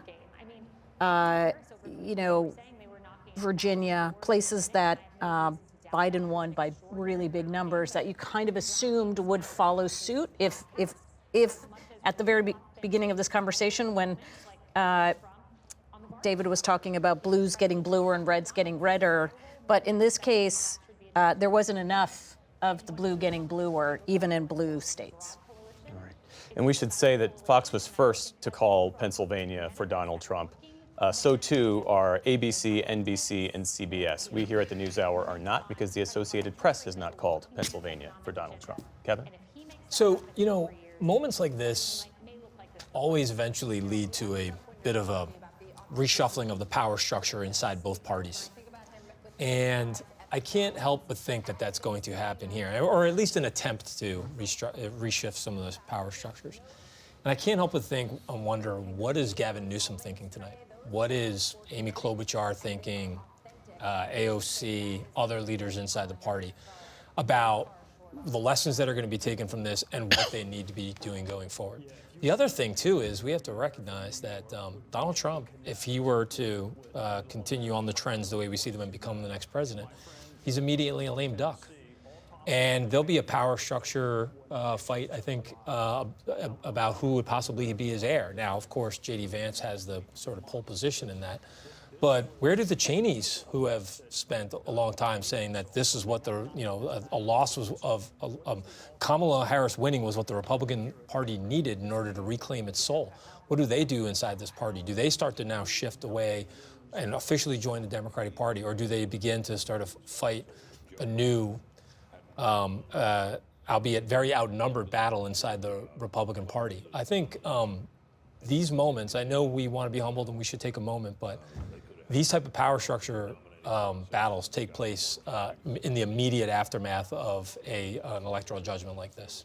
David, what about that? I mean, this idea, if Donald Trump does win, what happens to the Never Trumpers? Especially if he winning the popular vote. All six of us, I could call them. Meet in the same phone booth. No, I do think, I would say among the Never Trumpers I know, a lot of them are Democrats now. There are very few who have remained and Republicans, and I think this result will only confirm that decision and shift people over. What changes, and I've noticed this over the years with the donor class, who were sort of anti-Trump in 2016, but said, oh, I can't vote for Hillary. Then they became more anti-Trump in 2017, 2018. By 2020, the big Republican donors I know were pro-Trump, just because he's on our team, and I think the donor class will get on board. And so a lot of the corporate people, a lot of the finance people, the tech people have already got on board. So I think they'll get on board, and he will have consolidated the donor class, which is an important part of the party. Jonathan, to this point Kevin raised about what some Democrats may be thinking in this moment or in the hours, days, weeks ahead. And again, this race has not yet been called by the Associated Press, so not by us either. I just can't stress this enough.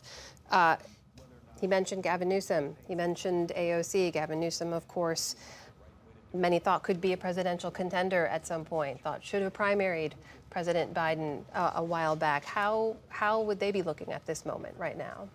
Well, I mean, they'll be looking at what they can do to regroup the party. I mean, Gavin Newsom, Senator Klobuchar, you mentioned, AOC.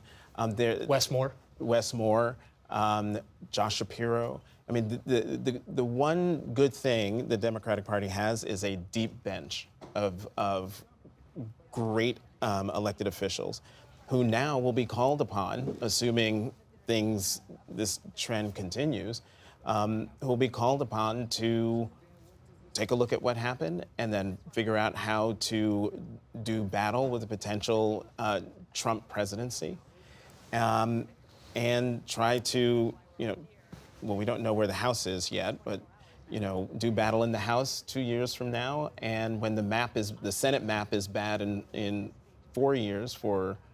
Or is it Amy? So the bad Senate map for Republicans is the next cycle. Right? I mean, so it's not 26 bad, but they've got a couple of 2026. But this was the whole. This is why Democrats wanted to keep that gap into the 2 or 3 seats, because there aren't that many Republican seats that are going to be gettable. Yeah. It should be said, we're entering whitewater. Like, Donald Trump creates a lot of churn in the American body politics. It's very hard to predict. That's exactly. I'm so glad you said that. Imagine trying to navigate that whitewater as a lame duck, an actual lame duck presidency. Given the challenges that we have around not only in the country but the globe, I mean, that's going to be some serious. There's some serious tumult on the horizon. And moments of high tension on the world stage, as you alluded to earlier as well, an ongoing devastating war in the Middle East, questions about whether or not Ukraine can continue to defend itself without U.S. and Western alliance support and all of this. And what we learned from the first Trump presidency, it was really critical to have however many voices there were who would be willing to tell him no and stand up to him. But they made very clear early, throughout the course of the campaign, this time, no room for those people. And I don't know who he's going to select. Obviously, it'll be a major point, assuming he does win. We'll all be focused who's the chief of staff, who's going to be filling out the major departments. And I think one of the questions is, are these just acolytes?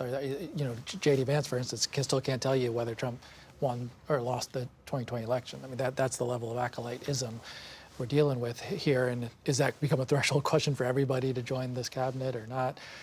Do they allow in anyone who has a different point of view? Take Sean O'Brien, for instance. Here's a labor leader. Do you bring him into the fold? Is he allowed to have a role? I don't know. J.D. Vance also said he would not have certified the vote on January 6th had he been vice president. And we are having bigger conversations here. Well, again, I need to reiterate for the sake of our viewers, we have not yet called this race because the Associated Press has not called this race. Judy, it'll be interesting to see what tone he strikes right now, because coming off of a campaign that has been quite negative, very negative, right up until the last day, it'll be interesting to see if he decides that now is the time to dial it back, to reach out, to Kevin shaking his head no. I love the question. I am betting against that. I mean, he was not humbled after an assassination attempt. I mean, if you look at the convention speech, I expect to see exactly more of that, which is 15 minutes of on-message discipline and then 40 minutes of going on the attack. I mean, Donald Trump if there's anything we've known about him, it is go on the attack at all times and you will be rewarded.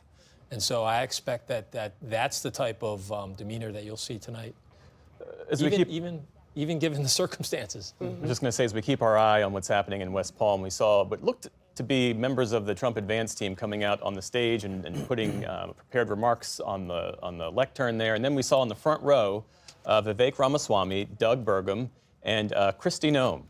And so, is that the Trump brain trust part of it? And then you add to that Elon Musk and Dana White, who we saw, he was locked in conversation in Mar-a-Lago earlier this evening? Not Dana White, but to Faz's point, I think you're going to see an administration that is over-indexed on loyalty, less indexed towards experience and sort of, tailored sort of experience and to their to the issues that the cabinet's going to be charged with dealing with. But yeah, those are the folks who have pledged their loyalty to Trump and have been very, very vocal surrogates for Trump. That is one of the ways to get into his good graces. So I expect all of them to play very prominent roles. Doug Burgum was in there too. I expect all of those to play very prominent roles. Faz, I want to shift it back to Harris for just a moment because we are still waiting to make calls in those blue wall states, but we know what we know so far, and the trends are what they are. And I just want to ask about the choice of Tim Walz as a running mate, which was meant to bolster her in those blue wall states in particular. How do you look at that decision now? I don't think it was Tim Walz. I don't think that was the issue. Let me start it this way. The issues were not competency of running a campaign. She raised $1 billion. I mean, it was a lot. Money wasn't the issue. Intensity wasn't the issue. You look at some of the crowds that she built, thousands and thousands at tons of rallies. So I say those things because now you're diagnosed, well, what was the issue? Because Biden, in many ways, didn't generate the same level of intensity. We knew that. Mm-hmm.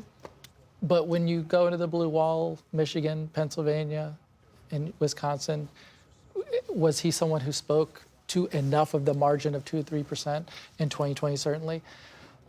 I think Walz had a working class appeal. We didn't really get to see after he became, the nominee after really great TV appearances. Didn't really hear a ton from him. He was on the script. So was Harris on the script. There was a far more, and I mentioned this at the beginning, a very cautious approach to this campaign, an assumption, a fair assumption that had from 2022 onwards after Dobbs that Democrats had been performing well in a lot of elections, that there was a gender gap, a lot of late deciders were going to move their way. So we were going to just basically play it safe. And I think you don't want to overlearn too many lessons of Trump, but I do think as the Democratic Party reckons with stuff is one, not only the class populism of appeal of getting out and talking to people, but also the type of campaigns we're running, right? The level of authenticity. What's expected of people now to hear from candidates off color, off script, in different settings, in different formats. We live in a different age where you just don't do the teleprompter rally and assume it's going to work. I'd say really quickly the lesson is that VPs can't do for you what the candidate needs to do for themselves. That's I think the lesson of the Walz pick. The idea that he was going to be able to appeal to all of these Midwestern working class voters in a way that Kamala Harris would not be able to. They just put a lot of false hope in that. It's always up to the top of the ticket to make that case. We're keeping one eye on live picture here from Florida, from West Palm, where we do expect former President Trump to come out in just a moment. We're keeping the other eye over on our super screen, where Lisa Desjardins is back to give us a little bit more information. Lisa, take it away. I'll be nimble here in case we get some action there in Florida. Let's talk about Nevada. We are getting more votes in still, 78% of the vote in now, and Trump is increasing his margin slightly in this state, 5 percentage points. But let's look at what's going on in the biggest county, Clark County. Right now, he's up by 80%. So this is one reason that I think the Associated Press has not called this race. Still 20% in the biggest county for Kamala Harris. One thing we also want to talk about is the AP voter surveys. Nevada, 30% of the population there Hispanic. And let's look at what we know about Kamala Harris. From those voter surveys, 60% of Latina women voted for Harris. That compares with 2020, when it was 69% for Biden. She's lost ground there. Also, let's talk about Hispanic men. 51% told the Associated Press that they voted for Harris, but that compares with 59% for Biden in 2020. So this is one place where we could see some answers to the many dynamics in Nevada and other places. She's lost ground with a key group of the electorate there in Nevada. Lisa Desjardins. Lisa, thank you. Let's go to William Brangham, who is at the Trump campaign election headquarters tonight. And William, one of the surreal aspects of this moment is that Donald Trump has a standing court date in a couple of weeks, November 26th. It was Judge Juan Merchan who is overseeing his criminal case out of New York. He delayed his sentencing date, and you correct me if I don't have this right, delayed his sentencing date until after Election Day, and that stands on November 26th. So what does his potential victory mean for that case and, of course, the special counsel cases against him?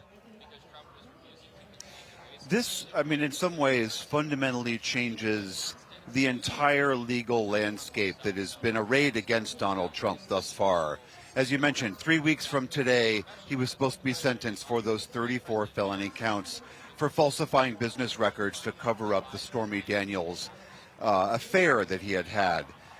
Now, let's just to say, for the sake of conversation, again, we have not called this race. The AP has not called this race yet. Let's say he is the president-elect. The pressure on Judge Merchan to not give Donald Trump a prison sentence for this case is going to be very, very intense. He's a 78-year-old. He's never had a felony conviction before, no prior convictions. So are you going to put the president-elect in jail for these, granted, very serious felony charges, but that's one issue. Secondarily, if Donald Trump becomes president, he then takes over the Department of Justice. And as such, he would have control over the two major federal cases against him. Those are both of the cases being run by Special Counsel Jack Smith. The January 6th election interference case, which is also currently on hold in Washington, D.C., trying to work through some of the legal complications that was created by the Supreme Court granting Donald Trump extensive immunity. The second case on that is the classified documents case at Mar-a-Lago, which also had been indefinitely suspended because the judge ruled that Jack Smith was inappropriately appointed. So both of those cases will now fall under a potential Donald Trump Department of Justice, and he could simply appoint a new attorney general who would get rid of them. Donald Trump has been very clear about what he would like to see happen to Jack Smith. Not only does he want him fired on day one of a new Trump presidency, but he also has said that Jack Smith should be sent out of the country and deported because he calls him a deranged maniac or something like that. The third case that is then pending against Trump, the fourth case, is the Georgia election interference case being held by Fani Willis. That case, again, does not fall under the Department of Justice, so Trump wouldn't have direct authority over that, but that case would become incredibly complicated for Willis to prosecute if it's allowed to go forward, simply because there is this long-standing federal prohibition on prosecuting sitting presidents of the United States. So, again, not to put the cart before the horse, but if Donald Trump becomes president of the United States, all of the legal jeopardy that he is in for current convictions and ongoing cases suddenly look like many of them, if not all, will disappear or be severely neutered. Yeah. And since you mentioned her, Fani Willis, we should just mention that the Georgia DA leading the Trump election case, she did win re-election tonight. Another thing, William, we got a 2-minute warning to Trump remarks about, 15 minutes ago, which is not uncommon on a night like tonight. Do you have any other guidance about when we might hear from him? No. What we've been seeing is there's a whole phalanx of Secret Service members just to the right of the stage here over my shoulder. They clearly seem to be anticipating the former president coming out and walking the line of supporters. Every time the curtain parts, everyone's cell phones pop out as they're anticipating him about to walk out. But, here we go. He is. Donald J. Trump, First Lady Melania Trump, and the Trump family, accompanied by Vice President-elect J.D. Vance, Second Lady Usha Vance, along with friends and campaign staff. And I'm proud to be an American.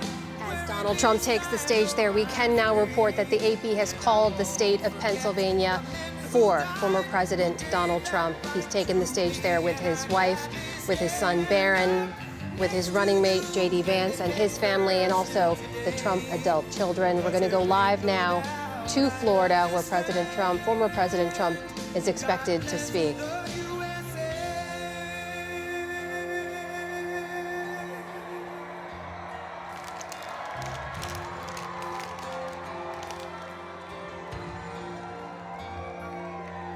From the lakes of Minnesota to the hills of Tennessee, across the plains of Texas, from sea to shining sea, from Detroit down to Houston, and New York to LA, where there's pride in every American heart, and it's time we stand and say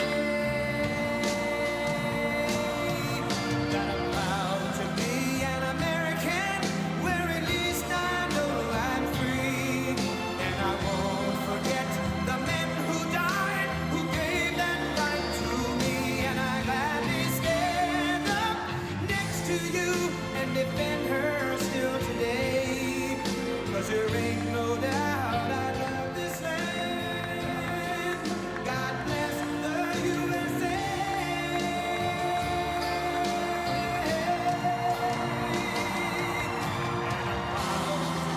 An American, where at least I know I'm free, and I won't forget the men who died, who gave that right to me, and I gladly stand up next to you and defend her still today, 'cause there ain't no doubt I love this land. God bless the USA.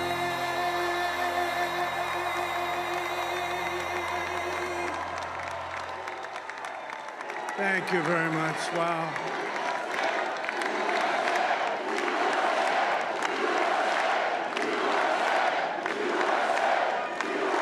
Well, I want to thank you all very much. This is great. These are our friends. We have thousands of friends on this incredible movement. This was a movement like nobody's ever seen before. And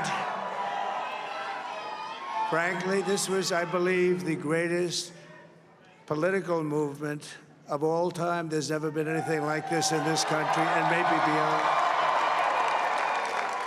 And now it's going to reach a new level of importance because we're going to help our country heal. We're going to help our country heal. We have a country that needs help, and it needs help very badly. We're going to fix our borders. We're going to fix everything about our country. And we made history for a reason tonight, and the reason is going to be just that. We overcame obstacles that nobody thought possible, and it is now clear that we've achieved the most incredible political thing. Look what happened. Is this crazy?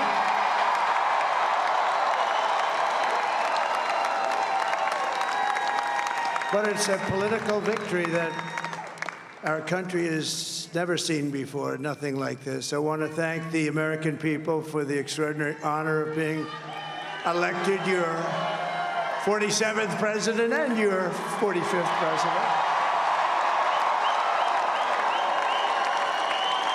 And every citizen, I will fight for you, for your family, and your future. Every single day, I will be fighting for you, and with every breath in my body, I will not rest until we have delivered the strong, safe, and prosperous America that our children deserve and that you deserve. This will truly be the golden age of America. That's what we have to have. This is a magnificent victory for the American people. that will allow us to make America great again. Oh, we're gonna And in addition to having won the battleground states of North Carolina, I love these places, Georgia, Pennsylvania, and Wisconsin, we are now winning in Michigan, Arizona, Nevada, and Alaska, which would result in us carrying at least 315 electoral votes,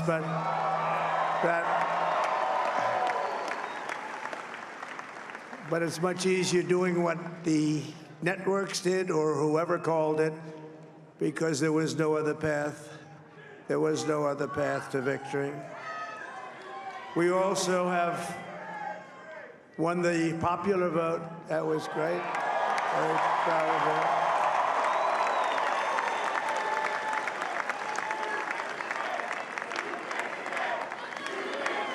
Thank you.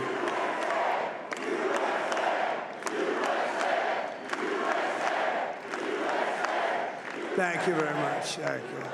And, winning the popular vote was very nice, I will tell you. It's a great feeling of love. We have a great feeling of love in this very large room with unbelievable people standing by my side. These people have been incredible. They've made the journey with me, and we're going to make you very happy. We're going to make you very proud of your vote. I hope that you're going to be looking back someday and say that was one of the truly important moments of my life when I voted for this group of people beyond the president, this group of great people. America has given us an unprecedented and powerful mandate. We have taken back control of the Senate. Wow, that's good. And the Senate races in Montana, Nevada, Texas, Ohio, Michigan, Wisconsin, the great Commonwealth of Pennsylvania, were all won by the MAGA movement. They helped so much. And in those cases, every one of them, we worked with the senators. They were tough races, and I mean, the number of victories in the Senate was absolutely incredible. And we did tele-rallies. We did tele-rallies with each one of them. And sometimes we did 2 or 3 and it was amazing to look at all of those victories. Nobody expected that, nobody. So I just wanted to thank you very much for that. And you have some great senators and some great new senators. And it also looks like we'll be keeping control of the House of Representatives.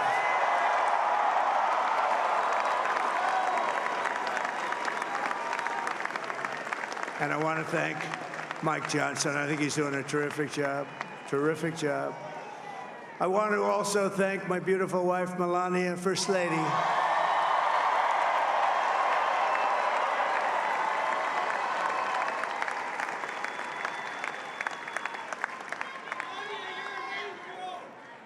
Who has the #1 best-selling book in the country. Can you believe that?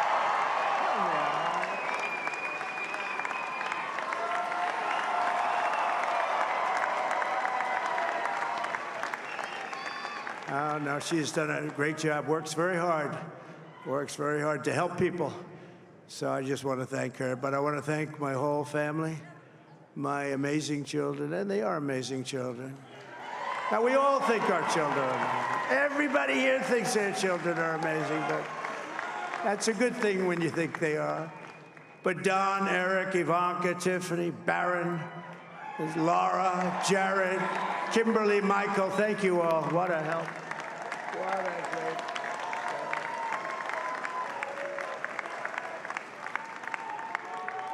My father-in-law, Victor, is tremendous, and we miss very much Melania's mother, Amalia. We miss Amalia, don't we, huh? She would be very happy right now, standing on this stage. She'd be so proud. She was a great woman, that one. Beautiful inside and out. She was a great woman. I want to be the first to congratulate our great, now I can say, Vice President-elect of the United States, J.D. Vance.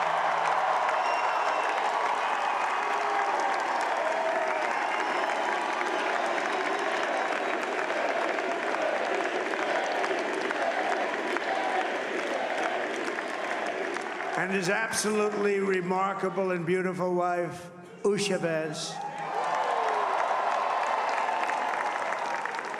And he is a feisty guy, isn't he? You know, I've said, go into the enemy camp, and you know the enemy camp is certain networks, and a lot of people don't like to, sir, do I have to do that? He just goes, okay, which one, CNN, MSDNC? He'll say, all right, thank you very much. He actually looks fine. He's still like the only guy I've ever seen. He really looks forward to it, and then he just goes in and absolutely obliterates them. Say a couple of words.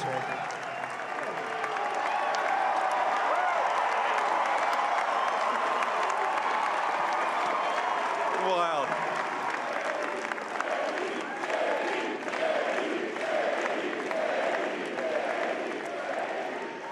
Well, Mr. President, I appreciate you allowing me to join you on this incredible journey. I thank you for the trust that you placed in me.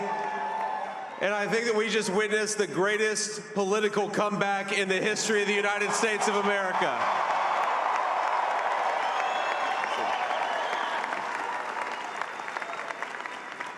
And under President Trump's leadership, we're never going to stop fighting for you, for your dreams, for the future of your children. And after the greatest political comeback in American history, we're going to lead the greatest economic comeback in American history under Donald Trump's leadership.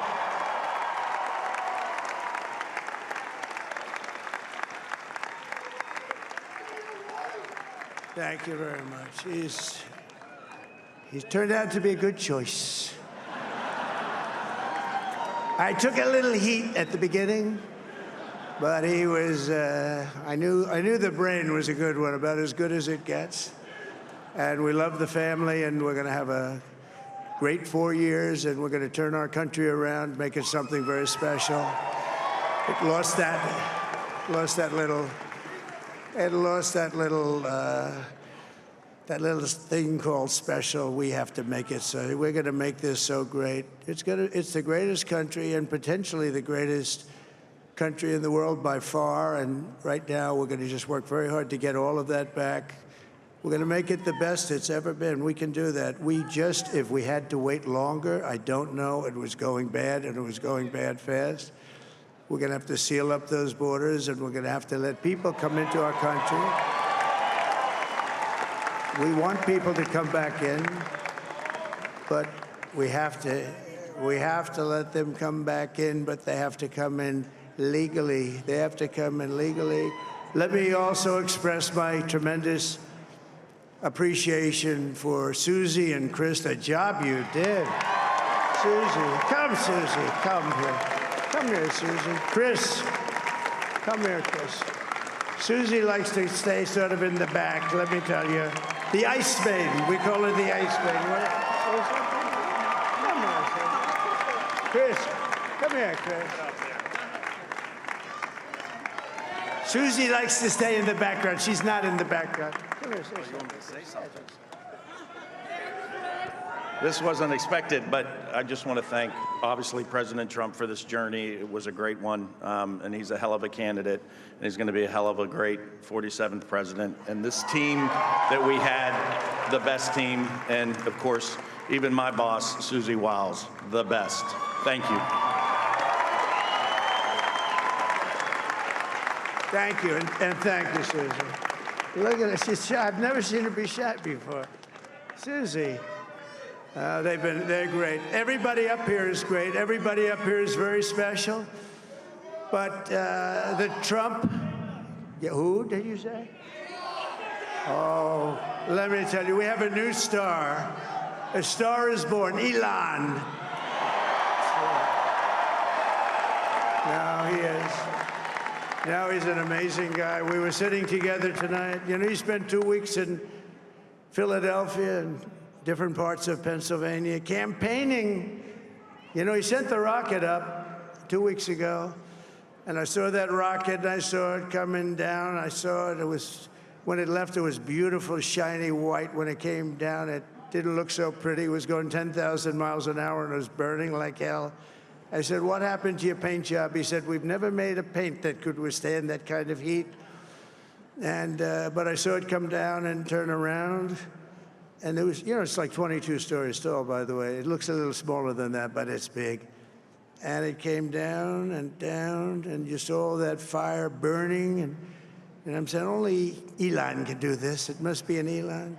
And I tell the story. I told it last night. I had a man on the phone. I had the screen muted, no sound. I was talking to a very important man, happens to be here. And that very important guy, one of the most important people in, I would say, the country, actually. But, you know, I was president, and now it looks like I was going to be maybe president again, so I figured I could ask him to hold. So I asked him to hold. And because, especially because you're going to be president again, they hold. So I took the phone down, and I'm looking at the screen. I'm seeing this crazy thing that's going around and coming down. It looks like it's going to crash into the gantry. And I said, oh, no. And I said, do me a favor, do you mind holding for a couple of minutes? I want to see this. I thought it was a space-age movie or something. I put the phone down.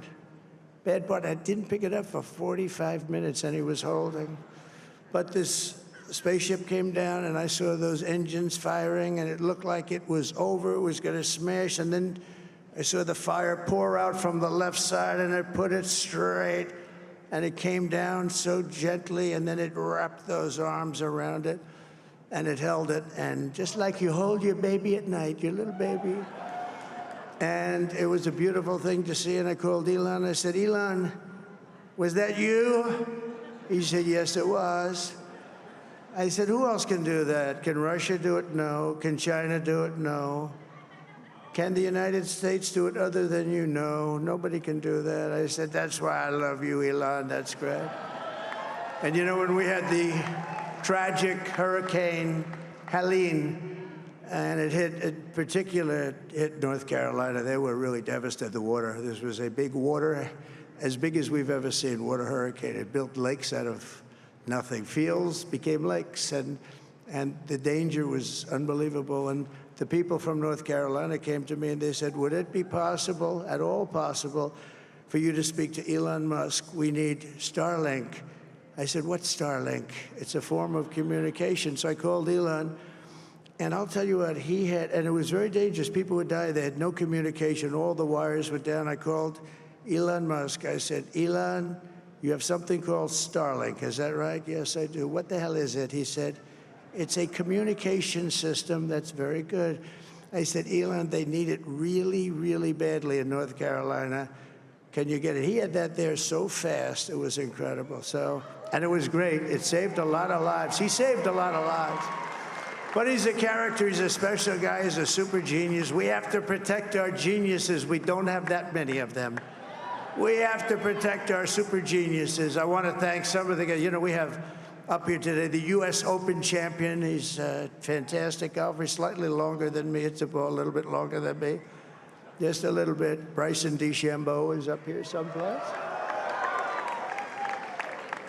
What happened to Bryson? Where is he? Bryson. Oh, he was shot. He's hitting balls. Oh, he's on the way. He's hitting balls. Bryson. Oh, look at him.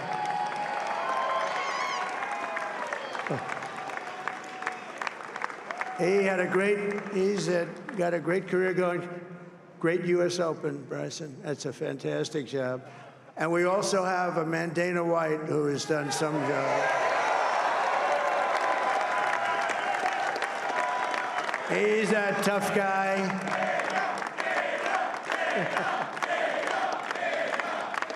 So Dana started UFC and came to me, do you mind if I use your, nobody wanted to give him a rinse because they said it's a rough sport, a little rough.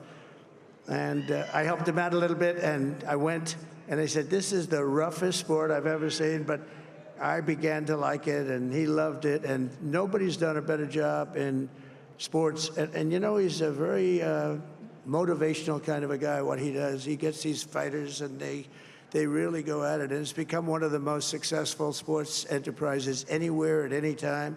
It's doing so well. I'd like to ask Dana just to say a couple of words because people love to hear from him. Dana, please.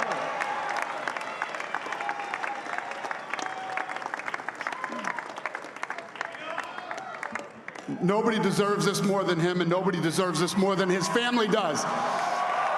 This is what happens when the machine comes after you. What you've seen over the last several years, this is what it looks like. Couldn't stop him. He keeps going forward. He doesn't quit. He's the most resilient, hard-working man I've ever met in my life. His family are incredible people. This is karma, ladies and gentlemen. He deserves this. They deserve it as a family. I want to thank some people real quick. I want to thank the Nelk boys, Aiden Ross, Theo Vaughn, Bussin' with the Boys, and last but not least, the mighty and powerful Joe Rogan. And thank you, America. Thank you. Have a good night.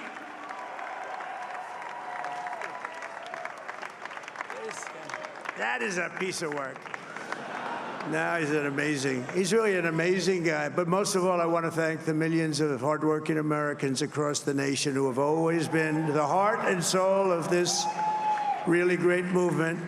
We've been through so much together, and today you showed up in record numbers to deliver a victory like probably like no other. This was something special, and we're gonna pay you back. We're gonna do the best job. We're gonna turn it around. It's got to be turned around. It's got to be turned around fast, and we're gonna turn it around. We're gonna do it in every way, with so many ways, but we're gonna do it in every way. This will forever be remembered as the day the American people regained control of their country.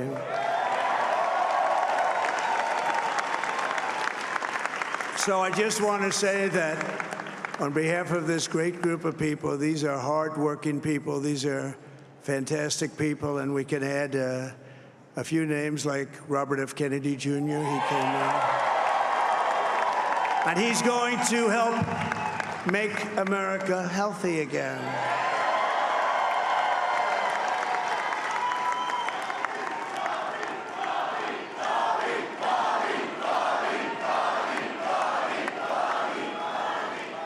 And now he's a great guy, and he really means it. He wants to do some things, and we're going to let him go to it. I just said, but Bobby, leave the oil to me. We have more liquid gold, oil and gas. We have more liquid gold than any country in the world, more than Saudi Arabia. We have more than Russia. Bobby, stay away from the liquid gold. Other than that, go have a good time, Bobby. We're going to be paying down debt. We're going to be reducing taxes. We can do things that nobody else can do. Nobody else is going to be able to do it. China doesn't have what we have. Nobody has what we have. But we have the greatest people also. Maybe that's the most important thing. This campaign has been so historic in so many ways. We've built the biggest, the broadest, the most unified coalition.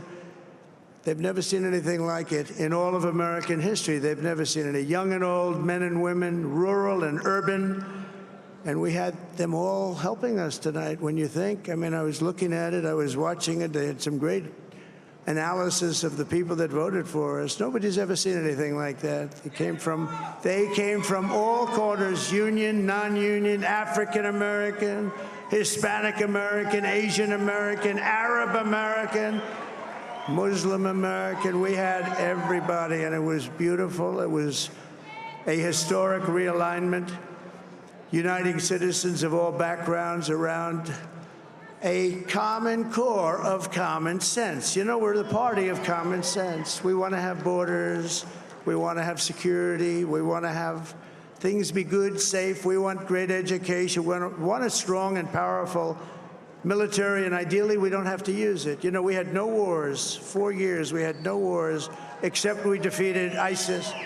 We defeated ISIS in record time, but we had no wars. They said, he will start a war. I'm not going to start a war. I'm going to stop wars. But this is also a massive victory for democracy and for freedom.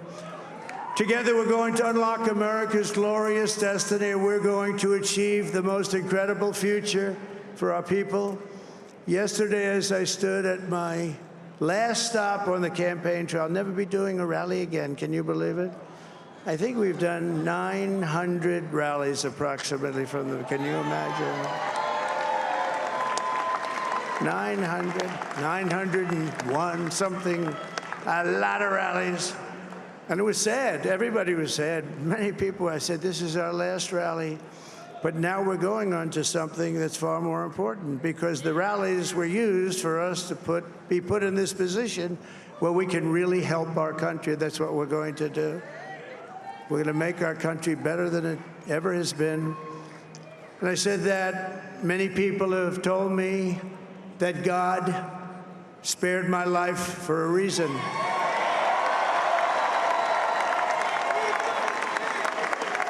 And that reason was to save our country and to restore America to greatness. And now we are going to fulfill that mission together. We're going to fulfill that mission.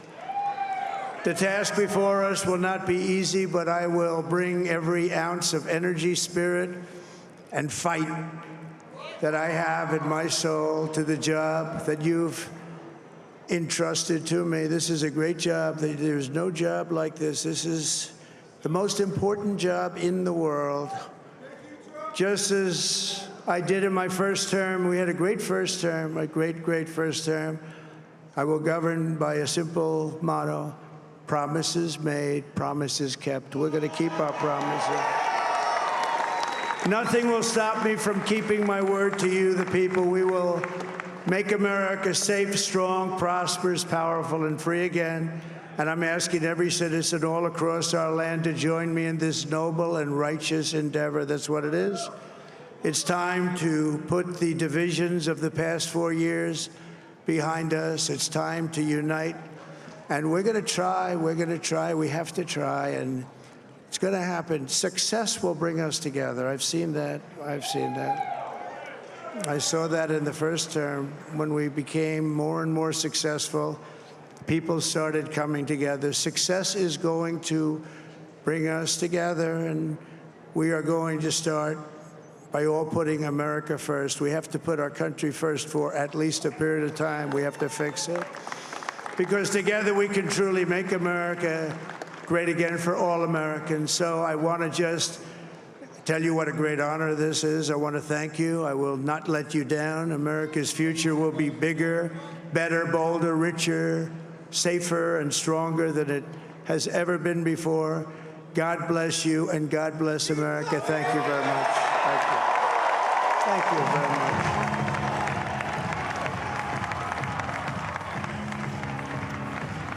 Former President Donald Trump addressing a room of supporters on this election night, and we should note, declaring himself the winner in this presidential race. The Associated Press has called Pennsylvania, which now brings Mr. Trump to 267 electoral votes, which is not yet over the threshold of 270 that he needs to win, but it is quite close. Just as a reminder, the races still to be officially called are Arizona, Nevada, Wisconsin, Michigan, and Alaska. If Mr. Trump wins any one of those, he will officially be the president-elect. And while Mr. Trump was speaking, the Associated Press called the state of Minnesota for Kamala Harris. And we should also note that Mr. Trump said in his speech that Republicans will win control of the House of Representatives, although we should note that the Associated Press has not yet called enough races to give either party the 218 votes needed to control the Speaker's gavel. As we wind our way to 3 a.m. Eastern here, Kevin Madden, we heard Donald Trump say that he has the greatest political movement of all time. He says he's going to help our country heal. And he also said that he has an unprecedented and powerful mandate. Again, he was speaking before the results are final, but as he is closing in on victory, it would appear, with the Associated Press calling the state of Pennsylvania for him. The question now about this mandate, if he is declared the victor by the AP, is how does he use it? Well, I wouldn't call this much of a mandate still. I think we have to remember that the public opinion is a process, not an event, and that, 4 or 5 months from now, we're still going to have Donald Trump probably hovering around 45% approval rating, and still having the challenges with the margins that you have in the Congress to get very big things done. So I also think you're going to have the Democrats take lessons from this and also have the long history and memory that they have with dealing with Donald Trump in his first presidency. Right. And they're going to start to put together their own counter agenda. So those are the realities. We saw, a speech here, not yet an acceptance speech, but that was soaring in some of its aspirations. But the reality is going to set in very quickly, in my view. Shakir, how do you see it? Well, when you say mandate, it looks like he may have the Senate and possibly the House. And, one of the first things I was thinking of, whoever might get the trifecta first was thinking about abolishing a legislative filibuster, which is probably on the table for what they're thinking about. You look at the agenda that they would want to pursue, tax cut expiration of the Trump tax cuts comes at the end of 2025. There'll be a major tax debate coming up this year, and obviously he, with Elon, will probably have some great ideas about giving billionaires more benefits.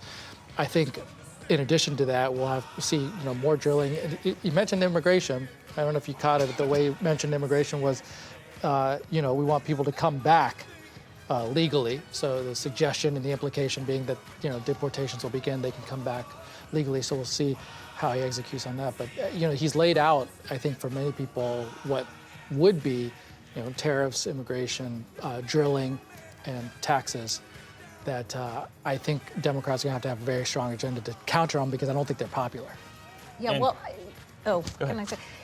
One thing I did hear from Democrats was the sort of divide within the party about whether Harris should have gone harder on this issue of deportations. And if you are struggling to make the case that a next Trump term would be dangerous for America, why talk about it in the theoretical and throw out the term fascist instead of saying, no, this is actually what he's proposing? Should she have done more with that? Polling on that was very difficult, and Kevin can probably speak to a little bit of that too. I mean, we were doing some polling late in the game about mass deportations. Even used some of the most strident language Trump was using. It was over 55%.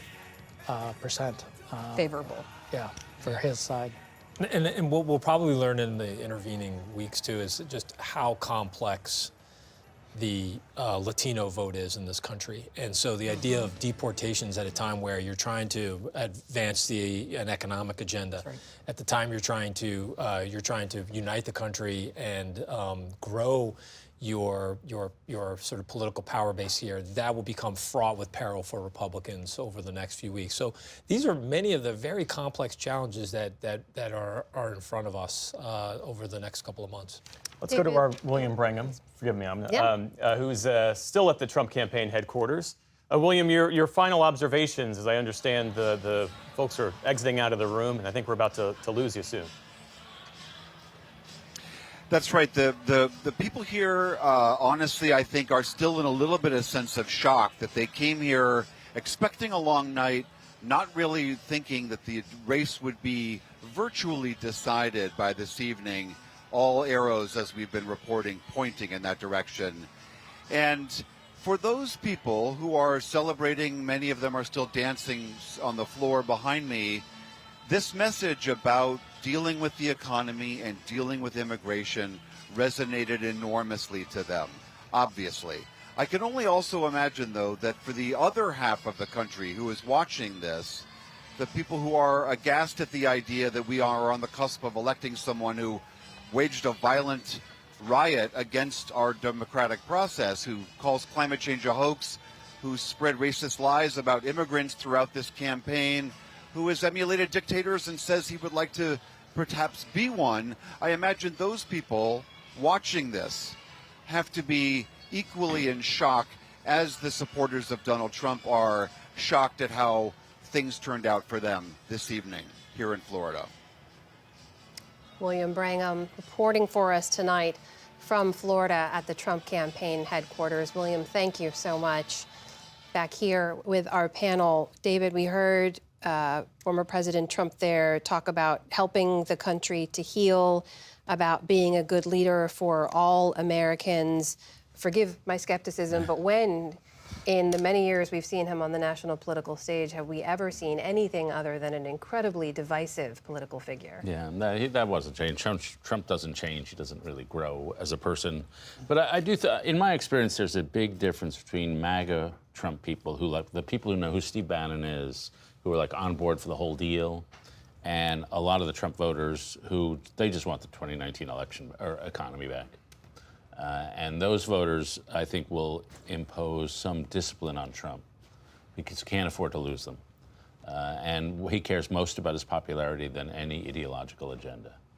And so if I wanted to tell a comforting story to any viewers who might be upset, I do think, as Kevin said, there are natural limits to what he's going to be able to do. And I'm looking particularly at the deportations. It's true that people say they want deportations, but they're used to the deportations of the Obama era, when it's people who are just close to the border, not people who've been living here for decades. That's a totally different ballgame. Definitely. That's right.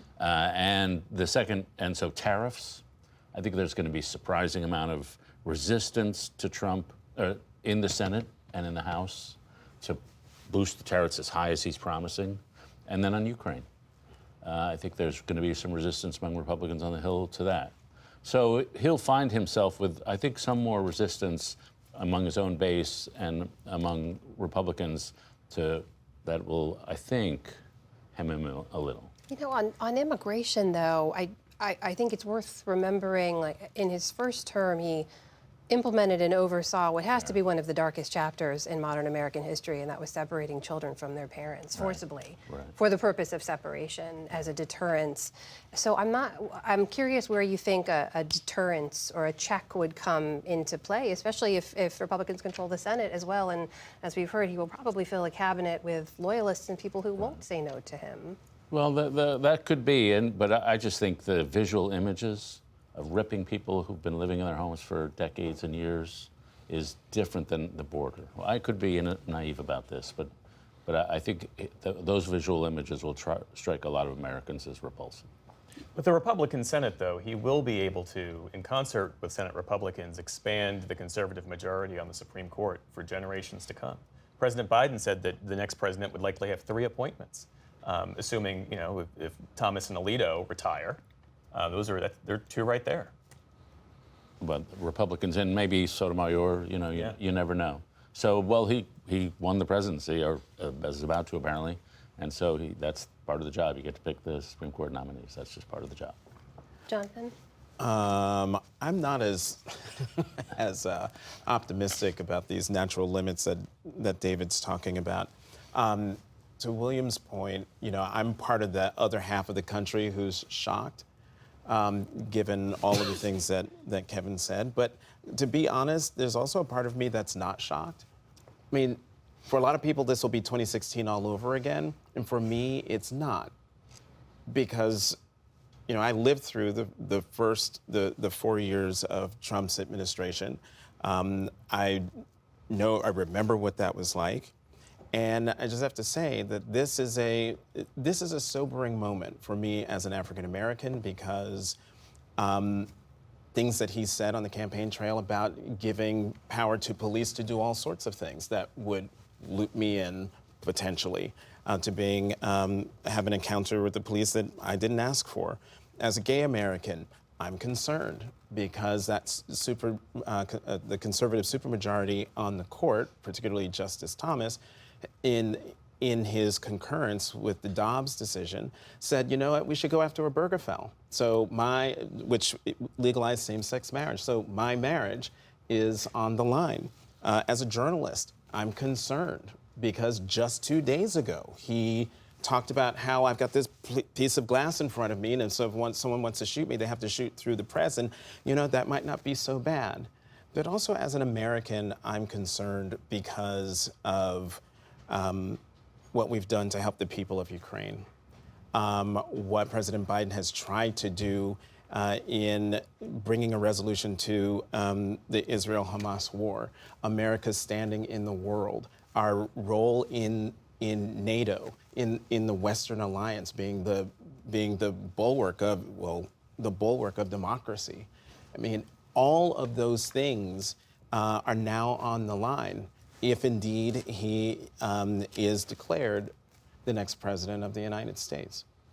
Judy, we heard William, of course, reminding us about the many things we've heard from former President Trump over the years, this idea that he's emulated or showed admiration for dictators, has hinted that he'd like to emulate them, as well as former chief of staff called him a fascist. We talk about democracy and what it took to uphold democracy on January 6th and the days after. And how are you looking at this question right now in terms of what a second Trump presidency would mean?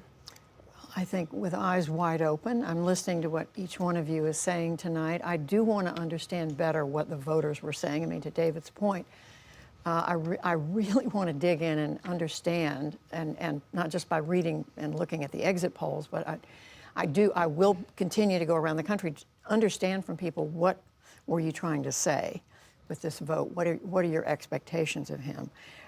He's made some enormous promises. He says he's going to make the country, he's going to fix the economy. It's already on the way to, it's already moving in a good direction, but he's going to make it better. There's going to be a chicken in every pot. He's going to fix immigration. He's going to fix Ukraine. I mean, he's made a pretty ambitious list for himself. Is the public going to hold him accountable? I mean, are they going to expect him to deliver on what he's promised? I don't know. I noticed at the end, I don't believe he mentioned Kamala Harris's name. I'm not sure. He did say at the end, I want to put the divisions of the past behind us. That was one sentence in a 25-minute talk. I don't know. Yeah, he didn't mention her by name, but said that she had no path to victory. She had no path to victory. But I think, you know, I think we all have to hope for the best. Yeah, I think Kevin's point is also really important, that we've not had a first-term lame duck president, right? And so normally we think of somebody who's a lame duck as, okay, well, this is the moment where they're putting their legacy forward. They're cementing this is somebody who, though, doesn't have to worry about going up for re-election, is not particularly interested in, well, what does this mean for the future of the Republican Party? Where does the party go from here? It is about what he wants to get done and how he's going to cement his own legacy in a different way than we're used to seeing about a second-term president do. So we're really very much into the unknown with so much of this. And, you know, unlike 2017, which was much more of a shock to everybody in the system, this Congress is much more pro-Trump. There are fewer of the kinds of folks who stood up to him like we saw in 2017 and 2018. There's no John McCain. There's no Mitt Romney. There are more that look like folks like J.D. Vance. So it sets up for a very different kind of relationship that Trump will have, not just with Congress, but with his own party. Let's bring in our Lisa Desjardins, who's been patiently standing by. Lisa, you have a... I was listening. I was entranced. No. You have a House update, is that right? I'm going to go through everything where we are right now, just to set everything else. Let's talk about the Senate. As we've been reporting, the Republicans will take over control, but they could also gain still 4 more seats. Pennsylvania, Wisconsin, where they're leading, Montana, Nevada, where it's a tie, and also, if indeed Trump-Vance tickets wins tonight, as you know, as we say, the wind is at their back, I want to congratulate the people of Ohio, because guess what? You guys get another election. You will have to vote for another senator sometime in the coming months. This is a swing state, and that will be something that we will have to talk about in terms of affecting the balance of power in the Senate should J.D. Vance become vice president. Now, let's keep going forward and talk about some House races here. Laura Gillen is winning right now in New York 4, so this would be a pickup, a +1 for Democrats. Let's keep going here. Now, we've got, on the other side, a -1 here where Susan Wild is right now behind in Pennsylvania. So this is telling the story of things going back and forth in different House races. There's really not one national tale here. Here, this race we've been watching in Nebraska, Don Bacon, the Republican, has just pulled ahead just in the last few minutes. Maybe he survives. There's 92% of the vote in right there. And then let's take a look here in Arizona, where Dave Schweikert is still behind. So, guys, I went through just quickly about 60 House races to see where we are. And in the end, right now, I have Democrats, if you include where everyone's leading, up 1 seat. That is not enough to take over the House of Representatives, but there are many races that still could go either way, a lot of close races right on the margin. And, you know, as you can see, we're still following all of these. Lastly, let's talk about the presidential race. Of course, these are the calls by the Associated Press, as you have been calling them out, Amna and Jeff. Right now, former President Trump at 267 electoral votes.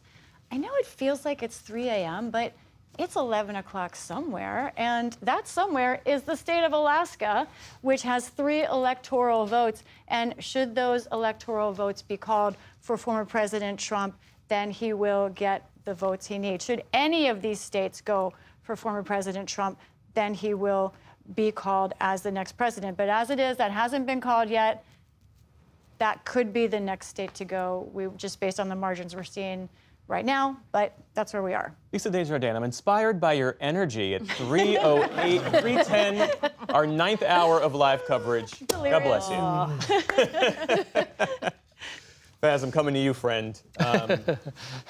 What are you hearing from your friends, your Democratic friends in Democratic circles? Now, you know, obviously there'll be a reckoning, and we'll all discuss it and learn. You know, this isn't pointing fingers, just learn, grow out of this, learn from voters. But I will say, you know, Trump comes in with inheriting, like he did in the first term. President Obama made this point a fair amount, that he had a strong economy that he inherited. And so when you look at the growth under Trump and how people felt about the economy, people don't remember the presages of that and how what established it. And here it is again. We're a pretty strong economy, 15+ million jobs created. We're in a pretty good stable setting. What is about to happen over the next 4 years? Well, a bunch of investment money was about to go. Shovels were hitting the ground. A lot of people in the trades, plumbers, carpenters, pipe fitters, all over this country, about to get jobs from Democratic investments. And he's going to inherit that, and we'll see what he decides to do. He campaigns on repealing certain parts of the IRA, but I don't think he's going to do that. I think he understands that part of it is being able to go and, as a construction guy, like go out and tout the successes that Democratic Congress and president made happen. Well, Republicans who voted against the IRA are claiming credit for it, so I think that would hold. Yeah. Judy Woodruff, I know we've got a few minutes left here, but I'm just curious what you think at this point in the evening, and also when you think we'll hear from President Biden and what he might say coming out of this night we've just reported on. Well, one has to assume, I don't know when we'll hear, but one has to assume he'll be supportive of his vice president and say that, again, this is all assuming that the outcome is what former President Trump is saying. He's going to be supportive of her and be gracious, I'm assuming. I can't, I'm trying to think of what else he would say at this point. Jonathan, what do you think? About the president, I agree with Judy. I think he'll be supportive of the vice president, who I think, given the circumstances, ran a terrific campaign and did as best as she could to win, assuming things go the way it looks like they're going. And I also expect him to be gracious, because in the end, he's a statesman. He is somebody who cares not only about his party, but the country. And I think he will probably say a prayer for the country. All right, we are going to sign off for now. Our thanks to our panel.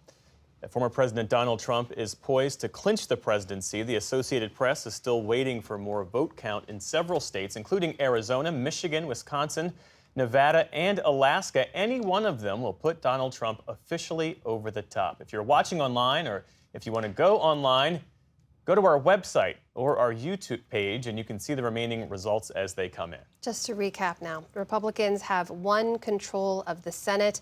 Control of the House, however, is not yet known, with many races still to be called. And once again, the big news of the night tonight, Donald Trump has 267 electoral votes of the 270 he needs to officially be named president-elect.